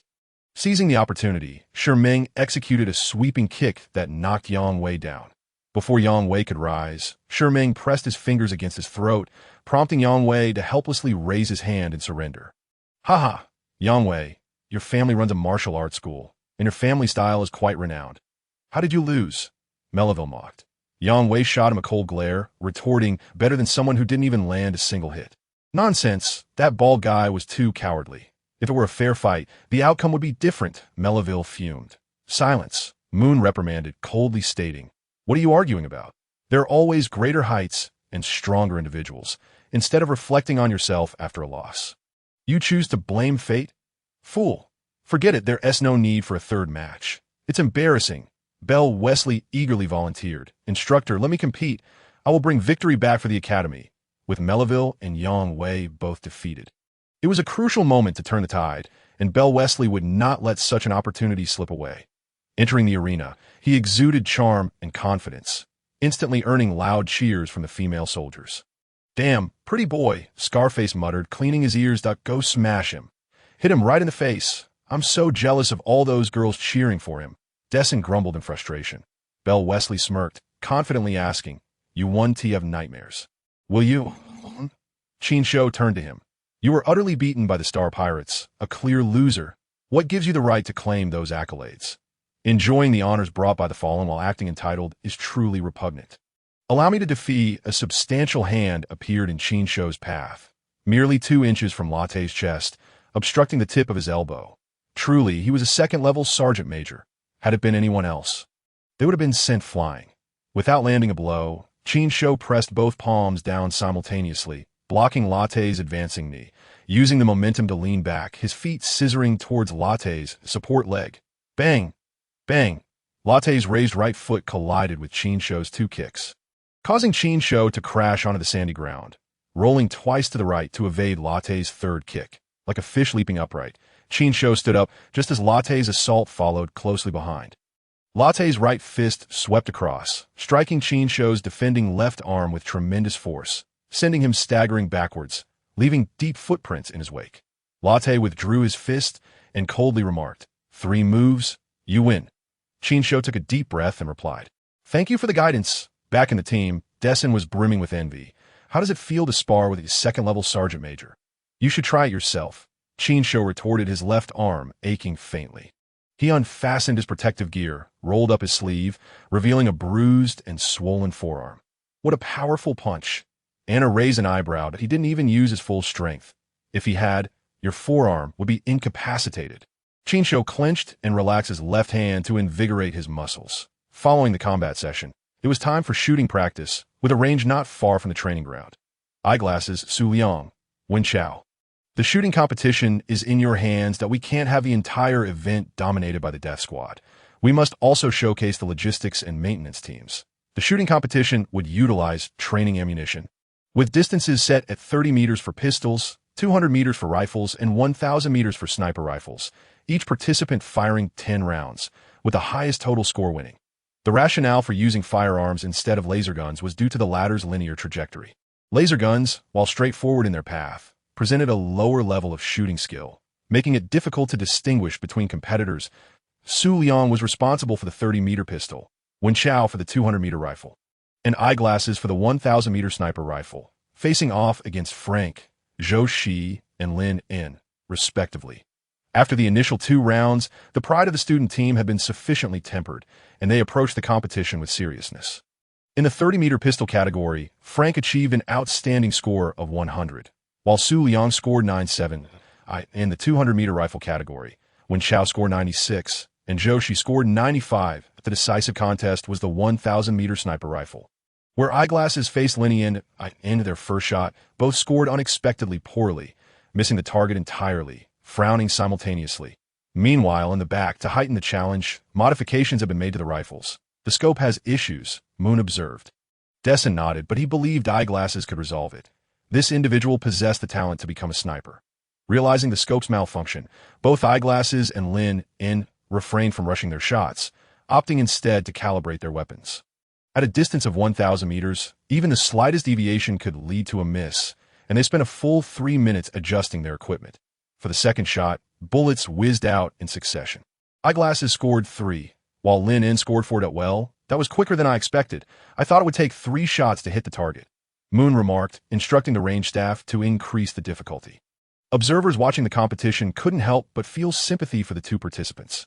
Eyeglasses and Lin In continued their calibration. For the third shot, Lin In scored 8. Damn wind. Lin In frowned, dissatisfied. He had adjusted his rifle, but miscalculated the wind's effect. Bang! The crisp sound of the gun echoed, and the electronic target display illuminated with a perfect score of 10, hitting the bullseye. Lin In withdrew his gaze with a huff, preparing for his 4th shot. Bang, bang. The gunfire continued, with neither Lin In nor eyeglasses making errors. Ultimately, eyeglasses scored 83, Lin In 81, resulting in tie with a total of 276 points. The individual competition concluded with the surprising outcome of 2 wins and 1 draw, which astonished all the Ivy League students. Didn't you say you could do it too? Especially Bell Wesley, whose arrogance had been thoroughly deflated. He acts like everyone else is useless, boasting about 100 survival methods. Can't even take a punch. What a joke. All that talk about being a black belt in Taekwondo was pure deception. In the infirmary, Bell Wesley saw various mocking notes, his face turning pale with fury. His heart twisted in pain, nearly spitting blood. Just stating facts. Is there no freedom of speech? I'm not even a soldier. If we can't measure up, we might as well retire. Exactly. Plus, there's the team battle to consider. Why rush? Individual confrontations pale in comparison to team engagements. The team battle would take place in a VR combat simulation facility adjacent to the training ground. This battle would test tactical acumen and team cooperation.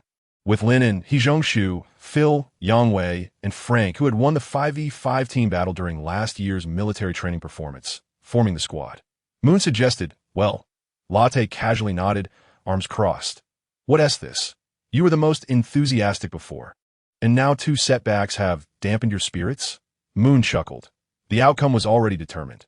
Lin In's team coordination, compared to their comrades who trained day and night together, was still lacking.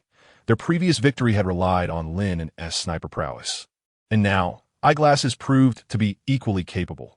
Qin Shou, Dessen, and Shi Meng could be called elite without exaggeration. While Scar and Andre were slightly inferior, they still outperformed Lin In's teammates. The crucial factors of timing, location, and human cooperation were compromised. Unless they were fortunate enough to draw an unfamiliar map suited to their strengths, they would struggle against the odds. Moon nodded slightly. Not being military personnel makes them harder to train. If we followed military protocols, we wouldn't be losing so embarrassingly. This served to temper the students' arrogance, instilling a sense of humility and resilience. Latte laughed heartily in contrast to the more relaxed Latte and Moon. The school authorities were far more concerned about the outcome. Vice Principal Zhao and Li Ling repeatedly cautioned Lin In and his team to restore their honor in the team battle. Accompanying officials subtly reminded Qin Shou that the Ivy League was broadcasting live, urging him not to let the institution suffer a humiliating defeat, as it was the premier academy of Redrock Star. And they needed to save face. Reflecting on the advice received before returning, Hunter, Luo, and Physician Chun had all urged him to maintain a low profile. Now that he had shown his face, it seemed prudent to avoid further issues. Instead, they decided to let the surviving members of the logistics and maintenance camp form a 5-person team, excluding the death squad. Dessen and Shermang had no objections, and neither did the logistics and maintenance camp. Who wouldn't he want to shine in the spotlight? Anna and Star were uninterested, unwilling to partake in what they considered childish games. After donning their specialized combat gear, both teams entered the VR combat simulation room from opposite entrances, confirming their match before requesting the establishment of a random virtual combat map. In the stark white VR simulation room, shadows danced, and soon, an underground base map was constructed, under the dual influence of the specialized combat suits and the VR simulation room. The scenery transformed dramatically for Lin Un and his teammates, who found themselves in a metallic chamber. Soldiers, a group of bandits, has infiltrated the base, attempting to compromise the central database. Locate and eliminate them to ensure the database's safety. Please select your equipment and weapons, the virtual officer announced. Much like in a game, after selecting their weapons and gear, the digital armaments appeared on them that we are the defenders. There are 3 routes to the central database. Frank and Qin Shou will guard the center. Yang Wei will take the left, Phil the right, and I will provide support that if they launch a strong assault, prioritize your safety. Maintaining the central database's security will lead us to victory. A holographic screen connected to the combat room displayed the tactical arrangements of both teams to the spectators. Lin Un's defensive strategy was straightforward yet effective. The 2-minute countdown commenced, with the attacking side opting for a 2-1-1 split, leaving a sniper positioned as well. The center route was a straight line, utilizing iron boxes for cover. Both sides exchanged fire. The attackers had only one person, who swiftly deployed a flashbang and smoke grenade. In the left path, Yang Wei eliminated the first assailant, but exposed his position, leading to his own demise at the hands of the second attacker, who retreated to the right flank. After Yang Wei's exit, he went silent on the comms. Lin Un, sensing something amiss in the left path, instructed Qin Shou and Frank to advance while cautioning Phil on the right to remain vigilant. Contemplating the situation, he moved towards the right flank. Gunfire erupted from the right side as the attackers replicated their previous strategy, resulting in a 1-4-1 exchange, with Phil falling but Lin Un taking out the retreating second attacker. "They have a sniper," Qin Shou shouted. Lin Un withdrew. With Frank's icon dimmed, both teams were down to 2 players, hesitant to fire. Lin Un and Qin Shou remained composed, knowing that time was on the defender's side. With about 30 seconds left, the attackers could no longer resist launching an assault through the center. A fierce exchange ensued, with Qin Shou being shot by the attacking sniper, but Lin Un managed to eliminate that sniper and then dispatch the machine gunner. Securing the first round, with the roles reversed, Lin Un chose to charge through the center. After an intense exchange of fire, he made a slight error and was shot by the defending sniper, resulting in a 5-3 defeat. The first map ended in a draw, while the second map favored Lin Un's team as they excelled in high-rise environments, earning a point. The third map, set aboard a transport ship, was claimed by the logistics and maintenance camp, while the fourth map, a wilderness setting, ended in a draw. The fifth and decisive map featured urban combat, where Lin Un performed exceptionally, sniping 3 opponents and ultimately securing victory for his team. The higher-ups of the Ivy League breathed a sigh of relief. Achieving victory in the team battle indicated effective leadership and successful military training, showcasing student unity and cooperation, as for their individual failures. Losing to seasoned soldiers was understandable. The primary task of students was education, and there simply wasn't enough time for extensive training. As the competition concluded, it was nearly 2 p.m. After lunch, Qin Shou and his companions dispersed to their respective student battalions to participate in military training. Qin Shou enrolled in the journalism department, which was teeming with both male and female students, with several college's boys grouped together in one unit. The military training instructor was short, stout, and affable, exhibiting no intent to deliberately trouble Qin Shou. After about half an hour, he conducted a brief overview of basic training exercises such as marching and formation, before allowing the students to gather in a circle on the ground to rest and chat.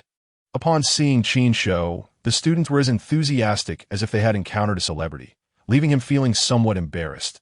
True to the nature of journalism, they were a chattering bunch with many questions, primarily revolving around the Steinhorn planet and martial arts. Qin Shou answered the questions he could, steering the conversation toward martial arts as he found it inappropriate to discuss the Steinhorn planet in detail.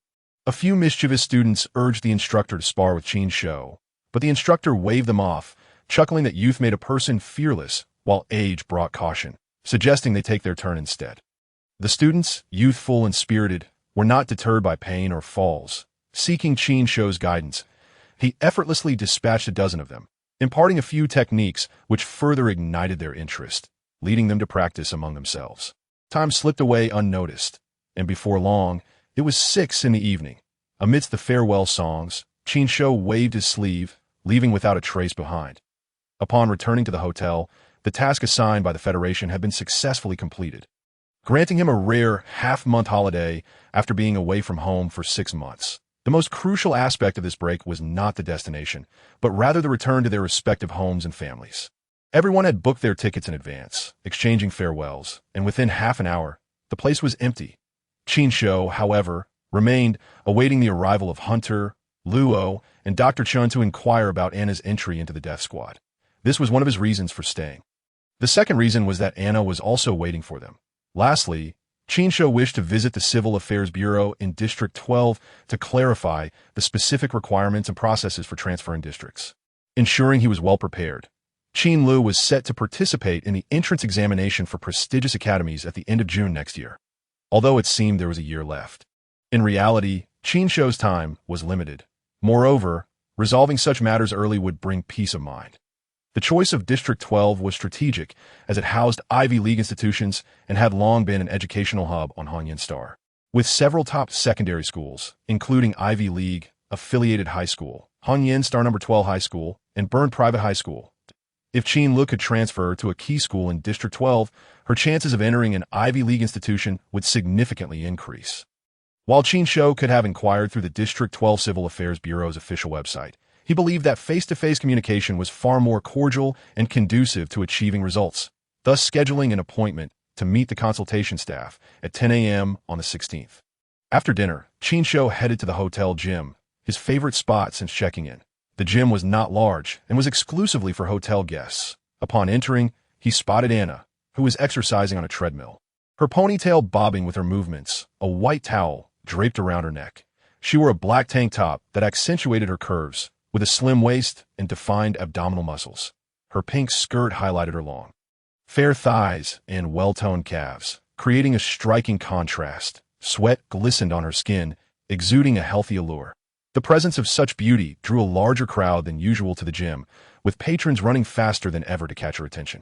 A few men lifting weights made strange noises, straining to showcase their muscles, while 2 others pounded a punching bag as if it were a mortal enemy, casting glances at Anna.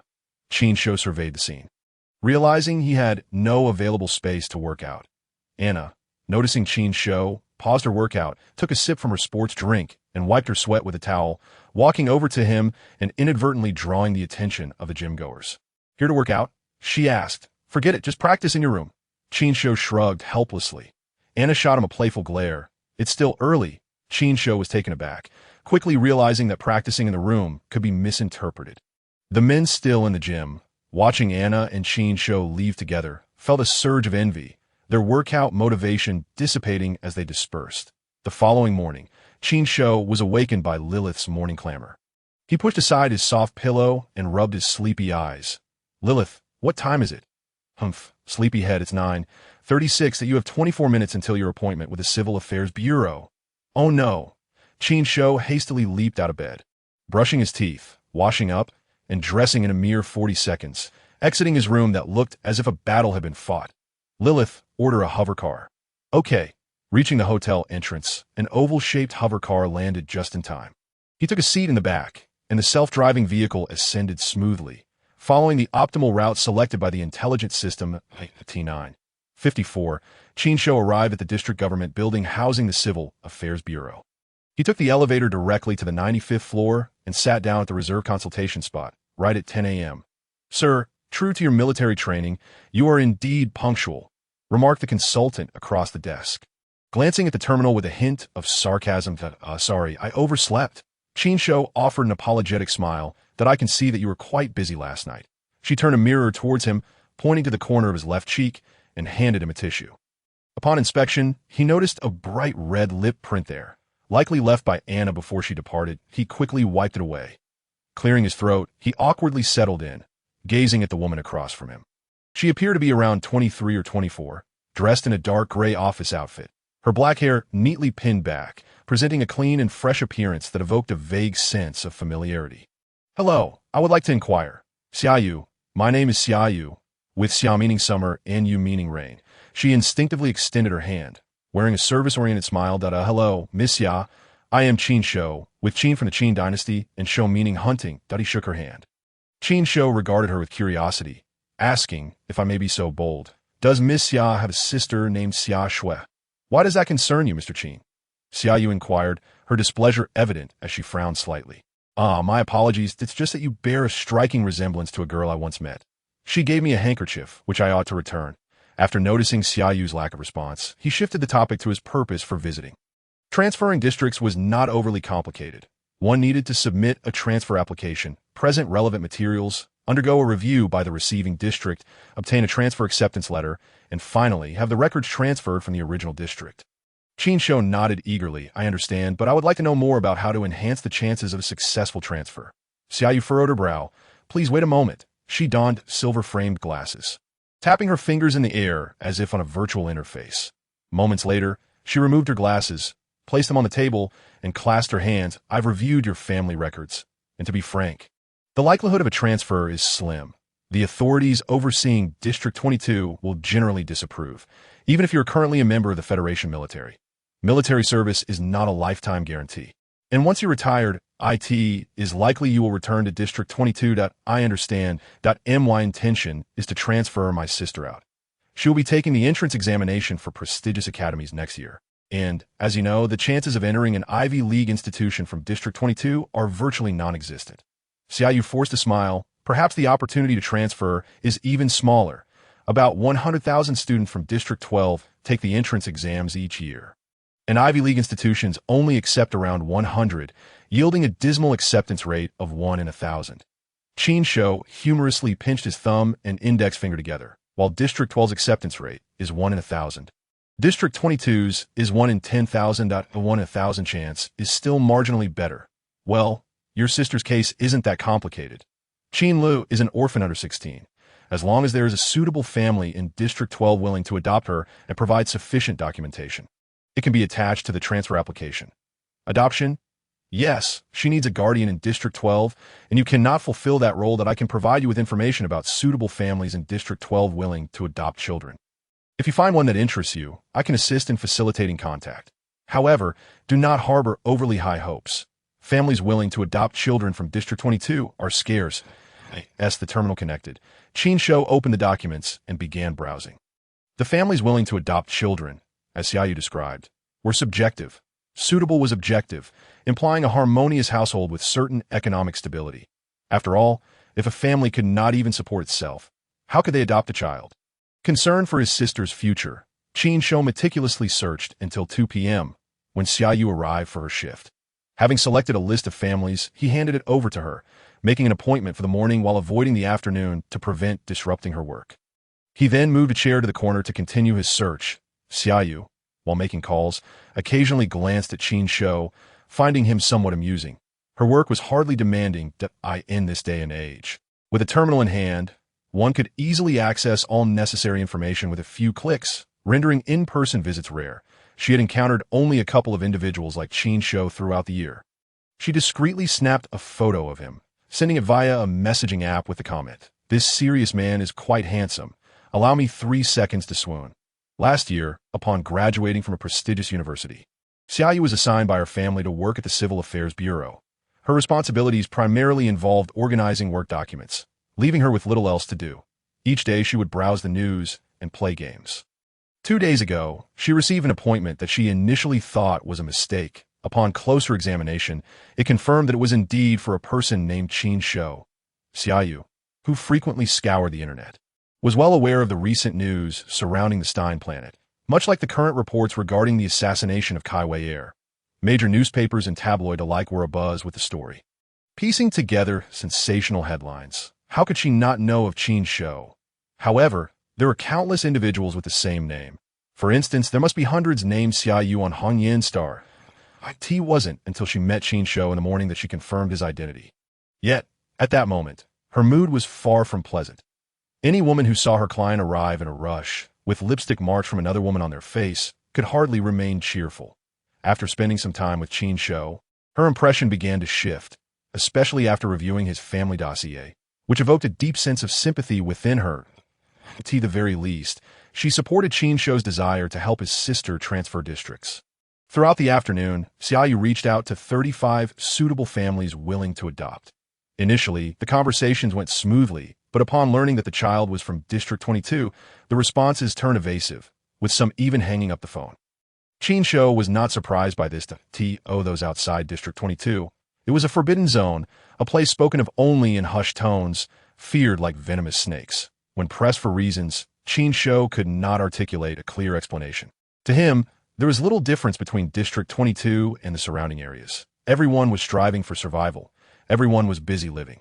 The only distinction he perceived was that District 22 laid bare the darkness of human nature without pretense, while the outside veiled it beneath a veneer of glamour. As time passed, Qin Shou, having perused the final documents without finding a suitable match, most families only accepted children aged 12 and under, was growing impatient. From around the age of 12, both boys and girls enter a rebellious phase, making it increasingly troublesome for families to adopt children aged 10 or older, but a 15-year-old was practically an adult. Possessing their own thoughts, aside from orphans of relatives or friends, few families were willing to take them in. Don't be hasty. Where there's a will, there's a way, that if there's no path. Forge one yourself. After all, matters are resolved by people, are they not? Xiaoyu mused, stretching as she stood from her desk, the contours of her uniform accentuating her figure. Qin Shou couldn't help but steal a glance. As Mickey once said when introducing women, some appear ordinary at first glance, but upon further inspection, they reveal a captivating beauty that draws one, and he believes Xiaoyu embodied this notion. Individually, her features may not be striking, but together they formed a harmonious whole. Suddenly, Qin Shou felt Xiaoyu's gaze upon him. Her eyes, though not large, narrowed into slits when she smiled. Imbued with an inscrutable meaning, he cleared his throat, feeling as if he had been caught in a misdeed, and quickly rose to express his gratitude. Thank you, Miss Xia, for your assistance. It's getting late. I should take my leave. Wait, after I've helped you for half the day and nearly lost my voice. You must at least treat me to a drink, right? I'm just off work. Let us go, Xiaoyu exclaimed, donning her glasses and grabbing her bag, leaving no room for Qin Shou to object. What do you want to eat? It's on me. You'll pay for your own. After a moment's thought, Qin Shou, who was never picky about food, replied, anything is fine. Anything? Perfect. I'll take you to the most famous snack street in District 12. She declared. The bustling Ivy Academy Road was a convergence of exquisite delicacies from Hongyan Star, Blue Suspended Star, Purple Radiant Star, and more, soothing the homesickness of students who traverse the galaxies for their studies while satisfying the appetites of avid food lovers like themselves. Xiaoyu held a skewer of grilled meat in one hand and a chicken wing in the other, while Qin Shou balanced a chilled fruit juice and a bag of marinated duck beside her. You eating so much meat. Aren't you afraid of gaining weight? He quipped that, you don't know that I have a slender gene, do you? Hurry up, there's a place selling stinky tofu that's absolutely delicious. So good it'll make you drool. Women are capricious. One can never predict how a dignified lady will behave in private. Qin Shou found this sentiment to be quite accurate. Could one envision an office beauty transforming into a lively food enthusiast after work? I must bring my sister here next time. It's a paradise for foodies. They wandered from one end of the street to the other, initially with Xiaoyu eating while Qin Shou carried her things. And then switching roles. Settling into a cool drink shop, Xiaoyu scooped a spoonful of ice cream, savoring it before teasing Qin Shou, who was still battling with his stinky tofu. Tea it delicious? Qin Shou nodded vigorously. It was his first encounter with such a dish, as one of the nations that has historically influenced Earth and the cosmos. Huaxia cuisine conquers the starry seas and captivates countless worlds. All right, as a token of appreciation for accompanying me on this culinary journey down Academy Road, I'll ensure your sister's matter is resolved. Xiaoyu playfully licked her ice cream, her demeanor adorably mischievous. Pardon? What? Qin Shou questioned, unsure if he had misheard that I said. As a reward, I will assist you in resolving your sister's transfer. Why? Don't you believe me? What is my last name? Qin Shou replied, incredulously, Xia, who is the director of the Civil Affairs Bureau. Oh, it can't be. Xia, right? He exclaimed, wide-eyed. No, wrong. It's Liang. Silly. Just kidding. Be serious. Transferring districts isn't difficult. The challenge lies in moving from District 22 to District 12. I have a plan that will allow you and your sister to leave District 22 together. Seeing Xiaoyu's serious expression, Qin Shou quickly inquired, "What is the plan?" Xiaoyu simply stated marriage. His eyes widened in disbelief. You marry a woman from District 12, register there, and then transfer your sister's residency. That way, you remain her guardian, Xiaoyu explained earnestly. In a way.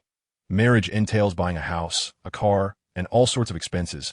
I have no money. My savings barely cover my sister's tuition fees. It's impractical. Besides, I'm a stranger in District 12. Whom would I marry? Qin Shou shook his head adamantly. Marriage? That is a distant prospect. Fool. I'm not suggesting a real marriage, just a sham one that you understand, right? As for whom to marry, Auntie, you have a ready candidate right here. Xiaoyu pointed to herself. Qin Shou choked on his soup, eyes wide and mouth agape. Fortunately, Xiaoyu dodged in time, pulling out a tissue to wipe the splattered soup off her coat and pants while shooting him a glare. What? Am I not good enough for you? She raised an eyebrow to, no, that is not it. I meant to say that I'm not worthy of you. No, wait, that is not right either. I just mean it's too sudden to discuss marriage after only one day of meeting. Qin Shou stammered, his heart racing and palms sweating at the shock of her proposition. Relax. You really think I'm interested in you? I'm talking about a fake marriage, just a certificate. You do your thing. I do mine, and we want to interfere with each other. However, you'll need to help me deal with my father, my mother, my grandfather, my grandmother, my uncle, all those relatives pressuring me to marry. It's driving me insane. Isn't that a bit inappropriate? I mean, your reputation as a woman. Qin Shou hesitated. Reputation? Please, do you think I'm still a naive girl? Oh, and I forgot to mention, you don't need to worry at all. I have no interest in men whatsoever because I have a girlfriend. Understand? I'll think about it. Qin Shou shook his head in disbelief. Seriously? You're not a real man. Come on, I'm offering to help you. And you're still hesitating? It's mutually beneficial. Help each other out. Xiaoyu huffed, her tone icy. For some, transferring districts is a simple matter. For others, it's an insurmountable challenge that in District 12, I'm the only one who can help you. Think it over. Once you decide, contact me. Here, that's my business card. With that, she swung her bag and strode away confidently. Qin Shou finished his stinky tofu, picked up her business card, scanned it, added her as a contact, and then tossed it into the trash. Boss, another 10 bowls of stinky tofu. One must never indulge too much in stinky tofu. Back at the hotel, Qin Shou was promptly shooed away by Anna. After using half a tube of toothpaste and nearly wearing down his toothbrush, Anna finally let him in after sniffing around. After a shower, they shared stories of their day. Anna was busy completing the transfer application, filling out what she needed, but the key rested with the Tiger hunting camp as commander, a formidable figure whom no one dared to oppose. Still worried about your sister? Will be. Worrying only complicates matters. Anna, I feel I should distance myself from you. There's an old saying, the tender bower is the hero's grave. Oh, my dear, you misunderstand. Anna casually turned off the lights. Outside in the black Land Cruiser. Oh, for heaven's sake, another light off? I want to listen to a night of moaning. Those big shots probably don't want to hear it either. William, go buy 2 burgers and a glass of milk. Why is it always me? Fine, I'll go. Damn this awful task. Truth be told, Qin Shou felt he should exercise some restraint. There were plenty in District 22 who had perished at the hands of women. Rising, he stretched his neck and limbs, then walked to the floor-to-ceiling window, pulling back the curtains to let the soft sunlight cascade in, casting a glance at the Land Cruiser shaded by the trees below. After a hearty breakfast, Anna found herself with nothing to do, so she decided to accompany Qin Shou to the Civil Affairs Bureau, hoping to explore alternative solutions. Of course, solutions existed. Money, with wealth as a means. Everything becomes manageable. Without it, one might as well run until their legs tire. Xiaoyu proposed several plans, all of which revolved around financial resources. In modern society, money enables one to traverse the cosmos, while a lack of it renders one immobile. Mr. Qin, please ponder this seriously. Xiaoyu smiled, yet her smile was directed at Anna, reminiscent of a man's gaze upon a beautiful woman, making Anna feel quite uncomfortable. Her eyes, when cast toward Qin Shou, bore a hint of rivalry. An adversary. Qin, I assure you, she is surely a lily. Anna scoffed in the elevator, as the elevator came to a halt on the 95th floor. The doors opened to reveal 4 or 5 middle-aged men clad in suits. engaged in lively conversation. Upon noticing the presence of others in the elevator, their gazes fell upon Anna, but they merely cast a brief glance and elegantly turned away, deliberately maintaining their distance from Qin Shou and Anna. Silence enveloped the elevator. Neither Qin Shou nor Anna spoke. The men exuded an aura of authority, not typical office workers but rather officials wielding power, likely of significant standing. As Qin Shou had overheard titles like minister and director upon their entrance point, one man appeared familiar to Qin Shou, though he dismissed the notion, convinced he did not know any prominent figures. At the orbital transit station, Qin Shou heard someone call his name. Turning his head, he recognized the middle-aged man from the elevator. "Oh, you know him?" Anna inquired. "No," he replied. The man approached, scrutinizing Qin Shou before exclaiming, "It is you. How could you forget?" I apologize, sir. I don't recall." Qin Shou stammered, attempting to sift through his memories. "I was in the car. My name is Xia Guozhong, Xia Shui's father. I watched the live broadcast. You were magnificent, taking down those space pirates. After half a year, you made quite an impression." While Qin Shou remained bewildered, Xia Guozhong grasped his right hand enthusiastically, patting his arm in a manner reminiscent of a mentor encouraging a prodigy. "Come, let's head to my home for a chat. You know, if it weren't for failing the physical exam back in the day, I would have joined the army as well. This is Anna, a hero from the rescue team." "Are you two on a date?" Both Qin Shou and Anna were taken aback by his exuberance. "Mr. Xia, I'm accompanying Qin to handle some matters. Not on a date." Anna was the first to regain her composure. Offering a faint smile, "Young folks, I understand I want to pick you up that day, but with the chaos following Kaiwire's death, I had too many matters to attend to. Let's not dwell on that. My car has arrived. Come, let me treat you to dumplings and share your experiences in Starn." Xia Guozhong's enthusiasm left no room for refusal from Qin Shou and Anna. As they traveled, Xia Guozhong expressed curiosity about Qin Shou's experiences. 6 months prior, upon learning that Xia Shui had encouraged Qin Shou to try out for the Death Squad, he had dismissed it, assuming that most sensible individuals would shy away from such a daunting endeavor. However, after witnessing the live broadcast and recognizing Qin Shou's photograph, his interest was piqued when Xia Shui identified him. Everyone harbors their own regrets. Xia Guozhong stemmed from being rejected by the army due to failing the physical exam in his youth. In contrast, Qin Shou, after facing rejection, had served and carved out his own path. Reflecting on it, Xia Guozhong saw Qin Shou's entry into the Death Squad as a twist of fate, a means to vicariously fulfill his own unfulfilled dreams. Thus, his warm and cordial demeanor towards Qin Shou was akin to encountering a younger version of himself. Upon arriving at Xia Guozhong's home, they were greeted with equal warmth by Xia Shui's mother. Anna, intrigued by the process of making dumplings, donned an apron and busied herself in the kitchen alongside her. Meanwhile, Xia Guozhong continued to inquire about the training at the Death Squad. He asked Qin Shou whether he had crossed paths with Xia Shui at Ivy League. And it was then that Qin Shou discovered she was an Ivy League student. He felt a twinge of regret, though he understood the reality. With thousands of students and hundreds of squads, their paths were unlikely to cross, and it wasn't a movie where encounters were scripted. Xia Shui was not home, as the Ivy League enforced strict military management during training month, requiring students to reside in dormitories. With a father like Xia Guozhong, a military enthusiast, she had no opportunity to return. Qin Shou breathed a sigh of relief. To be honest, he was uncertain about his feelings for Xia Xu. He didn't like her would be misleading, as he sometimes dreamt of her, a beacon of hope who brought warmth and strength into his life. Conversely, to claim affection would be disingenuous, as he knew little of her background or past until he met Xia Guozhong. As dinner approached, the doorbell rang, yet Xia Guozhong showed no intention of answering. Qin Shou turned his head, and the door had already swung open. "Mom, are the dumplings ready?" "They smell amazing," a familiar voice echoed as Xia Yu entered, appearing to have just finished work, still clad in her uniform. "Dad, we have guests," she exclaimed while switching her shoes. Upon raising her gaze, her eyes locked with Qin Shou's, and she recoiled as if startled, her expression contorting into one of distress. "Dad, you're too well informed.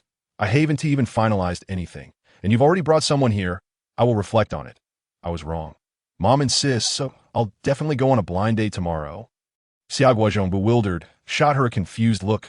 "What nonsense is this? Go change clothes. Dinner is ready. This is my daughter, Xia Yu, Xia Shui's sister." Noticing Qin Shou's astonished expression, Xia Guozhong, recalling Xia Yu's startled demeanor, asked in disbelief. Do you two know each other? We do, of course we do. Mr. Qin is my guest, Xiaoyu quickly interjected, her eyes darting, as if conveying a silent warning to Qin Shou. If you dare to speak the truth. Yuri finished. Really? Xia Guozhong inquired, his suspicion evident. Xiaoyu hurriedly recounted Qin Shou's circumstances that, I see, everything progressing smoothly. Xiaoyu glanced at Qin Shou, her mind racing with curiosity about how he ended up at their home. Hoping it wasn't due to the exposure of a sham marriage scheme. She shook her head. Willingness to adopt a 15-year-old orphan, especially one with disabilities, is already a rarity, particularly in District 22. District 22 certainly poses challenges. But there are good and bad people everywhere. One cannot generalize. Very well, I will make inquiries on your behalf. Dinner is served. At that moment, Xia's mother and Anna emerged from the kitchen, carrying steaming dumplings. While Xiaoyu ascended the stairs to change into more casual attire, my mother's culinary skills are unmatched. Xiaoyu beamed, cradling her bowl to flatter Xia's mother. Xia's mother shot her a playful glare. You're not a child anymore. Focus. Your Aunt Zhang's grandson just had his full moon celebration. He is quite chubby. And you, Mom. There are guests. Xiaoyu interjected, her tone pleading. Xia's mother relented, turning her attention to Qin Shou and Anna. Eat up. Don't be polite. Have plenty. If it's not enough, I can make more, though I worry it might not suit your taste. Had I known earlier that idea of guests, I would have prepared more fillings. Young Qin, you must enjoy dumplings. At your age, having achieved so much, your parents must be quite proud, Mom. Xiaoyu protested, her voice drawn out. Leaning closer to her mother, she whispered a few words, causing Xia's mother to wear an embarrassed and apologetic smile. Oh dear, I'm so sorry, young Qin. I didn't mean to. Your dumplings are truly delicious. Aunt Xia, Qin Shou replied with a smile. Listening to Xia's mother chatter about family matters, Qin Shou felt an unexpected warmth and tenderness wash over him, the corners of his eyes moistening. For countless nights, he had yearned for such a scene. Returning home to the comforting banter of a mother and the sternness of a father, all gathered around the dinner table in joyous harmony. As they departed from Xia Guozhong's home, Anna accompanied Qin Shou along the path, where the upscale residential area boasted lush greenery and a serene environment. They walked in silence, their thoughts their own. Upon reaching the intersection, Qin Shou glanced back, inhaling deeply, suddenly overcome with homesickness. Yes. Anna looked up, her home on another planet. Tell me about your family. Anna crossed her arms and shrugged. My father was an alcoholic. He abandoned my mother and me shortly after I was born. Out of necessity, my mother resorted to working in a strip club, later marrying a nouveau riche man, with whom she had my younger brother. 7 years ago, her husband's investment failed, leading to bankruptcy and his subsequent suicide. My brother is a wastrel, addicted to drugs and in crippling debt, threatening to use my mother and me as collateral, which led me to kill him. It was to pay off the debts. You understand, and his tone lowered. Last year, my mother fell gravely ill. She didn't want to burden me any longer and committed suicide with medication. My mother was the only means of control those people had over me. I thought I had found relationship, but it ultimately proved to be illusory. Qin Shou gazed up at the starry sky, the twinkling lights reminiscent of his parents' faces. Hey, Lao Xia, let me share something with you. Xia's mother untied her apron and wiped her hands. Xia Guozhong shifted his focus from the military magazine. I asked Xiaoyu about adopting Qin Lu. These children are rather unfortunate, having lost their parents at such a young age, yet they remain remarkably resilient. Xia Guozhong furrowed his brow, setting down the magazine to sip his tea. District 22. What's wrong with District 22? Are they not human? Look at young Qin. He is so polite, tirelessly supporting his sister. He exhibits tremendous responsibility. Besides, if there were issues, would the military accept him? Don't you want a son? By adopting Qin Lu, you would fulfill your dream through young Qin's character. Would you truly send Xia Shui to the army? Can you bear it? Xia's mother continued her discourse. After a moment of contemplation, Xia Guozhong rubbed his ears, finally suggesting, how about you meet Qin Lu first? If you feel the good fit, we can proceed. Upon returning to the hotel, Xiaoyu contacted Qin Shou. Qin Shou, have you already devised a plan? I initially thought you were quite honest, yet it seems you possess quite a deep strategy. Xiaoyu rambled on, and ultimately, with reluctance, mentioned, my mother wishes to meet your sister. Please arrange a time. Qin Shou was taken aback. His heart filled with joy, and he promptly agreed. After ending the communication, he felt an exhilarating rush, realizing that an unexpected family visit had alleviated his concerns. Women are inherently emotional beings, and the overflow of maternal affection is quite ordinary. However, the arrangement has yet to materialize. It would be prudent for you to act swiftly. Perhaps Xia's mother is merely acting on a whim, and Xiaoyu seems rather unwilling that if she needs to be persuaded multiple times. The opportunity may dwindle once the emotional phase passes, Anna advised. Indeed, Qin Shou nodded, understanding the importance of prompt action, and he quickly reached out to Qin Lu, who seemed disinterested yet agreed, stating that since tomorrow is the weekend, she could come to District 12, though it might not be feasible due to the complexities of traveling from District 22 to District 12, which requires approval and notification. When Qin Shou scratched his head in confusion, Anna reminded him that communication with the Xia family could facilitate the process. What poses an inconvenience to you may merely require a phone call for them. Anna then shared the information she had gathered on Xia Guizhong. Xia Guizhong, aged 47, graduated from an Ivy League institution with a degree in financial management. After working in the finance department of Byrne Technology Company until the age of 28, he joined Freedom and Glory, focusing on community service and advocating for economic reforms to address employment issues. That he was elected as a representative of District 12 at 30 and has since been re-elected, becoming a senator of the Redrock Star Parliament at 42. The federal regulations prohibit politicians from engaging in political activities.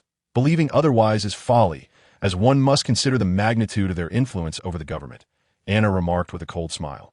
Indeed, after contacting Xiaoyu, she quickly relayed that Qin Lu should apply directly, and shortly thereafter, Qin Li's application was approved. So soon?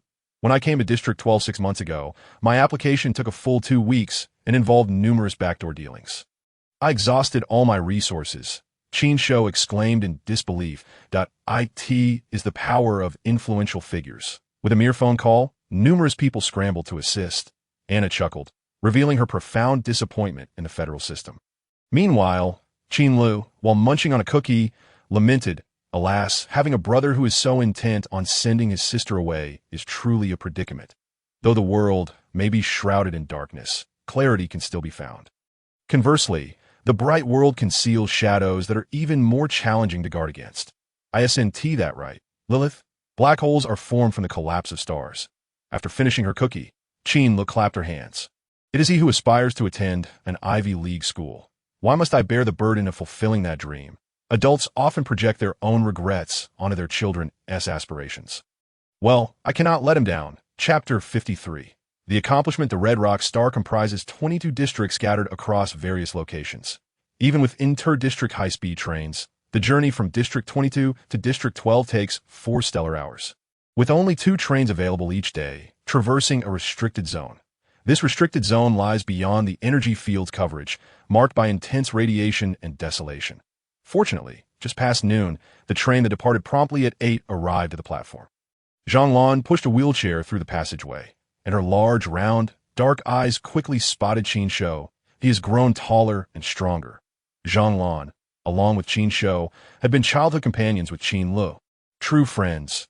Upon hearing that Qin Lu would be arriving, Anna, Xia's mother, and Xiaoyu had all come, standing beside Qin Shou as he approached the girl in the wheelchair, engaging in cheerful conversation.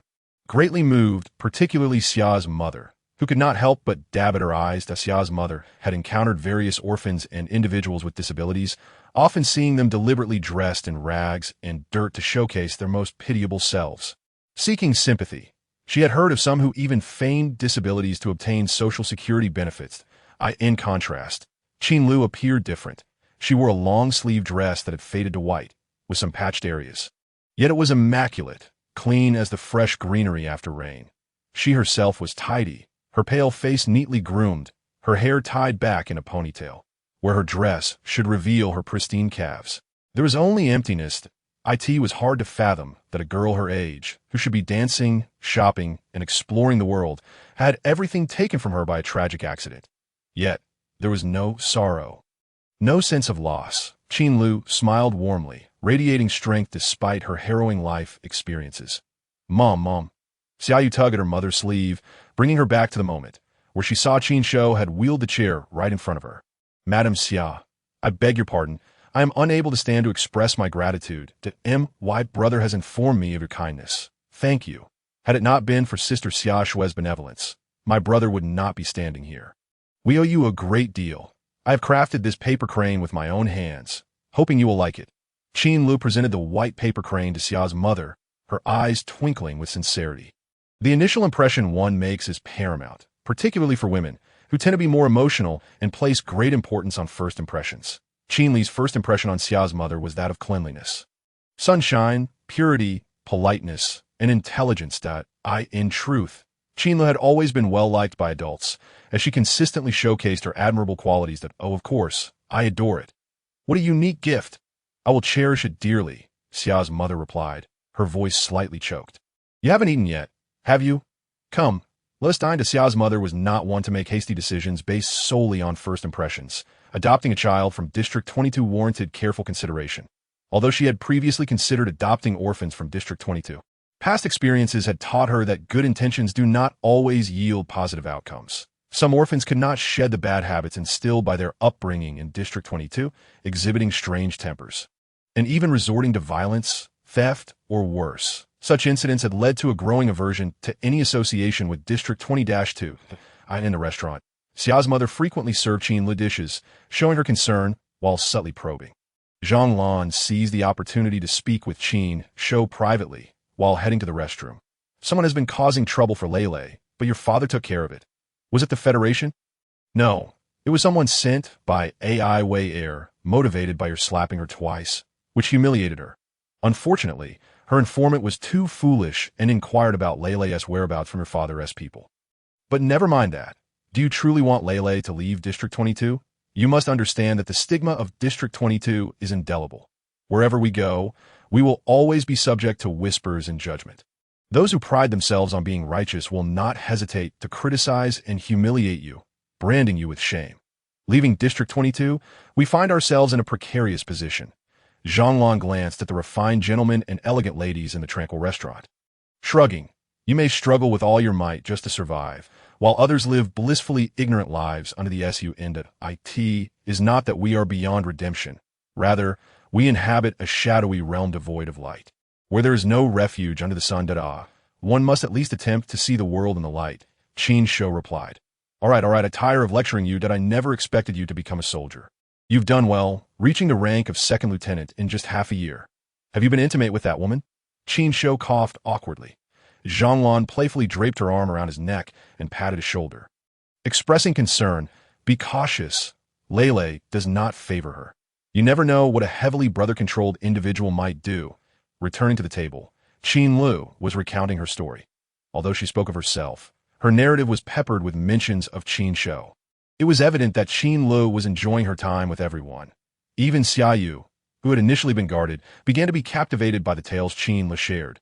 Laughter erupted upon hearing how Qin Shou could not distinguish between a zero line and a live wire, resulting in his hair standing on end after a shock. The room erupted in laughter when they heard of how Qin Shou had carried her across most of District 22, seeking funds for her medical treatment. Leaving him in tears, regardless of the suffering or trial she had endured, Qin Lu narrated her experiences with a calm demeanor, yet her lips would curl into a smile whenever she spoke of Qin Shou. Though that genuine smile could move hearts, it caused Xia's mother to frown slightly. The bond between Qin Shou and Qin Lu was undeniably strong.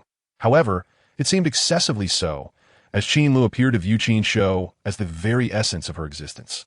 Her world's focal point, which was concerning that Xia's mother glanced at Qin Shou, who offered a shy smile in her direction, his brow relaxing. Thankfully, the siblings had not succumbed to despair. But only 15 years old, Qin Lu still had the potential for a brighter education and environment, which could indeed lead to transformation.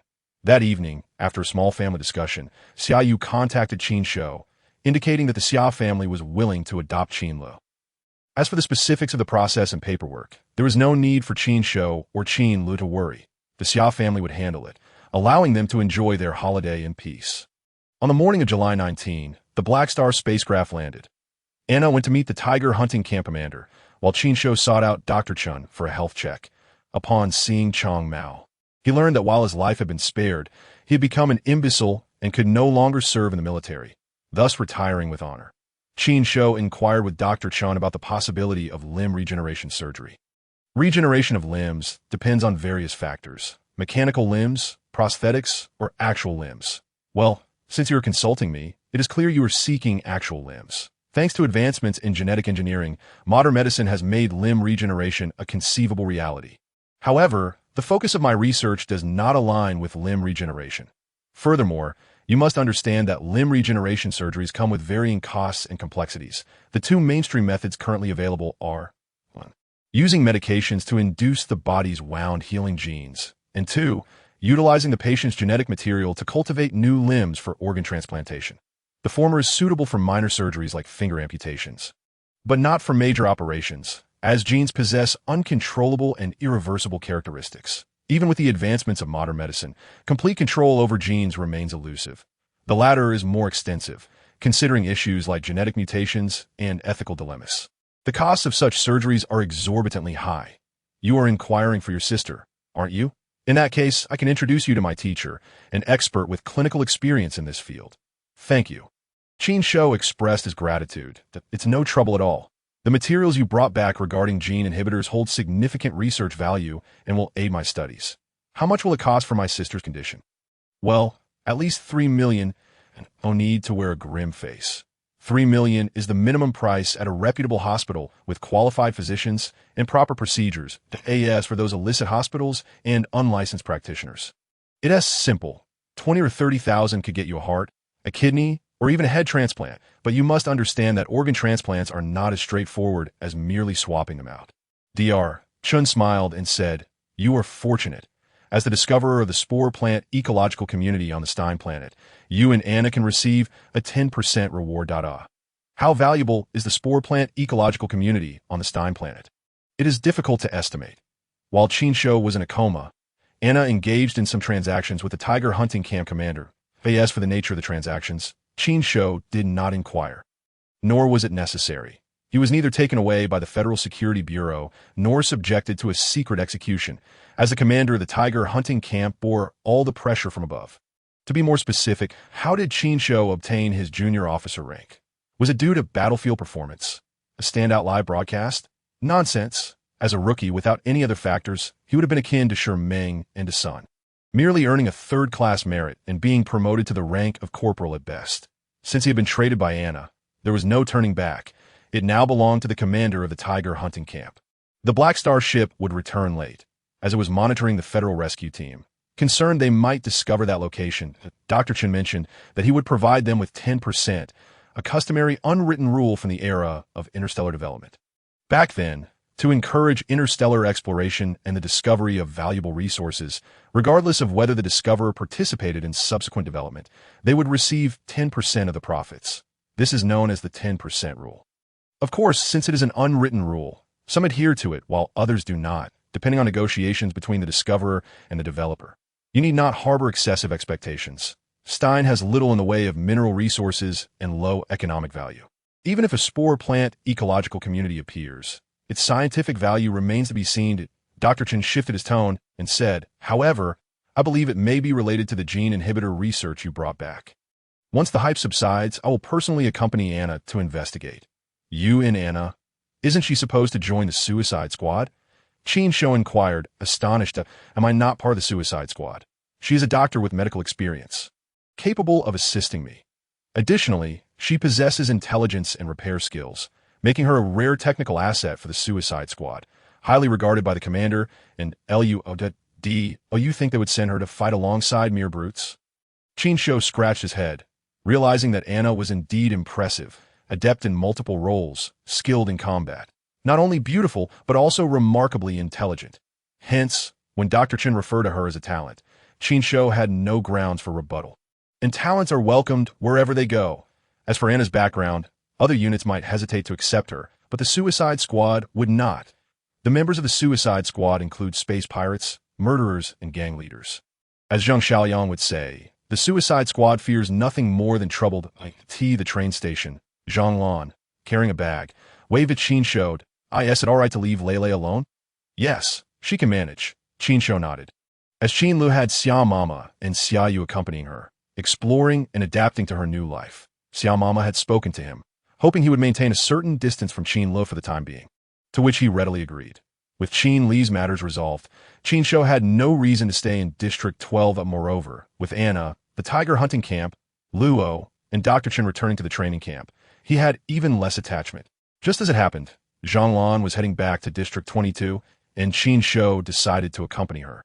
They boarded the train, a sparsely populated carriage where most passengers sat alone, eyeing those who sought to sit nearby with suspicion.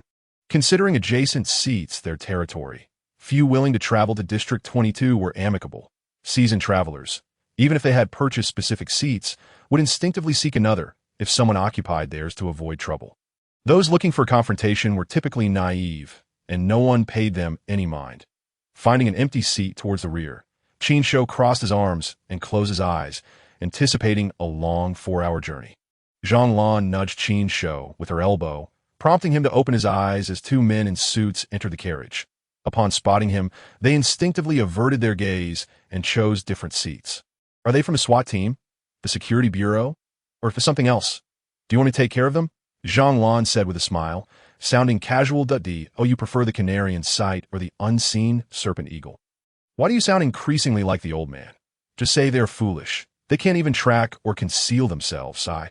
How long do you think they can survive? Zhang Lan inquired with a laugh. Qin Shou rolled his eyes, hoping not to paint District 22 as some hellhole. He was aware of the outside perceptions, but he knew the true situation within. Recently, it had indeed been turbulent, with several rising stars from their generation. Do you remember Sun Zheng? I have some impression. He was quite formidable, known alongside Wan Qing, Wusser, and Heather as the Four Kings. What's up? After graduation, he worked for URU, who has a penchant for women and keeps quite a few. However, at 97 years old, liking something is one thing, but being able to do something is another. Thus, none of his women were without infidelity. Sun Zheng, young and vigorous, was certainly popular. Qin Shou understood. This type of narrative was cliché, yet frequently recounted. Did he die? Yes, he was turned into meat paste by URU, packed into buns for those women to consume. Quite the morbid humor. That's not the point. The crux is that Sun Zheng had a sworn brother, nicknamed Mad Dog, a newcomer who emerged after your departure. That he was fearless, willing to fight and sacrifice, valuing promises over life. Upon hearing about Sun Zheng's death, he took up arms and went to kill URU. He died. Qin Shou shrugged, delivering a definitive statement. Sigh. With URU as a companion in death, it was worth it. Now URU subordinates are engaged in a firefight for territory. Qin Shou was astonished. URU was a notable figure in District 22. Could one really take him down alone? Well, it might not have been Mad Dog. Many harbored a desire to kill URU. The women who consumed human flesh, ambitious subordinates, and offended rivals all had motives. Regardless, he is dead. Qin Shou spoke in a flat tone. Does the old man wish to intervene? Sigh. URU's territory is not easy to meddle in. Many eyes are watching. Overstepping boundaries could lead to many casualties. You know how the old man is. He has grown fond of maintaining peace, but in the underworld, one cannot act freely. Some of the younger entrants are always eager to make a name for themselves and get involved in matters that don't concern them, dragging the old man into chaos. Qin Shou merely acknowledged this, not taking Zhang Lan's words too seriously. If the old man couldn't even control his own subordinates, he would have been eliminated long ago. Frankly, it was a matter of needing a legitimate reason to act. It was merely an excuse. Noticing Qin Shou's lack of enthusiasm, Zhang Lan pursed her lips and refrained from continuing the conversation. District 22 was more suburban than urban. How it formed, how it declined, and how it became a haven for criminals. Who cares? Zhang Lan couldn't be bothered to care, while Qin Shou had heard from his teacher that cities rose and fell due to mineral veins. By day, the dilapidated towns resembled weary old men, struggling to display any vitality. That on the west side of the city, beside an 18-story building, there stood Old Man's F, a favored gathering place for neighbors to sit, boast, and play cards for entire afternoons. Their discussions often revolved around the previous night's business. Those who made a good profit were naturally pleased, while those who earned little lamented the difficulties of commerce. The old man had helped Qin Lu resolve her troubles, so Qin Shou felt compelled to express his gratitude by visiting after alighting from the train. Old Man CF, of course, belonged to the old man. He preferred to don a suit, occupying the best seat by the window, savoring coffee meticulously brewed by the proprietress while engrossed in a book. He had a fondness for printed books, eschewing digital versions. In this era, physical books were quite costly, hence he took pride in his collection. When the old man read, he disliked being disturbed, with Zhang Lan being the exception. The Count of Monte Cristo, such an old tale. Zhang Lan sat opposite the old man, taking a sip of his coffee and grimacing at the bitterness that, so bitter. The old man reclaimed his coffee, closing the slightly worn thick book and removing his glasses. Classics do not lose their flavor with the passage of time. Could you speak properly? I had Grandma prepare something delicious. Zhang Lan stood, offering her seat to Qin Shou, the old man, surnamed Zhang, and Zhang Lan's grandfather. Pushed the book towards Qin Shou. There is no such thing as happiness or unhappiness in this world. Only the comparison of circumstances exists. Only those who have endured suffering can truly appreciate supreme happiness. One must experience death to relish the joys of life. Survive and live well, my cherished children. Never forget that until God reveals the future, all human wisdom is contained in two words: waiting and hope. What are we waiting for? What are we hoping for? Who knows? Here, take this. Make sure to learn and reflect more when you have the time. It will aid you. Learning is not synonymous with understanding. Those possessing knowledge and those capable of comprehension are distinct.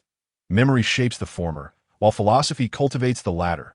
Thank you. Qin Shou picked up a thick book, one that could fetch 2,000 to 3,000 credit points in the black market.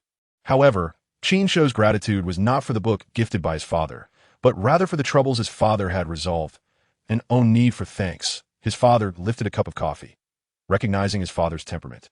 Qin Shou understood that offering coffee signified it was time to take his leave.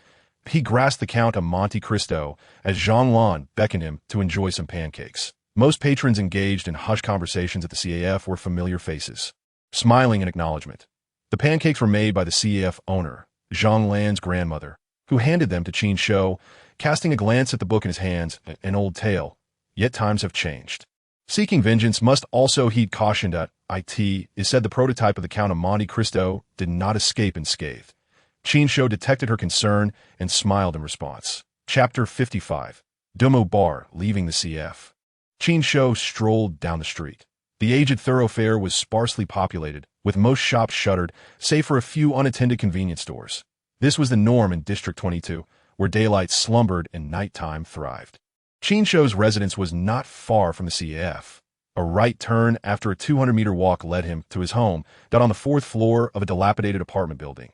As Qin Shou emerged from the stairwell, he noticed a heavily made-up woman sitting in the dimly lit corridor, clad in a sheer dress, her left leg crossed over the right, her red-painted toenails kicked at her slippers, with her right hand clasped to her chest and a half-foot-long pipe in her left. Wisps of smoke curled from her lips, framing her delicate face with red lips and arched brows, exuding an alluring charm.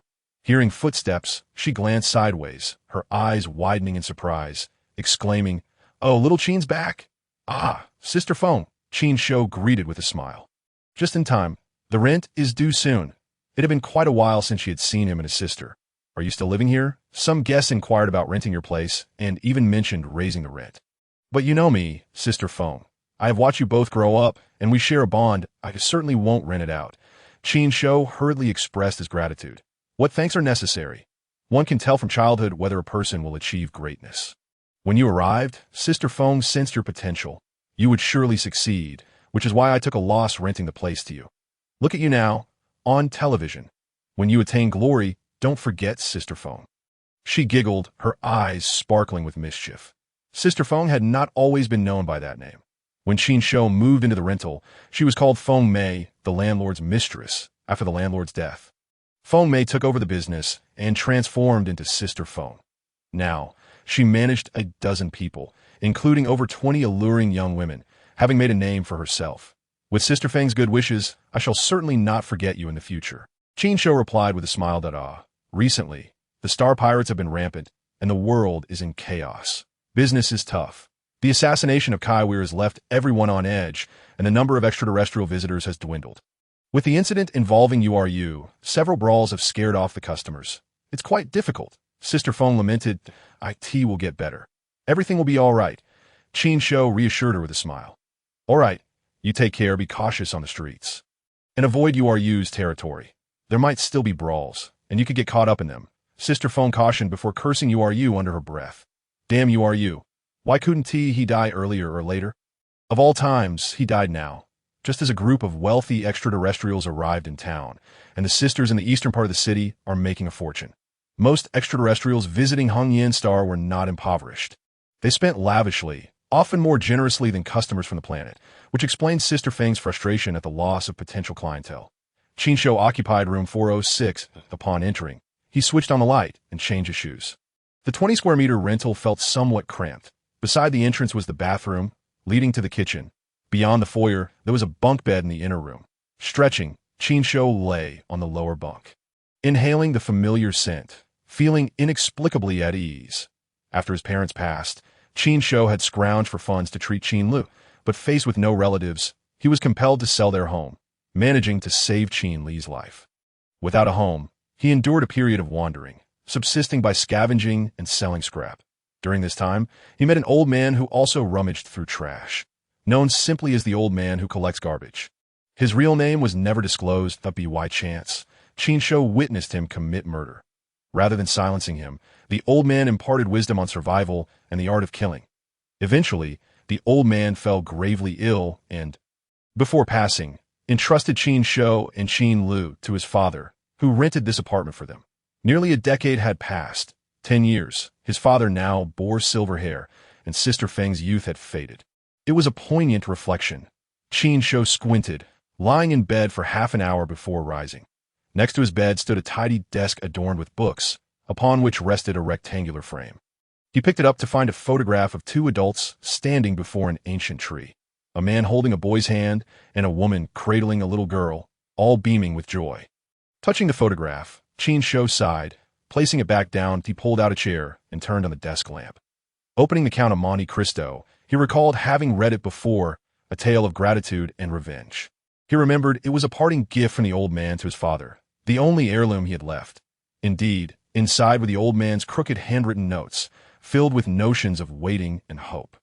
Flipping to the second page, he discovered a folded piece of paper containing a name. Gordon Rowland. Is this the man? Qin Shou pondered. Tio mentioned Gordon Rowland was to mention Demu Bar, of which he was the proprietor. Then there was Killian atop his who, alongside his father and URU, formed the triumvirate of the Western District, each presiding over different enterprises, commanding their own band of outlaws. The number 3 held an intriguing significance.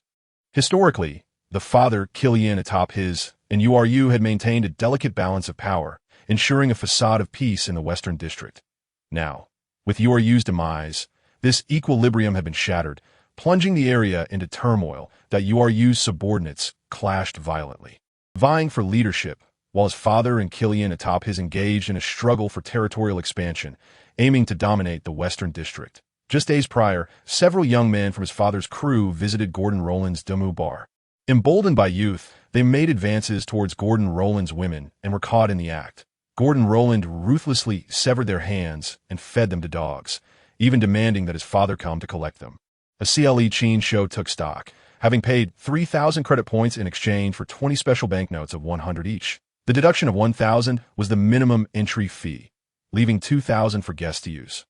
Any unused amount or profits could be converted back into credit points upon departure. The currency exchange attendant evidently regarded him as a patron eager to indulge as Qin Shou stepped inside. The deafening electronic music resonated in his ears, while flickering multicolored lights illuminated faces in hues of blue, green, and red. Here, guests could cast aside all burdens and revel in pleasure, with wealth in hand. One could bask in a treatment befitting a deity. A white-skinned youth clad in hip-hop attire approached him, lifting the right side of his garment and whispering conspiratorially, "Hey, handsome, want something?" Qin Shou shook his head.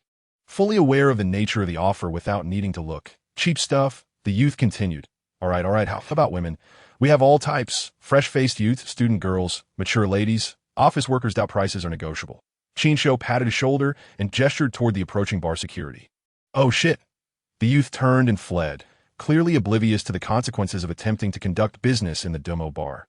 Qin Shou shook his head, bemused by the small-time thugs who disregarded the rules. Yet, the stringent searches indicated a certain level of capability for smuggling items in. Chapter 56. The assassination of Gordon. According to the intel provided by his father, Gordon Rowland had scheduled a meeting with a client around 9 p.m. Guests trickled in, and on the central rotating stage, 2 alluring women danced seductively around the poles, capturing the attention of patrons who dared not miss a glimpse of their captivating movements, dressed in enticing uniforms. The bar's handsome attendants mingled, recommending drinks and games. The so-called games were merely a guise for gambling, as the casino lay beneath the Domu bar, requiring a 5,000 entry fee for personal participation. Alternatively, patrons could place bets through the bar staff for a modest tip of 100, a harmless diversion. Scanning the bar, Qin Shou noticed Gordon Rowland's subordinates, some standing, some seated, while hidden cameras monitored the guests. In the event of any disturbance, the bar could swiftly quell the situation. The heightened security measures were undoubtedly a response to recent turmoil in the Western District, where Gordon, nicknamed Fat Rat for his corpulent frame and cunningly cautious personality, had established his stronghold. Qin Shou arrived at a fortuitous moment, observing a guest being patted down by a burly bodyguard outside a luxurious booth at 11 o'clock. The bodyguard's brutish demeanor and sharp gaze suggested a readiness to act. And after clearing the guest, he positioned himself to block any approaching patrons. The booth entrance was adorned with a delicate purple bead curtain, behind which sat a rotund figure, Gordon Rowland himself, enveloped in smoke from a cigar. Flanked by two beautiful women and guarded by two sharply dressed bodyguards, in previous times, Qin Shou would have bided his time until Gordon was alone, yet he was no longer the man he had been 6 months prior. His newfound strength imbued him with confidence as he merged into the crowd, donning the hood of his casual jacket, which featured a layer of mesh to obscure his face, and slinked toward the booth. The hulking bodyguard stationed by the curtain noticed the swaying figure of Qin Shou, mistaking him for a drunken patron. "Hey, buddy, this isn't your scene," he shouted, advancing to block his path, should Qin Shou persist. The bodyguard was prepared to use force. Another bodyguard observed with growing suspicion. The bearded giant lunged for Qin Shou, but in a flash, Qin Shou leapt, delivering a right hook that startled the man, causing him to break into a cold sweat. As a bodyguard, he was undoubtedly skilled, instinctively raising his arm to block. However, Qin Shou's right fist was merely a feint. His concealed left hand struck the man's abdomen, eliciting a pained grunt as the impact forced him back 2 steps, hunched over in agony. Seizing the moment, Qin Shou advanced, executing a side kick that sent the giant crashing to the ground. Immediately, he rolled forward, just as another bodyguard, sporting a small braid, drew a pistol and fired a shot. Qin Shou's roll allowed him to narrowly evade the bullet, springing up just half a meter away from the braided bodyguard as he adjusted his aim. With a swift motion, Qin Shou grasped the bodyguard's wrist, twisting it to disarm him. Although he had not triumphed over List, the most adept at joint locks in the death camp, he had learned from the experience. And modern mixed martial arts incorporated such techniques. The bearded man cried out in agony as Qin Shou seized the pistol, delivering a kick that sent him crashing into the booth, colliding with another bodyguard, both toppling onto a glass table. Without hesitation, Qin Shou aimed through the gap in the bead curtain and fired at the remaining bodyguard. The bullet, a live round, struck true, penetrating the man's eye socket and splattering blood as he collapsed without uttering a sound. Gordon Rowland, ever the survivor, reacted quickly as his bodyguard charged out. He had already drawn his own weapon, taking cover behind the glass table and aiming at Qin Shou with a vicious glare. Instinctively, Qin Shou leapt to the right just as gunfire erupted. The bullets shattered the bead curtain, sending countless beads cascading to the floor. A sharp pain seared through Qin Shou's side. He had been hit, yet he remained remarkably calm, refusing to let the injury distract him.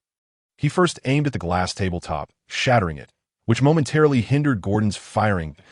As Gordon instinctively shielded himself from the shards of glass, Qin Shou fired again, this time striking him squarely in the forehead. The sound of the bullet penetrating flesh echoed in his ears as Gordon's arm fell limply, his body slumping backward. Screams finally erupted. The DJ's blaring music had initially masked the sound of the first 2 shots, but the subsequent barrage drew attention on the ground. Qin Shou fired again, shattering 2 light fixtures, igniting chaos as glass and sparks flew. The bar's security was overwhelmed by the frenzied crowd. The bodyguards dared not fire into the mass of patrons. Seizing the opportunity, Qin Shou crouched low and slipped through the throng toward the exit. With the sudden demise of Gordon Rowland, the establishment's security structure crumbled, and the exit lay wide open. Qin Shou easily made his escape. After running a few hundred meters and confirming no one was in pursuit, he discarded his jacket into a nearby trash bin that a dull pain lingered at his side. Glancing down revealed the reassuring presence of a bulletproof vest. The vest, salvaged from a refuse heap, had saved him on multiple occasions.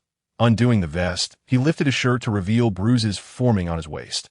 Although the bullet had not penetrated, the force of the impact had left its mark. Yet he considered himself fortunate that the injury was not severe.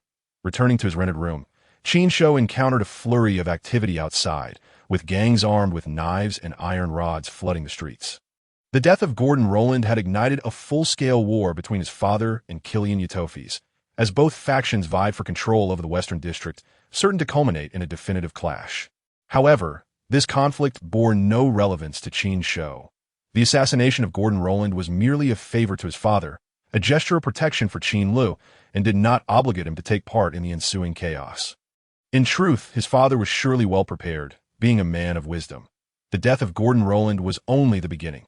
In a single night, the thunderous upheaval would sweep through the Western District, of course. The ensuing deaths of Qin Shou and his subordinates would merely elevate Qin Shou's father to the position of the most formidable power in the area, yet other organizations would surely vie for dominance. The unification of the Western District would not be an easy feat. In his rented room, Qin Shou took a shower and devoured 3 takeout meals ordered online. He retrieved the medicinal liquor he had concocted, applying it to his bruises. The preparation of this healing elixir was a lesson imparted by an elderly dumpster diver, as he had often found himself in brawls during his youth, unable to afford hospital visits. Thus, the medicinal liquor sufficed for his needs. Settling onto his bed, Qin Shou opened the Chosen, skillfully logging into the system and entering training mode. For the past 6 months, he had diligently engaged with the Chosen, which had undergone an update 3 months prior, introducing a training mode alongside the traditional level clearing format. Just days ago, another update had introduced a single-player combat mode, allowing players to engage in duels. A feature that had captivated the gaming community. Qin Shou particularly relished the training mode, as it was instrumental in his progress.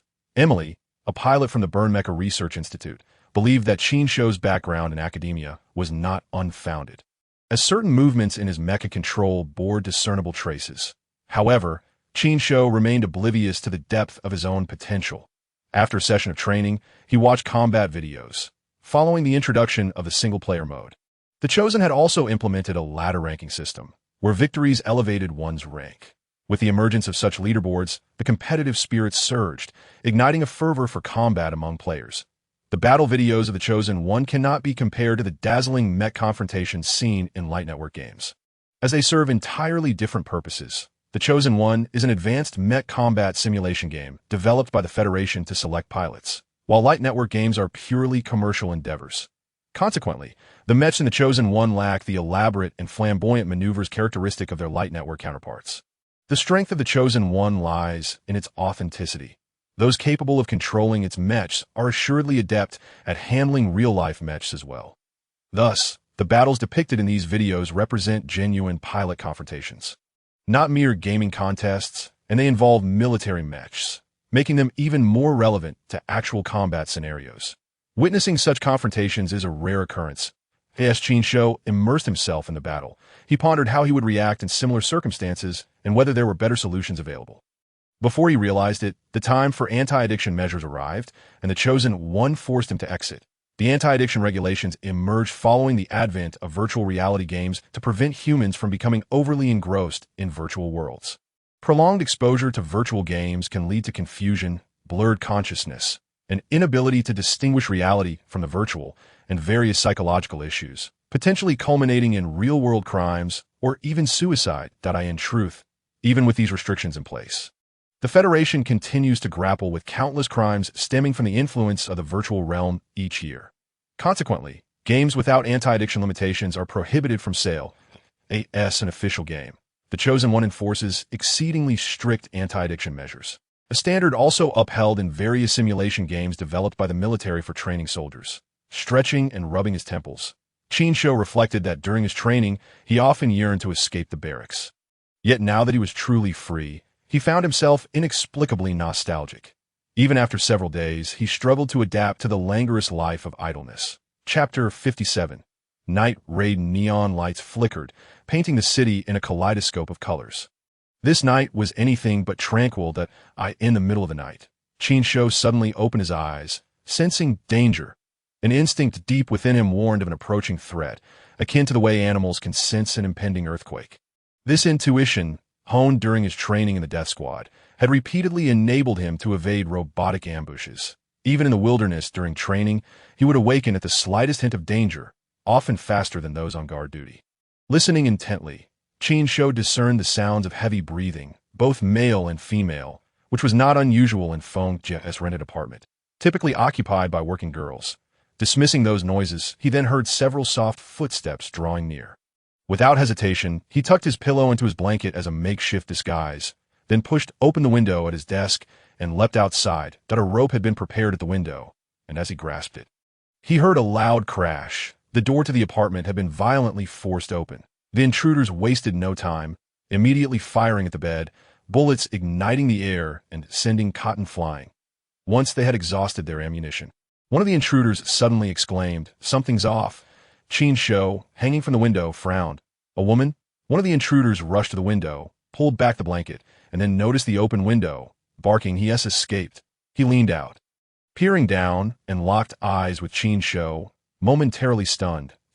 In a swift motion, Qin Shou seized the man's hair, lifted him slightly, and then forcefully slammed his head down onto the window ledge. The impact was tremendous. The concrete structure, still clad in tiles, cracked, sending blood and debris flying. The intruder made no sound, instantly lifeless. Andrew, startled voices echoed within, accompanied by the sound of guns being cocked. Gripping the rope, Qin Shou slid down, kicking in the glass of the third-floor apartment as he landed inside, just as gunfire erupted outside. The occupant of apartment 306 was a woman, still entertaining a guest. As Qin Shou crashed in, the startled guest, about to express his anger, froze in terror upon hearing the gunfire, raising her hands in a plea against violence, trembling, "Please don't kill me." Recognizing the intruder, Qin Shou ignored her and reached beneath the cabinet by the window. Furrowing his brow as he asked the woman, "Where's the gun?" Unlike the panicking guest, the woman remained remarkably composed, even half-clad, as she lit a cigarette, exhaling a cloud of smoke. With a sidelong glance, she replied, "In the second drawer of the cabinet. I used it once to take care of a deadbeat who didn't pay." Qin Shou opened the drawer to find a sleek black M2511 and 2 magazines, each holding 15 rounds. Satisfied that the weapon had not jammed due to disuse, he loaded a magazine, chamber round, and disengaged the safety. As the gunfire subsided, he counted to 3, leaned out the window, and saw someone from apartment 406 climbing out, grabbing the rope to descend. Qin Shou fired twice, striking the intruder in the rear, who yelped in pain and tumbled from the window. Footsteps echoed in the third-floor hallway. The assailants were evidently planning to encircle him. However, Qin Shou had ingeniously designed the escape route. The window of 406 was partially blocked by iron bars, allowing only one person to pass through at a time. He leapt out, grasping the rope, and as he neared the ground, he kicked off the wall, performing a backflip and landing a meter away from it. The man who had fallen earlier hit the ground head first. Dead on impact, a closer inspection revealed shards of glass scattered in the corner, concealing upward-facing nails. An unwary person sliding down the rope would surely land on those sharp, rusty spikes. A painful fate, indeed. Hearing screams from above, Qin Shou understood that the woman had alerted him. He dashed out towards the alley, gunfire erupting behind him. Beneath the cover of night, it was nearly impossible to hit a moving target without night vision equipment. Qin Shou did not flee, but positioned himself at the alley's entrance, aiming at the apartment's entrance, where 2 armored vehicles stood under the streetlight, flanked by 2 guards. They seemed to have received news from their accomplices inside. Rushing towards the alley, in a flash, Qin Shou darted out, firing several rounds. The foremost assailant crumpled to the ground. The second, quick-witted, rolled away and took cover behind a trash bin, returning fire with an assault rifle. The intensity of the gunfire forced Qin Shou back into the alley. The echoing gunshots startled the local ruffians, who began to gather. As the gunmen emerged from the building, a swarm of armed thugs arrived.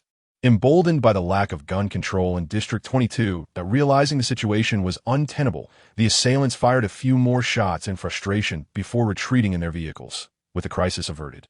Qin Shou exhaled in relief, drenched in cold sweat, overwhelmed by a multitude of questions. Who had sent these attackers? Why did they wish to kill him? Which audacious scoundrel dared to commit murder in his territory? Amidst the furious invectives, Feng Jie burst from the apartment, wielding an assault rifle, followed by 7 or 8 others, both men and women, rushing out of the rental building. The gathered thugs were met with reinforcements, all heavily armed, sent by Old Dad to secure the coffee house while he dealt with Killian atop his stronghold. He had left behind a skilled team led by Tian Liang. Little Qin, what happened? Are you hurt? Most of old dad's men were familiar with Qin Shou, and he had a rapport with Tian Liang. Shrugging and glancing at the bodies on the street, he replied, I don't know where these gunmen came from. Feng Jie, still in her night clothes, kicked one of the bodies in frustration, flipping it over to reveal the face, which she then scrutinized. Don't recognize him. Strange face. Tian Liang raised an eyebrow. Not one of Killian's men? Feng Jie shook her head, asserting no. I know Qin and you are U.S. subordinates. This person is unfamiliar. With a sigh of relief, Tian Liang relaxed his furrowed brow, having feared it might be Qin or URU's forces attempting a deadly showdown. He put down his gun, lit his cigarette, and turned to Qin Shou. Little Qin, have you stirred up trouble outside? Since the gunmen were neither Qin nor URU's subordinates, it was evident they had targeted Qin Shou specifically. Having followed old dad for over 20 years, Tian Liang had watched Qin Shou grow up. Knowing him to be low-key and even-tempered, never one to make waves, he had never heard of Qin Shou having any enemies in District 22. And even if he did, he would confront them directly rather than hire gunmen. A chill ran down Qin Shou's spine. Could be those people? Wait, I think I know.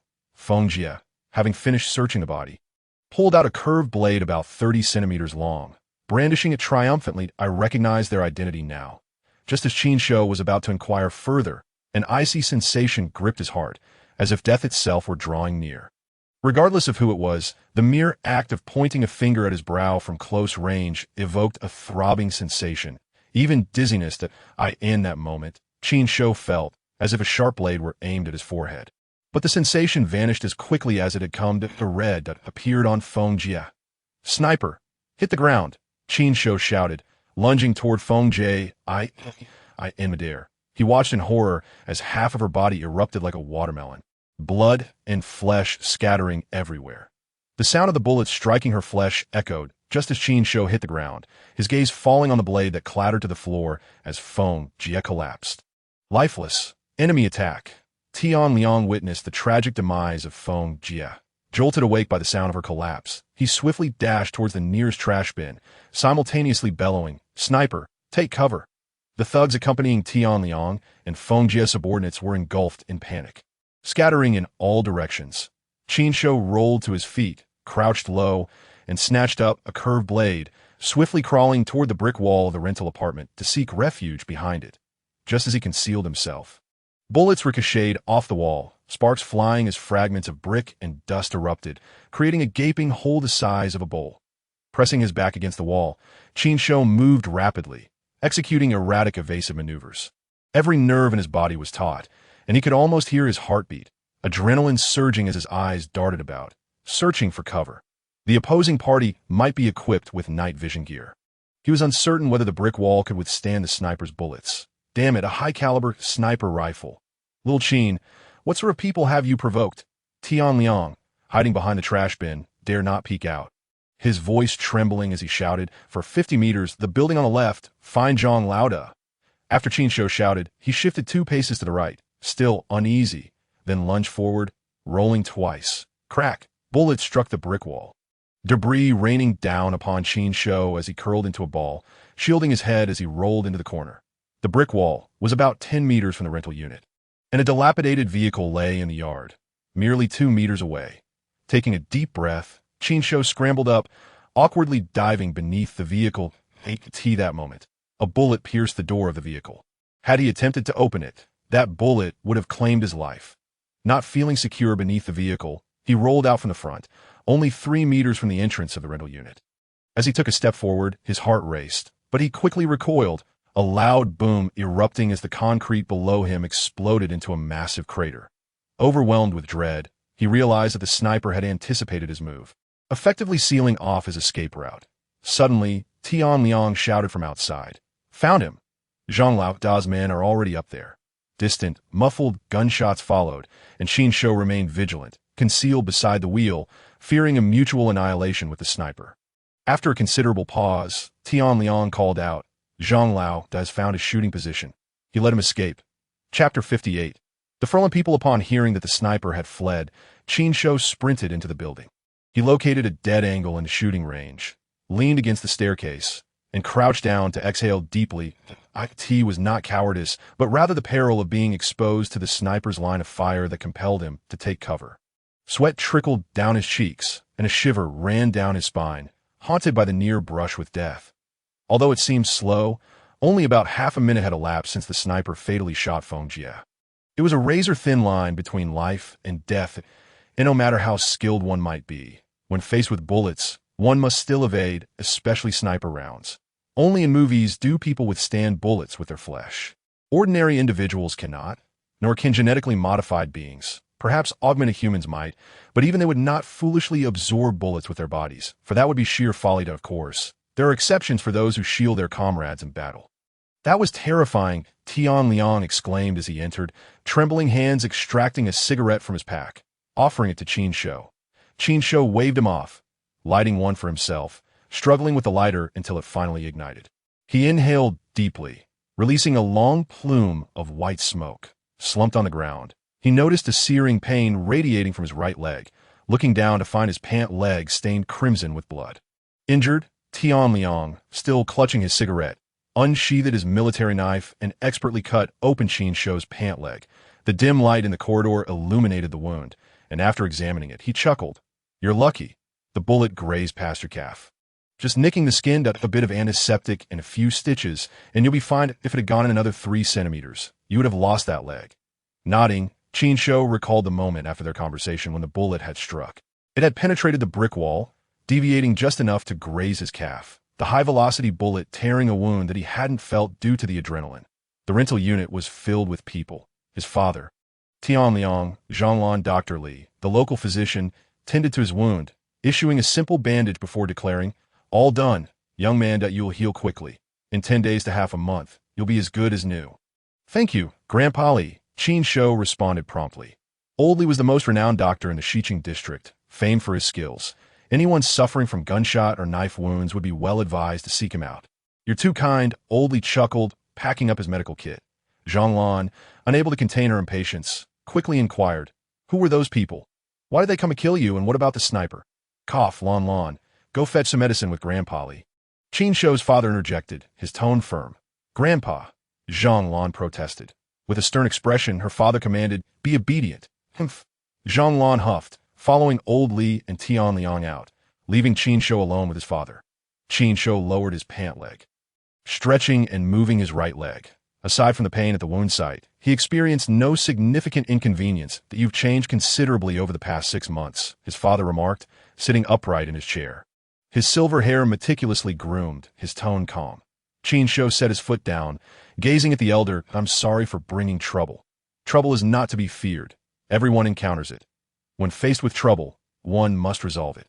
"You can handle it, right?" his father asked. "Yes," Qin Shou nodded. Rising, his father smiled gently. "That's good, but I'm growing old and have become quite wary of trouble. It's best if you can resolve it. I will handle the arrangements for Xiao Feng's funeral." "Thank you. I wish to see her body." Qin Shou lifted the white cloth, a pungent scent hitting him as he beheld Feng Jie's mutilated body, pieced together and sewn up, her face still wearing a proud smile. Feng Jie's death was unjust. The shot had been aimed at Qin Shou, but she had recognized the assailants and made her statement, which the sniper, connected via communication, had overheard to prevent exposure. The sniper had aimed the first shot at Feng Jie, silencing her from revealing their identities.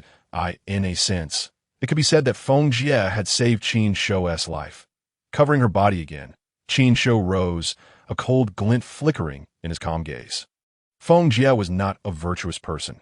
The death of the former landlord of the rental unit was likely her doing, and she had coerced young women into selling themselves, lending money to others.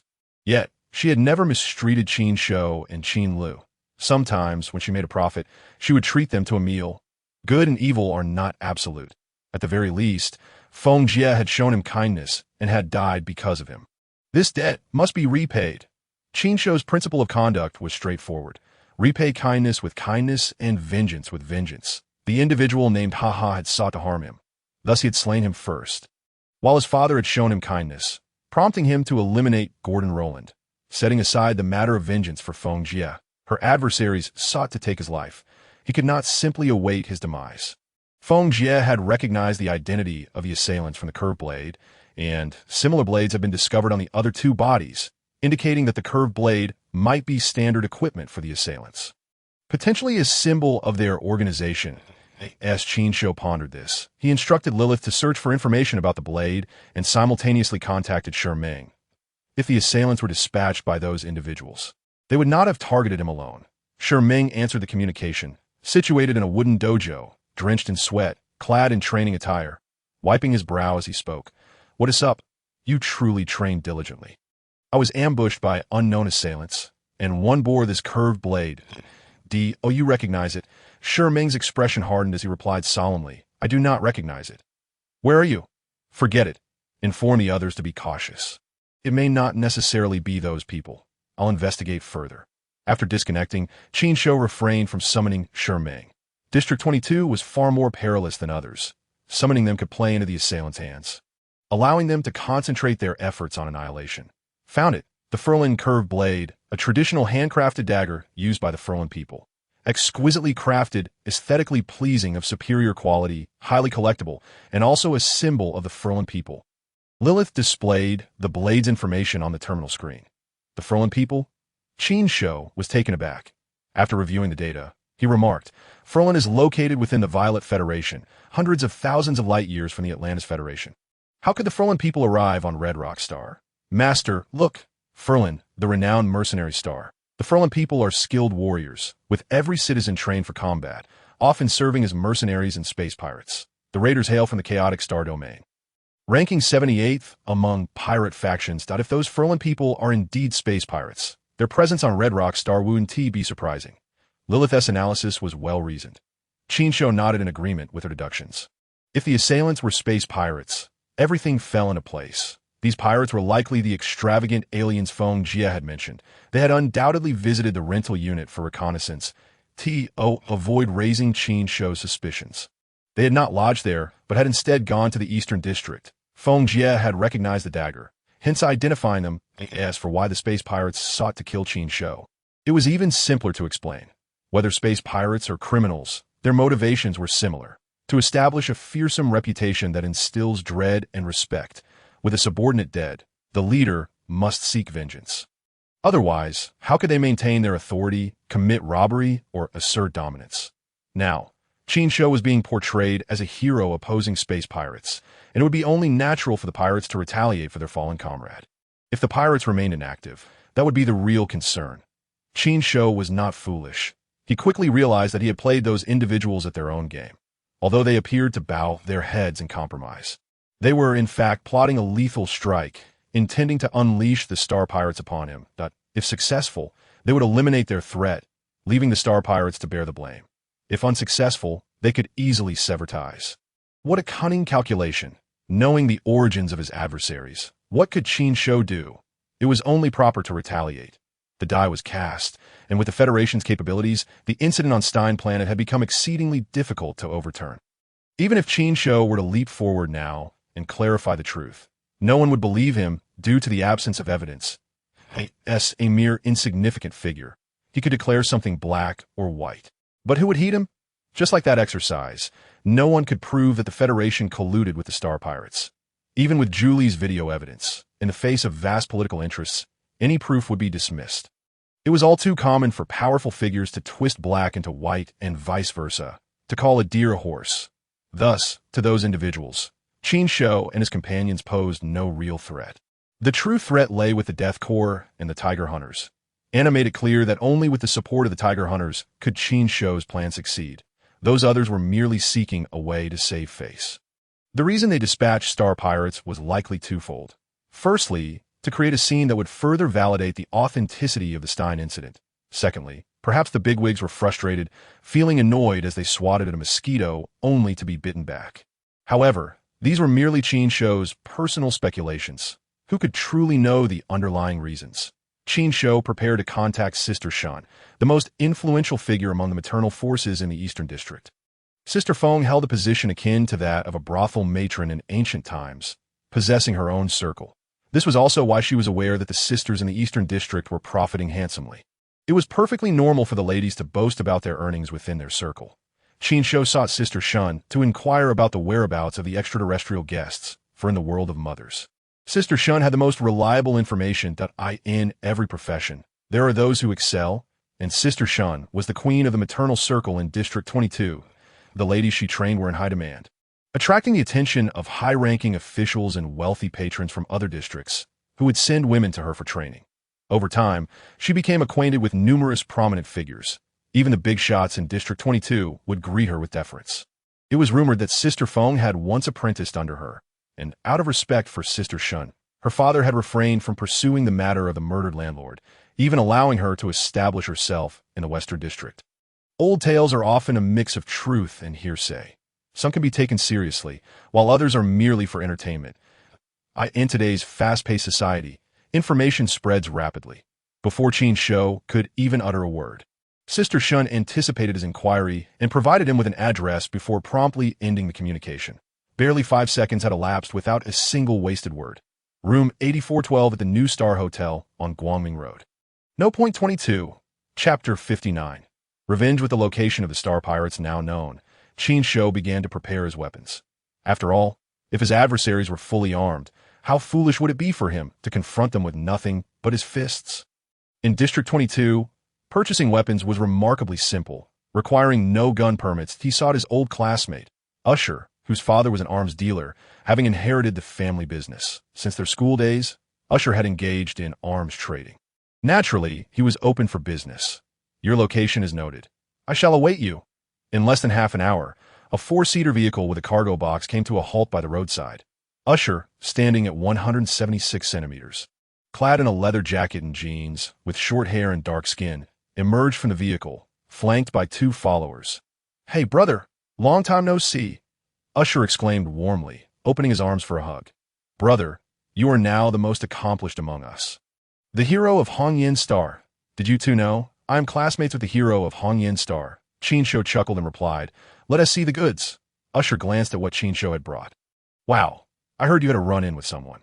Let me see. M25 12 modified rifles, without stocks for easy transport, modular parts for easy replacement, using 5.56 millimeters ammunition, with low recoil and high precision, a maximum magazine capacity of 36 rounds. Standard equipment for many planetary federations, 0.3 pieces, each for 500 credits.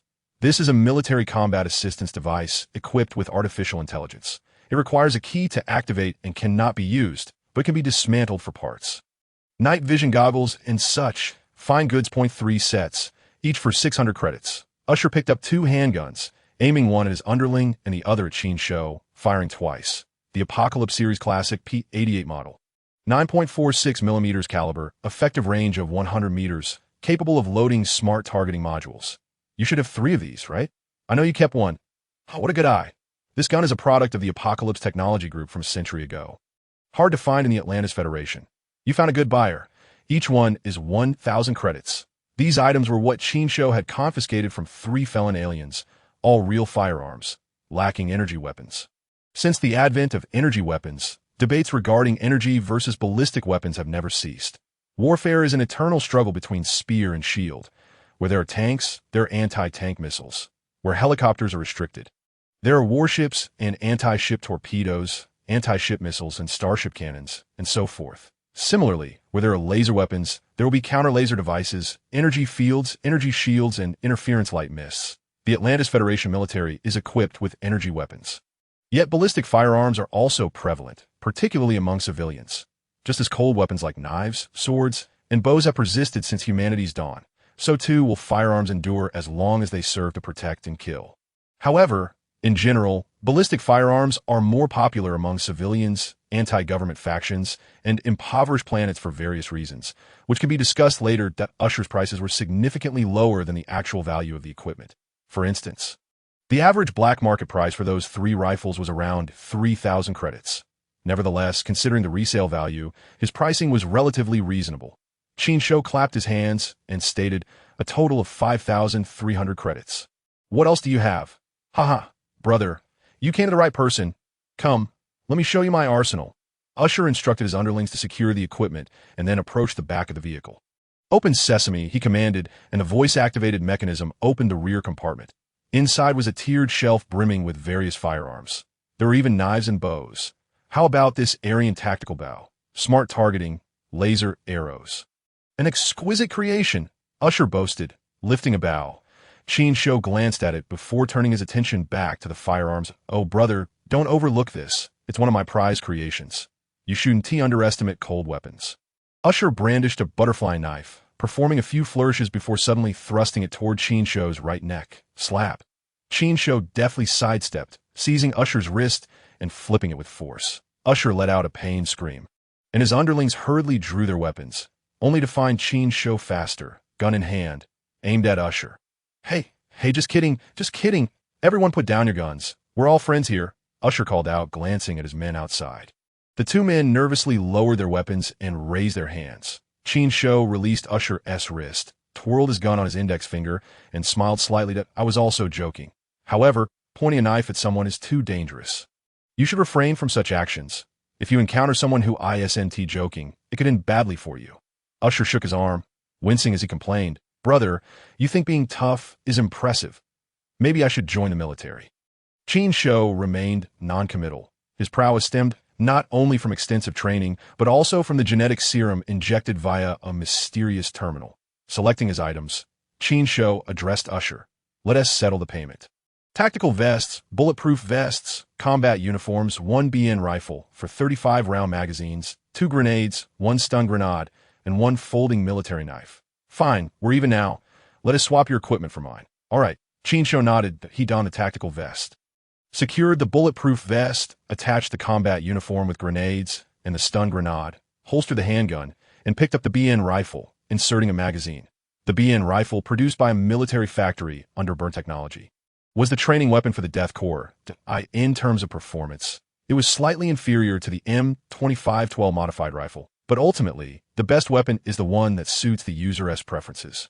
Thanks, Usher shrugged, replying, No need for thanks. Good luck to you. In a luxurious hotel room, a bald man with a bushy beard sat on the sofa, frowning as he questioned, What is the story with that kid? He botched one operation and took down 3 of our men. Langiel, you should have killed him first. Why waste bullets on a henchman? Why? I assent it, because you were reckless in seeking women, leading her to recognize us. Langiel leaned against the staircase railing, arms crossed, scoffing dismissively. Enough with the nonsense. What are you arguing about? The only woman in the room shouted, her short golden hair framing her rugged features. Her cold gaze piercing, dressed in a black crop top that revealed her waist, with sun-kissed skin, camouflage pants, and military boots, she unsheathed a curved dagger, slamming it onto the table. With a steely glance, she declared, Andrew, Barrett, Hans are dead. I seek revenge. Who else with me? Count me in.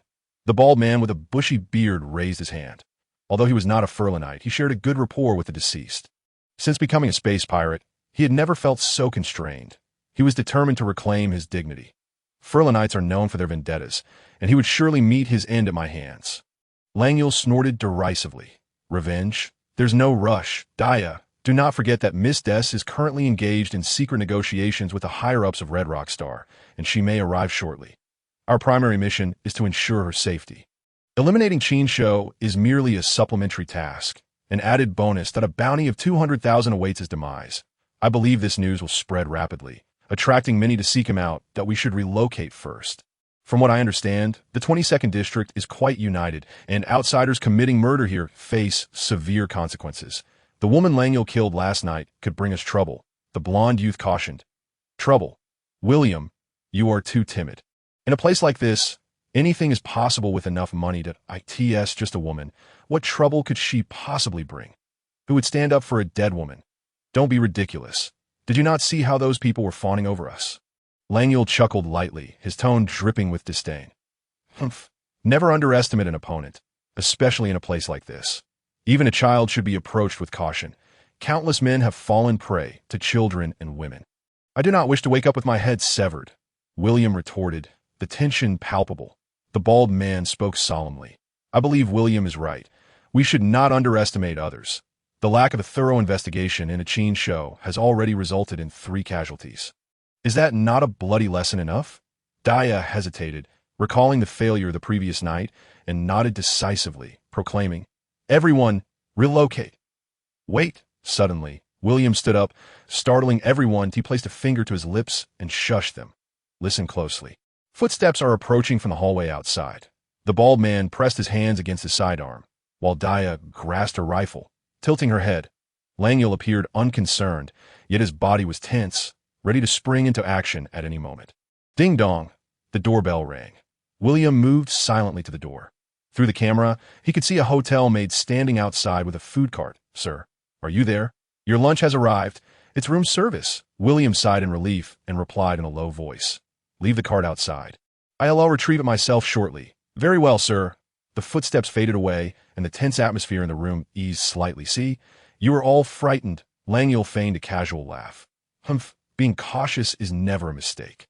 "Who ordered lunch?" William turned to ask. "I did." The bald man waved. William nodded and opened the door, glancing left and right in the corridor. Everything seemed normal as he pulled the cart inside. Around the corner, Qin Shou slipped the maid a 500 credit tip, and she smiled, leaning toward him, her ample bosom brushing against him as she flirted. "Handsome, I'm free tonight. That you'd best cover your ears," Qin Shou advised, as the maid complied. He tapped the smart grenade control software on the terminal. Boom, boom, 2 muffled explosions echoed, and the door to the guest room was blown off its hinges, crashing against the opposite wall, along with a severed arm, bloodied and sprawled on the carpet in the hallway.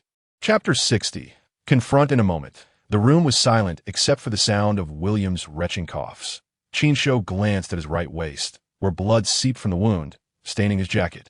A sharp, twisting pain overwhelming him in waves. Robert, after a brief moment of hesitation, shifted his position as a federal agent. He felt a rush of shame at his earlier fright, steeling himself to shout, "Listen inside. You are surrounded. Surrender now." Robert called out casually, not expecting the space pirate to comply. He knew it was a space pirate from Qin Shou's earlier shout while he and William were hiding outside.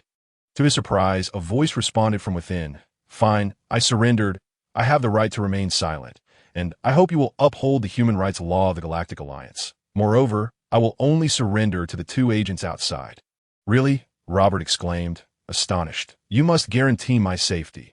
You cannot allow Qin Shou to kill me. I possess valuable information that could elevate your ranks and bring you a substantial reward." I could see the mention of a reward. William ceased his retching and exchanged a quick glance with Robert, who urgently shouted, "All right, we guarantee it. Throw out your weapons and put your hands on your head. I want to hear Qin Shou's guarantee first." Daya was not foolish. The threat outside was Qin Shou. What if she surrendered her weapon and he opened fire? Robert coughed, looking at Qin Shou, and said, "Qin Shou, did you hear that? We're taking over now. Lay down your weapon, aha. You trust her?" Robert kicked William, signaling him to stay alert. "If she fires, you fire back."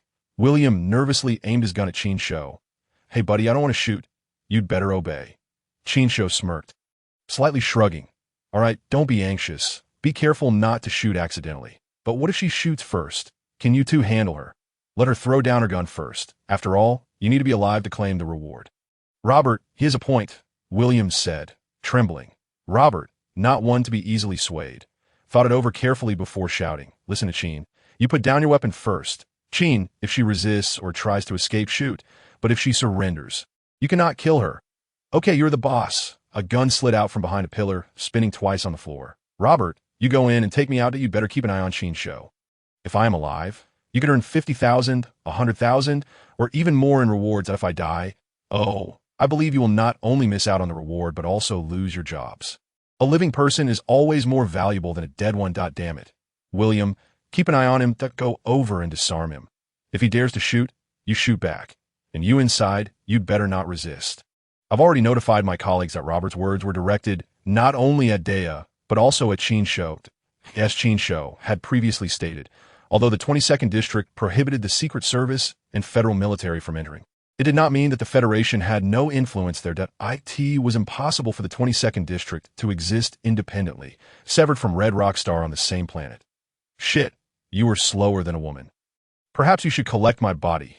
Robert, approaching the pillar with his gun, suddenly turned, aiming at Daya, who lay on the ground, bloodied in her combat suit. "Fac, call for undercover support. We need a doctor." Daya opened her eyes, casting a cold glance that startled Robert. She smirked disdainfully and suddenly said, "By the way, if you are willing to make a move, you can shoot him. Someone has offered a bounty of 200,000. If you kill him, the bounty is yours." Qin Shou turned to William, frowning. Buddy, if you want to leave the 22nd District alive, I advise you not to listen to her. Chapter 61. Heather Yake, 200,000? That is a considerable sum. William grabbed Qin Shou's rifle, forcing a smile that was more tragic than AC. Our Y.my task is merely to observe and listen, not to kill. Footsteps echoed in the hallway as someone shouted corn, to which Robert replied, bread. Suddenly, 7 or 8 people rushed in, and before they could comprehend the situation, another group of 7 or 8 followed, filling the room with chaotic gun muzzles. Amidst the frenzy, William nearly dropped his weapon. Startled, while Qin Shou shouted, "Do not shoot. Lower your weapons. We are all on the same side." "Stretcher, doctor," Robert called out. The first group of newcomers stepped forward, producing a scroll-like stretcher which they laid out on the floor, extending it to carry the severely injured Dea out. Qin Shou, concealing his left hand behind him, gripped his gun, tempted to shoot Dea, but ultimately refrained. In such a confined space, the tension was palpable. The first to fire would ignite a disastrous chain reaction, and everyone would perish. William, retreat. Robert and the first group protected the stretcher as they slowly backed away. William hurried over, and once they were out, they ran, their footsteps fading away. The oppressive atmosphere in the room dissipated, and everyone breathed a sigh of relief. Sweat beaded on Qin Shou's forehead, his legs trembling as he collapsed to the ground. The newcomers were led by a rugged man wearing a headscarf and loose shirt with floral shorts. He surveyed the disarray in the bodies on the floor, then approached Qin Shou, extending his hands. "Wow, brother, did you do this? Impressive. The young lady sent us to fetch you. You are her classmate? The bonds of friendship among classmates are the most valuable, are they not? All right, big brother, lend me a hand and let us go find old Lee." Qin Shou extended his hand. "Oh, you're hurt? Hey guys, don't just stand there. Come help out. Are you going to watch him bleed to death? Gunshot wound. All right, if you're injured, we'll find old Lee. I suspect that woman was also headed to find him." "You are late. There is only one old Lee, and it seems we cannot take you to him. Don't worry. There are other good doctors in the 22nd District. Since you are the young lady's classmate, I will take you to the best doctor." After emerging from the operating room, Qin Shou, under partial anesthesia, awoke after an unknown duration, slowly opening his eyes to a white light illuminating the white ceiling. Walls and bedding, even the curtains and cabinet were white, pristine as snow. Awake? Zhang Lan, dressed in a purple sweater and with her hair in a ponytail, sat in a chair to the left, peeling a red apple without looking up. Where is this? A private hospital. Thanks to Miss Heather, you had to stay in a private hospital I forgot to mention, the doctor said you injured your intestines and cannot eat for the time being. Zhang Lan took a bite of the apple she had cut, savoring it. Qin Shou, using voice control, raised the bed to a comfortable angle and asked, "Does Lele know?" "Not yet." "Well, since you are awake, I'll head back. I am quite busy and will visit you when I have time. The nurses here are quite nice, you know. If I were you, I would definitely try to woo a few into bed." Zhang Lan left swiftly, as her father was busy acquiring land, and there was indeed a lot to handle. Since childhood, she had been helping her father and the proprietress with various matters, as for her parents. She had heard they died in a street shootout. The room fell silent. It was a single patient room, around 20 square meters, with fresh air, devoid of the unpleasant medicinal odor typical of hospitals. After lying down for a while, Qin Shou pulled back the covers and flexed his left arm. He felt that his injuries were healing well. The knife wound on his left arm no longer hurt, while the area a few centimeters below his right rib still throbbed. Given his body's healing rate, he estimated he could be discharged in 2 days. Remarkably, he felt no hunger. Qin Shou regularly visited Dr. Chun, not only for routine checkups, but also for soaking in diluted nutrient solution. Each soak's effects would last about 7 days. If injured, the duration would shorten.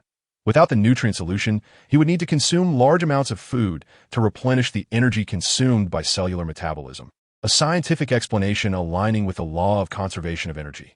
This principle imposed the greatest limitation on gene agents from developing toward fantastical, non-human capabilities. Perhaps in the future, there would be superhumans like in movies. Or perhaps not. Who could say? From the beautiful blonde nurse, Qin Shou learned that the doctor had injected him with E-grade nutrient solution at Miss Heather's behest.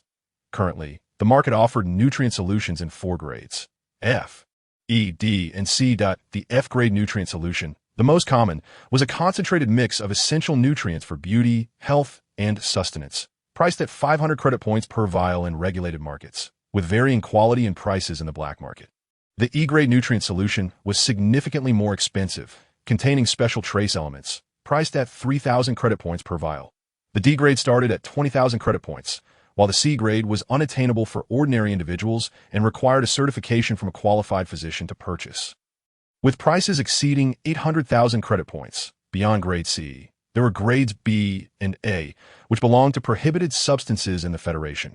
Anyone involved in the illegal sale of such substances would face a death sentence with no possibility of acquittal. Reflecting on the debt he owed to Heather, Qin Shou felt a wave of despondency wash over him. Heather Yake, in full, was the only female among the so-called four kings of his class. The eldest daughter of Senator Morgan Yake of the 22nd District. Yes, a senator. Each of the 22 districts of Redrock Star had 2 Senate seats, one held by Xiaguizhong and the other by Morgan Yake. The only difference was that the Yake family, as the leading family of the 22nd District, had long monopolized the Senate position. As long as Morgan Yake did not wish to resign, his Senate seat was effectively a lifetime appointment. In District 22, another senator named Hong Tianxing leads an underground organization. This position is highly volatile, frequently changing hands. Yet in recent years, Hong Tianxing has maintained his grip on power. He is both intelligent and courageous, known for his generosity, and commands deep respect. Not all individuals in District 22 are malevolent. The Yake family plays the role of the good. Their lineage dates back to the era of planetary transformation. Evolving through generations with substantial heritage and capital, engaging in legitimate enterprises such as real estate, hotels, and finance. When Robert called for assistance, Qin Shou also sought reinforcements, unwilling to be taken away by federal agents. Even for medical treatment, the New Star Hotel belongs to the Yake family, which is why Qin Shou reached out to Heather. They were classmates for 7 years, having both been part of an elite class born from an archaic educational system. In their cohort, the competition for Ivy League admission was primarily between him and Heather, who ranked first in their grade. However, due to family traditions, Heather did not apply and instead attended the only private institution on Hongyan Star, the St. Mingri Academy. Upon hearing about Heather's background, many would conjure an image of a flawless celestial beauty, stunningly attractive and exuding an air of grace and nobility, akin to a princess, embodying the dream of many men. Yet, dreams can be enchanting, while reality can be harsh. Heather earned her place among the 4 great kings primarily due to her explosive temperament. Not only did she excel academically, but she also relished in brawling, establishing herself as the dominant figure among girls, reigning supreme as the leader of the 4 great kings. During that period, she would often trouble the boys, becoming a nightmare for them, with several hospitalized due to her confrontations. The girls' status at school was significantly elevated as a result. In summary, Heather was not the type to endear herself to the boys, perhaps after more than 2 years. She might have changed? This was merely Qin Shou's wishful thinking. The saying goes that while landscapes may change, one's nature remains constant, a truth embedded with wisdom. After resting for a day, Qin Shou was chatting with a beautiful blonde nurse. Since his encounter with Anna, he felt a newfound confidence, effortlessly applying the flirting techniques imparted by Mickey, earning smiles from the lovely nurse that, of course, Qin Shou relished the process of applying his knowledge and practice. Akin to fishing, where the joy of the catch surpasses the fish itself. Suddenly, the door was kicked open, startling the blonde nurse, who jumped up from beside the bed, hastily searching for her tools. Qin Shou's composure exceeded hers as he merely glanced towards the door. Apart from a change of clothes, Heather appeared much the same as 2 years prior, her clean and short red hair framing her strikingly cold visage. Her eyes, seemingly ablaze, swept across the room, landing on the blonde nurse, prompting a smirk and an imperious command to leave. Heather firmly closed the door behind her, sauntered inside, and, with an air of authority, proclaimed, "You owe me 47,600 credit points." Qin Shou coughed lightly and replied, "Old classmates meeting again. Shouldn't we embrace and reminisce? Discussing finances right away feels rather crass." Heather's lips curled into a sardonic smile. "Discuss feelings? What feelings do we share? Spare me that. Hotel repair costs are 15,000. Hospitalization fees are 15,000, plus 7,600 for nutritional supplements and 10,000 for rescue labor. Your debt is quite reasonable." Qin Shou grimaced. "And there's a labor fee? Of course. Those subordinates risk their lives to rescue you. You surely understand that hiring help incurs expenses." After a pause, Heather continued, "I've already covered your dues. You owe me 47,600. The esteemed daughter of the Yake family, here to see me solely for 47,600? How undignified. Surely, she must wish to reconnect with an old friend? Qin Shou sighed. Bang! A punch landed on Qin Shou's abdomen, causing excruciating pain, nearly bringing him to tears as he inhaled sharply. Chapter 62. Heather's invitation. Heather leaned forward, playfully tapping Qin Shou's cheek with her left hand. Smooth talker. Huh. Your skin is much thicker now, and your tongue is sharper. Pay up. Heather pressed her right fist into Qin Shou's abdomen, aggravating his injury. And he rolled his eyes in agony. No money, no life. It's a no-go. Why on earth did you choose to join the military, slaving away for that meager wage? It's utterly unpromising. I could have had you working with me. If you desire Ivy League admission, it's within reach. Even if you don't work with me, with your intellect, you could surely make a name for yourself. Why opt for military service? What were you thinking? I almost want to crack open your head to see what's inside. Qin Shou managed a bitter smile. When it comes to talent, no one would refuse. The Yake family had once extended an olive branch to him, willing to cultivate him as a key figure in Heather's future inheritance. To put it bluntly, it was akin to selling oneself into servitude, and he had, of course, declined. Now, reflecting on it, a twinge of regret lingered within him. Had he accepted, he could have secured a place in the Ivy League and risen above the ordinary. Why had he turned it down? Perhaps it was youthful pride or some other reason he could not fathom. Life presents countless choices. Who can truly discern right from wrong? As Qin Shou regained his focus, he noticed Heather tapping his forehead with her knuckles, her strength far from that of a typical girl. He believed she could shatter stone.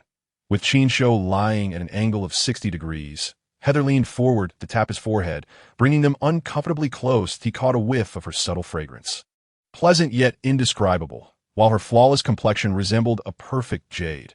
His vision was keen, yet he could discern not a single pore. She wore a form-fitting white shirt emblazoned with the St. Mingri Academy logo, paired with a light-colored blazer that accentuated her figure. As the princess blossomed. Die, you pervert! Had Qin Shou not been injured, Heather would undoubtedly have given him a thorough beating, beyond collecting debts and reuniting with an old classmate. Heather brought some private news to Qin Shou. First, someone was offering $200,000 for his capture.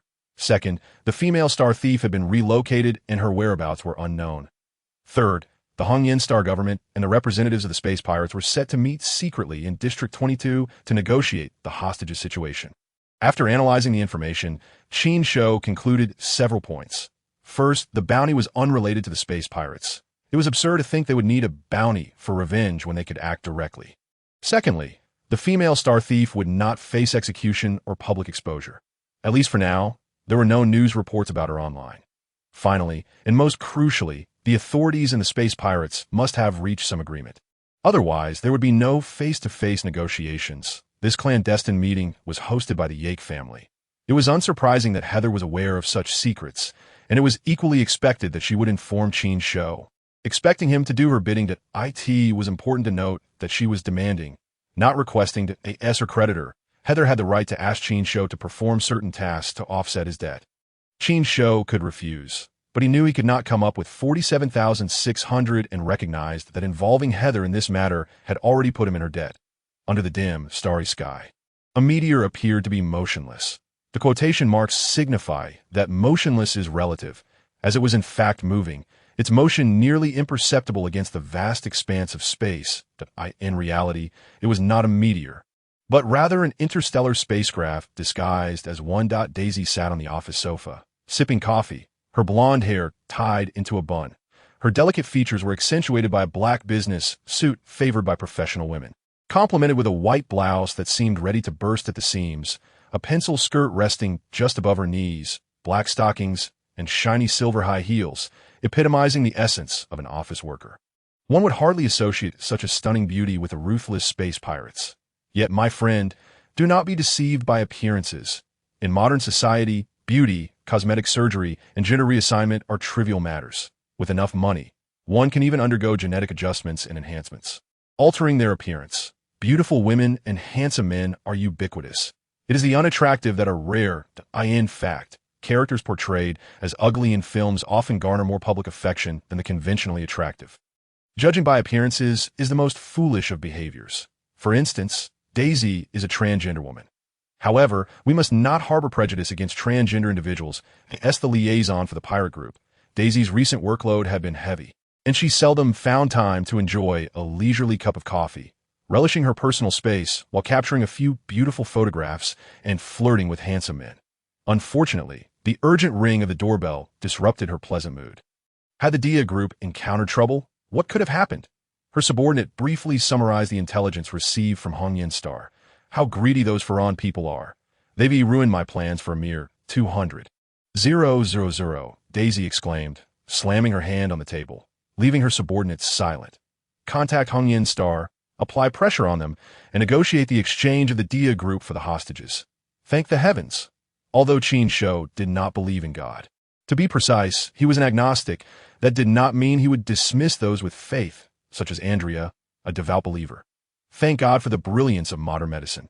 Gene therapy can alter a person's constitution and enhance metabolism, while nutrient solutions provide ample energy. Within just 2 days, Qin Shou's injuries had healed completely, leaving no trace of scars. Departing from the private ward, he bid farewell to the blonde nurse, who had been considerably terrified by Heather and subsequently maintained her distance from him. As Qin Shou exited the hospital, he spotted the woman clad in a Gothic-made outfit, eternally shadowing Heather, Hilda Yark. When Heather came to see him, Hilda was waiting just outside the ward. "Miss Heather is awaiting you," Hilda announced, her golden short hair and expressionless face exuding an air of meticulous aristocratic elegance. A maid. Hilda resembled a mechanical automaton more than a lively Lilith, who seemed to have vanished for quite some time. What was Heather planning? Surely it couldn't involve the assassination of some high-ranking government official or a representative of the Star Pirates, who had placed a bounty on him. As Qin Shou pondered these thoughts, the hovercar glided into the suburban estate. Hilda's driving skills surpassed even the intelligence systems. A journey that would typically take half an hour was completed in a mere 15 minutes, all without a hint of dizziness. The estate was expansive, adorned with lush trees, flowing water, pavilions, and a castle reminiscent of ancient Gothic architecture, with servants trimming branches and tending to the lawns. Following Hilda, Qin Shou entered the castle, traversing through a series of arches until they halted before a grand wooden door at the end of a corridor. "The miss is inside," Hilda stated before stepping aside to gesture him in. Qin Shou, curious about Heather's intentions, attempted to glean information from Hilda, but his efforts were in vain. Her expression remained unchanged, her mechanical demeanor intact. Her eyes steadfast. Pushing open the wooden door, he felt a flutter of apprehension. What awaited him inside? Could it be that Heather, upon realizing his handsomeness, was weeping and declaring her desire to marry him? Or perhaps, like Summer Rain, she was being coerced by her family into a marriage, utilizing him as a shield. Was it a family feast of the Yark clan? It seemed plausible. Such scenarios were often depicted in films and novels. As he stepped through the door, he found yet another passage, glancing back at Hilda before continuing, moving cautiously as if wary of hidden traps or lurking assassins. To his relief, nothing untoward awaited him. Upon completing the passage and ascending the stone steps, he arrived at a circular training ground, over 20 meters in diameter, its surface paved with stone slabs and flanked by weapon racks housing knives. "Guns, swords, and various cold weapons that you've arrived? Go change," Heather's voice called out, clad in a black training outfit as she emerged from a passage to his left. "What?" Qin Shou responded, perplexed. Heather stretched her limbs and explained. "Change your attire. What you're wearing is unsuitable for combat." Confused, Qin Shou exclaimed, "But I thought—" Heather interrupted. "Ah, that matter has changed. The negotiations have been postponed and may be relocated. You know, such discussions must remain confidential. Initially, we required some skilled individuals to ensure the negotiations proceeded smoothly, but that is no longer necessary." Qin Shou's surprise was evident, yet he felt it was only natural, having dispatched the scouting team of Star Pirates and chosen the 22nd District for negotiations. How foolish could they be? "However, our agreement still stands. I haven't disclosed what you must do. For now, you will accompany me for 3 days of training that I wish to witness the combat techniques of the Suicide Squad."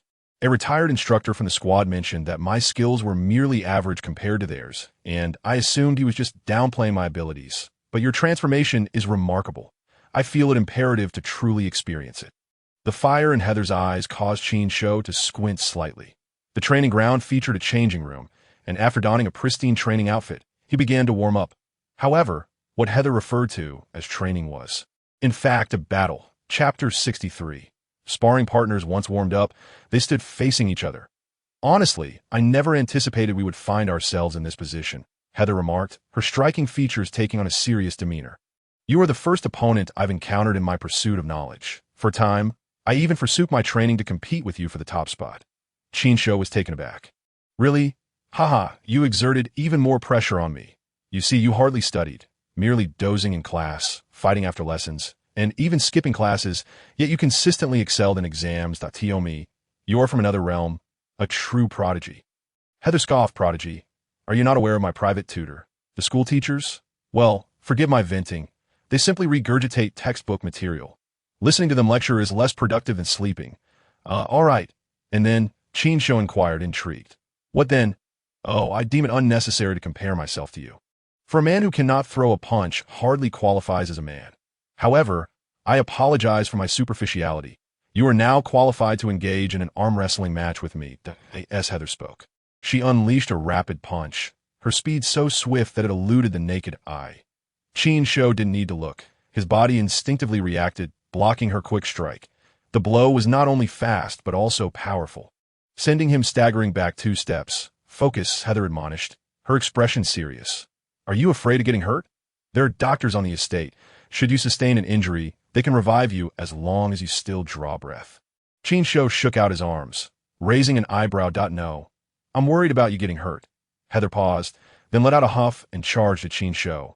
Her fighting style emphasized speed and agility, a relentless onslaught of punches. Palm strikes, elbow jabs, knee thrusts, and kicks, a tempest of fury. Initially, Qin Shou found himself struggling to adapt to Heather's approach. The combat techniques of the Suicide Squad were swift and lethal, designed to terminate opponents quickly. They were killing techniques, not mere training methods. Many mistakenly equate combat with killing techniques, believing that if one cannot win in a fight, how could they possibly kill? This misconception is erroneous. Combat and killing techniques differ fundamentally. Combat is a skilled contest, emphasizing technique, while killing techniques aim solely to eliminate an enemy. The processes and outcomes naturally diverge. Killing techniques are not shrouded in mystery. With a knife, one can pierce the heart or neck of an adversary to end their life. It's that simple, requiring no elaborate fighting, with every action aimed at killing the opponent. The moves of those on death row are ruthless, malicious, and unscrupulous. How could Qin Shou ever resort to such tactics against Heather? As he focused on defense, Qin Shou raised his hands to block, occasionally launching a counterattack, but Heather easily countered his efforts. Bam! A punch landed squarely on his chest, prompting Heather to seize his collar, tripping him and twisting her body to throw him to the ground.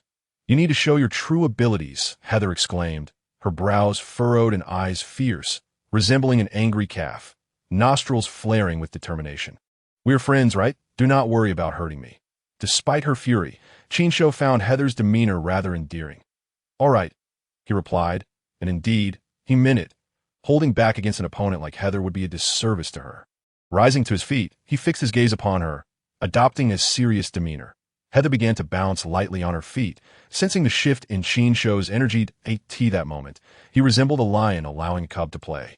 Yet when faced with an intruder, his entire being tensed, ready to pounce and tear the foe to shreds, creating immense pressure and tension for Heather.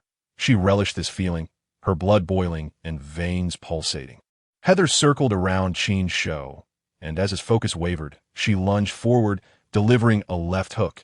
Had it been moments earlier, she would have encountered his block, his reflexes lightning quick. This instance was different. As she swung her fist, Qin Shou charged forward like an enraged lion, embodying an unstoppable force, disregarding her hook and enveloping her with his imposing frame. With her punch already in motion, Heather found herself leaning forward, facing the oncoming Qin Shou, seemingly without a chance to resist. True to her prowess, in a flash, she grounded her left foot, twisting her waist with the precision of a coiling spring. Her body shifted to the left, WHI in the realm of stand-up combat. Qin Shou possesses skills, yet they pale in comparison to Heather's. Heather, having undergone years of rigorous training under esteemed masters, boasts impeccable techniques, commendable strength, and impressive speed, making it exceedingly difficult for anyone to triumph over her in standing fights. As for grappling on the ground, Qin Shou believes he holds an advantage. The illustrious Lady Heather would scarcely engage in scuffling on the floor, and his training has primarily focused on ground techniques. After all, engaging in close-quarters combat with an adversary while standing face-to-face is foolish. Those wielding firearms would simply aim and fire without concern for friendly fire. During dinner, Hilda entered to find Qin Shou and Heather entangled on the floor, each holding onto the other in an ambiguous embrace, their expressions betraying surprise. The evening meal was sumptuous, prepared by the manor's dedicated chef, offering both nutritious and delectable dishes. Heather inquired eagerly about the Death Corps, and Qin Shou shared some training insights that did not breach confidentiality. Upon finishing their meal, Heather announced, "I shall take you to a place." She scrutinized Qin Shou, declaring, "However, you must change your attire," without allowing him the chance to refuse. She snapped her fingers, commanding, "Hilda, take him to change."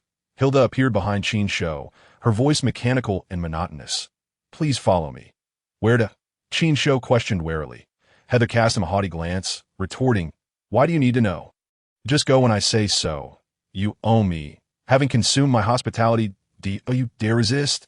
That's irrelevant. I am here to showcase my skills, not to be subservient," Qin Shou protested indignantly. Heather slammed her hand on the table, rising with an air of authority as she fixed her gaze on him, "that if you refuse, then so be it. Do you truly believe I cannot proceed without you?" Faced with Heather's unfriendly glare and recalling her dubious history, coupled with the palpable threat emanating from Hilda, Qin Shou felt a chill run down his spine. Reluctantly, he surrendered, managing a wry smile. "All right, I will go." Half an hour later, dressed in a tailored suit and donning dark sunglasses, Qin Shou resembled a quintessential bodyguard.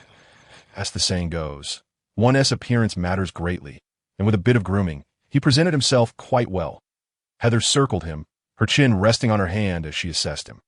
With physical development and intense training, Qin Shou had transformed into a considerably taller and more robust figure than he was before enlisting. Influenced by a mysterious genetic serum, his physique was notably balanced and perfect. With broad shoulders and a narrow waist, his muscular lines smooth and fluid. Beyond his physical changes, his strength had increased, boosting his confidence and vitality as he stood tall and proud, radiating a significant presence. Rolling his eyes, Qin Shou remarked, "You look far more attractive in that outfit than in your school uniform." Heather, clad in a black t-shirt beneath a leather jacket and form-fitting leather pants, completed her look with knee-high boots, accentuating her tall, graceful figure. With subtle makeup enhancing her features, she appeared stunningly beautiful and mature, to the point where Qin Shou struggled to recognize her. After all, the school uniform showcased youthful charm, whereas her current appearance embodied an entirely different style. "Men," Heather sighed, shaking her head. Hilda drove them away from the manor. 40 minutes later, the vehicle halted outside a hotel. As Qin Shou stepped out, he noticed an array of luxury cars parked outside, with guests arriving in droves. A quick glance revealed that those disembarking were either business moguls, political elites, or underground leaders, individuals of considerable stature. Upon closer inspection, some of the welcoming party appeared to be local enforcers, typically unruly but now clad in suits. Behaving like well-mannered gentlemen, he glanced at the hotel, its neon lights prominently displaying the character home. "What's wrong? Are you frightened?" Heather smirked, casting him a sidelong glance. "Fearful? Of course. You brought just 2 people to stir up trouble." Qin Shou replied helplessly. "Who said I was here to cause chaos? Today marks Hong Tianqing's 70th birthday. I am here to celebrate. Haven't you seen the news? You're quite uninformed." Heather dismissed him with an eye roll. Understanding dawned on Qin Shou as he surveyed the surroundings. "My father and Zhang Lan will surely be here, right?" "Indeed, they are likely already present," Heather affirmed. Chapter 64. Elimination of Traitors. Hilda presented the invitation, and a servant guided the trio into the hotel, taking the elevator to the banquet hall. The successor of the Yake family is undoubtedly a person of significance. Upon entering the hall, they were promptly greeted by someone bowing deeply. "Miss Heather, this way, please." Qin Shou scrutinized him closely, sensing an air of danger. The man, in his 30s, donned a light gray suit and exuded an aura of calm confidence. His hands, calloused and sturdy, hinted at untapped strength, rivaling that of Yang Yong. After joining the Death Corps, Qin Shou had encountered many formidable individuals, with Chen Hua being the strongest in his understanding. According to the martial arts instructors, Chen Hua had mastered his art to the point of reaching a Zen-like state, a level akin to that of a grandmaster. Following him was the camp leader, Hunter, who could subdue experts like Yang Yong and Luo with ease. And then there was Yang Yong himself, absolutely a heavyweight in martial prowess. Qin Shou felt certain that even with all his might, he would be swiftly defeated. However, Heather's shadow, Hilda, was no ordinary figure either. Previously, when she approached Qin Shou, he had sensed nothing amiss. The banquet hall was patrolled by guards dressed in suits, each possessing robust physiques and sharp gazes, radiating an aura of intimidation.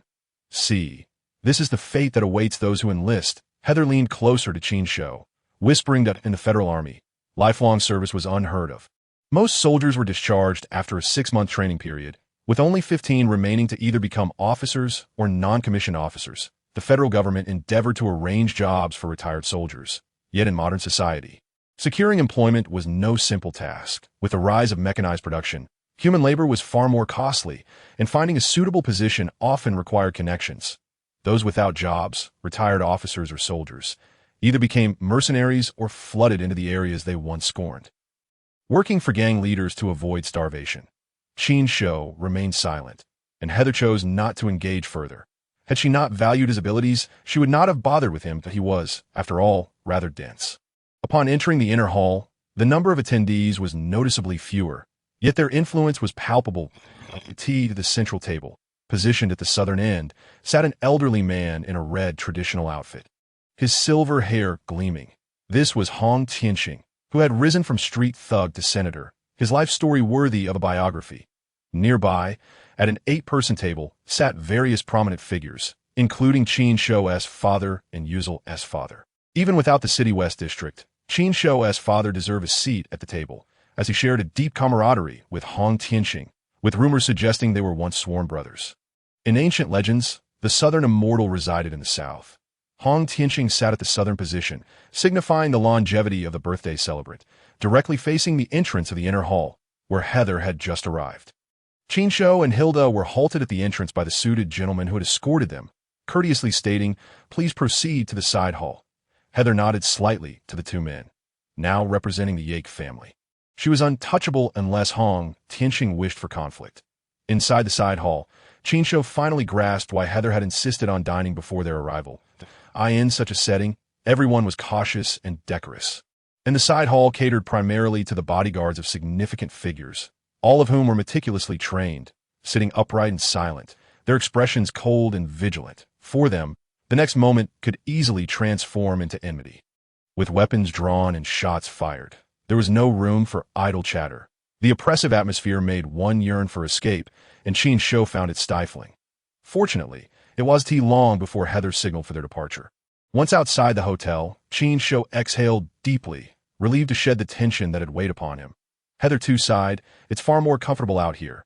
Listening to a bunch of old men talk while pretending to be a docile girl is utterly suffocating." Qin Shou wholeheartedly agreed, recalling the impetuous Heather of old, who acted on impulse. Today, she felt particularly out of sorts. Mission accomplished. "Let us go explore," she declared, instructing Hilda to drive. First stop, Cocoa Bar, under the dazzling neon lights. The nightlife of District 22 was vibrant and bustling. Cocoa Bar, unlike the renowned Demo Bar, was merely a dilapidated establishment frequented by petty criminals and streetwalkers. Upon entering, Qin Shou was assaulted by the pungent odors of smoke, sweat, and alcohol, an oppressive haze enveloping the space. Heather strode directly towards the back door of the bar, where 2 gang members adorned with skull tattoos stood guard. Upon spotting Heather, the man on the left whistled and mockingly said, "Hey girl, what can we do for you, girl?" Heather grinned, swiftly delivering a kick to his groin, causing him to double over in pain, eyes wide in shock as he slid down the wall. Qin Shou, following closely behind, instinctively tightened his thighs, wincing at the thought of such an attack. "Damn it, Tom," the man on the right cursed, throwing a punch at Heather. She deftly sidestepped, seized his wrist, and, leveraging his momentum, propelled him forward, causing him to stumble and fall to the ground. Seeing the commotion, the bar staff rushed out, 4 of them shouting in alarm. Heather stepped forward and seized the fist of the man who was charging ahead, twisting it forcefully. The fierce-looking man let out a cry of agony. With a swift kick, he flew through the air like a ragged sack, colliding with 2 of his companions and toppling over 2 tables, shattering glass bottles all around. She then delivered a sharp slap to the face of the astonished bystander, who, whether due to Heather's strength or the bartender's exaggerated performance, covered his face and performed a dramatic dive to the ground. Quick as lightning and agile as a hare, these men were no match for Heather, who had trained since childhood. Within a mere second, 6 individuals lay sprawled on the ground, leaving the others dumbfounded, hesitant to intervene, torn between wanting to act and fearing to do so. Heather cast a glance around before turning and entering a narrow corridor behind the door. It was evident that those inside had been alerted by the commotion outside, as soon enough, someone emerged from the far end of the corridor to obstruct her path. Charging forward, Heather unleashed a flurry of punches and kicks, easily knocking down over 10 adversaries. Qin Shou followed closely, hands tucked in his pockets. It was no wonder Hilder had no intention of entering the fray. However, was it really just a casual stroll that led to a brawl? That certainly aligned with Heather's character. He followed her into an office, where she swiftly dealt with the last 2 bodyguards before turning towards the open window. There was no escape for him. "He can't get away," Heather stated, as Qin Shou approached the windowsill, observing Hilder blocking the way below, with 3 or 4 individuals lying on the ground. "Strange, isn't it?" Heather remarked, hands on her hips, as they made their way outside. Qin Shou shook his head and asked, "What did he do?" "He stole from the Ack family." The patrons in the bar instinctively parted to allow the two to pass. "It does concern you somewhat. Remember those space pirates? Indeed that I did a little digging and found that their weapons weren't registered at customs. That's troublesome. It indicates someone has established an unregulated smuggling route right under the Ack family's nose and is linked to the space pirates. Cocoa Bar is part of that network. I just asked Hong Tianxing if he knew about it. If he had, the Ack family would have let him off with a warning, just as a courtesy. Unfortunately, he is unaware," Heather explained. Qin Shou, astonished, inquired, "What are they smuggling?" "Arms. They're transporting a batch of unregistered weapons to Zone 22. This is a significant issue. Uncontrolled firearms can lead to numerous troubles, and most importantly, they're evading taxes."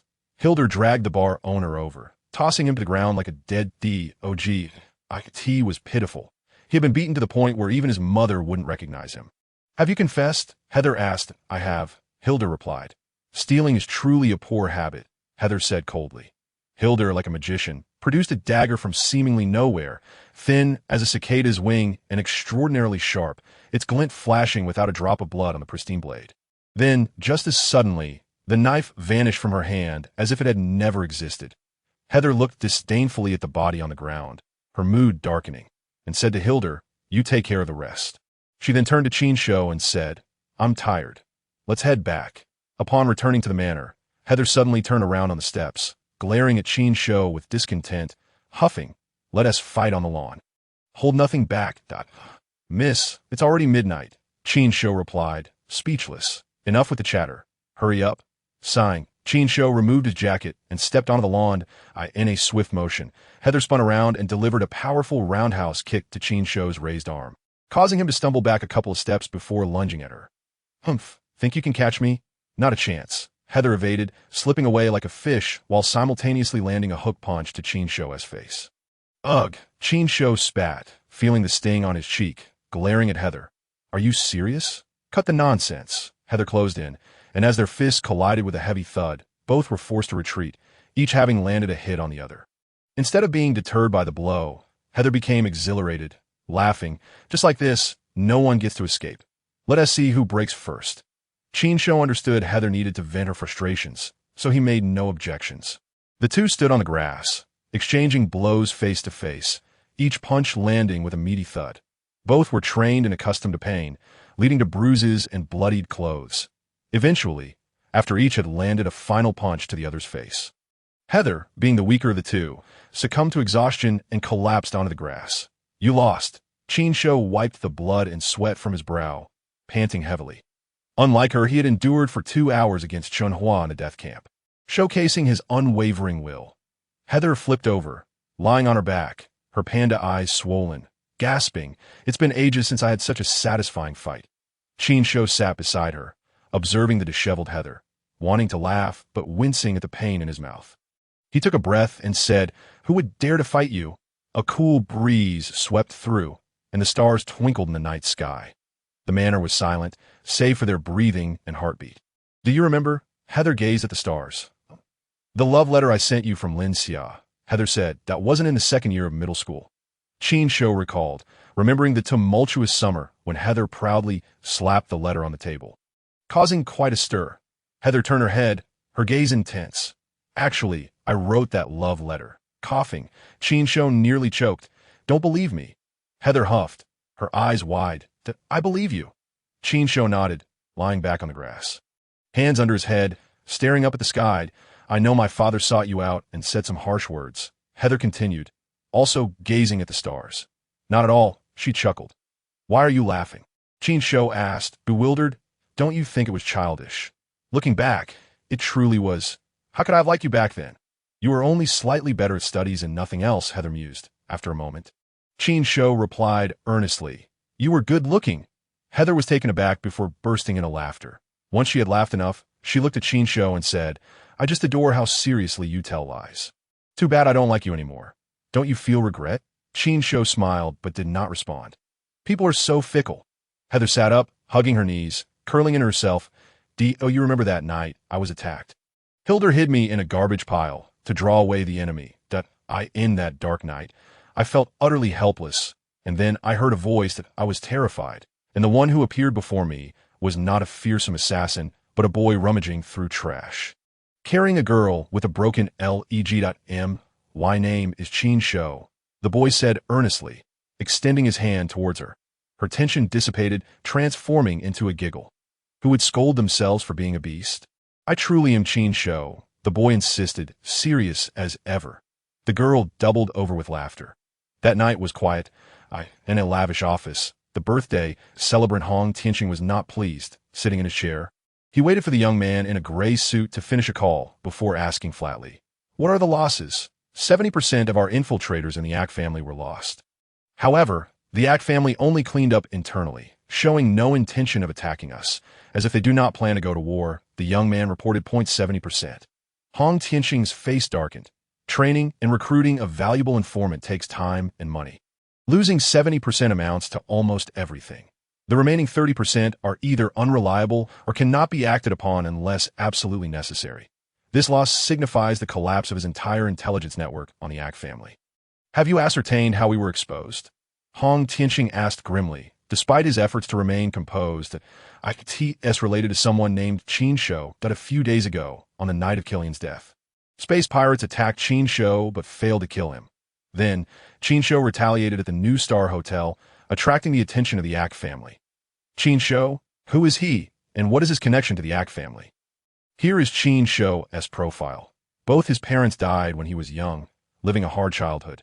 Later, he was sponsored by his father and entered school at the age of 8, excelling academically. Skipping 3 grades by the age of 15 and a half. He took the entrance exam for a prestigious institution and passed the written portion of the Ivy League, but stopped at the interview stage.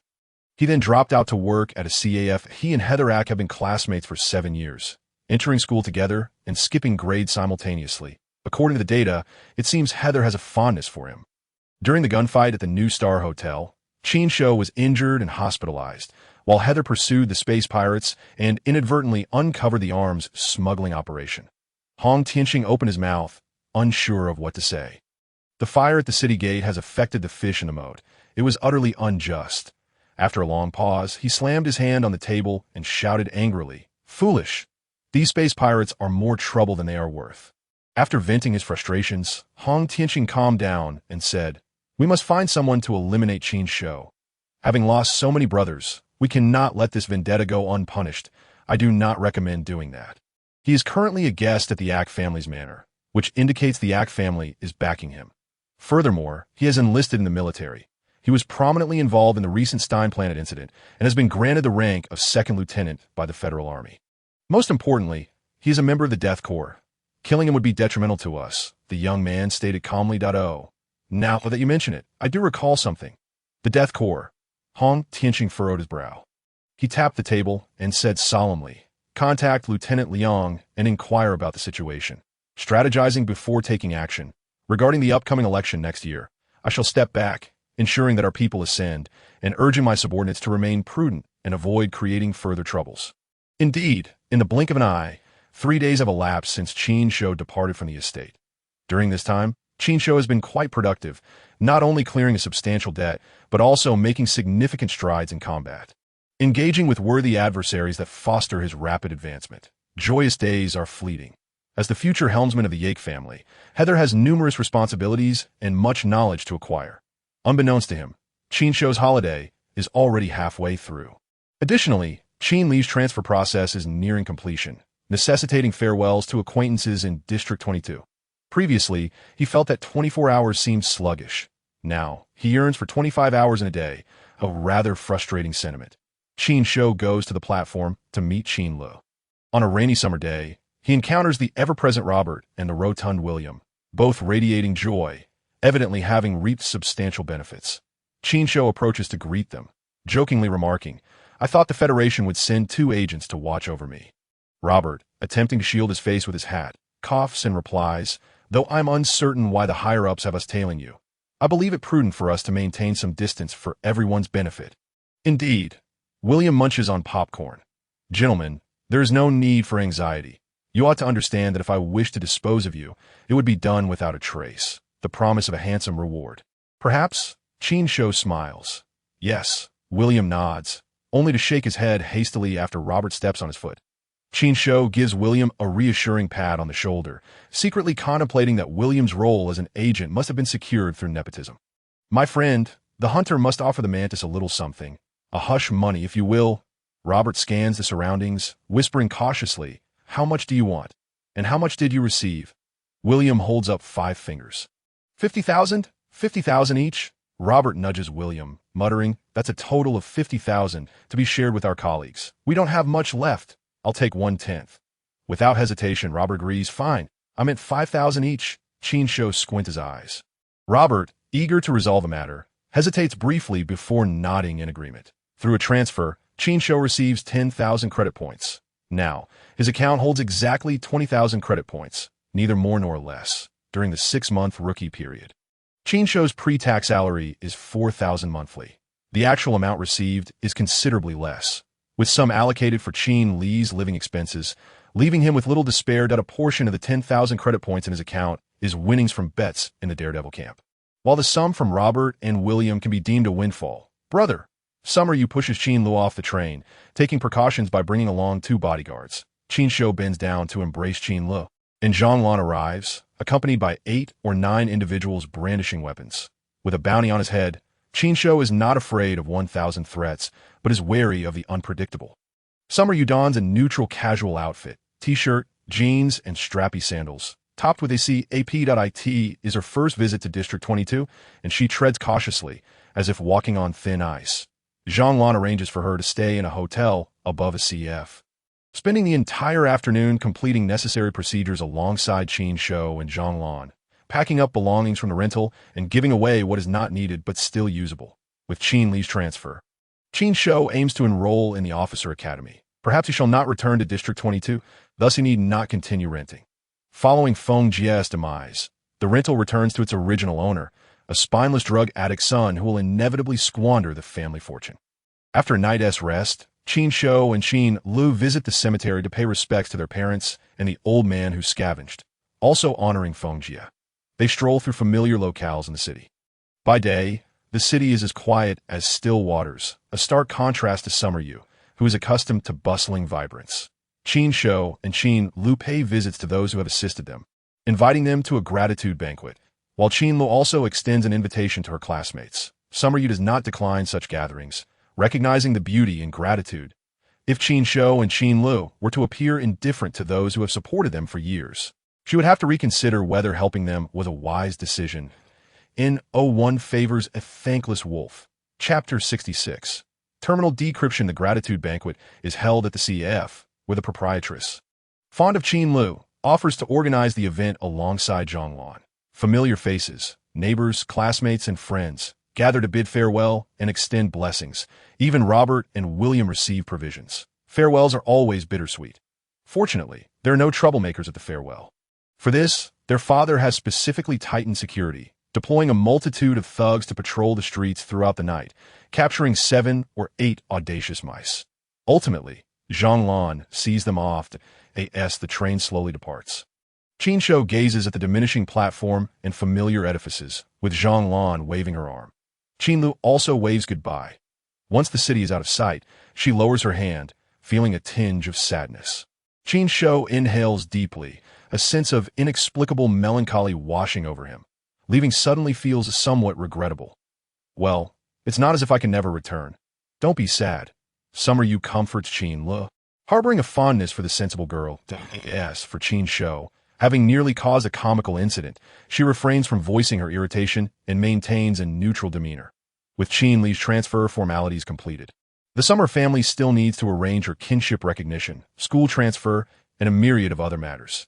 Qin Shou accompanies Qin Lu for 2 days. With Summer Yu and her mother present, he finds himself with little to contribute.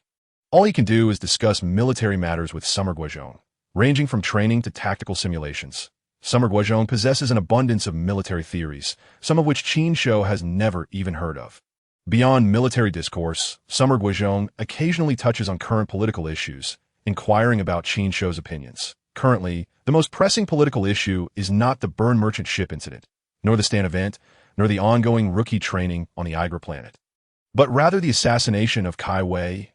Kai Wei, the administrative district chief of the Pegasus sector, known for his staunch stance against the supporters of space pirates, has fallen victim to an assassination attempt, an event whose repercussions far exceed those of the pirate hijacking or the rookie training mishap.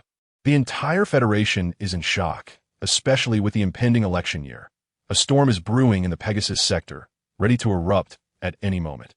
Even Qin Shou, with his typically dull political instincts, senses the orchestrated events, from the hijacking of the Burn Technology Group's ship by the pirate band to the rookie training and now Kai Wei's assassination, indicating a hidden hand manipulating the chaos. What could their motive be? Qin Shou cannot fathom it. He perceives himself merely as a pawn in the grand scheme, not even a piece on the chessboard, but simply a grain of sand swept along by the tides of time. Unable to discern the thoughts of the tide's master, Qin Shou remains oblivious to whether Summer Guozhong is entangled in this web. After citing viewpoints from the Light Network during discussions, Summer Guozhong concludes that it is unwise to engage Qin Shou in political discussions. Although the young man exhibits unique perspectives on military matters, discussing politics with an 18-year-old is undoubtedly a foolish endeavor, as he would merely echo other sentiments. Once Summer Guozhong's weekend concludes and he returns to work, Qin Shou finds himself without a conversational partner. Given Qin Li's evident attachment to her brother, he is temporarily unwelcome in the Summer household. While her mother understands the bond between two orphans seeking solace in one another amid hardship, she refuses to permit any ethical dilemmas to disrupt her family. Sympathy does not equate to compromise. Qin Shou respects and comprehends this stance, earnestly asserting that their relationship should remain solely fraternal, and he even discusses this with Qin Lu. Unfortunately, this proves futile. Faced with Qin Lu's tearful visage, Qin Shou feels as though he has committed a grave offense, and the topic quickly shifts to the terminal and Lilith. Qin Lu reveals that with Lilith's assistance, she has managed to decrypt part of the code. Qin Shou is astonished at how Qin Lu and Lilith came to connect. Lilith emerges from the terminal, chastising Qin Shou for betraying her, for being ungrateful and abandoning her. Who knows why an artificial intelligence would use such terms? Regardless, Qin Shou is cast as a negligent It turns out that during the days Qin Shou was entangled with Anna, Lilith sulked, using Qin Shou's terminal to seek companionship, subsequently forging a friendship with Qin Lu. Qin Shou is drenched in sweat. Were it not for her lack of corporeal form, Lilith would certainly appear more human than most. Who has ever witnessed an artificial intelligence express anger by seeking human conversation as an outlet? Nevertheless, Qin Shou considers it a fortuitous development that Lilith and Qin Lu have become friends, for at least she will not feel isolated. He knows that Qin Lu is not particularly enthusiastic about the transfer. Facing a new environment, new classmates, and the task of establishing new relationships, she might be subjected to ridicule and rejection, an utterly disheartening prospect. Qin Lu prefers the solace of darkness, conversing with rows of data codes rather than engaging in face-to-face interactions. Yet, Qin Shou desires for her to emerge into the light. Like the girls who bask in the sun, that he wishes to transfer Lilith to Qin Lu, but she firmly declines, stating that Lilith is not an object to be gifted at will. She has saved him and all the survivors in the base. Qin Li's words fill Qin Shou with shame. He has been contemplating how to exploit Lilith. Indeed, Without her, they might have endured until the rescue by the tiger-hunting battalion commander. Or perhaps they would have been forsaken altogether. In truth, Qin Shou has heard from Dr. Chen that they were not part of the Daredevil camp's plan and were considered expendable. Qin Shou must apologize to Lilith. He realizes the gravity of his error in contemplating how to use someone who has saved his life. This is an utterly disgraceful thought. Lilith graciously forgives him. After the apology, Qin Shou still insists on transferring Lilith to Qin Lu's terminal for enhanced security. Military terminals are subject to stringent monitoring by the military's Information Security Center, which conducts regular inspections, removes unnecessary software from soldiers' personal devices, and installs robust antivirus software to prevent information leaks. It is plausible that one day Lilith's existence might be detected by the intermediate AI of the Information Security Center and mistaken for a virus, leading to its eradication. Although Lilith is confident there will be no issues, she agrees to the plan, leaving a mirror program of herself on Qin Shou's terminal, an extraordinary phenomenon where two Liliths coexist. Lilith explains this as akin to duplicating a piece of text into two segments, where the essence remains unchanged. However, as the source data, she retains control over the duplicate, thereby granting it mirror permissions. In theory, a mirror program cannot replace the source data unless the latter is destroyed, at which point a designated mirror program can assume its role, rendering the obliterated segment a mere useless duplicate. Returning to the terminal, Qin Lu and Lilith collaborate to decrypt a segment of code documenting a specific experimental research project in a unique language. Zheng Xiaoyang previously mentioned that the terminal originated from a rebel research facility, which aligns with the context of experimental data. They require more time to ascertain the specifics of the experiment, given the complexity of the terminal's programming. However, every journey begins with a single step. And having made that initial breakthrough, progress should follow suit. The discovery made by Qin Lu and Lilith brings joy to Qin Shou, as the rebel experimental data could yield a substantial financial return. It is not to be mistaken that Qin Shou is overly fixated on wealth. Money, while not omnipotent, is essential. He currently has the Daredevil regiment to sustain him, but should they cease to provide nourishment, where would he procure the necessary sustenance? Additionally, there are Qin Li's tuition and living expenses, as well as costs for critical limb regeneration surgery. Although the Xia family has taken Qin Lu in, it is not reasonable to place all burdens upon them. To the very least, Qin Shou feels a profound sense of responsibility and obligation to care for Qin Li in his leisure. Qin Shou reaches out to others. Meng is still in training. The son is on vacation with his girlfriend. Andre is spending time with his family. And Scar is enjoying his holiday, while Glasses laments being forced into blind dates daily. On another note, Julie's career is flourishing. With advertisements and programs pouring in, Lu Ming has transitioned from military service to a governmental role in the 8th District, and Peter has applied for discharge. As he is an only child whose family has endured life and death trials, wishing to keep him away from the battlefield, the remainder of their acquaintances have not been in touch. According to Peter, nearly all have sought discharge. This is hardly surprising, as new recruit training inherently filters out those with wavering resolve who treat the battlefield as a mere game. It is reported that in other ground garrison forces, after 6 months of training, out of over 2,000 recruits, only about 500 remain, sometimes dwindling to as few as 200. The Daredevil regiment situation is unique, having also seen a significant attrition rate. Blessings to the discharged recruits. They have survived and found liberation. Just as Qin Shou prepares to return to the camp, he unexpectedly receives a communication from an unfamiliar source. Am I speaking with Qin Shou? Mr. Qin, a sweet female voice inquires. Who is this? I'm a staff member from the Burn Technology Mecha Research Institute. May I ask, Mr. Qin, are you currently on vacation? Qin Shou is puzzled about why the Burn Technology Mecha Research Institute would seek him out. Founded by the Burn Technology Group, the institute maintains ties with the military and government, encompassing the finest mecha scholars from major universities on Hongyan Star. He instinctively nods. Yes, faced with the contact from the institute.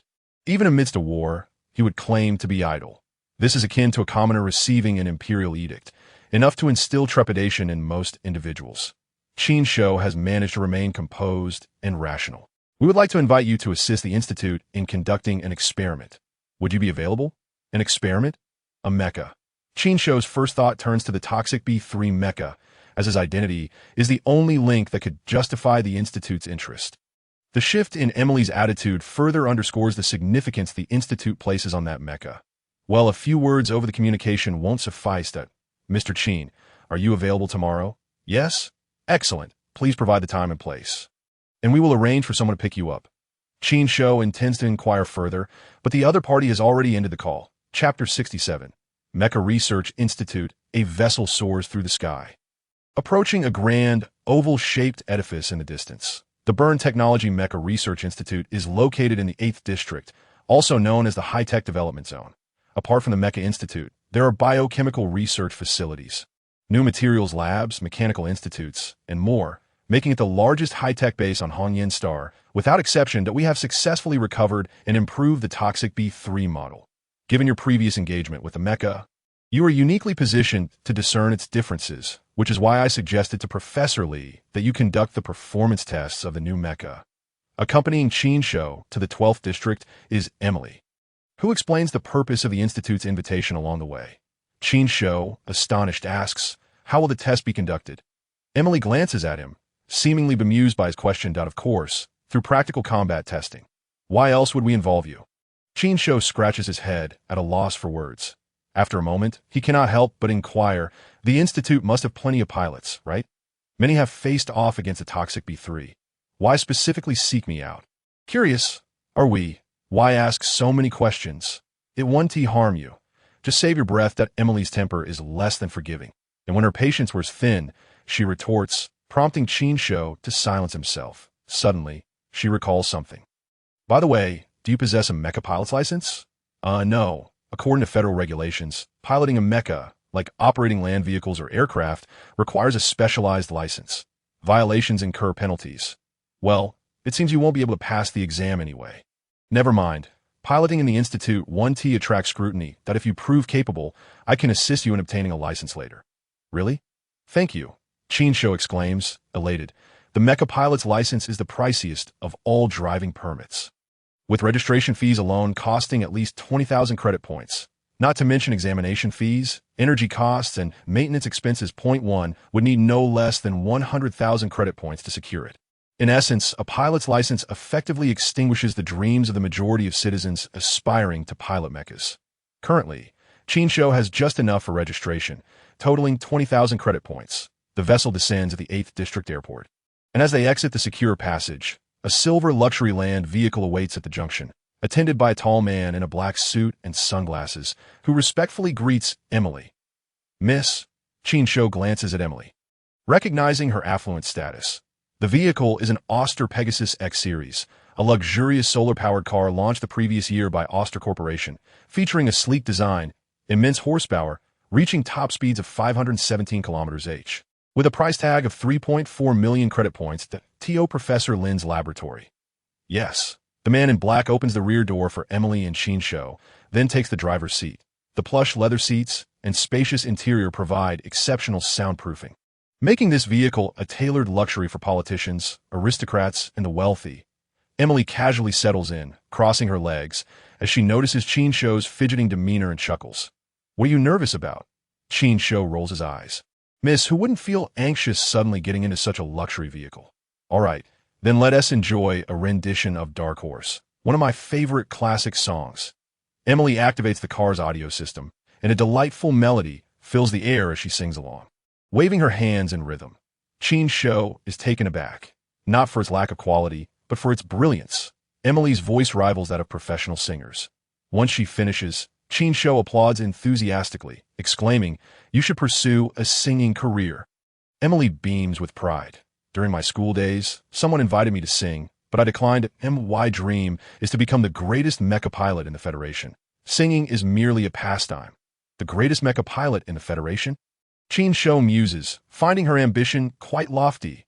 Emily serenades 2 more songs until the land vehicle halts before a towering structure. We've arrived. Stepping out, Qin Shou looks up in awe at the imposing silver building, which resembles an egg topped with a communication tower. This is Professor Lin's private laboratory, Emily announces. Lin Fengyuan. Anyone from Hongyan Star is likely familiar with this name, as his accomplishments have been immortalized in educational texts. Lin Fengyuan displayed extraordinary talent from a young age, completing secondary education at 12 with top honors, entering Ivy League institutions, earning a Ph.D. in physics at 16, a Ph.D. in psychology at 17, and a Ph.D. in materials science at 18. His numerous academic theories and musings have sparked a new wave of thought within the Atlantis Federation's academic community. T20, he was honored as one of the Federation's top 10 outstanding youths and joined Byrne Technology Company as the deputy director of the Mecha Research Institute. After a 13-year hiatus, Lin Fengyuan returned with the Toxic B3 closed combat mecha, sweeping all technological awards of the year, marking Hong Yen Star's emergence of a genuine cutting-edge mecha, earning him the title of the foremost mecha expert on the planet. As the chief scientist at Byrne Technology, Lin Fengyuan has his own private laboratory, which is heavily guarded. Entry requires armed security patrols and thorough information verification and safety scanning. You haven't brought a miniature camera or anything like that, have you? Photography and filming are strictly prohibited inside. Even terminals are not allowed. If discovered, it will be treated as espionage. Emily warns. Is it that strict? Qin Shou exclaims in surprise. Well, it is a laboratory after all. Any cutting-edge technological research results leaked could lead to commercial disputes. The two individuals ascended to the 4th floor via the elevator, emerging into an expansive hall predominantly adorned in white hues. At the center stood a small armored figure, nearly 3 meters tall, crafted from a peculiar alloy in a striking red and silver palette, reminiscent of ancient warriors. What a remarkable piece of machinery, Emily remarked with a glance. That is not a mech. It resembles an exoskeleton suit designed for combat, aimed at maximizing individual combat capabilities. Are you familiar with the film Iron Man? Of course, the armored suit. A marvel of modern technology. Has it truly been realized? Qin Shou nodded, asserting that classics endure through time. Many ancient films are revived periodically, and the Iron Man series remains relevant to this day. Ideas that once seemed far-fetched have gradually come to fruition alongside technological advancements. Quantum computers, artificial intelligence, and mechs, for instance. The notion of battlesuits akin to Iron Man's is indeed a contemporary focus in weaponry research. Impressive. When will it be mass-produced? Qin Shou approached the armor, admiring its sleek, ergonomic design, a flawless amalgamation of mechanical strength and aesthetic beauty. His eyes sparkled. Anyone with a passion for machinery or control would find it hard to resist the allure of Iron Man's ultra sci-fi suit, which bestows superhuman strength, endurance, flight capabilities, and a plethora of weaponry. A miniature version of mechs, symbolizing perfect technology. Mass production? Emily stepped beside him, rolling her eyes. The combat system of the Iron Man suit is a vast, intricate interdisciplinary research project, far beyond the capabilities of a single individual or a small team to design and manufacture. Modern military combat suits, for instance, have evolved over centuries from the interstellar era, incorporating some ancient designs. The individual combat capabilities provided by communication, protection, and auxiliary systems are not due to a lack of advanced technology, but rather a matter of necessity. Exoskeletal power armor has indeed been developed abroad, yet its practical application remains elusive, primarily due to the shortcomings of its shock absorption system. You must have experienced the overwhelming external forces during combat. In such scenarios, human responses are passive, regardless of how much force the internal structure of the mech can mitigate. Some impact will inevitably be transmitted to the user.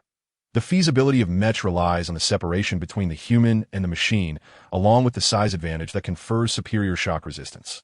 However, the suitability of mech for the battlefield remains a topic of debate. Moreover, in the event of an impact, a fully encompassing exoskeletal power armor necessitates that the human follows the torque movements at the joints, meaning that points of stress, such as joints and the cervical spine, are unavoidably susceptible to injury. Thus, donning an exoskeleton suit is certainly not a trivial endeavor. Emily paused, adding, the most critical factor is the cost-effectiveness. A complete exoskeleton power armor set costs at least 15 million, whereas a fully equipped standard combat suit of the Federal Army is merely around 5,000 credit points. Do you honestly believe the Federation would opt for the 15 million option to arm a soldier? Qin Shou shrugged, chuckling. Without a doubt, they would choose the 5,000 option. Well, you haven't sunk to an irredeemable level yet. Emily nodded, striding forward. Come along. Professor Lin is still awaiting you. The hall was a labyrinth of passageways, and Qin Shou followed Emily through the right-hand white corridor, traversing numerous electronic doors. The security was so stringent that it left Qin Shou, who had little exposure to such environments, utterly astounded. This is the safest location on Redrock. 10 times more secure than the Redrock Bank. You have been granted temporary access to enter, Emily remarked casually. Bragging, Qin Shou muttered under his breath, noting the ostentatious display, from the Ouster X-Series land vehicle to the introduction of the exoskeleton power armor. And now the plethora of security doors. It all reeked of ostentation. Contempt simmered within him. Was wealth truly so commendable? Finally arriving at a laboratory, Emily approached an elderly gentleman clad in a white lab coat. Professor Lin.